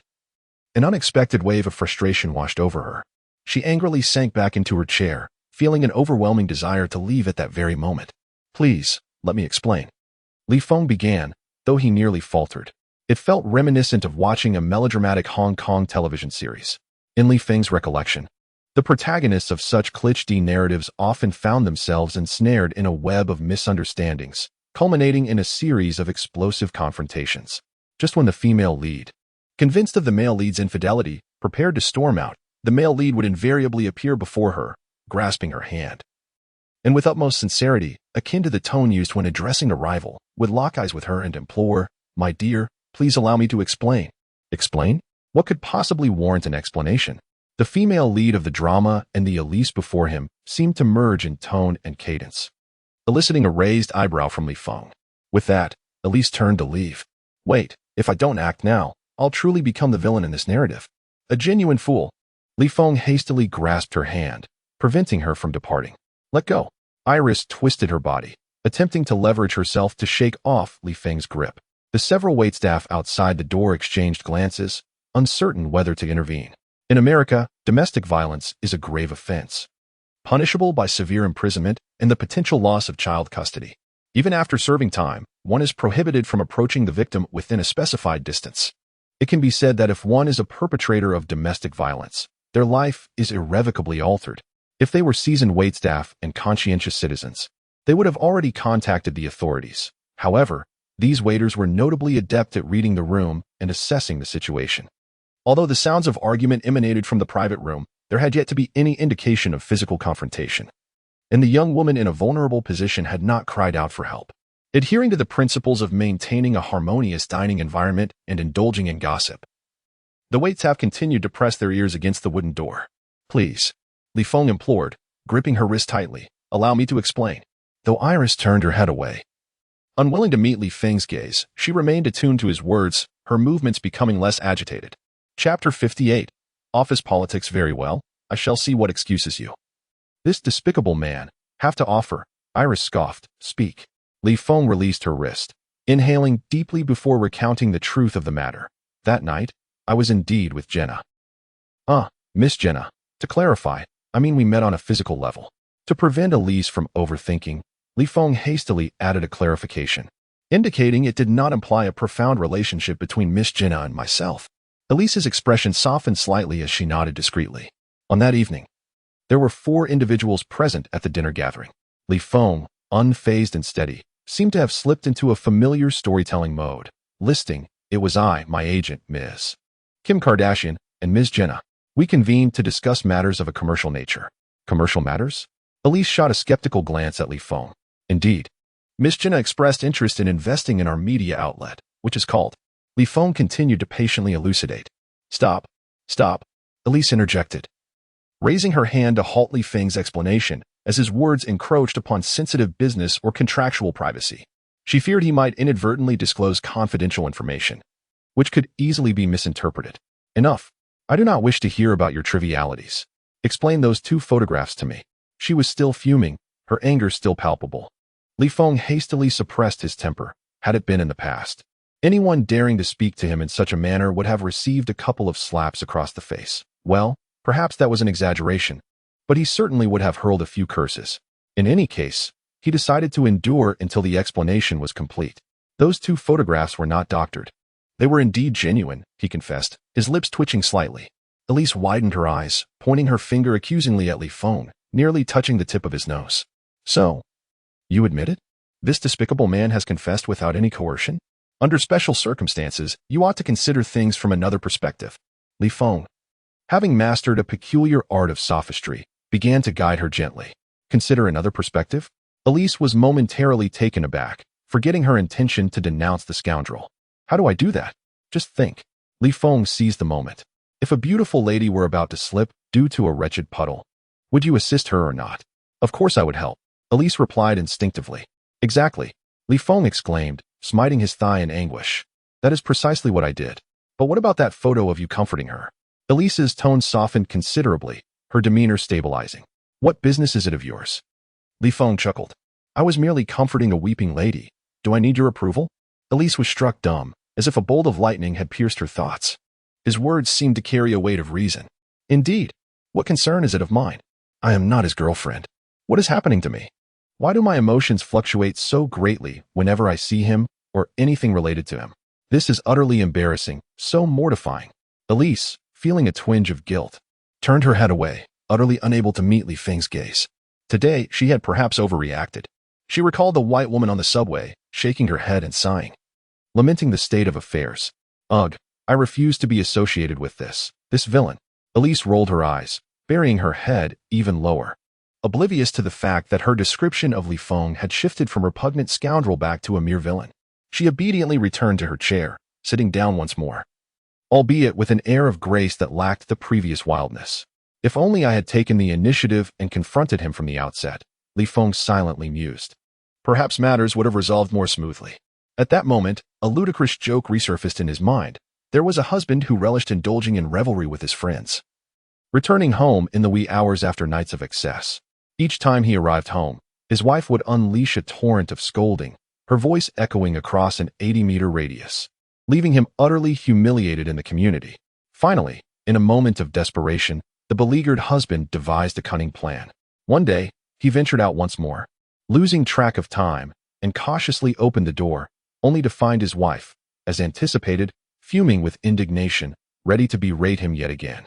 Emboldened by the alcohol, the flushed husband shrugged off his coat, throwing it aside before dramatically overturning a chair, exclaiming, "Damn it, I'm livid. This is utterly infuriating. I can't take it anymore." The wife, who had intended to unleash her usual barrage of complaints, was momentarily taken aback by her husband's rage. Quickly, she picked up the coat he had discarded, poured him tea, and began to massage his back and legs, cautiously inquiring about what had transpired. Sighing, the husband took a sip of the sobering tea, weakly explaining, "Office politics.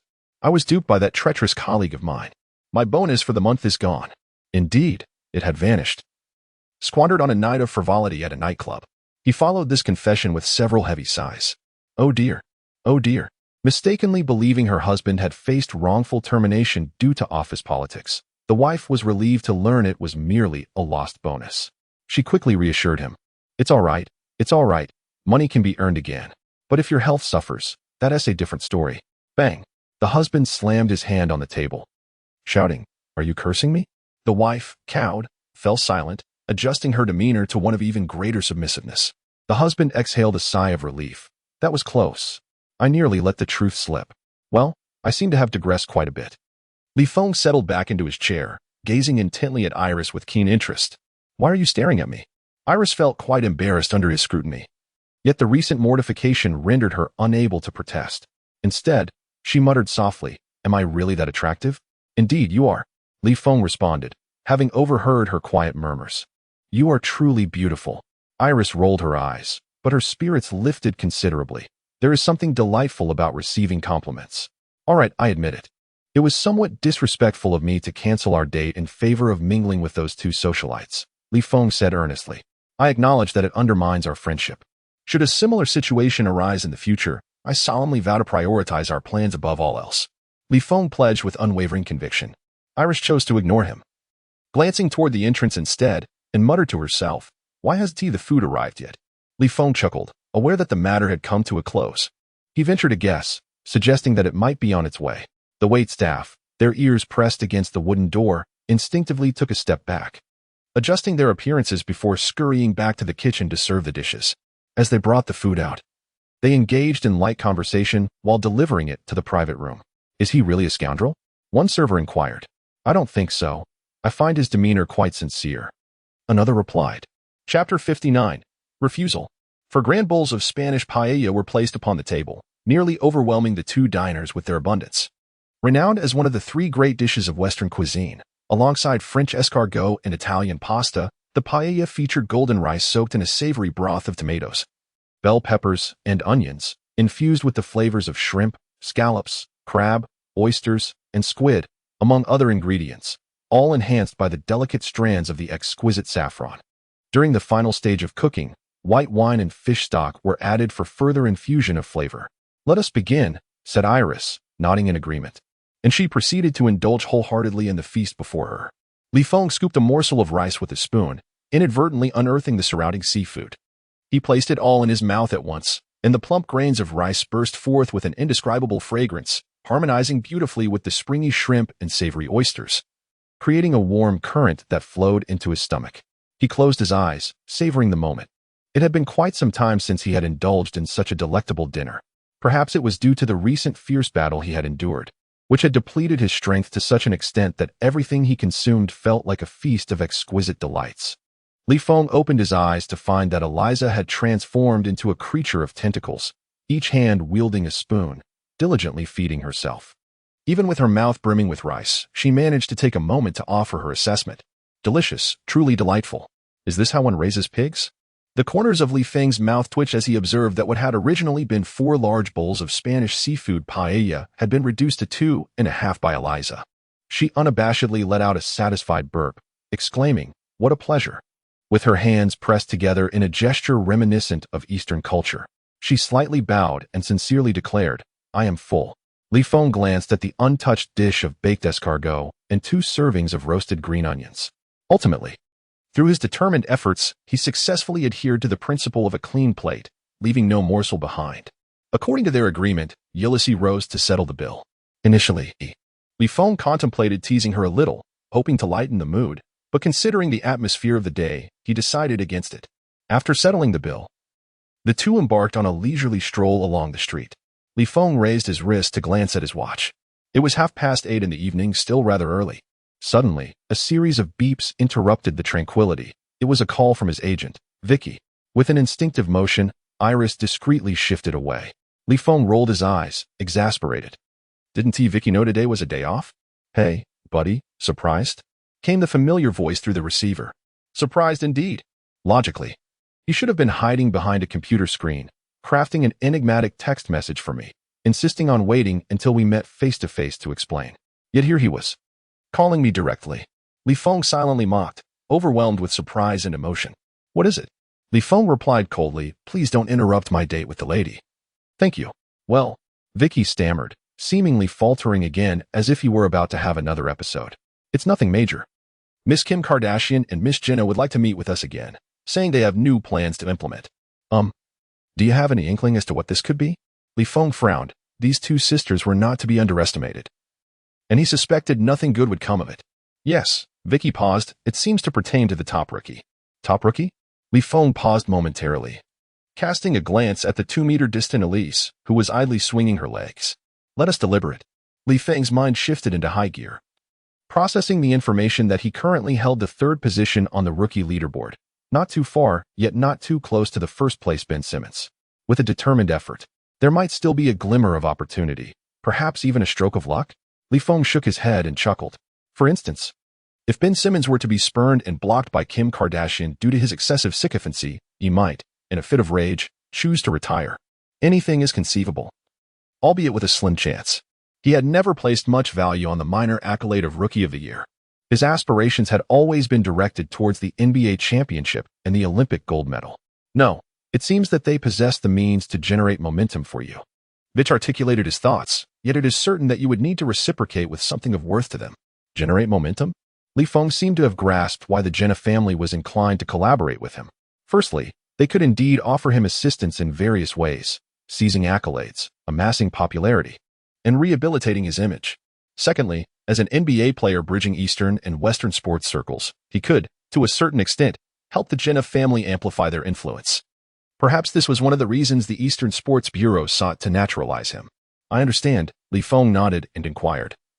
"Did they specify when the discussions would take place?" "Yes, right now," Vicky replied. "What? Right now?" Li Feng remained silent, sensing his predicament. Vicky on the other end of the line wore a troubled expression. "I truly do not understand what has gotten into them. They insist that it must be tonight. I am aware that today is your day off, and I have already attempted to persuade them that today is a rest day, and Mr. Li Feng must prioritize his scheduled commitments." Li Feng shook his head in resignation. This persuasion was rather amusing, as it cast him in the light of a significant figure. How delightful it would be if they knew he was seeing another lady. What expressions would they wear? They had also stated that if he did not attend tonight, there would be no future engagements, and the cooperation agreement would be outright cancelled. When Li Feng remained silent, Vicky grew anxious and hurriedly urged, "Shall we? This opportunity is rare and should not be squandered." "Let me think it over," Li Feng replied. He turned his head and noticed that Eliza was no longer in sight. After searching for a while, he found her crouched by the roadside, counting ants under the dim glow of a street lamp. Vicky exhaled in relief, deciding to give Li Feng an out. Yes, he truly needed to ponder this matter carefully. However, before Vicky could finish his sentence, he was interrupted by Li Feng. "I've made up my mind. I won't go." "What is going on?" Vicky was taken aback. Was his friend, who had wealth, truly turning down such an opportunity out of pretentiousness? "Listen to me. Don't act impulsively," Vicky said earnestly. As a friend and fellow alumnus, he wished for Li Feng to earn substantial profits, expand his influence, and become a dual titan in both sports and business. Moreover, as a professional agent, the more Li Feng earned, the greater Vicky's commissions would be. Before making this call, Vicky had considered various aspects, including enhancing personal brand value, increasing influence, and gaining more leverage, yet he could not fathom Li Feng's reasoning for rejecting such a tempting proposal. Nevertheless, Li Feng had chosen to decline. "Vicky, I know you mean well," Li Feng said, glancing at Eliza with a faint smile, "but I genuinely cannot spare the time right now." "You?" Vicky hesitated, as if he had already guessed what Li Feng was preoccupied with. "Is it because of a date?" "Indeed," Li Feng responded, feeling a wave of relief. He could not afford to cancel this time, for the repercussions would be severe. He glanced once more at Eliza, who was still squatting on the ground. Vicky wished to make one last attempt, pondering if this was truly worthwhile. Eliza, irritated by his gaze, raised her chin defiantly and gestured with her middle finger while silently mouthing, "Fuck you," clearly prioritizing Li Feng's phone call. "I don't know if it's worthwhile." Li Feng chuckled, returning the gesture with a middle finger. Li Feng nodded vigorously, rarely agreeing with Vicky's thoughts. He took a deep breath and said, "Thank you for tolerating my capriciousness." "What a thing to say." Vicky feigned anger. "What if I offend you and end up being dismissed as your incompetent manager? How would I afford to fuel my Corvette C7 then?" The two exchanged a few more jokes before reluctantly hanging up the phone. That brief conversation further strengthened the bond of friendship between Li Feng and Vicky. Li Feng felt a warm sensation within his heart as he waved to Iris, signaling her that the phone call had concluded. Ah, which young lady is it that has called our esteemed young master Li to inquire about his well-being? How delightful. Even before seeing her, one can already sense the jealousy in the air. It was merely a call from his agent. Li Feng feigned seriousness as he admonished. Please refrain from prying into my life. Thank you. Humph, I couldn't care less. Iris retorted, arms crossed, shaking her head vehemently in denial. You can call whomever you wish. Where to next? Li Feng inquired earnestly while glancing at his watch. After all, tonight's rendezvous was intended to mend the fragile vessel of their friendship. And he was particularly attentive to Iris's feelings, striving to appear genuinely sincere. You're the one asking me, being a guy? Iris countered. Although they were in the most liberated city in the world, New York, it did not imply that every woman must embody complete independence. Clearly, Miss Iris preferred a more relaxed approach, enjoying the sensation of being guided. Ah, how frustrating. It feels too real. Li Feng let out a sigh, which reminded him of a particular incident from his childhood, being forcibly taken out to dine with his African-American stepmother. However, she never mentioned the 2 hours spent wandering around clothing stores before and after the meal. Although that experience bore little relevance to his current predicament, Li Feng ultimately gleaned a few truths. One can never engage with women in a conventional manner, for they remain inscrutable. Perhaps, if Li Feng were to take her hand and say, "Allow me to escort you to a splendid place," Iris would retort, "Have you considered my feelings?" Alas, the rapid updates from America leave Li Feng no choice but to tread cautiously, striving to adhere to the absurdities of political correctness. Let me ask you this. What will it be? Li Feng, exasperated, decided to counter with a bold inquiry. I grant you 10 seconds to name our next destination. With that, he crossed his arms and began to count down, his expression one of indifference. 10, 9, 8. Hey, slow down, I'm not ready yet. This tactic proved unexpectedly effective. To his astonishment, Ms. Iris seemed to relish the domineering approach, promptly delivering a playful punch to his side. Iris stammered, uncertain of how to respond. What's this? Are you a conflicted Virgo? Li Feng inwardly scoffed, wondering why selecting a location for post-meal entertainment had to be so complicated. We should ride the Ferris wheel, she exclaimed, her eyes lighting up with inspiration. The Ferris wheel? Li Feng squinted, fighting the urge to shake his head. What joy could possibly be derived from it? A visit to a motel would be far more enjoyable, sipping Long Island iced teas while discussing dreams, and perhaps catching the sunrise the following morning. Nevertheless, a gentleman's word is his bond. He forced himself to nod. You truly understand me. I adore riding the Ferris wheel. Really? Iris replied, her delight palpable. A sense of inexplicable pride swelling within her. Could this be the thrill of decision-making? How exhilarating. Such were the musings of Iris, a chronic overthinker. Li Feng pondered to himself. Of course, it is a fabrication. Were it not for today being a day of apologies, I would not grant you this favor. However, on the surface, he still had to feign enthusiasm, responding perfunctorily, Indeed, the moment we meet at the pinnacle is quite astonishing. The phrase meet at the pinnacle elicited a look of confusion from Iris, yet she chose not to delve deeper into it. Thus, the two settled into the back of a taxi, ensnared in the bustling streets of New York. While caught in traffic, Iris discreetly stole glances at Li Feng's profile. Is he really that aloof? She murmured. I deliberately donned black stockings to meet you, and you don't even sneak a peek. If you truly can't contain yourself, I wouldn't mind a little touch. With that thought, she playfully prodded his calf with the tip of her stilettos. At that moment, Li Feng's gaze was unfocused as he stared out the window, his mind a chaotic tempest, grappling with a significant question. If one were to fall from a Ferris wheel, would the insurance company compensate? In his previous life, he had witnessed numerous amusement park accidents, ranging from Ferris wheels getting stuck to roller coasters losing power. If one had to choose, the latter was undoubtedly more terrifying, with instances of roller coasters sliding backward or even inverting. A vivid image unfurled in his mind after his untimely demise. His parents and sister triumphantly returned from the insurance company, weeping in a sea of dollars. Contemplating this, Li Feng nearly lost his composure, the corners of his mouth twitching. That was rather melodramatic. Best not to entertain such thoughts. Upon arriving at a beach park, they stood beneath the towering Ferris wheel. It's so high. They exchanged glances, exclaiming in unison. Is it too late to back out? Li Feng suggested, pointing to a food truck 30 meters away, a nervous smile gracing his lips. Perhaps indulging in some Mexican tacos would be a splendid alternative. No way. Iris rounded to his back, giving him a firm push forward. We've come this far.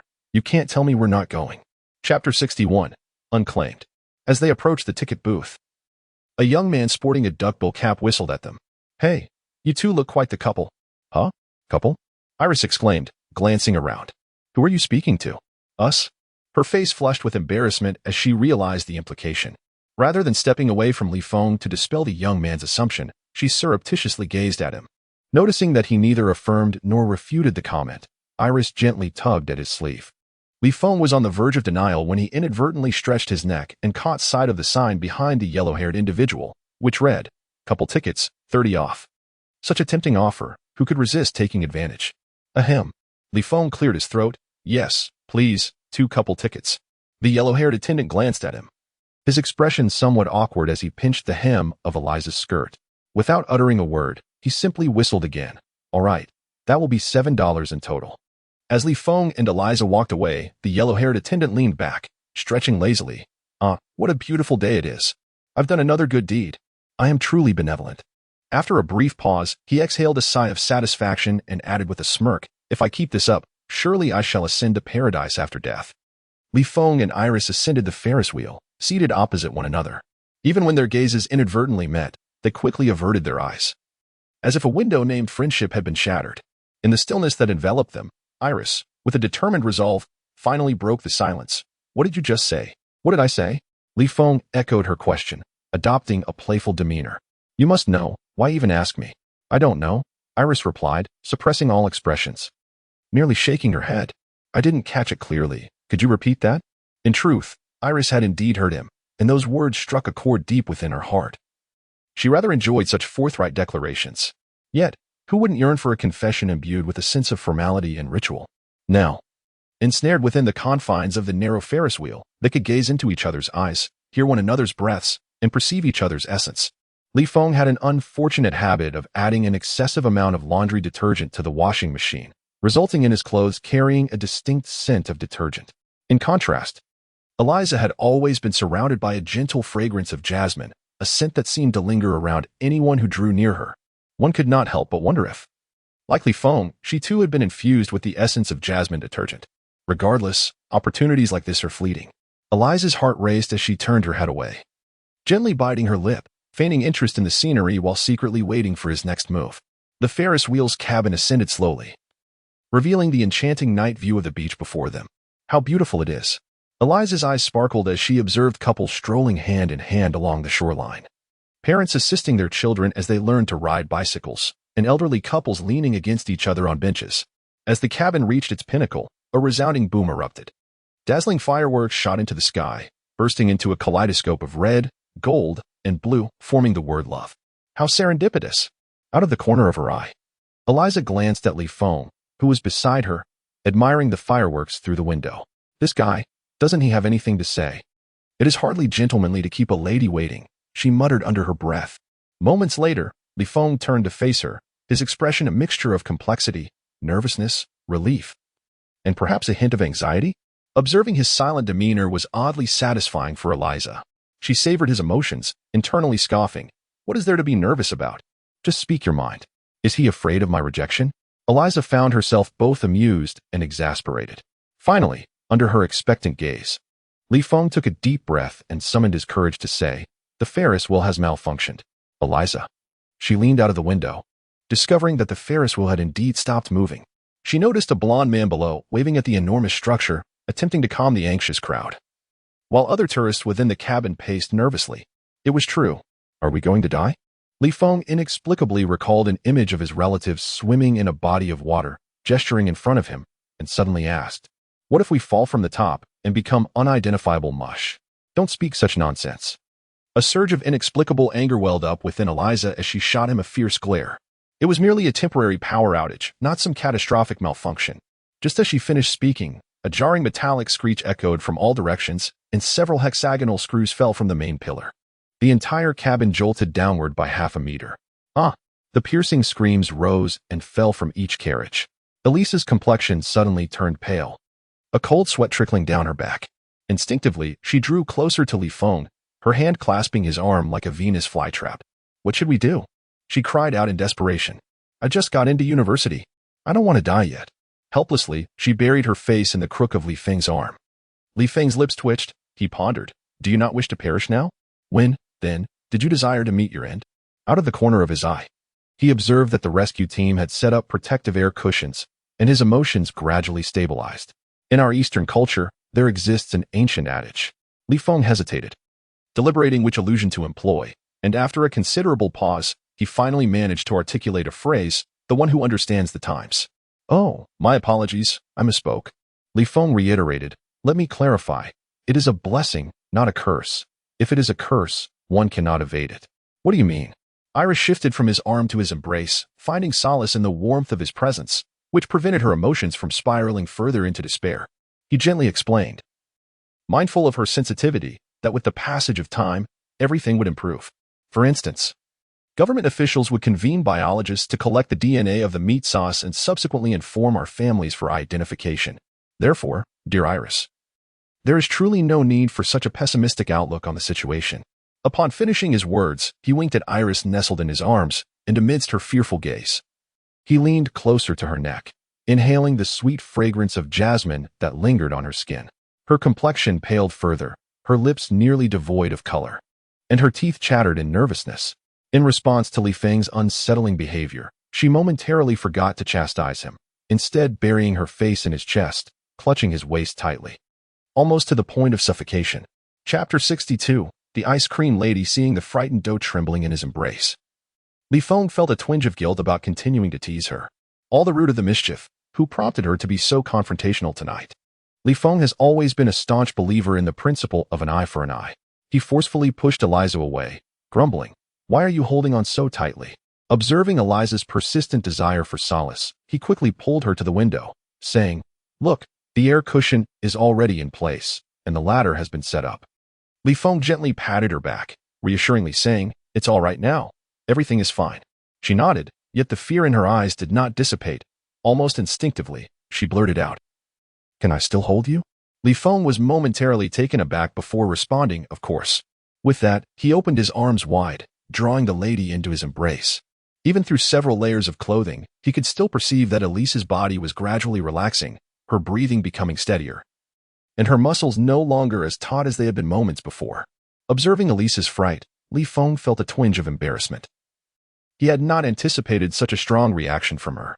The firefighter tapped on the glass window, saying, "Good evening. Do not be alarmed. We are well trained. Prepare to ascend the ladder." With that, the firefighter retrieved specialized equipment, opened the compartment, and carefully assisted the two onto the ladder. Li Feng and Iris were not among the first to be approached by the subsequent individuals. As the cloud ladder descended slowly, a group of irate tourists surrounded the ticket booth, hurling stones and plastic water bottles inside. The blonde-haired attendant within the ticket office darted about, muttering to himself, "I wish to ascend to heaven, but that does not imply I wish to do so at this very moment." As they passed the ticket booth, Iris had regained a modicum of her senses. She paused and gazed at Li Feng, as if inquiring, "Do you wish to throw something in?" "I am quite inclined to do so. Shall we?" Li Feng chuckled softly, removing his oversized baseball jacket and draping it over her shoulders, then naturally resting his hand upon it as he led her to a nearby bench to rest. He sat closely beside Iris, locking eyes with her gentle green gaze, which still appeared rather bewildered. Li Feng scratched his head, wondering if he had messed things up. Would he frighten her into silence? "Shall we get something?" he inquired. "I would like to have ice cream," she articulated slowly, perhaps fearful of forgetting, and preemptively thanked him. "Thank you." As she watched Li Feng's figure recede, a sudden realization struck her. Apart from her parents, she had never asked anyone else to buy her something, nor had anyone ever volunteered to do so. A wave of anxiety surged within her. She longed for the ice cream, yet also yearned for that unique silhouette to return swiftly. Would he abandon me? She pondered in a haze, urging him to come back quickly, regretting her earlier outburst during their meal. With a soft whimper, akin to a boiling kettle, she choked back tears, her heart aching as her nose tingled with the threat of tears once more. If Li Feng were present at that moment to read her thoughts, he would surely scoff and clarify, "That wasn't a shout, it was merely sarcasm." "Good evening. Welcome to Little Bee Ice Cream Shop," a cheerful young lady greeted them, her expression quickly shifting to one of surprise. "Oh my, did you and your girlfriend just come down from that wretched Ferris wheel?" The ice cream girl clutched her chest, her tongue poking out in mock horror. Indeed. Li Feng shook his head helplessly, muttering, "C'est la vie. Ha ha ha. You are indeed quite optimistic." The ice cream girl laughed heartily, resembling a hen floundering in boiling water. "C'est la vie. What flavor would you like?" I'm not sure what flavor she prefers," Li Feng replied honestly. "Well, in my opinion, just pick any flavor." The ice cream girl sighed, adding, "Men like you are hard to come by." "Good man?" Li Feng was taken aback. Indeed. Seeing his puzzled expression, the ice cream girl exaggerated her response, explaining, "This is America. Not only do men rarely buy ice cream for their girlfriends, but those who call themselves Sigma men wouldn't even carry a bag for them." "Is that so?" It seems that in this regard, the Eastern version is far ahead of America.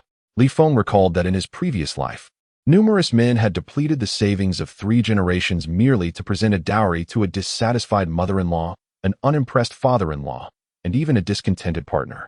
Was this a union forged in love or one entangled with money? Indeed, they were leagues apart.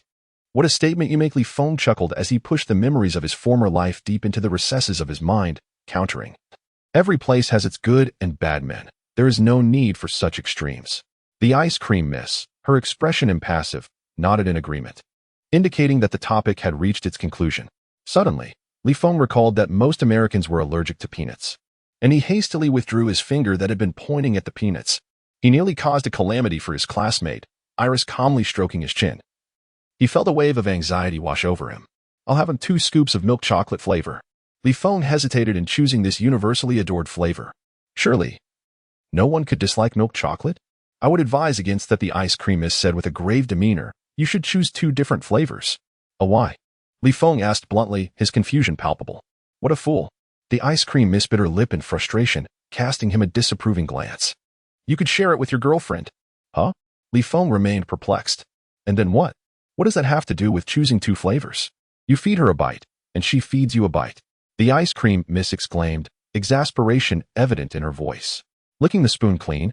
Isn't that delightful? Wait. Why are you so adept at this?" Li Feng silently grumbled. "Let us just stick with my original choice," he said, feeling somewhat guilty. "Thank you for your trouble." Alas, business was not only a necessity, but also took precedence over personal whims. The ice cream miss lethargically scooped 2 white ice cream balls, placing them into separate cones. She sprinkled chocolate powder and candy over the scoops, and finally, under Li Feng's frantic shaking of his head, she begrudgingly withdrew her hand from reaching for the peanuts. After inspecting the paper currency he handed her, she presented the ice cream to Li Feng, saying, "Thank you, dear patron, may you live forever." Chapter 63. The sense of oppression. Iris blinked, straining to discern the figure through her blurred vision. Why has he returned yet? She thought, leaning back against her chair, wondering if he had truly left. Her current state was rather poor, and she required some ice cream to replenish her energy. She removed her high-heeled shoes and began to draw aimlessly in the sand with her toes, a design of an arrow piercing a heart. While indulging her artistic inclinations, Elise awaited the triumphant return of someone bearing ice cream. At last, he returned, each hand cradling a crispy cone adorned with a generous sprinkle of candy and chocolate powder, and sat beside her. Here Li Feng offered her a cone, rich with the flavor of milk chocolate. "Thank you." Elise expressed her gratitude once more. "How did you know that milk chocolate is my favorite flavor?" "I just made a random choice. Who knew it would be so fortuitous?" Of course. While Li Feng might have been somewhat oblivious, he could not outright admit that it was mere chance. After a moment of contemplation, he replied, "You mentioned it to me last time, I remember." "Really? Is that true?" Elise was genuinely touched. She had not anticipated that this highly esteemed NBA player would take an ordinary woman's personal preferences to heart. Of course. That was a fabrication. I haven't even figured out my own favorite flavors, let alone yours." Although her mind was filled with playful sarcasm, Li Feng maintained a sincere demeanor, declaring, "Yes, I remember everything." With that, Li Feng settled close to Elise, resting against her warm thigh, and draped his arm casually over the back of the bench. The two of them gazed at the design drawn in the sand, savoring their milk chocolate ice cream. As the ice cream gradually disappeared, Elise began to regain her composure, and feeling the subtly intimate distance between them, she bit her lip. Yet, instead of retreating, she instinctively leaned a little closer to Li Feng, gently resting her head upon his arm. A thread of connection emerged between them, beginning to intertwine their destinies. A satisfied smile graced Li Feng's lips, as he reveled in the joys of such a delightful existence. How splendid it is to enjoy a seemingly ordinary day of rest. It hardly bodes well to dwell upon how to navigate the lengthy 4-month off-season that follows the conclusion of the current season. The next day, Feng slumbered until midday, awakening in his apartment. Yet, it was not a gentle awakening.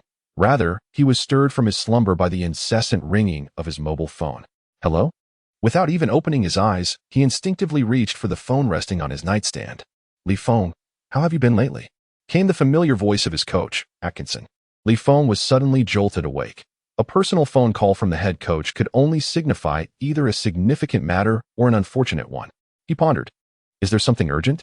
Sleep had already abandoned him as he hastily inquired about the unusual courtesy of a direct call.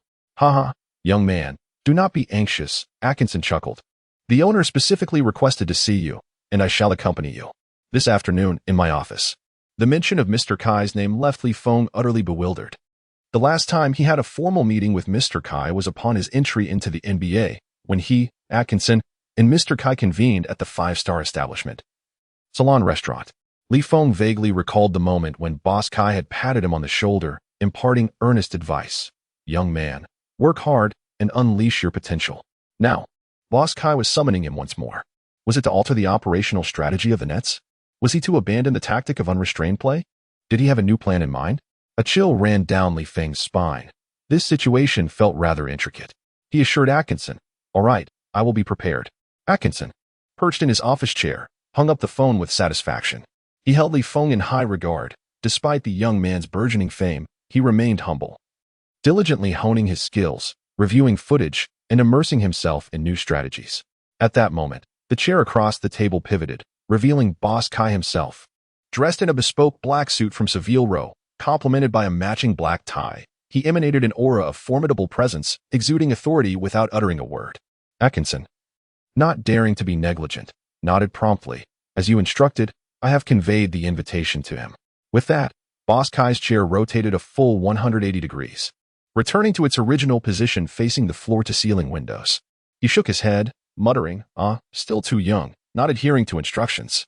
If he continues to defy my commands, I would not hesitate to impose some discipline on this impetuous youth. A gasp escaped Atkinson's lips, his hands trembling slightly. He had not fully grasped the gravity of the situation. It appeared far more dire than he had anticipated. Feng hastily finished his lunch, stepped out to have his hair styled, and then returned home to take a refreshing shower and shave. Dressed impeccably in a suit and having groomed himself to perfection, he cast a glance at his watch. It was precisely 4 o'clock, just in time. Upon arriving at Atkinson's office, he would be right on schedule. Off he went. He took a taxi to the Barclays Center and soon arrived at Atkinson's office. Tapping politely, Feng rapped 3 times on the door. Come in. Atkinson's voice resonated from within. Feng twisted the cold metal doorknob and swung the door open. Before him sat Coach Atkinson by the desk, his expression somewhat grim. Where was Boss Kai?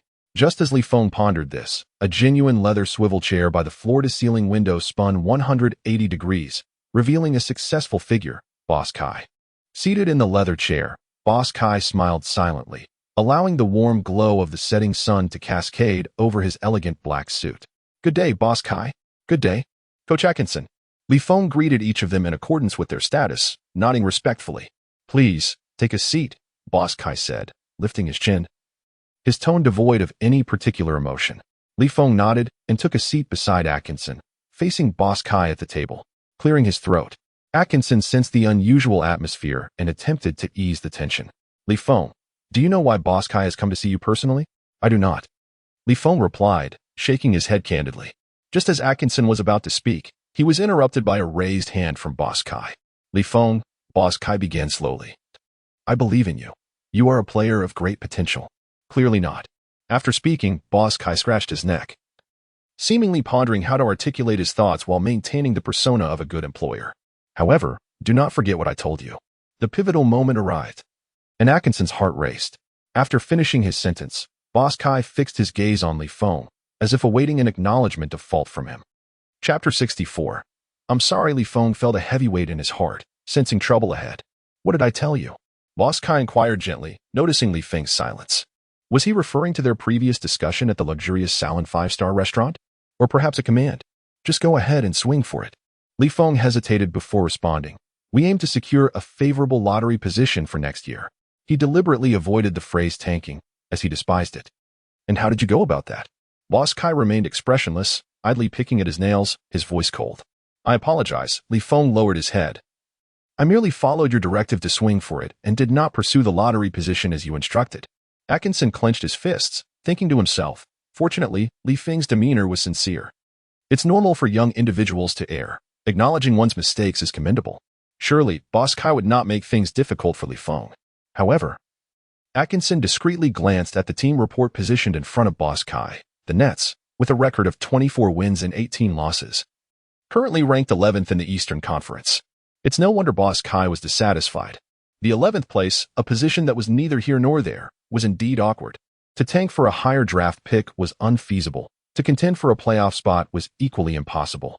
If he were in Boss Kai's position, he too would likely erupt in anger, chastising Li Feng thoroughly. Damaging the team's interests might seem trivial, as profit could be regained in the future. But defying the boss's command was a grave offense. What was wrong with Li Feng? Had he grown arrogant after just a few commendable performances? Did he consider himself the owner? Boss Kai's inner thoughts were turbulent. I granted you unlimited freedom. I allowed you to take risks. Is this how you repay me? You can't even fulfill my task. An apology? Do you comprehend the significance of a high draft position? Unable to contain his frustration any longer, Boss Kai questioned. It's certainly far more important than you. Do you truly desire to enter the playoffs? Boss Kai asked with a sneer. Not particularly. Li Feng scratched his head. Feigning an innocent demeanor, I just wanted to give it a try. Sighing, Atkinson quickly intervened. Li Feng merely wished to explore the possibility of making the playoffs to enhance the team's visibility. Right, Li Feng? Right? He swiftly signaled to Li Feng. Yes, I deeply regret my actions. I shouldn't have made decisions unilaterally, Li Feng concurred. Li Feng experienced a moment of clarity and reflected, since acquiring the system. He had indeed become overly arrogant, foolishly believing that with its assistance, he could lead his team to secure the top position in the division and advance to the playoffs, even aiming for the championship. In retrospect, this notion is rather laughable. Although the system is powerful, it is ultimately his own lack of solid skills that hindered progress, preventing the team from consistently maintaining a place among the top 8, let alone contending for the championship. Li Feng was reluctant to speak on behalf of the capitalist, Boss Kai, yet he could not deny that he had indeed gone a bit too far. Oh, an attempt? Boss Kai scoffed, dismissing their laughable excuses. This is my team. Everything must align with my vision. Even if you make it to the playoffs, so what? Can you advance to the second round? A mere handful of ticket sales pales in comparison to next year's high draft picks. Do you take me for a fool? I do not require your strenuous training. Nor do I need you to obsessively watch tapes or tirelessly rehearse new strategies. What I need is for you to showcase your unlimited potential. With a disdainful snort, Boss Kai mused. If you were to improve, I would then have to consider a lucrative contract to retain you. Apologies, it is not that I look down upon you. But this league ultimately thrives on the dominance of talented individuals. Major contracts are reserved for those with true gifts, not for you, Li Feng. Boss Kai was driven by a desire for profit, seeking to secure a championship for greater rewards. This season, he intended to leverage Li Feng's popularity to sell tickets. And perhaps in the coming seasons, a genuine powerhouse would emerge to lead the team to victory. By then, Li Feng would have lost his value and gradually fade from the league. As Boss Kai unleashed a barrage of questions, a cold sweat broke out on Atkinson's forehead. I'm sorry, Li Feng reiterated, his tone filled with humility. Please grant me another chance. I will fulfill your commands. Boss Kai said nothing. Shifting from a reclined position to sitting upright, his toes pressing forcefully against the ground as he turned his gaze to the window. Why aren't you leaving yet? The kind-hearted Atkinson intervened, glaring furiously. This is not your concern. Atkinson hoped that Boss Kai would not resort to sidelining Li Feng or trading him away next season, as he found the young man quite agreeable. All right, Li Feng acquiesced, hastily exiting the room. 30 years. Never mind. Let us skip ahead to the point where one should not underestimate the youth. One day, Li Feng would overturn Boss Kai's disdain and lead the team to a championship. Yet, for this season, it would be wise to embrace mediocrity, striving diligently in the off-season to become an exceptional player who did not rely on the system. Sighing, Li Feng wandered through the arena, reflecting on how not long ago he was daydreaming about where to revel during the off-season, only to realize that he lacked the capital to indulge in such pursuits. He must seize the time to strengthen himself and prove everyone wrong. In Atkinson's office, seeing Boss Kai still silent, he felt compelled to speak up. Boss Li Feng's acknowledgement of his mistakes was sincere, and it is natural for young people to err. When I return, I will take the time to guide him. Please, grant him another chance. Is it truly so arduous to be a coach? Not only must one strive to maintain the chemistry within the locker room, but one must also persuade the owner to refrain from expressing anger towards the players. The silhouette of Boss Kai, illuminated by the golden hues of the setting sun, lingered in silence for a considerable time before finally speaking. Then, let us give him another opportunity. Atkinson exhaled in relief. Allow me to express my gratitude on his behalf. When the occasion arises, I shall ensure he thanks you personally. Boss Kai nodded slightly, and, with an air of authority, declared, "Very well, you may leave now." Atkinson promptly rose from his seat. And just as his hand grasped the doorknob, a realization struck him. Is this not my office? He glanced back at Boss Kai, who sat alone by the floor-to-ceiling window, exuding an air of pretentiousness. Refraining from voicing his thoughts so as not to dampen Boss Kai's mood, Atkinson sighed quietly and exited the office, deciding to meander around the arena for a while before returning to his own office. Chapter 65, Pinocchio in a dimly lit venue, adorned with warm-toned neon lights. The crowd reveled in merriment.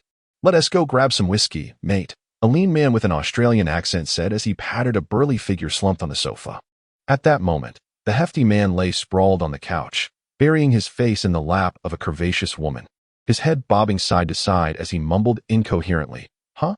Observing the scene, the man could only shake his head and saunter towards the bar, muttering under his breath, "How on earth did you make it to the NBA looking like that?"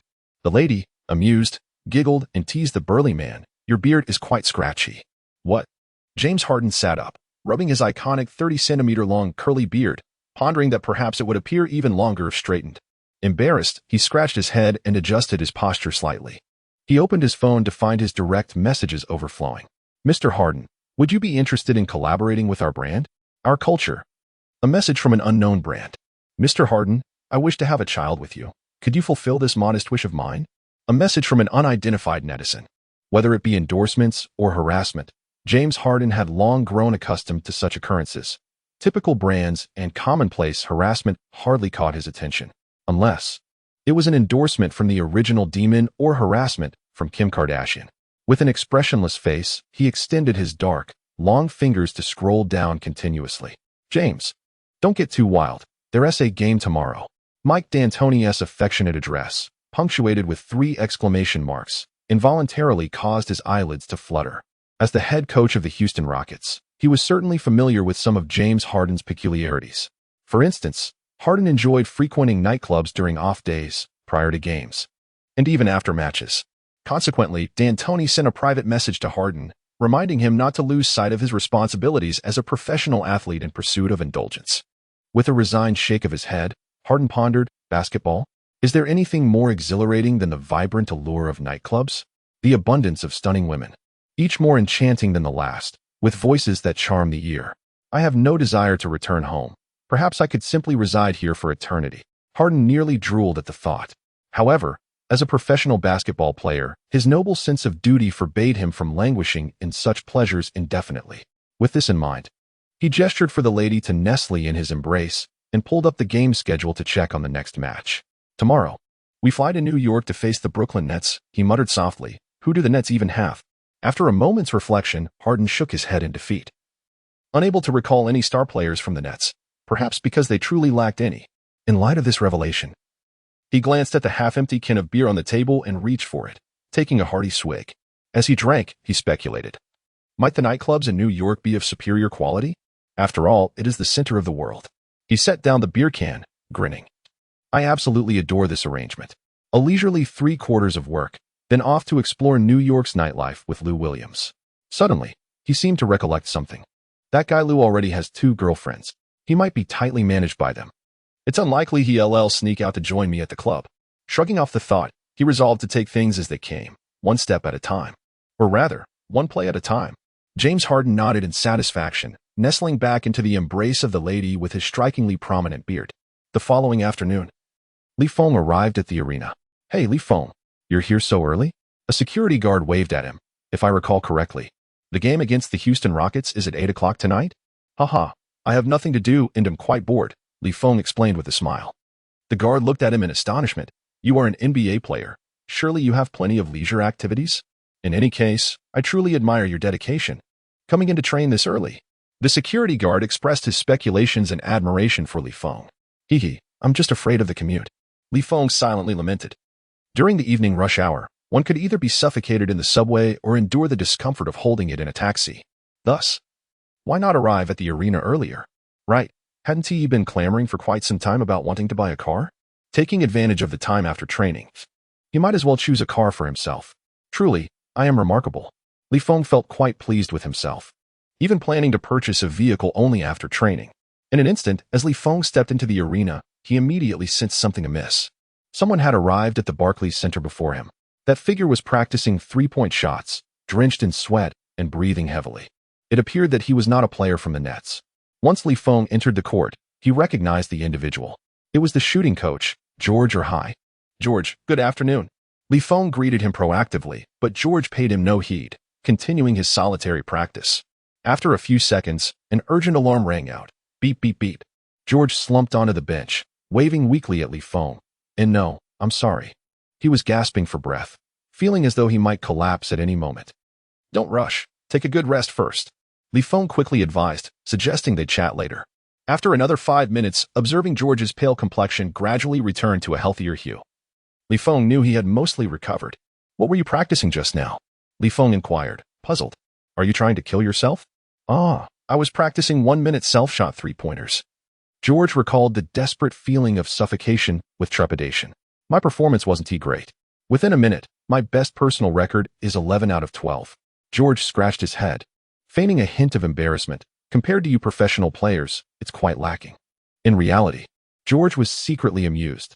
This is a skill I've honed over a lifetime. Not to mention you. Even NBA stars renowned for their shooting may not achieve this every time.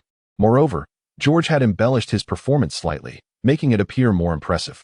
In truth, he hadn't achieved 11 out of 12. His actual score was 9 out of 12, 2 fewer than his embellished account.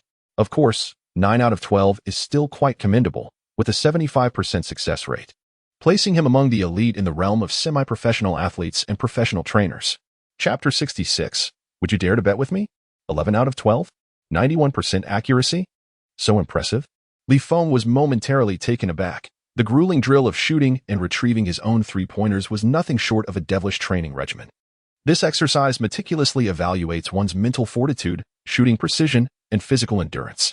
As the drill progressed, his heart rate surged to an alarming level, leaving him with insufficient energy to maintain a proper shooting form, which could easily result in distorted shooting mechanics, missed attempts, or even airballs. Many professional players and elite street ballers regarded this challenge with trepidation, trembling at the prospect of facing it. Yet, George, a mere trainer who would fade into obscurity outside the nets, astonishingly managed to score 10 out of 11 attempts. Could it be that he was truly a genius? The prowess of their team's trainer was indeed formidable. Noticing Li Feng's astonishment, George felt a surge of satisfaction.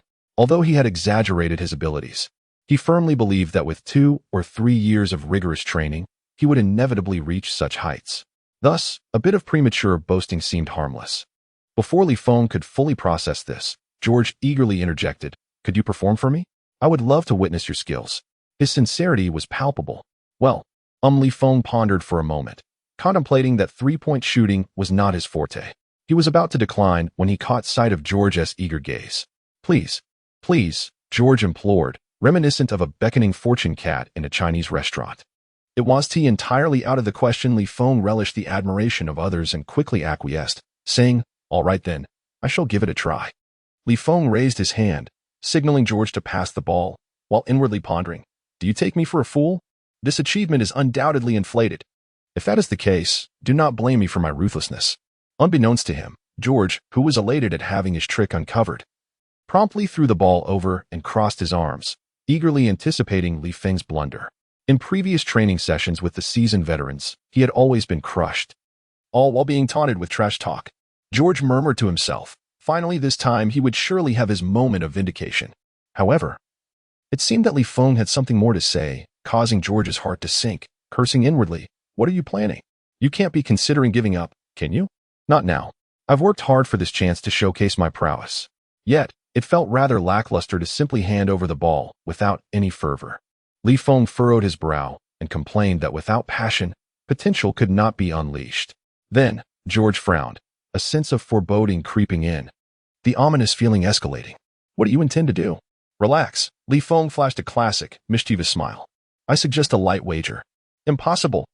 George retorted earnestly, his eyes discreetly glancing at the travel bag on the sidelines, perhaps containing his wallet. Do you think I am like you? I'm merely a humble trainer. How could I possibly wager money with an NBA player? Chill, dude. Feng's grin widened, nearly reaching his ears. Who said anything about betting money? Not money. George's expression turned puzzled. Of course not. Feng replied with utmost seriousness, striving to be an exemplary youth. I reject all forms of vice, starting with myself. Then, what are you proposing to wager? George asked, still bewildered, retaining his right to question. If I do not break your record, Feng shrugged nonchalantly, then I shall perform a striptease before your very eyes. Ha ha ha ha ha. George burst into uncontrollable laughter. You really think you can break my, record? He felt a twinge of insecurity, as this was not reflective of his true capabilities. Then I must record it. George provocatively challenged, planning to share it online for all to witness your flamboyant dance. Agreed. Feng nodded with a smile. Then he shifted the conversation. What about you? George? If I break your record, what will you do? Oh, I will do 100 push-ups. And it can be recorded. George stammered initially. Then with a glint in his eye, stated his condition. Absolutely not. Feng firmly objected. I am a public figure. Your recording and mine hold different values. Besides, 100 push-ups? What kind of punishment is that? George, unwilling to concede, was about to voice his objections when he was interrupted by Feng. How about this? Feng curled his lips into a smirk. If you lose, he said, suppressing the twitch of his face. Articulating his demand, you must don the rainbow flag representing the LGBTQ community and run a full lap around the Barclays Center. Ha. George bent over, pointing at Feng, struggling to catch his breath from laughter, completely amused. What sort of punishment is this? It's clearly a reward. If he becomes famous because of this, he might even join organizations that promote political correctness, securing a less strenuous job. Of course, George said, shaking his head with a hint of regret. He never expected Feng to be so foolish. Truly, a jock, utterly clueless. He felt a shiver run down his spine. Grateful for the wise choice he made years ago not to pursue athletics. Hold on. Feng raised his hand to halt George's musings, thinking to himself, my classic. Cunning smile hasn't faded yet. Who gave you such confidence? I haven't finished speaking. Shit. George cursed under his breath, wondering if his English was taught by a gym teacher. Couldn't he just speak in one go? Ahem. Feng cleared his throat. No longer teasing. While you run, you must hold a loudspeaker set to maximum volume, alternating between shouting long live feminism and stop killing animals. What? George's expression froze, and he involuntarily swallowed hard. Beads of sweat trickled down his forehead, a creeping sense of dread gnawing at his back. He felt a chill run down his spine. It was January in the Northern Hemisphere, and the cold weather combined with his frozen thoughts was simultaneously destroying his body and willpower. His first thought was whether he should fly to East Asia for cosmetic surgery afterward, rather than how to face the scorn of the masses. Could it be? He is more brilliant than me? What's wrong? Feng smiled at him. Are you backing down? No. I'm just. George snapped back to reality, forcing himself to meet Feng's gaze. I'm merely astonished by your audacity. All right, I accept your challenge. Seeing Feng silent, George gritted his teeth and agreed. Haha, you've got guts. Feng picked up a basketball and shook his finger at George. You'd better keep your eyes wide open to see how you lose. Chapter 67. Another one bites the dust. George scoffed. Lose? That word does not exist in my vocabulary. 1 minute, 3-pointers, self-rebounds, hitting 11 out of 12. Even Stephen Curry wouldn't dare guarantee he could break that record. So, who exactly instilled this confidence in you? As George's mind conjured the image of a mother cat being whimsically toyed with by a white goddess cat, he could not help but reveal a satisfied smile, acknowledging his own emotional intelligence. With mere words, he had ensnared the rookie. However, it was unfortunate that he would not have the opportunity to appreciate Feng's alluring pole dance. Hey, Feng's sudden mishap snapped George back to reality.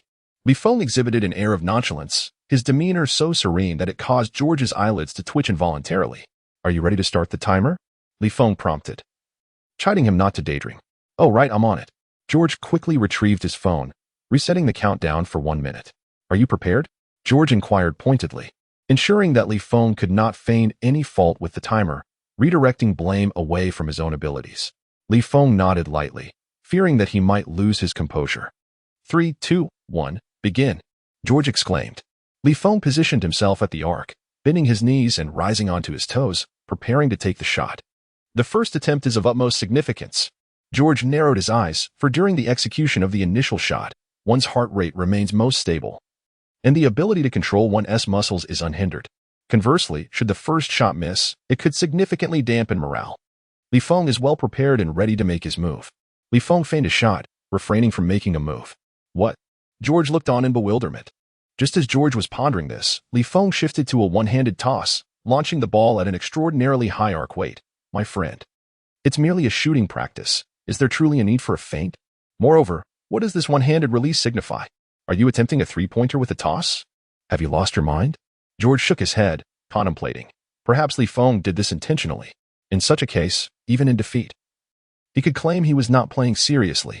At that moment, a mechanical voice echoed in Li Feng's ear. Detection of host utilizing a toss confirmed. Rules established. Indeed, he had drawn an exceptionally formidable attribute. Every time the host employs a toss, success is guaranteed. The ball, thrown by Li Feng, soared through the air with an extraordinary arc, seamlessly passing through the net. George stood in astonishment, his amazement echoing throughout the vast arena. Wasn't he agreed that they wouldn't take the game seriously? However, Li Feng was far from pleased. This evening, he faced the Houston Rockets, and he yearned to leave a profound impact on Harden, to shatter the pride of MO. If only the entry stated, the host successfully commits fouls each time, it would be perfect. Alas, what a pity. Li Feng was lost in thought, seemingly indifferent to the wager with George. Yet he inadvertently succeeded in making 3 consecutive three-pointers, achieving an impeccable 5 out of 5. George furrowed his brow, pondering if there was an issue with the hoop. He resolved to use this as an excuse to overturn the bet. The shooting rules were from the previous match. Back then, during an intra-team training game, he muttered to himself about relying on his own skills, without calling for the system. The rules would only refresh before each match. It seemed the system deemed Li Feng's intellect somewhat lacking, as it took the liberty to clarify. Next match rule, the host will successfully commit a foul every time. Li Feng was momentarily taken aback, inadvertently forgetting to perform a proper shot, instead releasing a three-pointer in a conventional stance. Clang. Out of 9 attempts, he succeeded 8 times. George's expression softened significantly, losing much of its earlier pallor. Li Feng silently lamented. Is this not a blow to my confidence? When I shoot properly, the ball fails to land. Must I resort to wild throws to succeed? What sort of rule-based system is this? Perhaps it should be renamed the ultimate social death system. If there were a socially anxious host, I wonder if they could truly master you. Li Feng mused. He inexplicably recalled the sensation of seeking applause before a crowd of thousands. Given this, I shall hold nothing back. Li Feng smirked. Mo dog. Prepare to meet your demise. With this thought, he felt invigorated, sinking several more three-pointers in succession. Such self-rebounding training, if executed with precision, becomes increasingly effortless. There is no need to sprint for rebounds soaring out of bounds. One merely needs to run to retrieve the ball beneath the hoop while shifting shooting positions. George was well aware of this logic, and his previously relaxed demeanor darkened once more. No, I cannot accept this. His short, sharp nails dug into his pale palm, as he roared deep within. Why should this be? 10 attempts, 9 successes. This was a skill I devoted 2.5 years to mastering. 11 attempts, 10 successes. Do you have any idea what these past 2.5 years have entailed for me? 12 attempts, 11 successes. Why can you succeed with such casualness? While George seethed with impotent rage, Li Feng showed no mercy, landing three-pointer after three-pointer, utterly trampling George's pride, and even took a moment to scuff the shards with his size 43 shoes. George raised his trembling hand, forcing himself to muster the courage to check the time. 10 seconds remaining. A full 10 seconds. Even for George himself, if he were to focus, making 2 three-point attempts within 10 seconds would not pose a significant challenge. Moreover, on the court stood Li Feng, an actual NBA player. Li Feng's shooting touch was scorching. Not only did he make 2 out of 3 attempts, but even George believed that Li Feng would successfully convert his remaining 2 shots. Ultimately, the score was destined to be recorded as 13 out of 14. It was over. It was over. Defeat seemed imminent.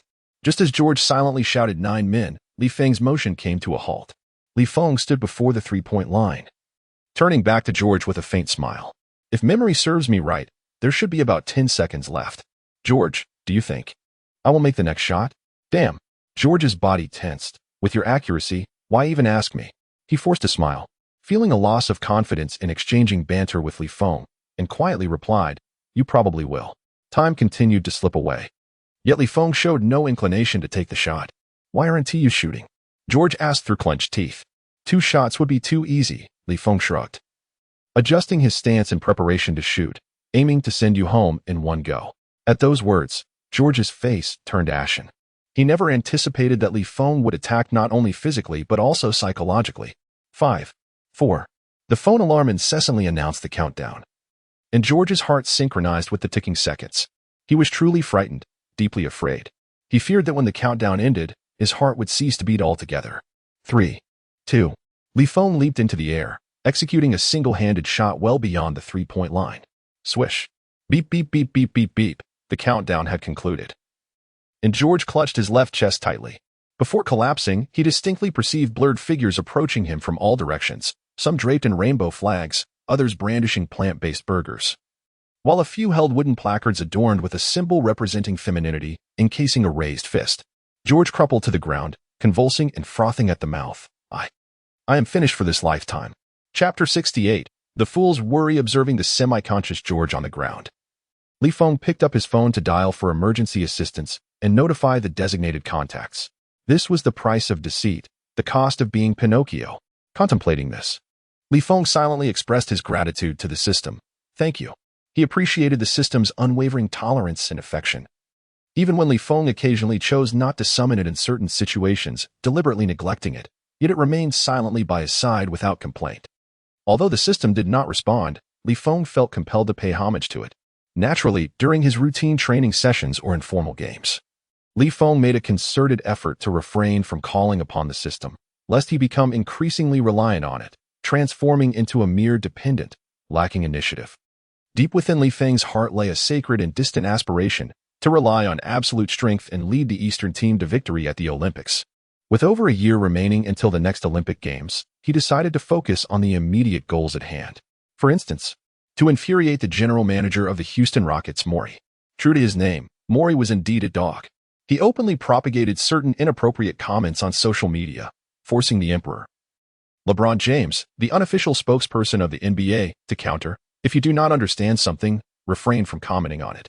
In basketball, he treated the so-called Moneyball theory as gospel, compelling Rockets players to shoot exclusively three-pointers or drive to the basket.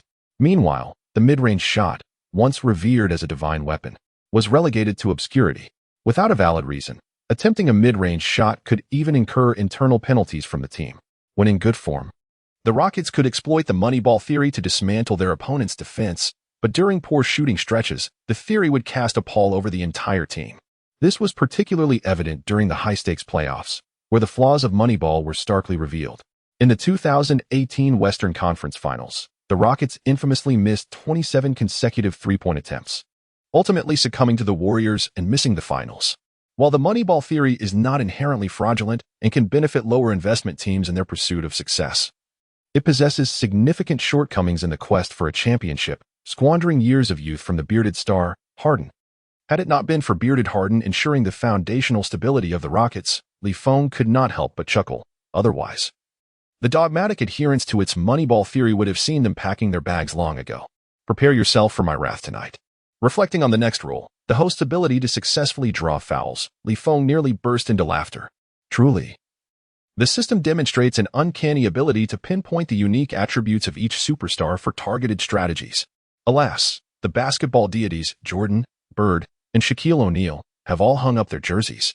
Were it otherwise, the system might have offered even more formidable entries. Feng shook his head. It seemed that the opportunity to witness such impressive entries had slipped away.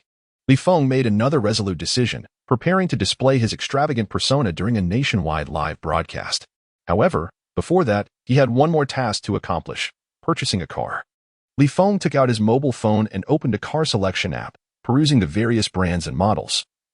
His mind overwhelmed by the intricate details of the vehicles, convertibles, and, broadly speaking, hardtops, supercars and SUVs, fully electric and gasoline-powered. Goodness. Feng, who possessed no knowledge of automobiles, found his head throbbing painfully. His teammates either opted for the extravagant supercars from prestigious brands or indulged in their nostalgia with the purchase of a Porsche 911. Considering the necessity of accommodating several companions, they occasionally deviated from their usual preferences and acquired luxurious SUVs. Feng found these cars to be quite impressive. However, they lack individuality and come with a hefty price tag, often reaching into the millions. After all, this is New York, where similar modes of transportation abound. The less affluent rely on the subway, while the wealthy all drive the same vehicles. Feng does not perceive himself as a pauper, for he is an NBA player. Conversely, he does not consider himself wealthy, as a substantial portion of his salary is deposited into the bank accounts of his parents and sister. No. He must engage in something more distinctive. What are supercars and luxurious SUVs to him? He shall not purchase such trivialities. Instead, he desires something with character. With this thought, Feng accessed a second-hand car website, meticulously searching for a vehicle that caught his fancy. Suddenly, a pristine white vintage car captured his attention. Goodness, how strikingly handsome it is. Feng could scarcely contain his drool. The retro pop-up headlights, the elegant lines, the reasonable price. A 1994 Chevrolet Corvette, equipped with a 5.7-liter V8 engine, for the mere sum of $10,000. Aside from the slight wear on the leather seats and steering wheel, it was in splendid condition. This is the one for me. Meanwhile, Harden sat on the team's bus, his head heavy with fatigue, resorting to leaning against his seat for a brief respite. Nearby, his teammates exchanged glances, wondering if he were still under the influence. With a sharp clap, Patrick Beverley smacked his palm against his face, discreetly muttering, "Goodness, this level of professionalism is rather disheartening." On the other hand, Eric Gordon appeared at ease, embodying the role of the jovial elder brother. "Black beard, relax. Let the beard rest well." Although they were set to face the Nets, a weaker opponent, one must still muster their spirit. Harden, while nominally the leader of the team, lacked the mental fortitude to shoulder such a responsibility. The veterans, Nene, Trevor Ariza, and Lou Williams, though seasoned, did not command the requisite influence. Thus, the true leadership within the locker room rightfully fell to Eric Gordon. In times of discord or conflict among players, Eric Gordon would assume the role of a mediator, striving to eliminate any factors that could disrupt their chemistry. Harden slightly opened his eyes, glanced at Beverley, and rummaged through his travel bag until he unearthed his headphones, retreating into the realm of music to escape the distorting effects of alcohol. When he next opened his eyes, the discomfort had entirely dissipated. This is James Harden. His ability to metabolize alcohol swiftly is a divine gift. He and his teammates disembarked the bus and entered the Barclays Center locker room, commencing their preparations. Coach Mike D'Antoni entered the locker room, his gaze immediately fixating on James Harden. Seeing that Harden was not inebriated, he let out a sigh of relief.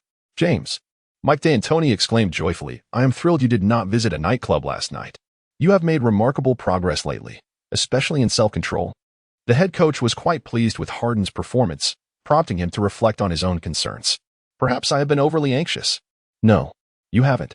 The remaining teammates gazed at the bearded James Harden, who was sheepishly scratching his head, pondering in silence. Chapter 69. It all comes together. Ahem. Mike D'Antoni cleared his throat, asserting that although the Nets were a lower-ranked team, we must not let our guard down. After all, there are no weak teams in the NBA. Observing that the Rockets players were attentively listening, Mike D'Antoni nodded in satisfaction and added, "Furthermore, I find the Moneyball theory proposed by General Manager Morey to be quite commendable. Let us endeavor to implement its concepts in this game."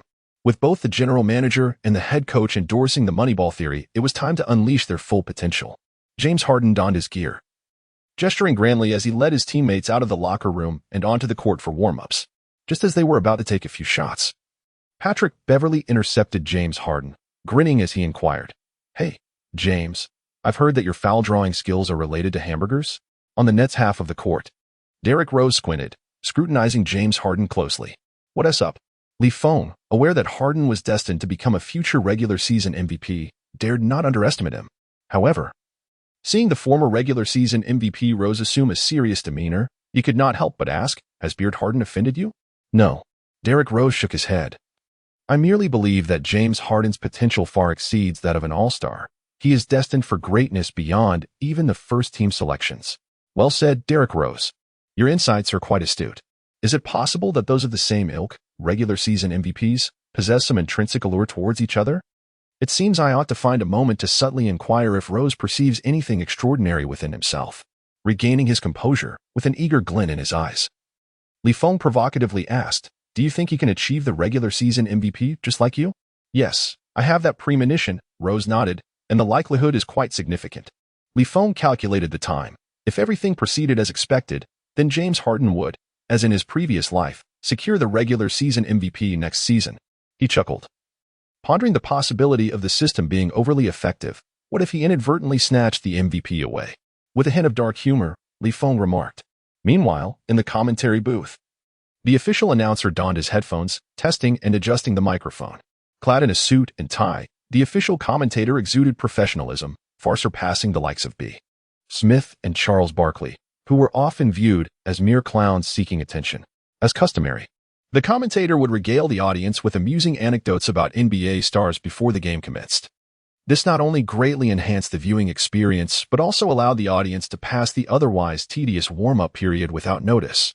Ladies and gentlemen, it is my pleasure to present to you an exhilarating commentary of tonight's game. The Brooklyn Nets are hosting the Houston Rockets. I am your official commentator, Peter. With that, Peter flashed a standard, toothy smile, his pearly whites so bright they compelled the camera, operating in automatic mode, to adjust its ISO downward. As the saying goes, behind every exclusive technique lies an untold story. Tonight, let us delve into the artistry of James Harden's "Oh no, I misspoke." It is the craft of drawing fouls. Peter's opening remarks showcased an exceptional proficiency that could easily outshine any provocateur on a podcast, causing countless viewers who had just set down their dishes and were ready to indulge in snacks to halt their actions in unison. We all know that in today's league, no player excels at drawing fouls quite like Harden. Fans have even coined an unflattering term for this practice, flopping. However, the term flopping strays into inappropriate territory. Harden's ability to draw fouls is entirely rooted in skill. It involves the judicious application of rules at opportune moments, executing precise movements at the right time. This is a manifestation of playing intelligently, a technique recognized by the NBA. At this juncture, Peter paused to allow the audience to digest his words, demonstrating his awareness of their comprehension. Truly, he was the consummate official commentator. With perfect rhythm and an adept balance of tension and release, he resumed after a brief silence, recounting the obscure legend. The tale begins on a stormy night. James Harden was born into a single-parent household, with few believing that this child would become a future NBA superstar. Despite the challenges of a difficult upbringing and frequent incidents of neighborhood violence, nothing could deter him from his passion for basketball. Peter paused once more, granting the audience a moment to absorb the story's context. In high school, Harden was merely an average guard with moderate physical attributes. However, his skills are exceptional, and Coach Scott Perry holds him in high regard to the extent that he pondered how to continue the narrative. Thus, he endeavored to cultivate James Harden through the means of a wager. He proposed a bet. If Harden could secure 6 free throw opportunities during the game, the coach would generously treat him to a hamburger. If not, Harden would face a punishment, performing several sprints. For the often famished young Harden, the penalty paled in comparison to the reward. Peter's eyes glistened with emotion as he offered a warm smile and posed a question to the audience. In my humble opinion, this could be considered an intangible form of assistance, preserving young Harden's dignity while motivating him to become a master of breakthroughs. Thus, for the sake of meal after meal of fast food, Harden journeyed further along the path to superstardom, wiping away a tear from the corner of his eye. Peter affirmed that sincere words often evoke deeper emotions than any ornate phrase. I am the commentator, Peter. Please join me as we delve into tonight's feast, the matchup between the Nets and the Rockets. Ha ha ha ha. Patrick Beverley was amused by James Harden's antics, clapping his hands in delight. You commit fouls for a hamburger? My goodness. Beverley laughed exaggeratedly. Who would have thought? Beverley teased with a mischievous grin. That a prominent NBA superstar would have such a peculiar coach. What an unforgettable experience. He, Harden, with his rounded belly, smiled sheepishly, acknowledging that it wasn't just hamburgers. There were other fast food items. No wonder your body fat percentage is so high. Beverly seemed to have discovered something new, seamlessly connecting the dots. Belly, logic, all coming together. Chapter 70, Welfare Preparations. All right, we can see that both teams' starting players have taken the court. Jump ball at center court. Brooke Lopez versus Clint Capella. As a competent official commentator, Peter is well aware of when to exhibit passion. Who will be the superior jumper tonight? The referee donned in zebra stripes tossed the ball into the air. However, It appeared to be slightly off. This, Li Feng silently criticized. Could it be that the referee was on the take? Or perhaps the officiating crew was involved in gambling related to this match? Big Lopez displayed a look of surprise as he effortlessly tapped the ball into Li Feng's hands. Li Feng took the ball, stretched his limbs slightly, and rhythmically dribbled it across the halfway line. What a surprise! Li Feng suddenly realized that he was defending against none other than the illustrious Patrick Beverley. Black Beverley. At this very moment, leading the league's MVP standings was none other than Russell Westbrook, who was on track to secure the regular season MVP title with his astonishing average triple-double performance, just as Westbrook was at the pinnacle of his career. With a promising future ahead, Beverley would, in a forthcoming match against the Thunder, inadvertently place the full weight of his body upon Westbrook's knee during a scramble for a loose ball, resulting in a torn ligament that would sideline the latter for the season. Goodness, don't mess with me. Having previously experienced the brutal downfall of superstars, Li Feng completely cast aside the looming threat posed by Beverley, failing to grasp the gravity of the situation during the pre-game tactical analysis, and began to feel a shiver of apprehension. This sensation intensified, especially upon witnessing Beverley, with an expression of utmost seriousness and a low center of gravity, poised to pounce at any moment like he was under the influence of some stimulant, ready to devour him whole. Li Feng's eyes widened, his complexion gradually turning a shade of iron. It's over, it's over. The ferocious Patrick Beverley is poised to earn a spot on the all-defensive first team by the end of this season. Although the prestige of his first-team selection may pale in comparison to that of the Black Mamba, Kobe, the intimidation factor is undeniably formidable. As for the reason, those in the know understand. While others are defending, you are rendered ineffective. Let's not even discuss the fouls related to rule violations. As long as Li Feng can leave the court unscathed, he ought to offer incense to the deities. Damn, Li Feng muttered under his breath, audaciously proclaiming his intent to train Harden. This could spell disaster. Just as Beverley anticipated, the Nets rookie, upon realizing that the defender was none other than himself, could already sense the chilling terror penetrating to his very core. Beverley slightly curled the corners of his mouth. It seems that his reputation has indeed spread far and wide. Little rookie, soon you shall be bested. Commentator Peter took a deep breath, preparing for an extensive exposition. From the University of Arkansas, Patrick Beverley. From the onset of his collegiate career, he showcased an extraordinary defensive prowess and an unwavering spirit. He is not only the relentless engine of the team but also a rising star in the realm of defense. After indulging in his literary tendencies for quite some time, Peter finally got to the crux of the matter. Ladies and gentlemen, observe how the Nets rookie Li Feng responds to the fierce onslaught of Beverley. Respond? Li Feng swiftly executed a classic pass, sending the ball into the hands of Joe Johnson. This Brooklyn Nets team, prior to the arrival of Li Feng and Rose, had relied solely on the so-called master of isolation, Joe Johnson. However, with the emergence of Li Feng and the former regular season MVP, Derrick Rose, the brilliance of the isolation master had been overshadowed. Now, he was poised to reignite that once hidden radiance. Utilizing a screen, Joe Johnson adeptly shed Trevor Ariza, penetrating the paint. Observing that the defender before him was the seemingly soft Ryan Anderson, Johnson accelerated and leaped skyward. A thunderous dunk. Oh my! Li Feng and the tens of thousands of spectators erupted in unison. Truly, the man known as the isolation master lived up to his title. Had he known, he would have passed the ball to him every time. Li Feng mused, contemplating how difficult it would be not to reach the playoffs with performances like this. Oh, Peter exclaimed, realizing that the current focal point was neither Beverley nor Harden, but the former king of the Hawks, Joe Johnson. A player of such caliber could not possibly be confined to a single title. The moniker King of the Hawks was bestowed upon Johnson to honor the 7 peak years he dedicated to the Atlanta Hawks. In other words, the Joe Johnson who had just executed that dunk over Ryan Anderson was no longer the dominating king of the Hawks, but rather a seasoned veteran nearing the twilight of his career. Well done. His teammates were thrilled to witness Joe Johnson reviving his second spring. Beverley narrowed his eyes, scrutinizing Johnson.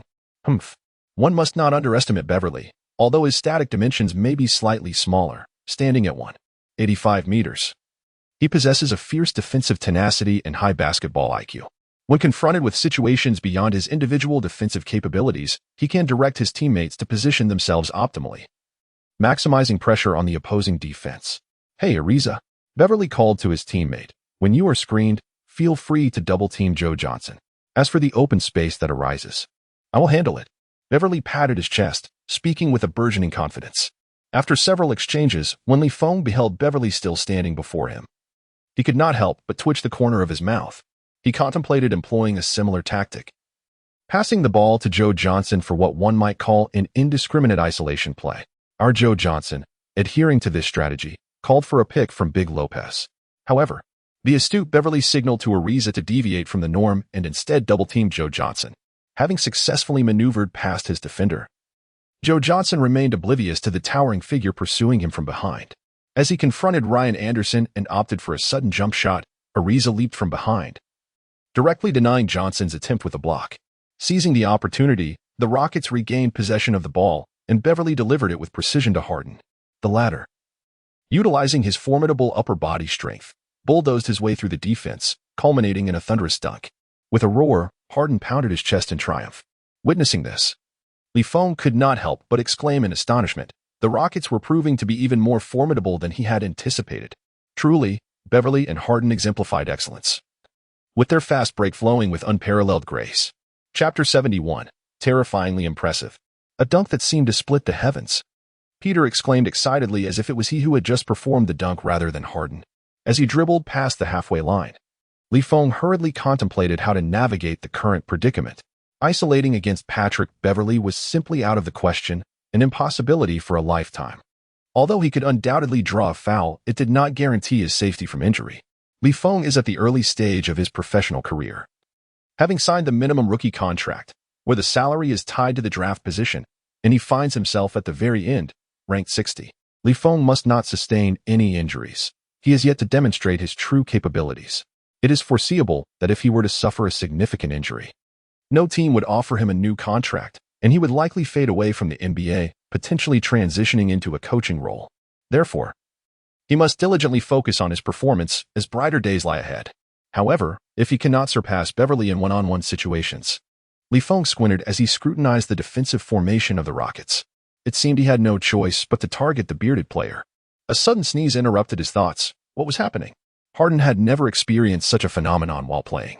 He knew he had to seize the moment to swiftly and repeatedly isolate James Harden before the Rockets' defensive anchor, Beverly, could notice. Otherwise, if Beverly regained his composure and directed his teammates to adjust their defensive strategy, Li Feng would find himself unable to switch effectively and would once again face Beverly. Li Feng gestured for Ross to assist with the screen, and the latter readily obstructed Beverly. Initially, Beverly intended to slip through Ross's defense with his nimble and compact physique to resume guarding Li Feng. However, he reconsidered. Was it truly necessary? Although Harden may not exert considerable effort on the defensive end, Li Feng is merely a rookie, and his offensive threat is unlikely to be formidable. Consequently, in this back-and-forth, they essentially neutralize each other, do they not? Beverly nodded, contemplating tactics through the lens of collaboration, which is indeed a commendable strategy. Li Feng, now matched against Harden, could not help but curve his lips into a peculiar smile. Watch closely, for I am about to showcase my prowess. I shall expel every drop of the libation that the bearded one consumed last night. Even after a series of sneezes, Harden still appeared to be in a state of drowsiness. Li Feng harbored doubts that Harden might unexpectedly produce a nasal discharge at any moment. Please, defend against me, he thought, suddenly feeling as though he had struck a powerful blow against a mound of cotton. It is impossible to unbalance someone who is not taking defense seriously, and one can never provoke a foul from an apathetic defender. He found himself pondering how the system could possibly function under such circumstances. Harden, merely a meter away, was called for a foul by the referee? Li Feng chuckled to himself, thinking that it seemed all NBA referees would face scrutiny come morning. Fortunately, under the enthusiastic applause of Mike D'Antoni, Harden finally regained his composure. Hey James, what are you doing? Harden's body jolted, and his previously murky gaze, clouded by excess alcohol, swiftly cleared. He lowered his center of gravity and positioned himself defensively in front of Li Feng. You have arrived? I have come. Li Feng compelled himself to suppress his frivolous emotions and began his one-on-one encounter with the future regular season MVP, James Harden. He incessantly dribbled left and right, attempting to manipulate Harden's defensive focus through a series of directional changes. However, despite Li Feng's relentless efforts, he found it exceedingly difficult to unsettle Harden. Even if Harden were to lose his footing, his remarkable explosiveness would allow him to swiftly recover and reposition himself right in front of Li Feng. Li Feng, pay attention to the double team. Rose raised his hands, signaling Feng to pass the ball, and urgently shouted, "Protect the ball." What? Feng suddenly realized that Beverly had already arrived behind him, forming a pincer movement with James Harden in front of him. Could it be? Feng's expression changed dramatically. Beverly's previous pick-and-roll switch was merely a ruse. As Feng resolved to take on Harden one-on-one, Beverly stealthily approached him, preparing for a double team. A dark arm reached out, effortlessly snatching the basketball from Feng's grasp. Incredible! The ball, which had been so securely handled just moments ago, had glided into Beverly's possession with such finesse. Beverly seized the basketball from Feng's hands, a smirk tugging at the corners of his mouth. Indeed, a naive rookie. Despite his extraordinary talent, standing at a mere 175 centimeters, had yet to grasp the survival guide for smaller players in the league. The survival guide for shorter players. First, they must seize every opportunity for defense, which includes, but is not limited to, proactive assistance, subtle interference, and surprise steals. How amusing. Beverly cradled the ball protectively, watching as his teammates rushed toward the front court, shaking his head in disdain. He bent slightly, using his palm to mimic pressing against the ground. Too weak. Beverly advanced the ball past half-court, signaling for Harden to come receive it. Harden took Beverly's position, launching into indiscriminate one-on-one play. The defender before him was Derrick Rose, a player not particularly known for his individual defensive prowess, especially considering that Rose was at least 5 centimeters shorter than Harden. In the NBA, a 5-centimeter difference is considerable. Without hesitation, Harden began to dribble furiously between his legs, attempting to shift Rose's defensive weight, just as Feng had done to him moments before. At last, seizing the moment when Rose shifted his weight, Harden executed a subtle crossover, creating a meter of space and driving into the paint. Incredible! Was this human speed? The essence of an MVP was palpable. Gasps of astonishment echoed throughout the arena, as if Barclays Center had transformed into the Rockets' home court. Such a slight change of direction had created such distance from Rose. Rose reacted swiftly, leaping off the ground to become a flash of lightning, striving to catch up with Harden. However, the instant Rose initiated his sprint, Harden dribbled behind his back, seamlessly transitioning into a step back, leisurely retreating to the three-point line. Harden gathered the ball, launched it, and executed the motion in one fluid motion. Rose stumbled, nearly toppled by Harden's deception, and quickly adjusted his stance, sprinting toward the three-point line in a desperate attempt to disrupt Harden's shot. Unfortunately, it was futile. With a swish, the three-pointer sailed through the net. A wave of astonishment swept through the crowd as fans pinched their cheeks to confirm they were not dreaming. Whispers, reminiscent of memories from Rose's peak, filled the air, pulling them back to reality. This player already possessed the stature of an MVP. Peter shook his head helplessly, an expression of reluctant admiration on his face, exclaiming, "Fearsome indeed." In a dimly lit room, Go rubbed his hands together like a fly, revealing a rather lewd grin. "This is my magic ball theory. The efficiency of shooting three-pointers and driving to the basket far surpasses that of mid-range shots. One day, the fame of this theory will reverberate throughout the world. The Nets will serve as our stepping stone." Chapter 72. A trivial matter. The insignificant Nets dare to flaunt their prowess before you, my esteemed uncle? Go scoffed, "And as for that Eastern fellow, Feng, I've long been displeased with you. At last, the opportunity has arisen to thoroughly vanquish you." Feng stood in the backcourt, awaiting the return of DeAndre Lopez to resume play when he suddenly sneezed several times. What? Had he caught something from James Harden? Damn it! Feng cursed inwardly, wondering if he had indulged too much in the nightlife and perhaps encountered something peculiar. After muttering a few more curses, he shook his head, received Lopez's pass, and advanced back to the front court. Feng once again utilized a screen to confront James Harden. "Go for it," the home crowd urged, rallying behind him. "I command you to train James Harden." This time, Feng was acutely aware of Beverly's movements, determined to avoid repeating past mistakes. Meanwhile, Beverly pondered the same concern. If Feng opted to isolate against Harden again, he would refrain from interfering with Feng's offensive maneuvers. Having successfully double-teamed and intercepted Feng previously, Beverly knew that his presence would weigh on Feng's mind, even if he merely stood still. Feng would inevitably have to allocate some attention to Beverly's potential help defense. For Beverly, simply remaining stationary allowed him to effortlessly drain Feng's mental fortitude and physical stamina. Why not take advantage of this? Such subtleties while Beverly maintained a facade of coldness. He was secretly elated, knowing that ordinary players would likely never master these nuances. By sustaining defensive efficiency, he was bound to earn a spot on the first defensive team. Truly, I am exceptional. Relaxing, Li Feng took a deep breath and reassured himself. What is there to be anxious about? As long as I execute the foul drawing motion properly, the system will handle the rest. With this thought, he felt at ease and entered isolation mode. Harden closely shadowed Li Feng, reminiscent of their previous encounter, but this time, something felt distinctly different. Harden sensed a profound transformation in the demeanor of the young man before him. In a fleeting moment when Li Feng seized upon Harden's momentary distraction, he executed a dribble between his legs, swiftly changing direction and maneuvering past a significant portion of his opponent's body. His speed was commendable. As Harden regained his focus, he muttered a rather contradictory assessment of the situation, yet he was still unable to accelerate significantly. However, when he committed himself to defense, Harden proved to be a formidable presence. In that terrifying instant, he sprang into action. It was as if he had undergone a mysterious spatial leap, closing the gap from being a half-step behind to positioning himself right beside Li Feng, arms raised high while closely shadowing him, incessantly applying pressure and interference. Li Feng raised his left hand to shield against Harden's interference while simultaneously using his right hand to explosively gather the ball, initiating a soaring layup. As Li Feng charged towards Harden, he engaged in a contest, yet Harden's robust upper body remained immovable, resulting in Li Feng being deflected back. The rules were upheld, and the host successfully induced a foul. The referee's whistle pierced the air, an offensive foul. At that moment, the hoop loomed tantalizingly close, and with the referee's call, no further interference was permitted. This meant that, had Li Feng approached the situation with even a modicum of seriousness, he could have effortlessly scored. However, just as elation surged within him, a sudden force emanated from the base of his thigh. Damn it! Li Feng cursed inwardly, as the basketball veered slightly off course at the critical moment. Player number 0 of the Nets is set to execute 2 free throws. The referee signaled accordingly. Upon landing, Li Feng glanced back and found Beverly wearing a completely expressionless face, accompanied by an aura of utter harmlessness.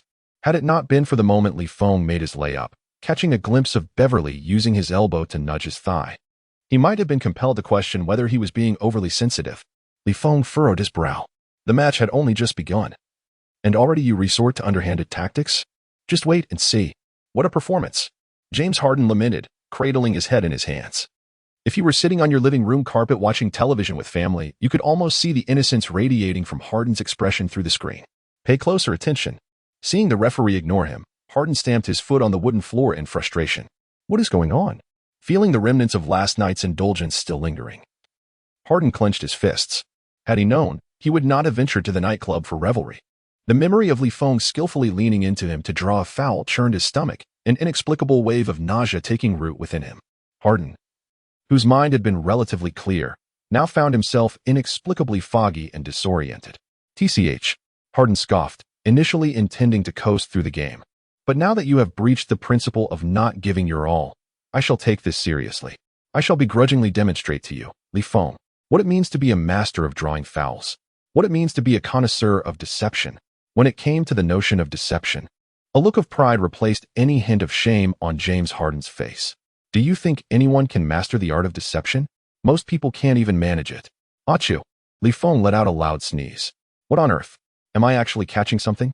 Seeing Harden's rising aggression and the glint of menace in his eyes, Li Feng felt compelled to take the matter seriously and quickly assumed a defensive stance. What is this?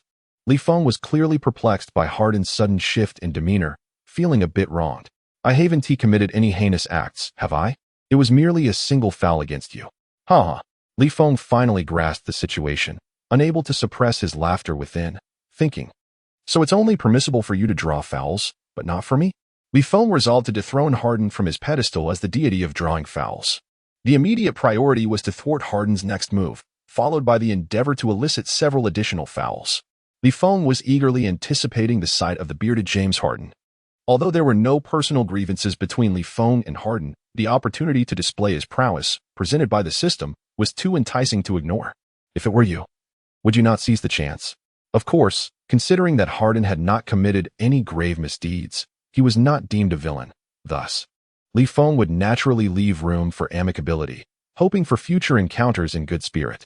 Who knows, after outplaying Harden, Li Feng might even extend a courteous invitation for a drink together.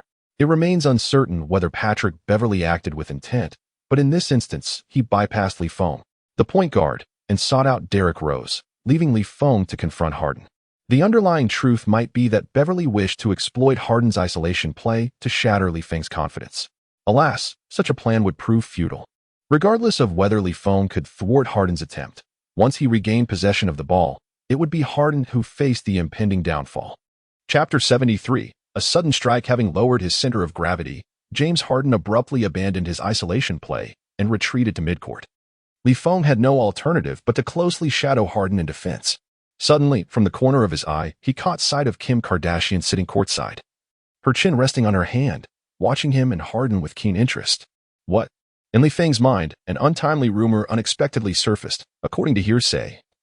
Silver Kardashian is the former girlfriend of Harden. The veracity of this matter remains uncertain. However, based on the memories of his previous life, Li Feng is quite confident that the taste of the bearded Harden indeed leaned towards women of the pear-shaped variety, such as Silver Kardashian.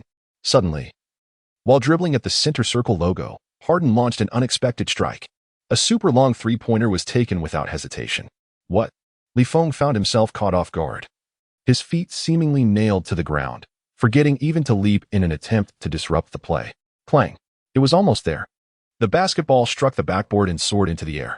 Observing this, Atkinson exhaled in relief, yet his expression remained slightly grave. He habitually shook his head, inwardly sighing. Li Feng is indeed formidable, but that is merely in comparison to rookies.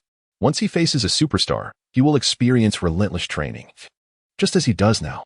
Little did he anticipate that the basketball, ascending into the air, would be intercepted by a soaring figure, who then forcefully slammed it down into the hoop.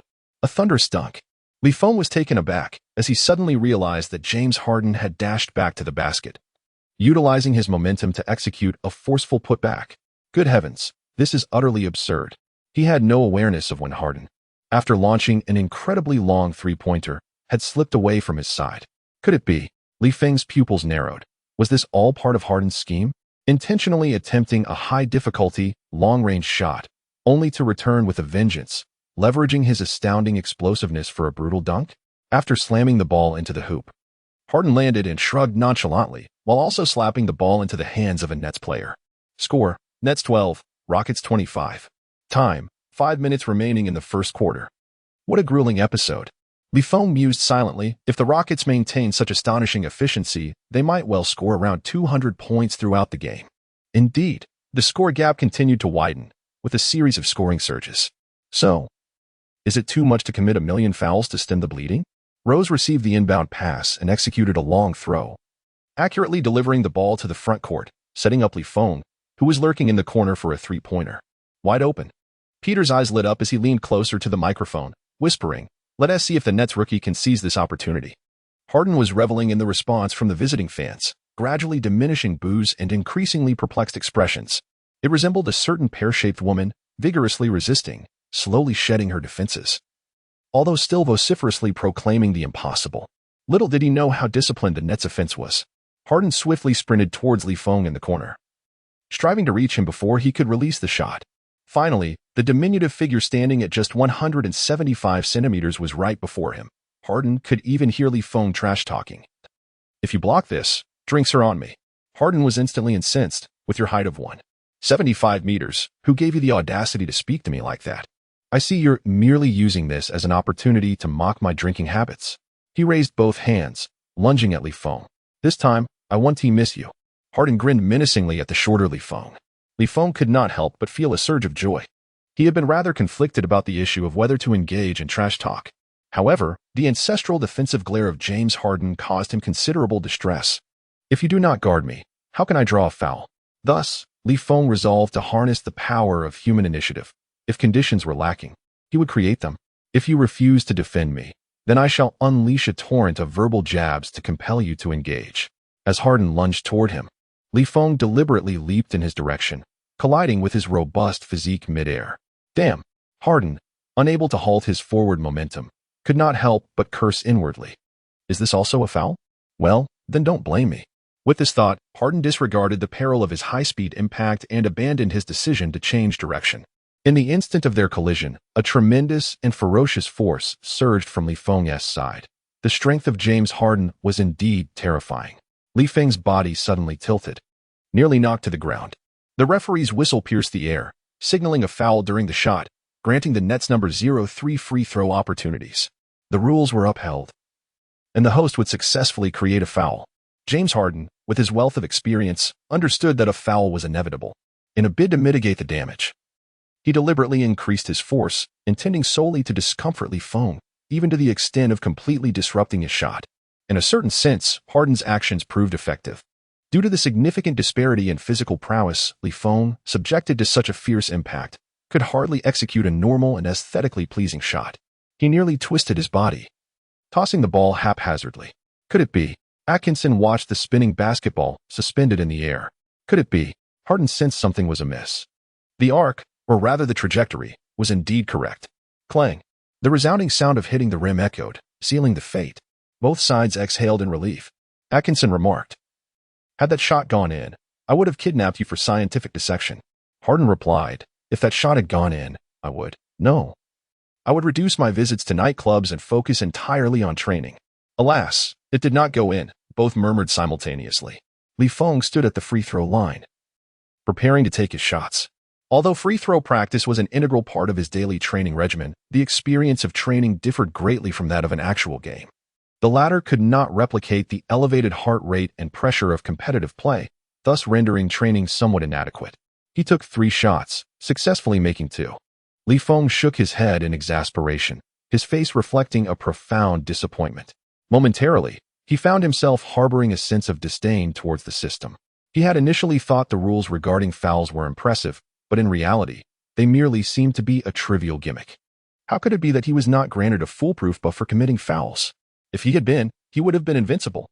Just like the last time when he had a guaranteed hook shot, he could have swept through his opponents with ease, flaunting his prowess. Cursed be this wretched system. If it were not meant to elevate his status, why then was it bound to him? Just as Feng was engulfed in his disdain and contempt for the system's actions, a sudden realization struck him. Wait. A thunderbolt of insight pierced through his mind. Feng's mind was a blank slate. He realized he had become overly reliant on the system, a chilling thought that crossed his mind. Although he had managed to refrain from using it during training matches, the overwhelming temptation ultimately led him to gradually take the system's blessings for granted. Chapter 74. Uncomfortable. It's a bit frightening. If, over time, he became increasingly dependent on the system, eventually losing the ability to play without it, the consequences would be catastrophic. Fortunately, he had not neglected his training, otherwise, he would have already succumbed to the shape dictated by the system. As Feng retreated, he took a deep breath, pulling himself away from his thoughts. Regardless of the circumstances, one must forge oneself with resilience and strive diligently. Harden received the ball and noticed that Feng's gaze seemed somewhat off. "This lad," Harden blinked and remarked, feeling a hint of youthful exuberance in him. With a leisurely stride, while contemplating Feng's transformation, Harden effortlessly maneuvered past Rose. When the defensive players in the paint converged upon him, 2 choices presented themselves before him. 1. Pass to the open Ariza beyond the 3-point line. 2. Execute an alley-oop to Capella in the paint. Harden sighed with a touch of irony, pondering whether to secure the guaranteed 2 points or take a gamble on a 3-pointer. What a delightful dilemma to have. As he contemplated, Harden pursed his lips, seemingly torn over his decision. Ultimately, he chose to pass the ball to Ariza. Ariza received the remarkably precise pass. Why do I say remarkably precise? Because Harden is not only an elite passer, but possesses an extraordinary feel for the game. He can adjust the basketball's grip at the very moment of catching it, ensuring that it aligns perfectly with his intended direction. Whether he opts to shoot or maintain the ball's trajectory while passing, he significantly enhances its accuracy. Upon receiving the ball, Ariza instinctively took the 3-point shot. He felt the basketball glide smoothly off his fingertips, convinced that it would find the net. Indeed, the swish confirmed everything. The Rockets had sunk another 3-pointer. Peter danced with delight, swept away by the Rockets' fluid offense, oblivious to the fact that he was merely a commentator with only a professional microphone before him, and no camera aimed in his direction. James Harden is truly remarkable. With sheer individual brilliance, he captivated the attention of the entire Nets team. If I were an NBA player, I would undoubtedly aspire to follow in the footsteps of such a superstar. Feng glanced back at the score and the time, his heart sinking. The Nets were trailing 35-57. There was just 1 minute left in the second quarter. They had been thoroughly overwhelmed, and it was almost time for garbage time to commence. Feng could vividly envision a comical scene. James Harden, having completed 3 quarters, seated on the bench, engrossed in his navigation app, searching for a century-old nightclub in New York. Was this truly the consequence of receiving a negative entry? Feng was momentarily taken aback, staring vacantly at Harden's silhouette. In truth, the regulation regarding fouls was not without merit. Each time the host committed a foul, it was successfully executed. However, when facing a formidable team like the Rockets, he felt somewhat overwhelmed. Each time Feng sought to respond to the entry, he had to devise a strategy to circumvent Beverly's defense, lest he suffer a debilitating injury that could jeopardize his career. The haunting memories from his previous life loomed too large. Once he evaded Beverly, to maximize his scoring efficiency, Feng had to seize opportunities for a 2-1, which inevitably required him to expend additional energy. Overexertion would surely lead to erratic free throw performance against a powerhouse like the Rockets. A missed free throw could signify a near-fatal blow. Rose noticed that Feng's demeanor was amiss and subtly signaled to Atkinson. Atkinson, momentarily taken aback, soon realized that Feng appeared as if he had lost his spirit, standing dazed on the court, his defense faltering, and his offense seemingly absent. It was not that Atkinson had been oblivious. Rather, Rose, as a player, naturally absorbed more nuanced details and information, prompting him to alert Coach Atkinson to consider substituting Feng. Feng, what is wrong with you? Peter, aware that the fans could not perceive his gestures, dramatically extended a trembling finger, exclaiming, "Why do you resemble a feeble shrimp?" Oh. The theatrical Peter had completely unleashed himself, exclaiming in exaggerated astonishment, "I fear I may know the reason. It is said that this rookie from the Nets is simultaneously favored by Miss Kim Kardashian and Miss Jenna." He chuckled to himself, thinking that perhaps everything fell into place. Coughing, Peter, as the official commentator, understood the importance of tempering his emotions at the right moment. He swiftly composed himself and stated earnestly, "The aforementioned information is merely tabloid gossip and may not be entirely accurate. Let us refocus on the athlete's performances." Peter wiped the fine beads of cold sweat from his forehead, silently reflecting that he had narrowly avoided a significant mishap. Discussing players' private lives in a public setting could surely lead to a salary deduction. With this thought, he shook his head in resignation. On one hand, he held a disdainful view of the likes of Big B and Charles Barkley, deeming those two provocateurs of the podcast realm to be mere clowns thriving on sensationalism. While he considered himself a true commentator with solid professional competence, even if he occasionally touched upon players' tabloid-worthy news. On the other hand, he found himself rather envious of those two podcast instigators, who could freely express their opinions and embellish their views, discussing nearly any topic without restraint. Atkinson glanced at the time and the score.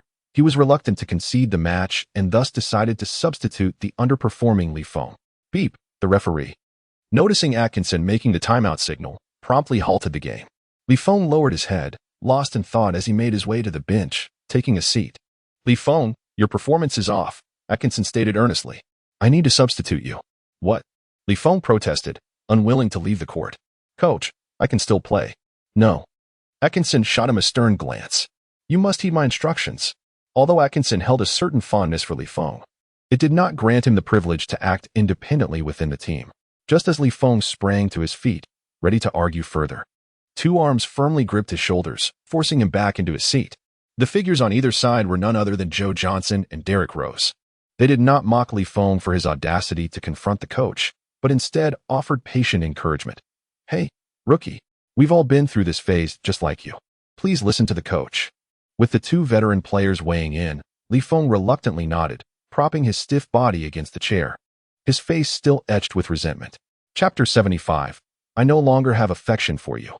Kim Kardashian sat in the front row, a place reserved for the affluent and influential. From her vantage point, she witnessed Feng being reprimanded by Harden and subsequently forced back to the bench by his teammates. She couldn't help but stifle a laugh. "Is this your prowess? You turned down invitations so defiantly before. Not only did you refuse, but you claimed to have prior engagements, truly considering yourself a person of importance, weren't you? Now, look at you, facing the backlash." Relieved, Kim silently congratulated herself for having stepped back a little from her earlier infatuation. She had never had the opportunity to date an NBA star from the East.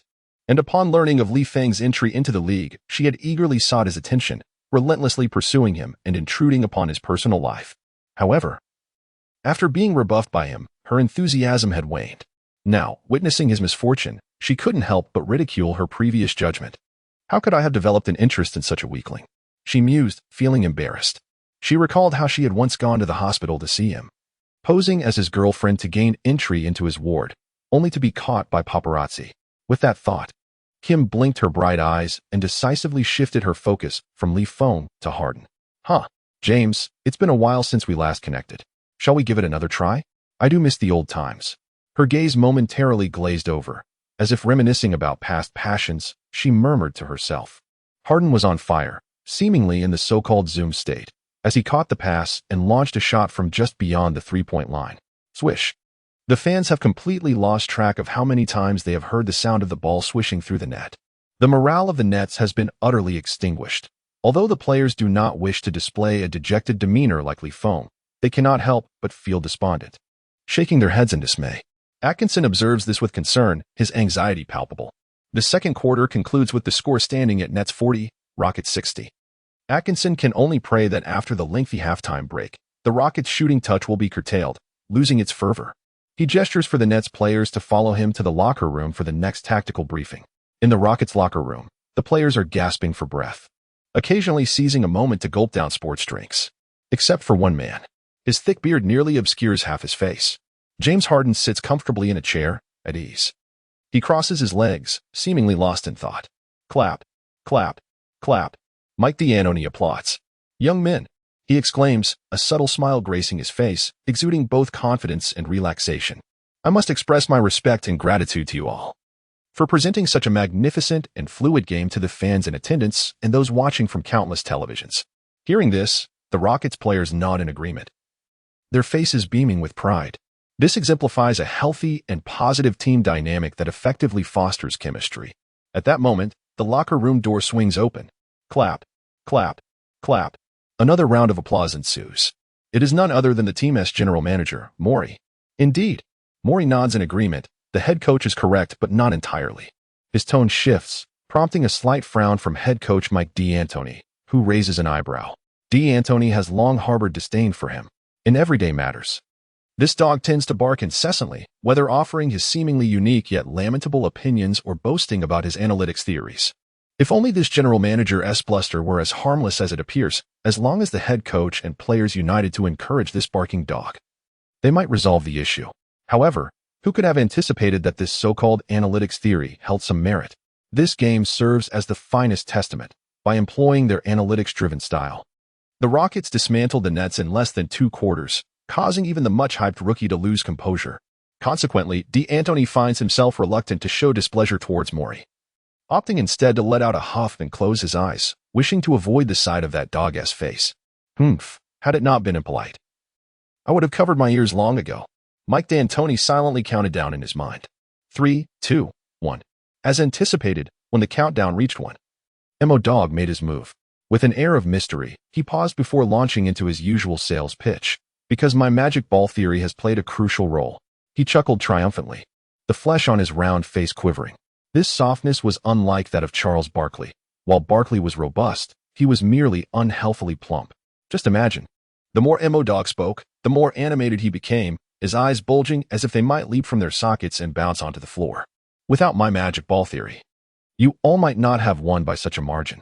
Dog unabashedly claimed all the credit for himself, his pride soaring to new heights.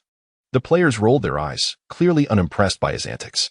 A palpable silence fell over the expansive locker room, laden with an awkward tension. James Harden furrowed his brow, finding Dog exceedingly irritating. Always creating a ruckus, he contributed little beyond promoting his theory. Sensing the discomfort in the atmosphere, Dog fidgeted like a fly, chuckling awkwardly as he exited the locker room. The moment he closed the door behind him, an unspoken sigh of relief echoed throughout the room. Earlier, in the player tunnel, Feng, his face etched with disappointment, lowered his head and trailed behind the team, being the last to enter the locker room. As a veteran of the league, Derrick Rose naturally noticed this subtle detail. He gently patted Feng's head and wrapped an arm around his shoulder. Hey, don't let me catch you with that expression again. Walking at the back of the line, Rose, shedding his usual light-hearted demeanor, spoke earnestly to Feng. It's just a game. As you would say in the East, winning and losing are merely part of the battle. Feng twitched the corner of his mouth, retorting, what nonsense are you talking? The game isn't over yet. Rose burst into hearty laughter, playfully punching Feng's arm to ease the tension. I knew it. How could you be so easily disheartened? Even I was deceived. Chapter 76. The master of apology. The players of the Nets entered the locker room, instinctively locking the door to prevent any unforeseen incidents. Atkinson stood silently at the center, quietly observing Feng, the last to arrive. Under the unspoken guidance of their head coach, the teammates all turned their gazes toward Feng. Geez. Feng scratched his head, offering an awkward smile. Why is everyone staring at me? After several seconds, no one dared to break the silence. Feng was in a state of bewilderment. Recently, he had encountered a series of unfortunate events. First, he had to apologize to Elise, then to Boss Kai, and now, given the current situation, it seemed he would also have to apologize to his dear teammates. Feng, you are a professional athlete. Atkinson felt a sense of helplessness. Unsure of how best to guide Feng, he could only speak gently, for Feng was a rookie that Atkinson had personally scouted, undoubtedly brimming with potential. Furthermore, Boss Kai had granted him considerable leeway, and failing to show Feng some regard could jeopardize their collaboration significantly. Indeed, for a professional player, attitude is of utmost importance. Rose, being a seasoned veteran, understood the right moment to interject and began to impart wisdom to Feng, emphasizing that talent and potential alone are not sufficient.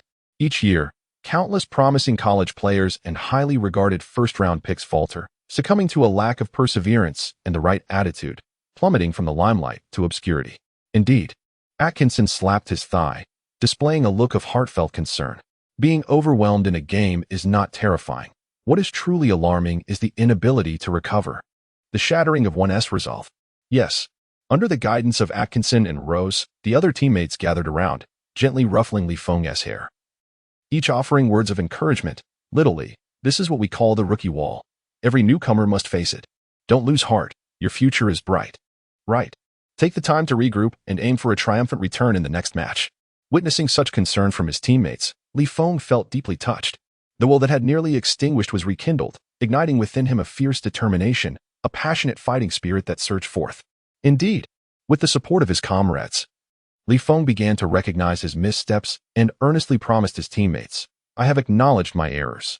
I will ensure that such a situation does not occur again. As Feng nodded vigorously, akin to a chit pecking at grains, Atkinson and his teammates could not help but smile at the sight. Feng, exhibiting remarkable humility, was enveloped in an aura of sagacity that left even Atkinson feeling somewhat abashed. It was truly perplexing. Atkinson muttered softly to himself, reflecting on the 10 minutes he had spent preparing an elaborate discourse that ultimately went unused. It seemed that past encounters with obstinate players like the notorious poisonous Bugjack had inflicted severe PTSD upon Atkinson, rendering him momentarily taken aback by Feng's demeanor. Then, Feng posed a question. May I participate in the second half? The others in the locker room were left in bewilderment. He had agreed that he would acknowledge his mistakes. In merely 5 minutes, he recognized and rectified his errors. Had his resolve truly been restored? Atkinson and Ross exchanged a glance, rendered speechless. In their years of experience, they had never encountered such an eccentric player, particularly one who was a rookie. Well, regarding your situation, we're not saying we can't accommodate you. Atkinson stammered, struggling to articulate his thoughts, the crux of the matter being. Atkinson faltered, tugging at Ross's sleeve for assistance. Don't look at me, Ross replied, maintaining an air of aloofness while inwardly grappling with his unease. Do you even know who the coach is? Meanwhile, the other teammates, in a show of tacit understanding, turned away, pretending to engage in various tasks, loosening and readying their shoelaces, removing and replacing their headbands, or fiddling with their phones. It seemed Atkinson was taken aback, muttering under his breath that he found it difficult to refuse the young lad. Had Feng not acknowledged his fault, or if his contrition had been half-hearted, Atkinson could have used the excuse of needing to discuss matters further. But now, Feng's genuine desire to make amends was evident. Very well. Atkinson sighed, choosing to relent while establishing a stern ultimatum. However, should your emotions falter, or if you exhibit any signs of languor, I will exercise my authority as head coach to impose a 3-match internal suspension until you receive clearance from the team psychologist. You will not be allowed to return to play. As he spoke, Atkinson's expression turned serious. Agreed. Feng responded with fervor, readily accepting Atkinson's stipulations. The teammates exchanged incredulous glances, unable to fathom how the situation had unfolded so absurdly. Beep, signaling the end of halftime, the buzzer echoed through the air. Let us go. Li Feng declared, waving his hand as he strode out of the locker room with confidence. The others, half compliant and half hurried, followed suit, murmuring to themselves. This is bizarre. That kid must have some connections within the team. As Li Feng emerged from the players' tunnel, his gaze fell upon James Harden across the way, prompting a quiet chuckle within him. For there stood Harden, momentarily detained by Kim Kardashian. How splendid! Li Feng felt an alleviation of the burdens he bore, reflecting gratefully on how his brother had helped mitigate the pressure. Hey, James. A woman with a pear-shaped figure intercepted James Harden. He was taken aback, for neither the arena's security nor his personal bodyguards had stopped the rather brazen lady. Upon closer inspection, he recognized her as his former girlfriend, Kim Kardashian. Hi. Long time no see. Harden's demeanor was neither overly warm nor cold. Rather, it was a perfectly measured response. How have you been? Quite well. Kim Kardashian replied in her theatrical and sharp tone, feigning enthusiasm. Shall we grab dinner after the game? Harden remained silent, his expression betraying no discernible change. After a brief pause, he finally replied, Sure. Kim Kardashian smiled coyly before turning to return to her seat in the front row of the VIP section. Li Feng approached the center court, beckoning Harden with a casual wave, signaling him to come over for a brief chat. A look of perplexity crossed Harden's face. What on earth does this guy want? Suddenly, he recalled Ben Simmons' sycophantic antics and began to suspect that Li Feng might belong to the same category of individuals. Perhaps blinded by jealousy upon seeing him converse with Kim Kardashian, eager to engage in some trash talk. Sup, dude? Li Feng inquired, lifting his chin in a friendly manner. Nice day, huh? Yes, indeed. Currently it is, Harden replied with a shrug, still puzzled by Li Feng's intentions. Do you have a date with Kim Kardashian? Li Feng asked with a playful grin, suggesting an after-game dinner. What's it to you? Harden squinted, feeling that his suspicions were not far from the truth. He responded with a biblical reference. What? Did I upset you? Come on, don't be so aggressive, Li Feng exclaimed, feigning innocence. It's all a misunderstanding. By the way, are you up for a night out at the club tonight? Li Feng winked at Harden, donning a knowing expression that only a seasoned partygoer would understand. As a New Yorker, if you want to experience the most authentic and wild places, you have to follow my lead. Leaning closer to Harden's ear, he theatrically covered his mouth, speaking earnestly. James Harden, the so-called prince of nightclubs, felt a flicker of excitement, momentarily forgetting his prior commitment to Kim Kardashian. This Li fellow didn't he seem so unbearable after all? Harden couldn't help but notice that Li Feng had a certain charm. A promising young man destined for greatness. However, Li Feng's demeanor shifted as he revealed a familiar sly grin. But, you'll need to contribute something as well. Harden's heart sank. He knew something was amiss. Little did he realize that his mindset had undergone a remarkable transformation. He smoothly transitioned from contemplating whether to ditch Kim Kardashian to strategizing how to persuade Li Feng to take him out clubbing. What do you mean by contribute? Harden frowned, his voice dropping. If you're here to spew trash talk, I suggest you abandon that notion right now. The conversation had taken an odd turn, prompting Harden to temporarily place Li Feng on his adversarial list. If you lose this game, Li Feng chuckled, relieved that he had already concealed his mouth, enabling him to deliver the following somewhat abstract statement without a hint of hesitation. Then tonight, all expenses are on you, Mr. Harden. Huh? Harden was momentarily taken aback, his lips twitching involuntarily. As an NBA player, he was more than capable of covering the cost of drinks at a nightclub. Wasn't he? However, upon noticing Li Feng's somewhat awkward demeanor, Harden sensed that it was not feigned. He turned to glance at the score. The Nets were trailing the Rockets, 40-60. Losing? How could one even comprehend such a notion? With a chuckle, Harden nodded in agreement and presented his terms. Conversely, if you were to lose, it would be your responsibility to settle the bill, Li Feng interjected. What sort of logic is that? A look of bewilderment crossed Harden's face. Consider this. Li Feng gently coaxed. Should you lose the match, you would naturally be quite disheartened. I would dedicate my precious time to accompany you for a drink to lift your spirits. Must I also pay for that? And what if you were to win? Harden was taken aback. Winning the game is a cause for celebration, and surely the expenses for such jubilation should not fall upon me? After all, I am the loser here. Historically, has there ever been a scenario where the defeated treats the victor to drinks? Li Feng paused for a moment and, satisfied, added, Thus, this is entirely reasonable. No, this is not reasonable at all. The astonishment on Harden's face deepened, as his thoughts had evidently been led astray by the master of sophistry. I hardly believe you will emerge victorious. After a brief silence, Harden composed himself, letting out a disdainful scoff. What a slick-tongued lad. With that, he turned on his heel and walked away. Though Harden neither acquiesced nor declined, Li Feng knew he had secured a favorable outcome. This was all part of his plan to achieve 3 objectives. First, to exert a subtle pressure on Harden. Second, to thwart Silver Kardashian's date. And third, to find an excuse to accompany Harden to the nightclub. The first and third objectives were easily understood, while the second had just recently come to Li Feng's mind. He believed that Silver Kardashian's intrusion into his hospital room under the guise of a girlfriend was a profoundly disrespectful act.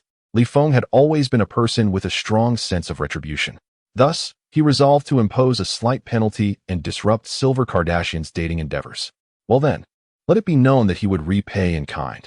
All right, the match is underway. Li Feng hastily positioned himself, rose past the ball to Joe Harris, who then returned it in a handoff. Li Feng seized the opportunity presented by the defender's diverted attention and made a cutting move towards the basket.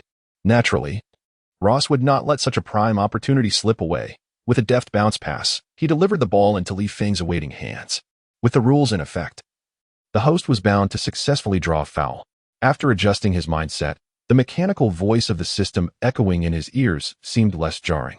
Li Feng gazed upon Anderson, who had been labeled as soft, and could not help but curl the corner of his mouth, rising to the challenge with determination. A smile? Upon witnessing Li Feng's faint grin, it seemed as though a switch had been flipped within Anderson, igniting an immediate response. "Damn it," he exclaimed, his demeanor transforming dramatically.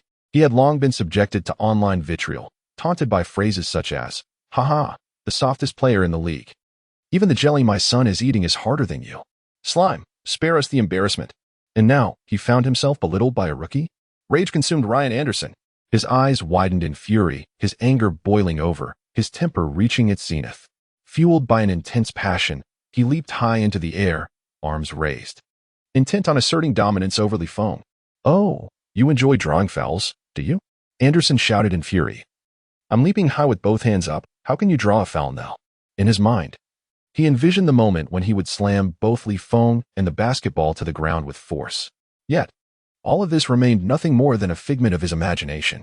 Li Feng narrowed his eyes, resembling the legendary Sun Wukong, and raised his hand to his forehead as if searching for Ryan Anderson's whereabouts. Immediately, as Anderson descended, he boldly confronted him, colliding fiercely in midair. This impact was significantly more manageable than his previous encounter with Harden, comfortably within the realm of tolerance. The referee swiftly signaled a blocking foul as Anderson landed heavily atop Li Feng. Despite his modest stature, Anderson possessed a fiery temperament. "What the hell?"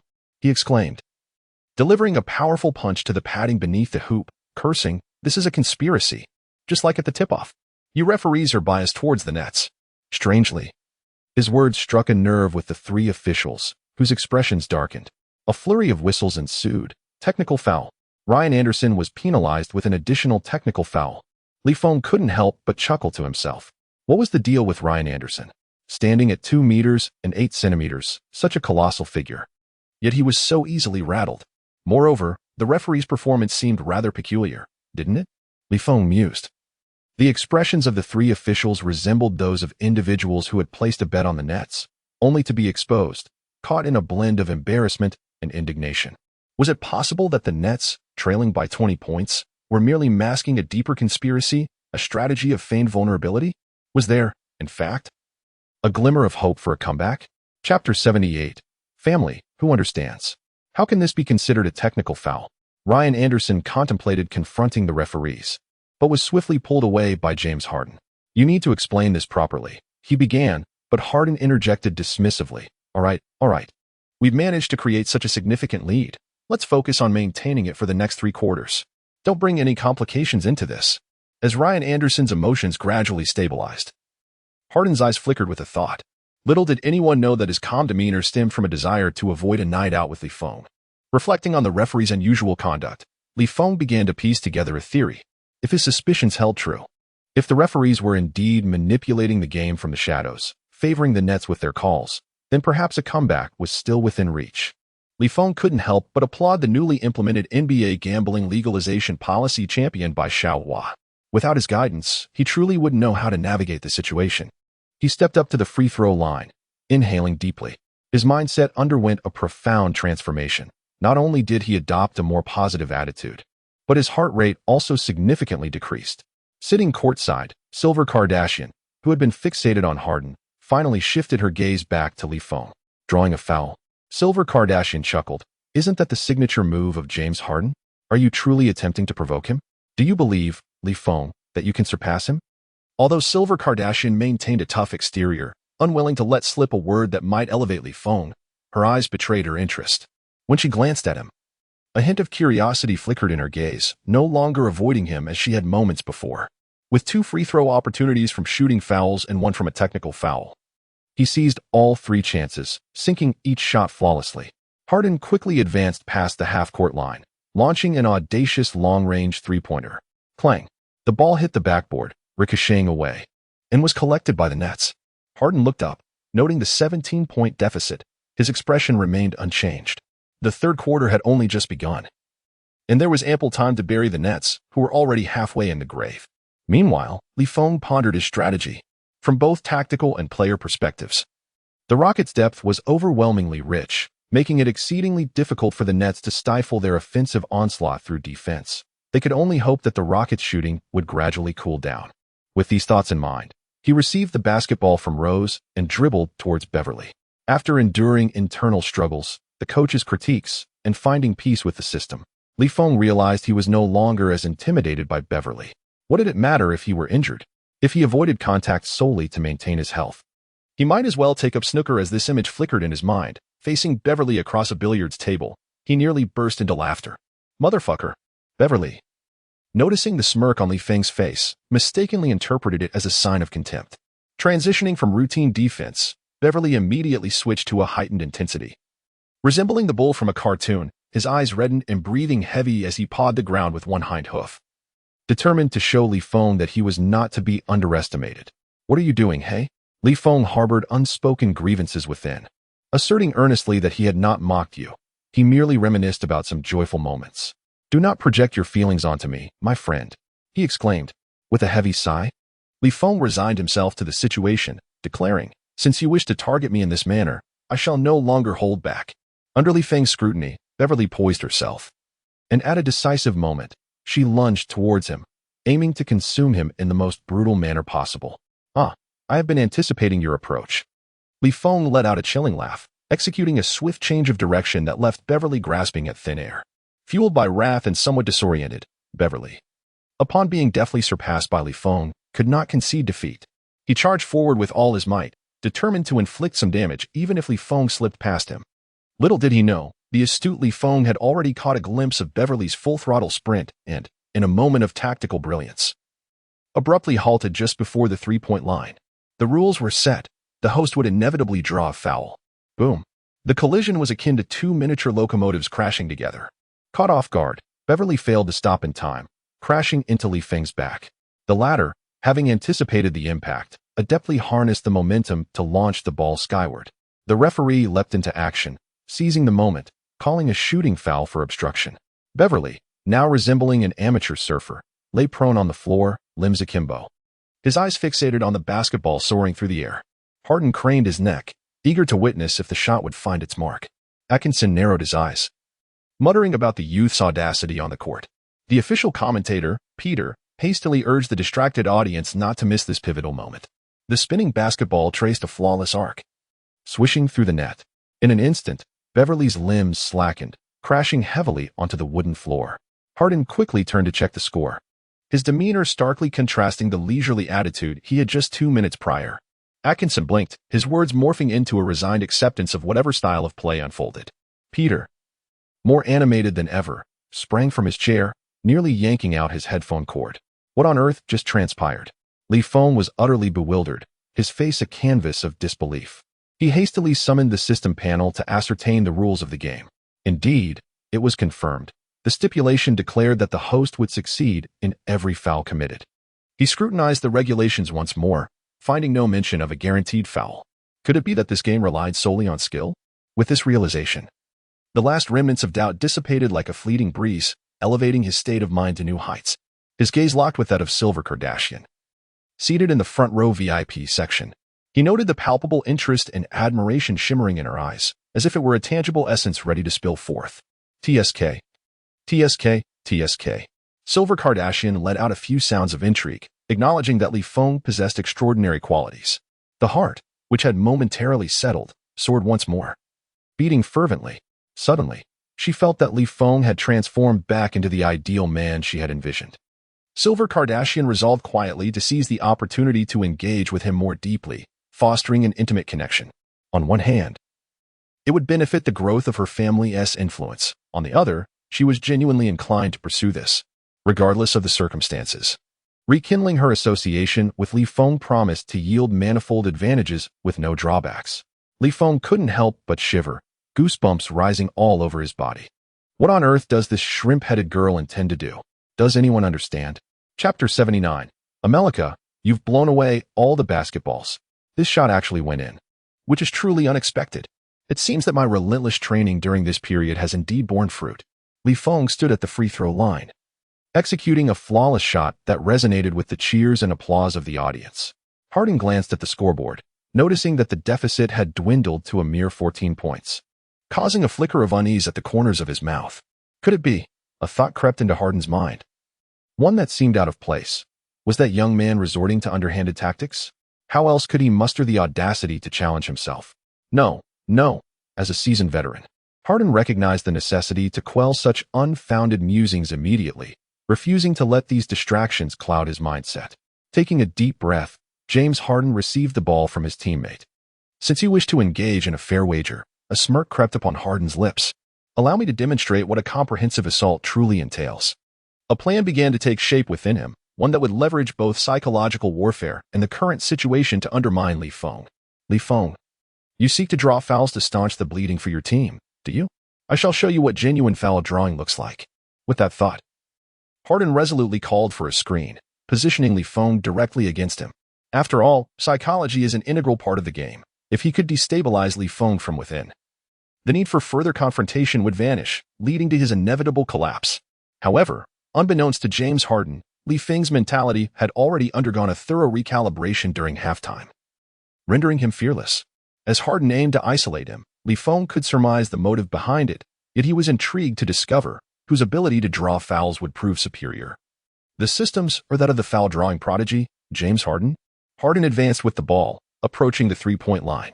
In a manner reminiscent of their previous isolation, he began to dribble beneath his legs, attempting to shift Li Feng's center of gravity before abruptly changing direction and accelerating towards the basket.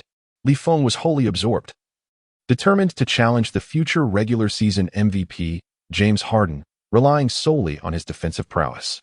Admittedly, this ambition bordered on hubris, for James Harden was a rare basketball prodigy, not someone whom Li Feng could merely contain after a few months of training. Moreover, basketball is inherently an offensive game, and every defender possesses an intrinsic disadvantage. They must shadow the movements of the offensive player, which inevitably leads to vulnerabilities. During one dribbling sequence, Harden exposed a slight flaw. Li Feng felt a surge of elation and instinctively reached out. Alas, Atkinson covered his eyes, unable to bear witness to the impending outcome. As anticipated, 2 seconds later, the referee's whistle pierced the air. Beep. The referee signaled a foul, shooting foul, a hand check. In that fleeting moment when Li Feng extended his hand, Harden cunningly ensnared Li Feng's forearm with his own, then forcefully attempted a three-point shot, losing his balance and causing his feet to kick back like a graceful ballerina. Naturally, the shot veered off, resulting in a blatant air ball. Yet, Harden's intention was never to score a 3-1, but rather to deceive and procure 3 free throw opportunities. In a dimly lit room, Mago gazed at the 75-inch television, stroking his chin with satisfaction. Thank heavens for James Harden. Without him, I could never have propagated the magnificent Moneyball theory. He is truly my secret weapon. Capable of driving, shooting, and drawing fouls, he perfectly embodies my theory. He mused further. I shall ensure that players around the globe bow down to me. As for Li Feng, he sneered, offering his assessment, merely a humble stepping stone beneath my monumental achievements. No one shall remember you, just as no one shall forget me. Li Feng's complexion resembled that of one who had just ingested a fly. He finally felt the pain that had been inflicted upon Ryan Anderson just 5 minutes prior. Truly, he was worthy of being called a son of Jing Dajian. Li Feng quietly lamented, acknowledging Ning as the true master of drawing fouls. Harden's smile broadened, and shaking his head, he displayed an expression befitting the moment. Is it really you? Harden silently chuckled, pondering how one could forget who the true master was after merely drawing a few fouls. Feng gazed at Harden as he approached the free throw line, his fists clenched in frustration. How infuriating. You shall pay for this. Once again, Harden executed a flawless 3 free throws. At that moment, the crowd began to express their discontent, raising their hands to their mouths. Mimicking the shape of a megaphone, the referee is terrible. Refund us. The future of America has been squandered by your calls. The official commentator, Peter, inhaled deeply and spoke into the microphone. These boos signify the fans' dissatisfaction. They believe the referees have overly intervened in the game, disrupting its flow and rendering it quite displeasing to watch. As for my opinion, I also think the current NBA is too lenient. Players should increase physicality while ensuring their health. Otherwise, the future of American basketball will be bleak. Peter, filled with patriotic fervor, had tears welling in his eyes. As for the international teams, they are eyeing the American team with keen interest. How can we remain passive? Naturally, Feng was oblivious to Peter's entreaties. Had he heard them, he would likely have rolled his eyes and retorted, "Future? It's long gone." According to his recollections from a past life, in just a few more years, whether it be the regular season MVP, the finals MVP, or the gold medal at the World Basketball Championship, all would be claimed by international players and teams. How absurd, if given the chance. He vowed to lead the Eastern team to victory over the American team in the Olympics, securing the coveted gold medal. Feng gazed at Harden, who was retreating on defense while gesturing dismissively at him, silently vowing, with the remaining year, he would dedicate himself to rigorous training, aiming to astonish the world with a divine presence. In simpler terms, he merely desired to show off. Feng received the pass, and driven by an inner compulsion, resolved to take command of the game. If he could not surpass even the humble Rockets, how could he aspire to an Olympic gold medal? At last, Atkinson opened his eyes to witness that Feng had not faltered. A wave of relief washed over him. This young man, he murmured, has truly matured. Atkinson reminisced about their first encounter, recalling his initial uncertainty when he nearly acquiesced to the assistant coach's suggestion to relegate Feng to the developmental league. Had that occurred, such a splendid performance would have been lost to them. A smile graced Atkinson's face as he stroked the stubble on his chin. He had watched Feng progress step by step, and should Feng rise to the occasion, he would undoubtedly be the happiest person of all. Feng, with the ball in hand, faced Beverly, whose emotions had been subdued, seemingly recognizing that Feng was not a soft target to be bullied, but rather a formidable adversary. Beverly, I am here to challenge you. Chapter 80. You have already. Feng did not linger. He propelled himself forward with a powerful push against the ground. Beverly was taken aback. As an exceptional defender, he was well acquainted with the moves and offensive styles of players. He anticipated that Feng would, as before, engage in a series of dribbles to shift his center of gravity before making a breakthrough. However, to his astonishment, Feng deviated from the expected playbook, opting instead for the simplest approach, accelerating past Beverly without even attempting a change of direction. Feng's rationale was clear. Why bother with a feint when Beverly's long reach made it easy for him to swipe at the ball? Simply relying on speed sufficed. Yet, this strategy could only be employed once. Next time, Beverly would be prepared, rendering such a ruse ineffective. Feng discovered that the area beneath the basket was devoid of any defenders.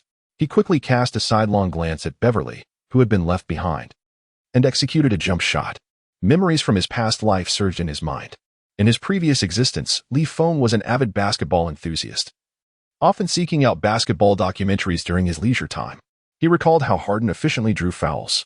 At the moment of his shot, he intentionally presented a slight feint, relinquishing his hold on Beverly behind him while subtly exposing the ball in his hands, creating an illusion of vulnerability that suggested an opportunity to intercept, yet also hinted at a barrier. Seeing Feng's apparent carelessness and the rookie mistake he had made, Beverly felt a surge of delight. A rookie is just a rookie. You may bask in glory for a moment, but not for eternity. This season, Beverly had set his sights on securing a spot in the first team of the all-defensive lineup. A menacing grin spread across his face. If the public learned that he could not even contain a mere rookie, how could he ever hope to attain such an honor? It was time to impart a small lesson to this young player. With this thought in mind, Beverly took a decisive step, moving alongside Feng, raising his dark hand, and aimed a forceful slap at the basketball in Feng's grasp. Feng was well prepared. When a shadowy hand emerged within his line of sight, he swiftly refined his vulnerable motion, safeguarding the ball with utmost tenacity. Smack! Beverly's palm connected forcefully with Li Feng's hand. Beverly's strength was formidable, effortlessly dislodging Li Feng's protective grip on the ball. Even if Li Feng aspired to execute a 2-1 play, he found himself thwarted by the overwhelming force. The sound of the impact echoed so loudly that even the staff seated at the technical table were momentarily stunned. They exchanged glances, speechless, pondering whether this was basketball or something else entirely. Beep. The referee, witnessing the foul against Li Feng, sprang into action. Shooting foul, a strike. Damn. Beverly cursed under his breath, bewildered. What in the world is this? Such advanced foul drawing techniques he had only observed in his teammate, James Harden. Where on earth did Li Feng acquire this skill? Self-taught, perhaps? In a dimly lit room, Bogut gasped in astonishment. What is happening? He has mastered James Harden's signature technique? This cannot be. Bogut's expression shifted dramatically. This could severely undermine my magic ball theory. The magic ball theory emphasizes high-efficiency offense, aiming to dismantle the opponent with a relentless attack, finishing the game by the end of the third quarter. However, Li Feng's ability to draw fouls disrupts the game's flow, rendering it devoid of rhythm. Even if the Rockets players were on fire, a mere foul drawn by Li Feng could cool their momentum, consigning them to a state of stagnation. How can one compete under such circumstances? It was akin to a battlefield where, all of a sudden, your weapons were rendered useless, transforming you into a mere target. This young man has discovered the path to my demise. Bogut snorted coldly, revealing his murderous intent. Harden gazed at Li Feng as he approached the free throw line, lost in contemplation. What is this? Why does this resemble my technique so closely? Could it be that my father made a mistake that every man is prone to? Li Feng approached the free throw line, loosening his shoulders slightly. The situation was somewhat unexpected. To his astonishment, he had not heard the mechanical synthesized prompt from the system. This indicated that the foul he had just drawn was entirely a result of his own prowess. That was Patrick Beverly, soon to be recognized in the all-defensive first team. It seemed that diligent training could indeed gradually liberate him from reliance on the system. The effort was proving effective. Wait, there was still the free throw to consider. Li Feng took a deep breath, striving to calm his racing heart before the free throw in order to regain his shooting rhythm. With the first shot, he scored. 2 attempts, 2 successes. Fortunately, his shooting touch was quite good today. Li Feng murmured to himself, imagining the disastrous visual outcome if he were to draw a foul while simultaneously struggling with poor shooting form. In Li Feng's mind, a vivid scene materialized. He found himself committing fouls while repeatedly missing shots. By the time all opposing players had been penalized from the game, he had yet to score a single point. How utterly ludicrous and mortifying. That moment would undoubtedly mark a day of jubilation for his critics. Li Feng could hardly fathom how the media would spin this bizarre and monumental sports story. Shaking his head, he retreated on defense, glancing up at the scoreboard. Only a 15-point deficit remained. With renewed determination, he resolved to shatter their defense. Harden received a pass from his teammate, his brow furrowed in concentration. Damn. He muttered under his breath, frustrated that the rhythm he had painstakingly built up was being disrupted by Li Feng's incessant fouling. How infuriating. Even with his shooting touch growing colder, Harden had no alternative but to adhere to the strategy and take on Derrick Rose in a one-on-one confrontation. As Rose stepped up to defend, Harden deftly dribbled behind his back, shaking off the former MVP. The Nets' interior defense swiftly converged, encircling Harden as he penetrated the lane. Under normal circumstances, Harden would have chuckled lightly at such a dilemma, relishing the delightful quandary of whether to pass to the perimeter or lob to Capella for an alley-oop. Yet now, he felt his shooting touch slipping away, compelling him to attempt a desperate shot to regain his rhythm. For if he failed to score, the Nets would no longer blitz him mindlessly but would turn their attention to guarding his teammates. At that point, the general manager's moneyball theory would be thoroughly debunked. Thus, Harden had no choice but to take the shot. Clang. The sound of iron echoed once more. Another missed shot, transformed into the league's blacksmith. Harden wiped the sweat from his brow, cursing under his breath. Damn it. Li Feng seized the ball and executed the same maneuver once more, going head-to-head against Beverly. The latter was taken aback. Having spent numerous years in the league, he had established a reputation for his tenacious, dogged defense and his often brutal tactics that led to injuries. It was inconceivable that anyone would dare to challenge him one-on-one. Yet, here he was, unable to contain Li Feng. His countenance grew increasingly grim, and the defensive honor he had once assumed was now slipping further from his grasp. No.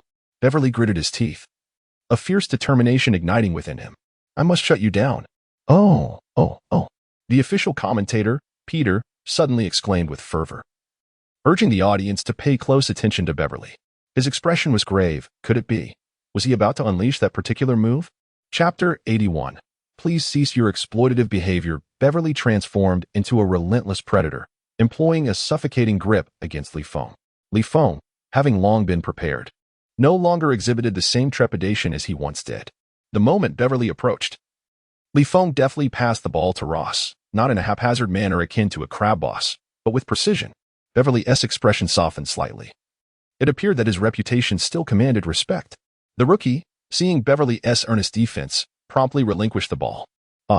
Beverly scoffed quietly, acknowledging the rookie's prudence. However, in his dazed state, Beverly failed to recognize that Li Feng had dismissed his serious defensive posture in the previous exchange. Wait, as a commendable defender, Beverly sensed that something was amiss. After passing the ball to Ross, Li Feng immediately sprinted towards him. This is bad. It's a give and go. Realizing Li Feng's cunning ploy, Beverly swiftly pursued Ross. The astute Li Feng curled his lips into a smile. He had anticipated every move Beverly would make. Li Feng approached Ross, extending his hand to request the ball, to which Ross willingly displayed it. Unexpectedly, Li Feng did not take it. Ross was taken aback internally. As Li Feng passed by, he quickly cradled the ball to his chest and muttered in complaint, "Goodness, even my teammates can be so deceptive." Li Feng maneuvered past Rose, opting not to receive the ball but instead making a direct cut beneath the basket. Although Rose grumbled under his breath, he remained acutely aware of Li Feng's every move. Without hesitation, Rose executed a high lob pass aimed at Li Feng. To his shock, he broke into a cold sweat, realizing he had overthrown it. Oh no. He had forgotten that Li Feng stood at a mere 175 centimeters. The official commentator, Peter, was taken aback. What is he attempting to do? Is the Nets team really this audacious? Truly a band of adventurous madmen? Initially intending to use the term madman, Peter instinctively halted, substituting it with the rather clumsy phrase adventurous madman. An alley-oop? Li Feng cursed under his breath, thinking, do you wish for my demise? I'm only 175 centimeters tall. Though dunking is not a challenge for me, attempting it in a real game would be akin to absurdity. Don't mess with me, man. Damn. Li Feng clenched his teeth, determined to give it his all. He gathered speed, then abruptly halted, swinging his arms back before leaping with two powerful strides. Ryan Anderson, stationed beneath the basket, was caught off guard. In that moment of distraction, Li Feng surged toward the hoop, poised to deliver a slam dunk. Damn. Ryan Anderson's face flushed crimson, the veins in his neck bulging. What a lunatic. He could not leap in time and could only stand frozen, hands shielding himself in an attempt to draw an offensive foul. Li Feng soared through the air, the mechanical synthesized voice echoing in his ears. The rules were established. The host would inevitably commit a foul. He leaped high, almost surpassing the 2-meter-8 wall of Ryan Anderson. The hoop was tantalizingly close as Li Feng forcefully slammed the ball towards it. Unfortunately, the basketball struck the backboard and ricocheted away. Beep. Foul for obstruction.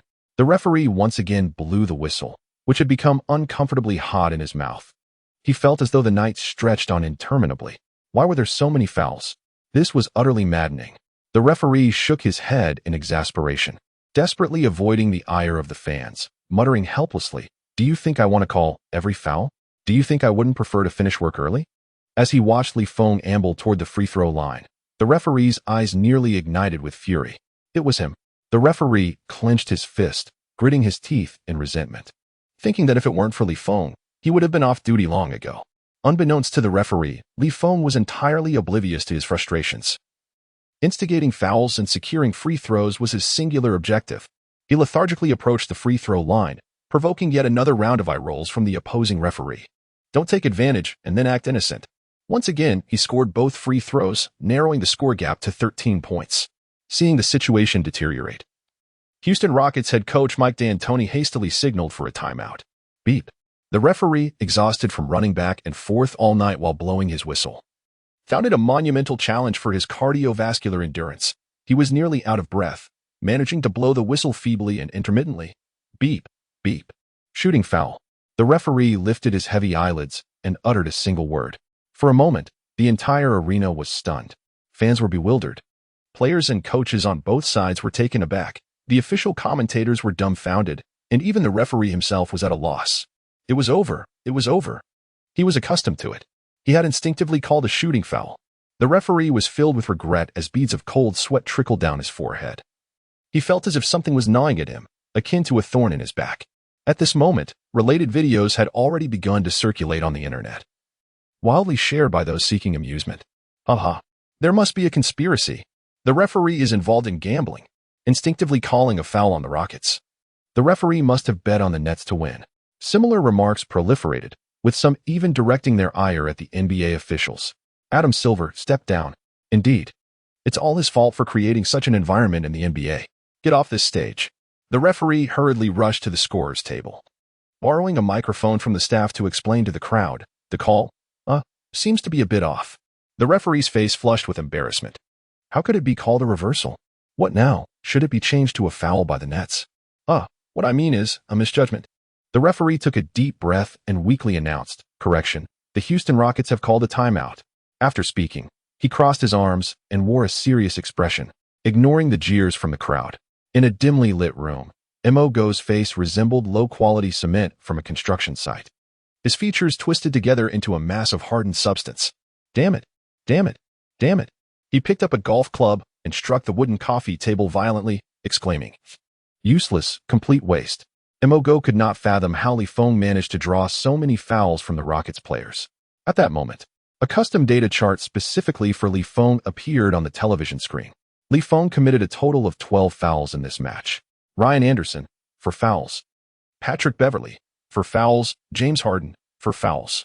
At this moment, Bogo could no longer contain his frustration. How infuriating.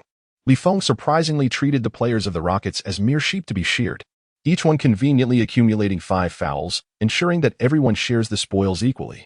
Does he? Feng, that scoundrel. Is he truly waiting for the fourth quarter to accumulate more fouls and have all 3 of them simultaneously leave the court? Dog let out a cry, feeling as if his heart were being ruthlessly trampled. A hand seemed to alternately rub and clench his heart. No, he must not succumb to slumber. Dog, utterly drained, collapsed straight to the ground, crawling like a soldier towards the mobile phone on his desk. His eyelids trembled uncontrollably. He extended a trembling hand, striving to grasp the blurred opportunity for salvation. Finally, he fainted. Chapter 82. Accepting gifts. My consent. On the Rockets bench, Mike D'Antoni gathered everyone together, glancing at the data sheet and locating the fouls section amidst the dense numbers and words. What the actual? He was immediately struck with dizziness. Beverley, Harden, Anderson, all had accumulated 4 personal fouls. Was this intentional or merely coincidental? Mike D'Antoni's gaze swept past several towering figures and landed squarely on Feng. He swallowed hard, casting a deep, wary look at Feng. On the Nets bench, Atkinson's eyes sparkled. Feng's performance was truly remarkable. Even though most of Feng's points stemmed from foul shots, which cannot be deemed a reliable scoring method. Should the referees be in a foul mood or entangled in some unspoken gambling affair, Feng might not enjoy such fortune in the future. Nevertheless, he had single-handedly stifled the Rockets' small ball offensive surge through sheer personal prowess. Can one find a rookie in the NBA more adept at drawing fouls than he? A raw gem, when meticulously sculpted, can indeed achieve greatness. Ahem. Atkinson cleared his throat to begin. Comrades, we have successfully disrupted the Rockets' small ball offensive. With over a quarter remaining, let us strive to maintain our momentum and secure the victory. No. Derrick Rose stood up, waving his hands to correct him. It wasn't us who disrupted the small ball, it was Feng. With that proclamation, a wave of enthusiastic responses erupted, teammates chiming in with fervor. Indeed. I believe the greatest contributor to our success is Feng. Absolutely, without Feng, we would have clocked out after 3 quarters. Ha. You mean been clocked out after 3 quarters? Right? Upon hearing the playful banter, Feng felt a bit embarrassed, scratching his head and chuckling, let's say we instead. Without the support of my teammates, I wouldn't have been able to disrupt the small ball strategy. Laughter erupted among the crowd, and Coach Atkinson did not scold Ross for defending Feng. Instead, he wore a subtle smile and murmured, this atmosphere, it feels like that of a champions team. Indeed, his sentiment may have been somewhat exaggerated. Yet one cannot deny that champion teams often thrive in such a harmonious and bantering environment. Thus, by a rough approximation, the Brooklyn Nets could indeed be considered a championship-caliber team. In the front row of the VIP section, Silver Kardashian seized the precious pause to peruse social media with her elegant and delicate fingers. A notification chimed, indicating she had received a private message. Upon closer inspection, She discovered it was a message from Ben Simmons. TSK. Silver Kardashian scoffed, feeling both irritated and disheartened. She had no desire for the affections of this persistent admirer. She had expected a more significant name, only to find it was him, despite her disdainful words. Curiosity compelled her to open the message. Dear Silver, it's been long time no see. I'm sending this message just to ask how you've been lately. Silver Kardashian furrowed her brow, a chill coursing through her. What do you care about how I've been? Don't you have your own life to attend to? Why are you bothering me all the time? Poor Ben Simmons remained blissfully unaware that he had unwittingly become entangled in a mysterious love triangle involving Silver Kardashian, James Harden, and Feng. Ben was captivated by Silver, while she was drawn to the son of Jing DeJun, yet irresistibly attracted to Feng. This is America. This is New York. This is life. Ugh, an overwhelming nausea surged within Silver Kardashian. She suppressed a gag as she continued reading. Silver, if you don't mind. I'd like to ask if the health supplements worked last time? Health supplements? What health supplements? Silver Kardashian was momentarily stunned. When did he ever send me health supplements? Oh. Suddenly, she recalled her peculiar experience of infiltrating the hospital as Feng's girlfriend. It turned out the health supplements had been passed on to Feng. No wonder she had no memory of them. Sigh. How tiresome. Silver Kardashian rolled her eyes in annoyance, lamenting how he could ask her such trivial questions. She continued reading. Do you have time to have dinner with me tonight? I'll be flying to New York just for you. I'm about to board. I hope to hear good news from you after I land. Smiley face. Ben Simmons' last message ended with a smiling emoji, indicating his genuine anticipation. What? Kourtney Kardashian could not help but press her forehead in exasperation, rendered speechless. Such boundless behavior is utterly irksome to her. Do you not realize that your actions impose immense pressure upon me? Enraged, Kourtney Kardashian unabashedly typed furiously on the screen, sending a barrage of piercing words. Indeed, I accepted your health supplements. But what of it? Kourtney Kardashian found Ben Simmons utterly laughable, as his every action proclaimed him to be an eternal child, incapable of maturity. Remember, accepting a gift does not equate to consent. Cast aside your pitiful and absurd notions. After dispatching this message, still unsatisfied, Kourtney Kardashian decided to block Ben Simmons entirely, leaving him with no chance of redemption.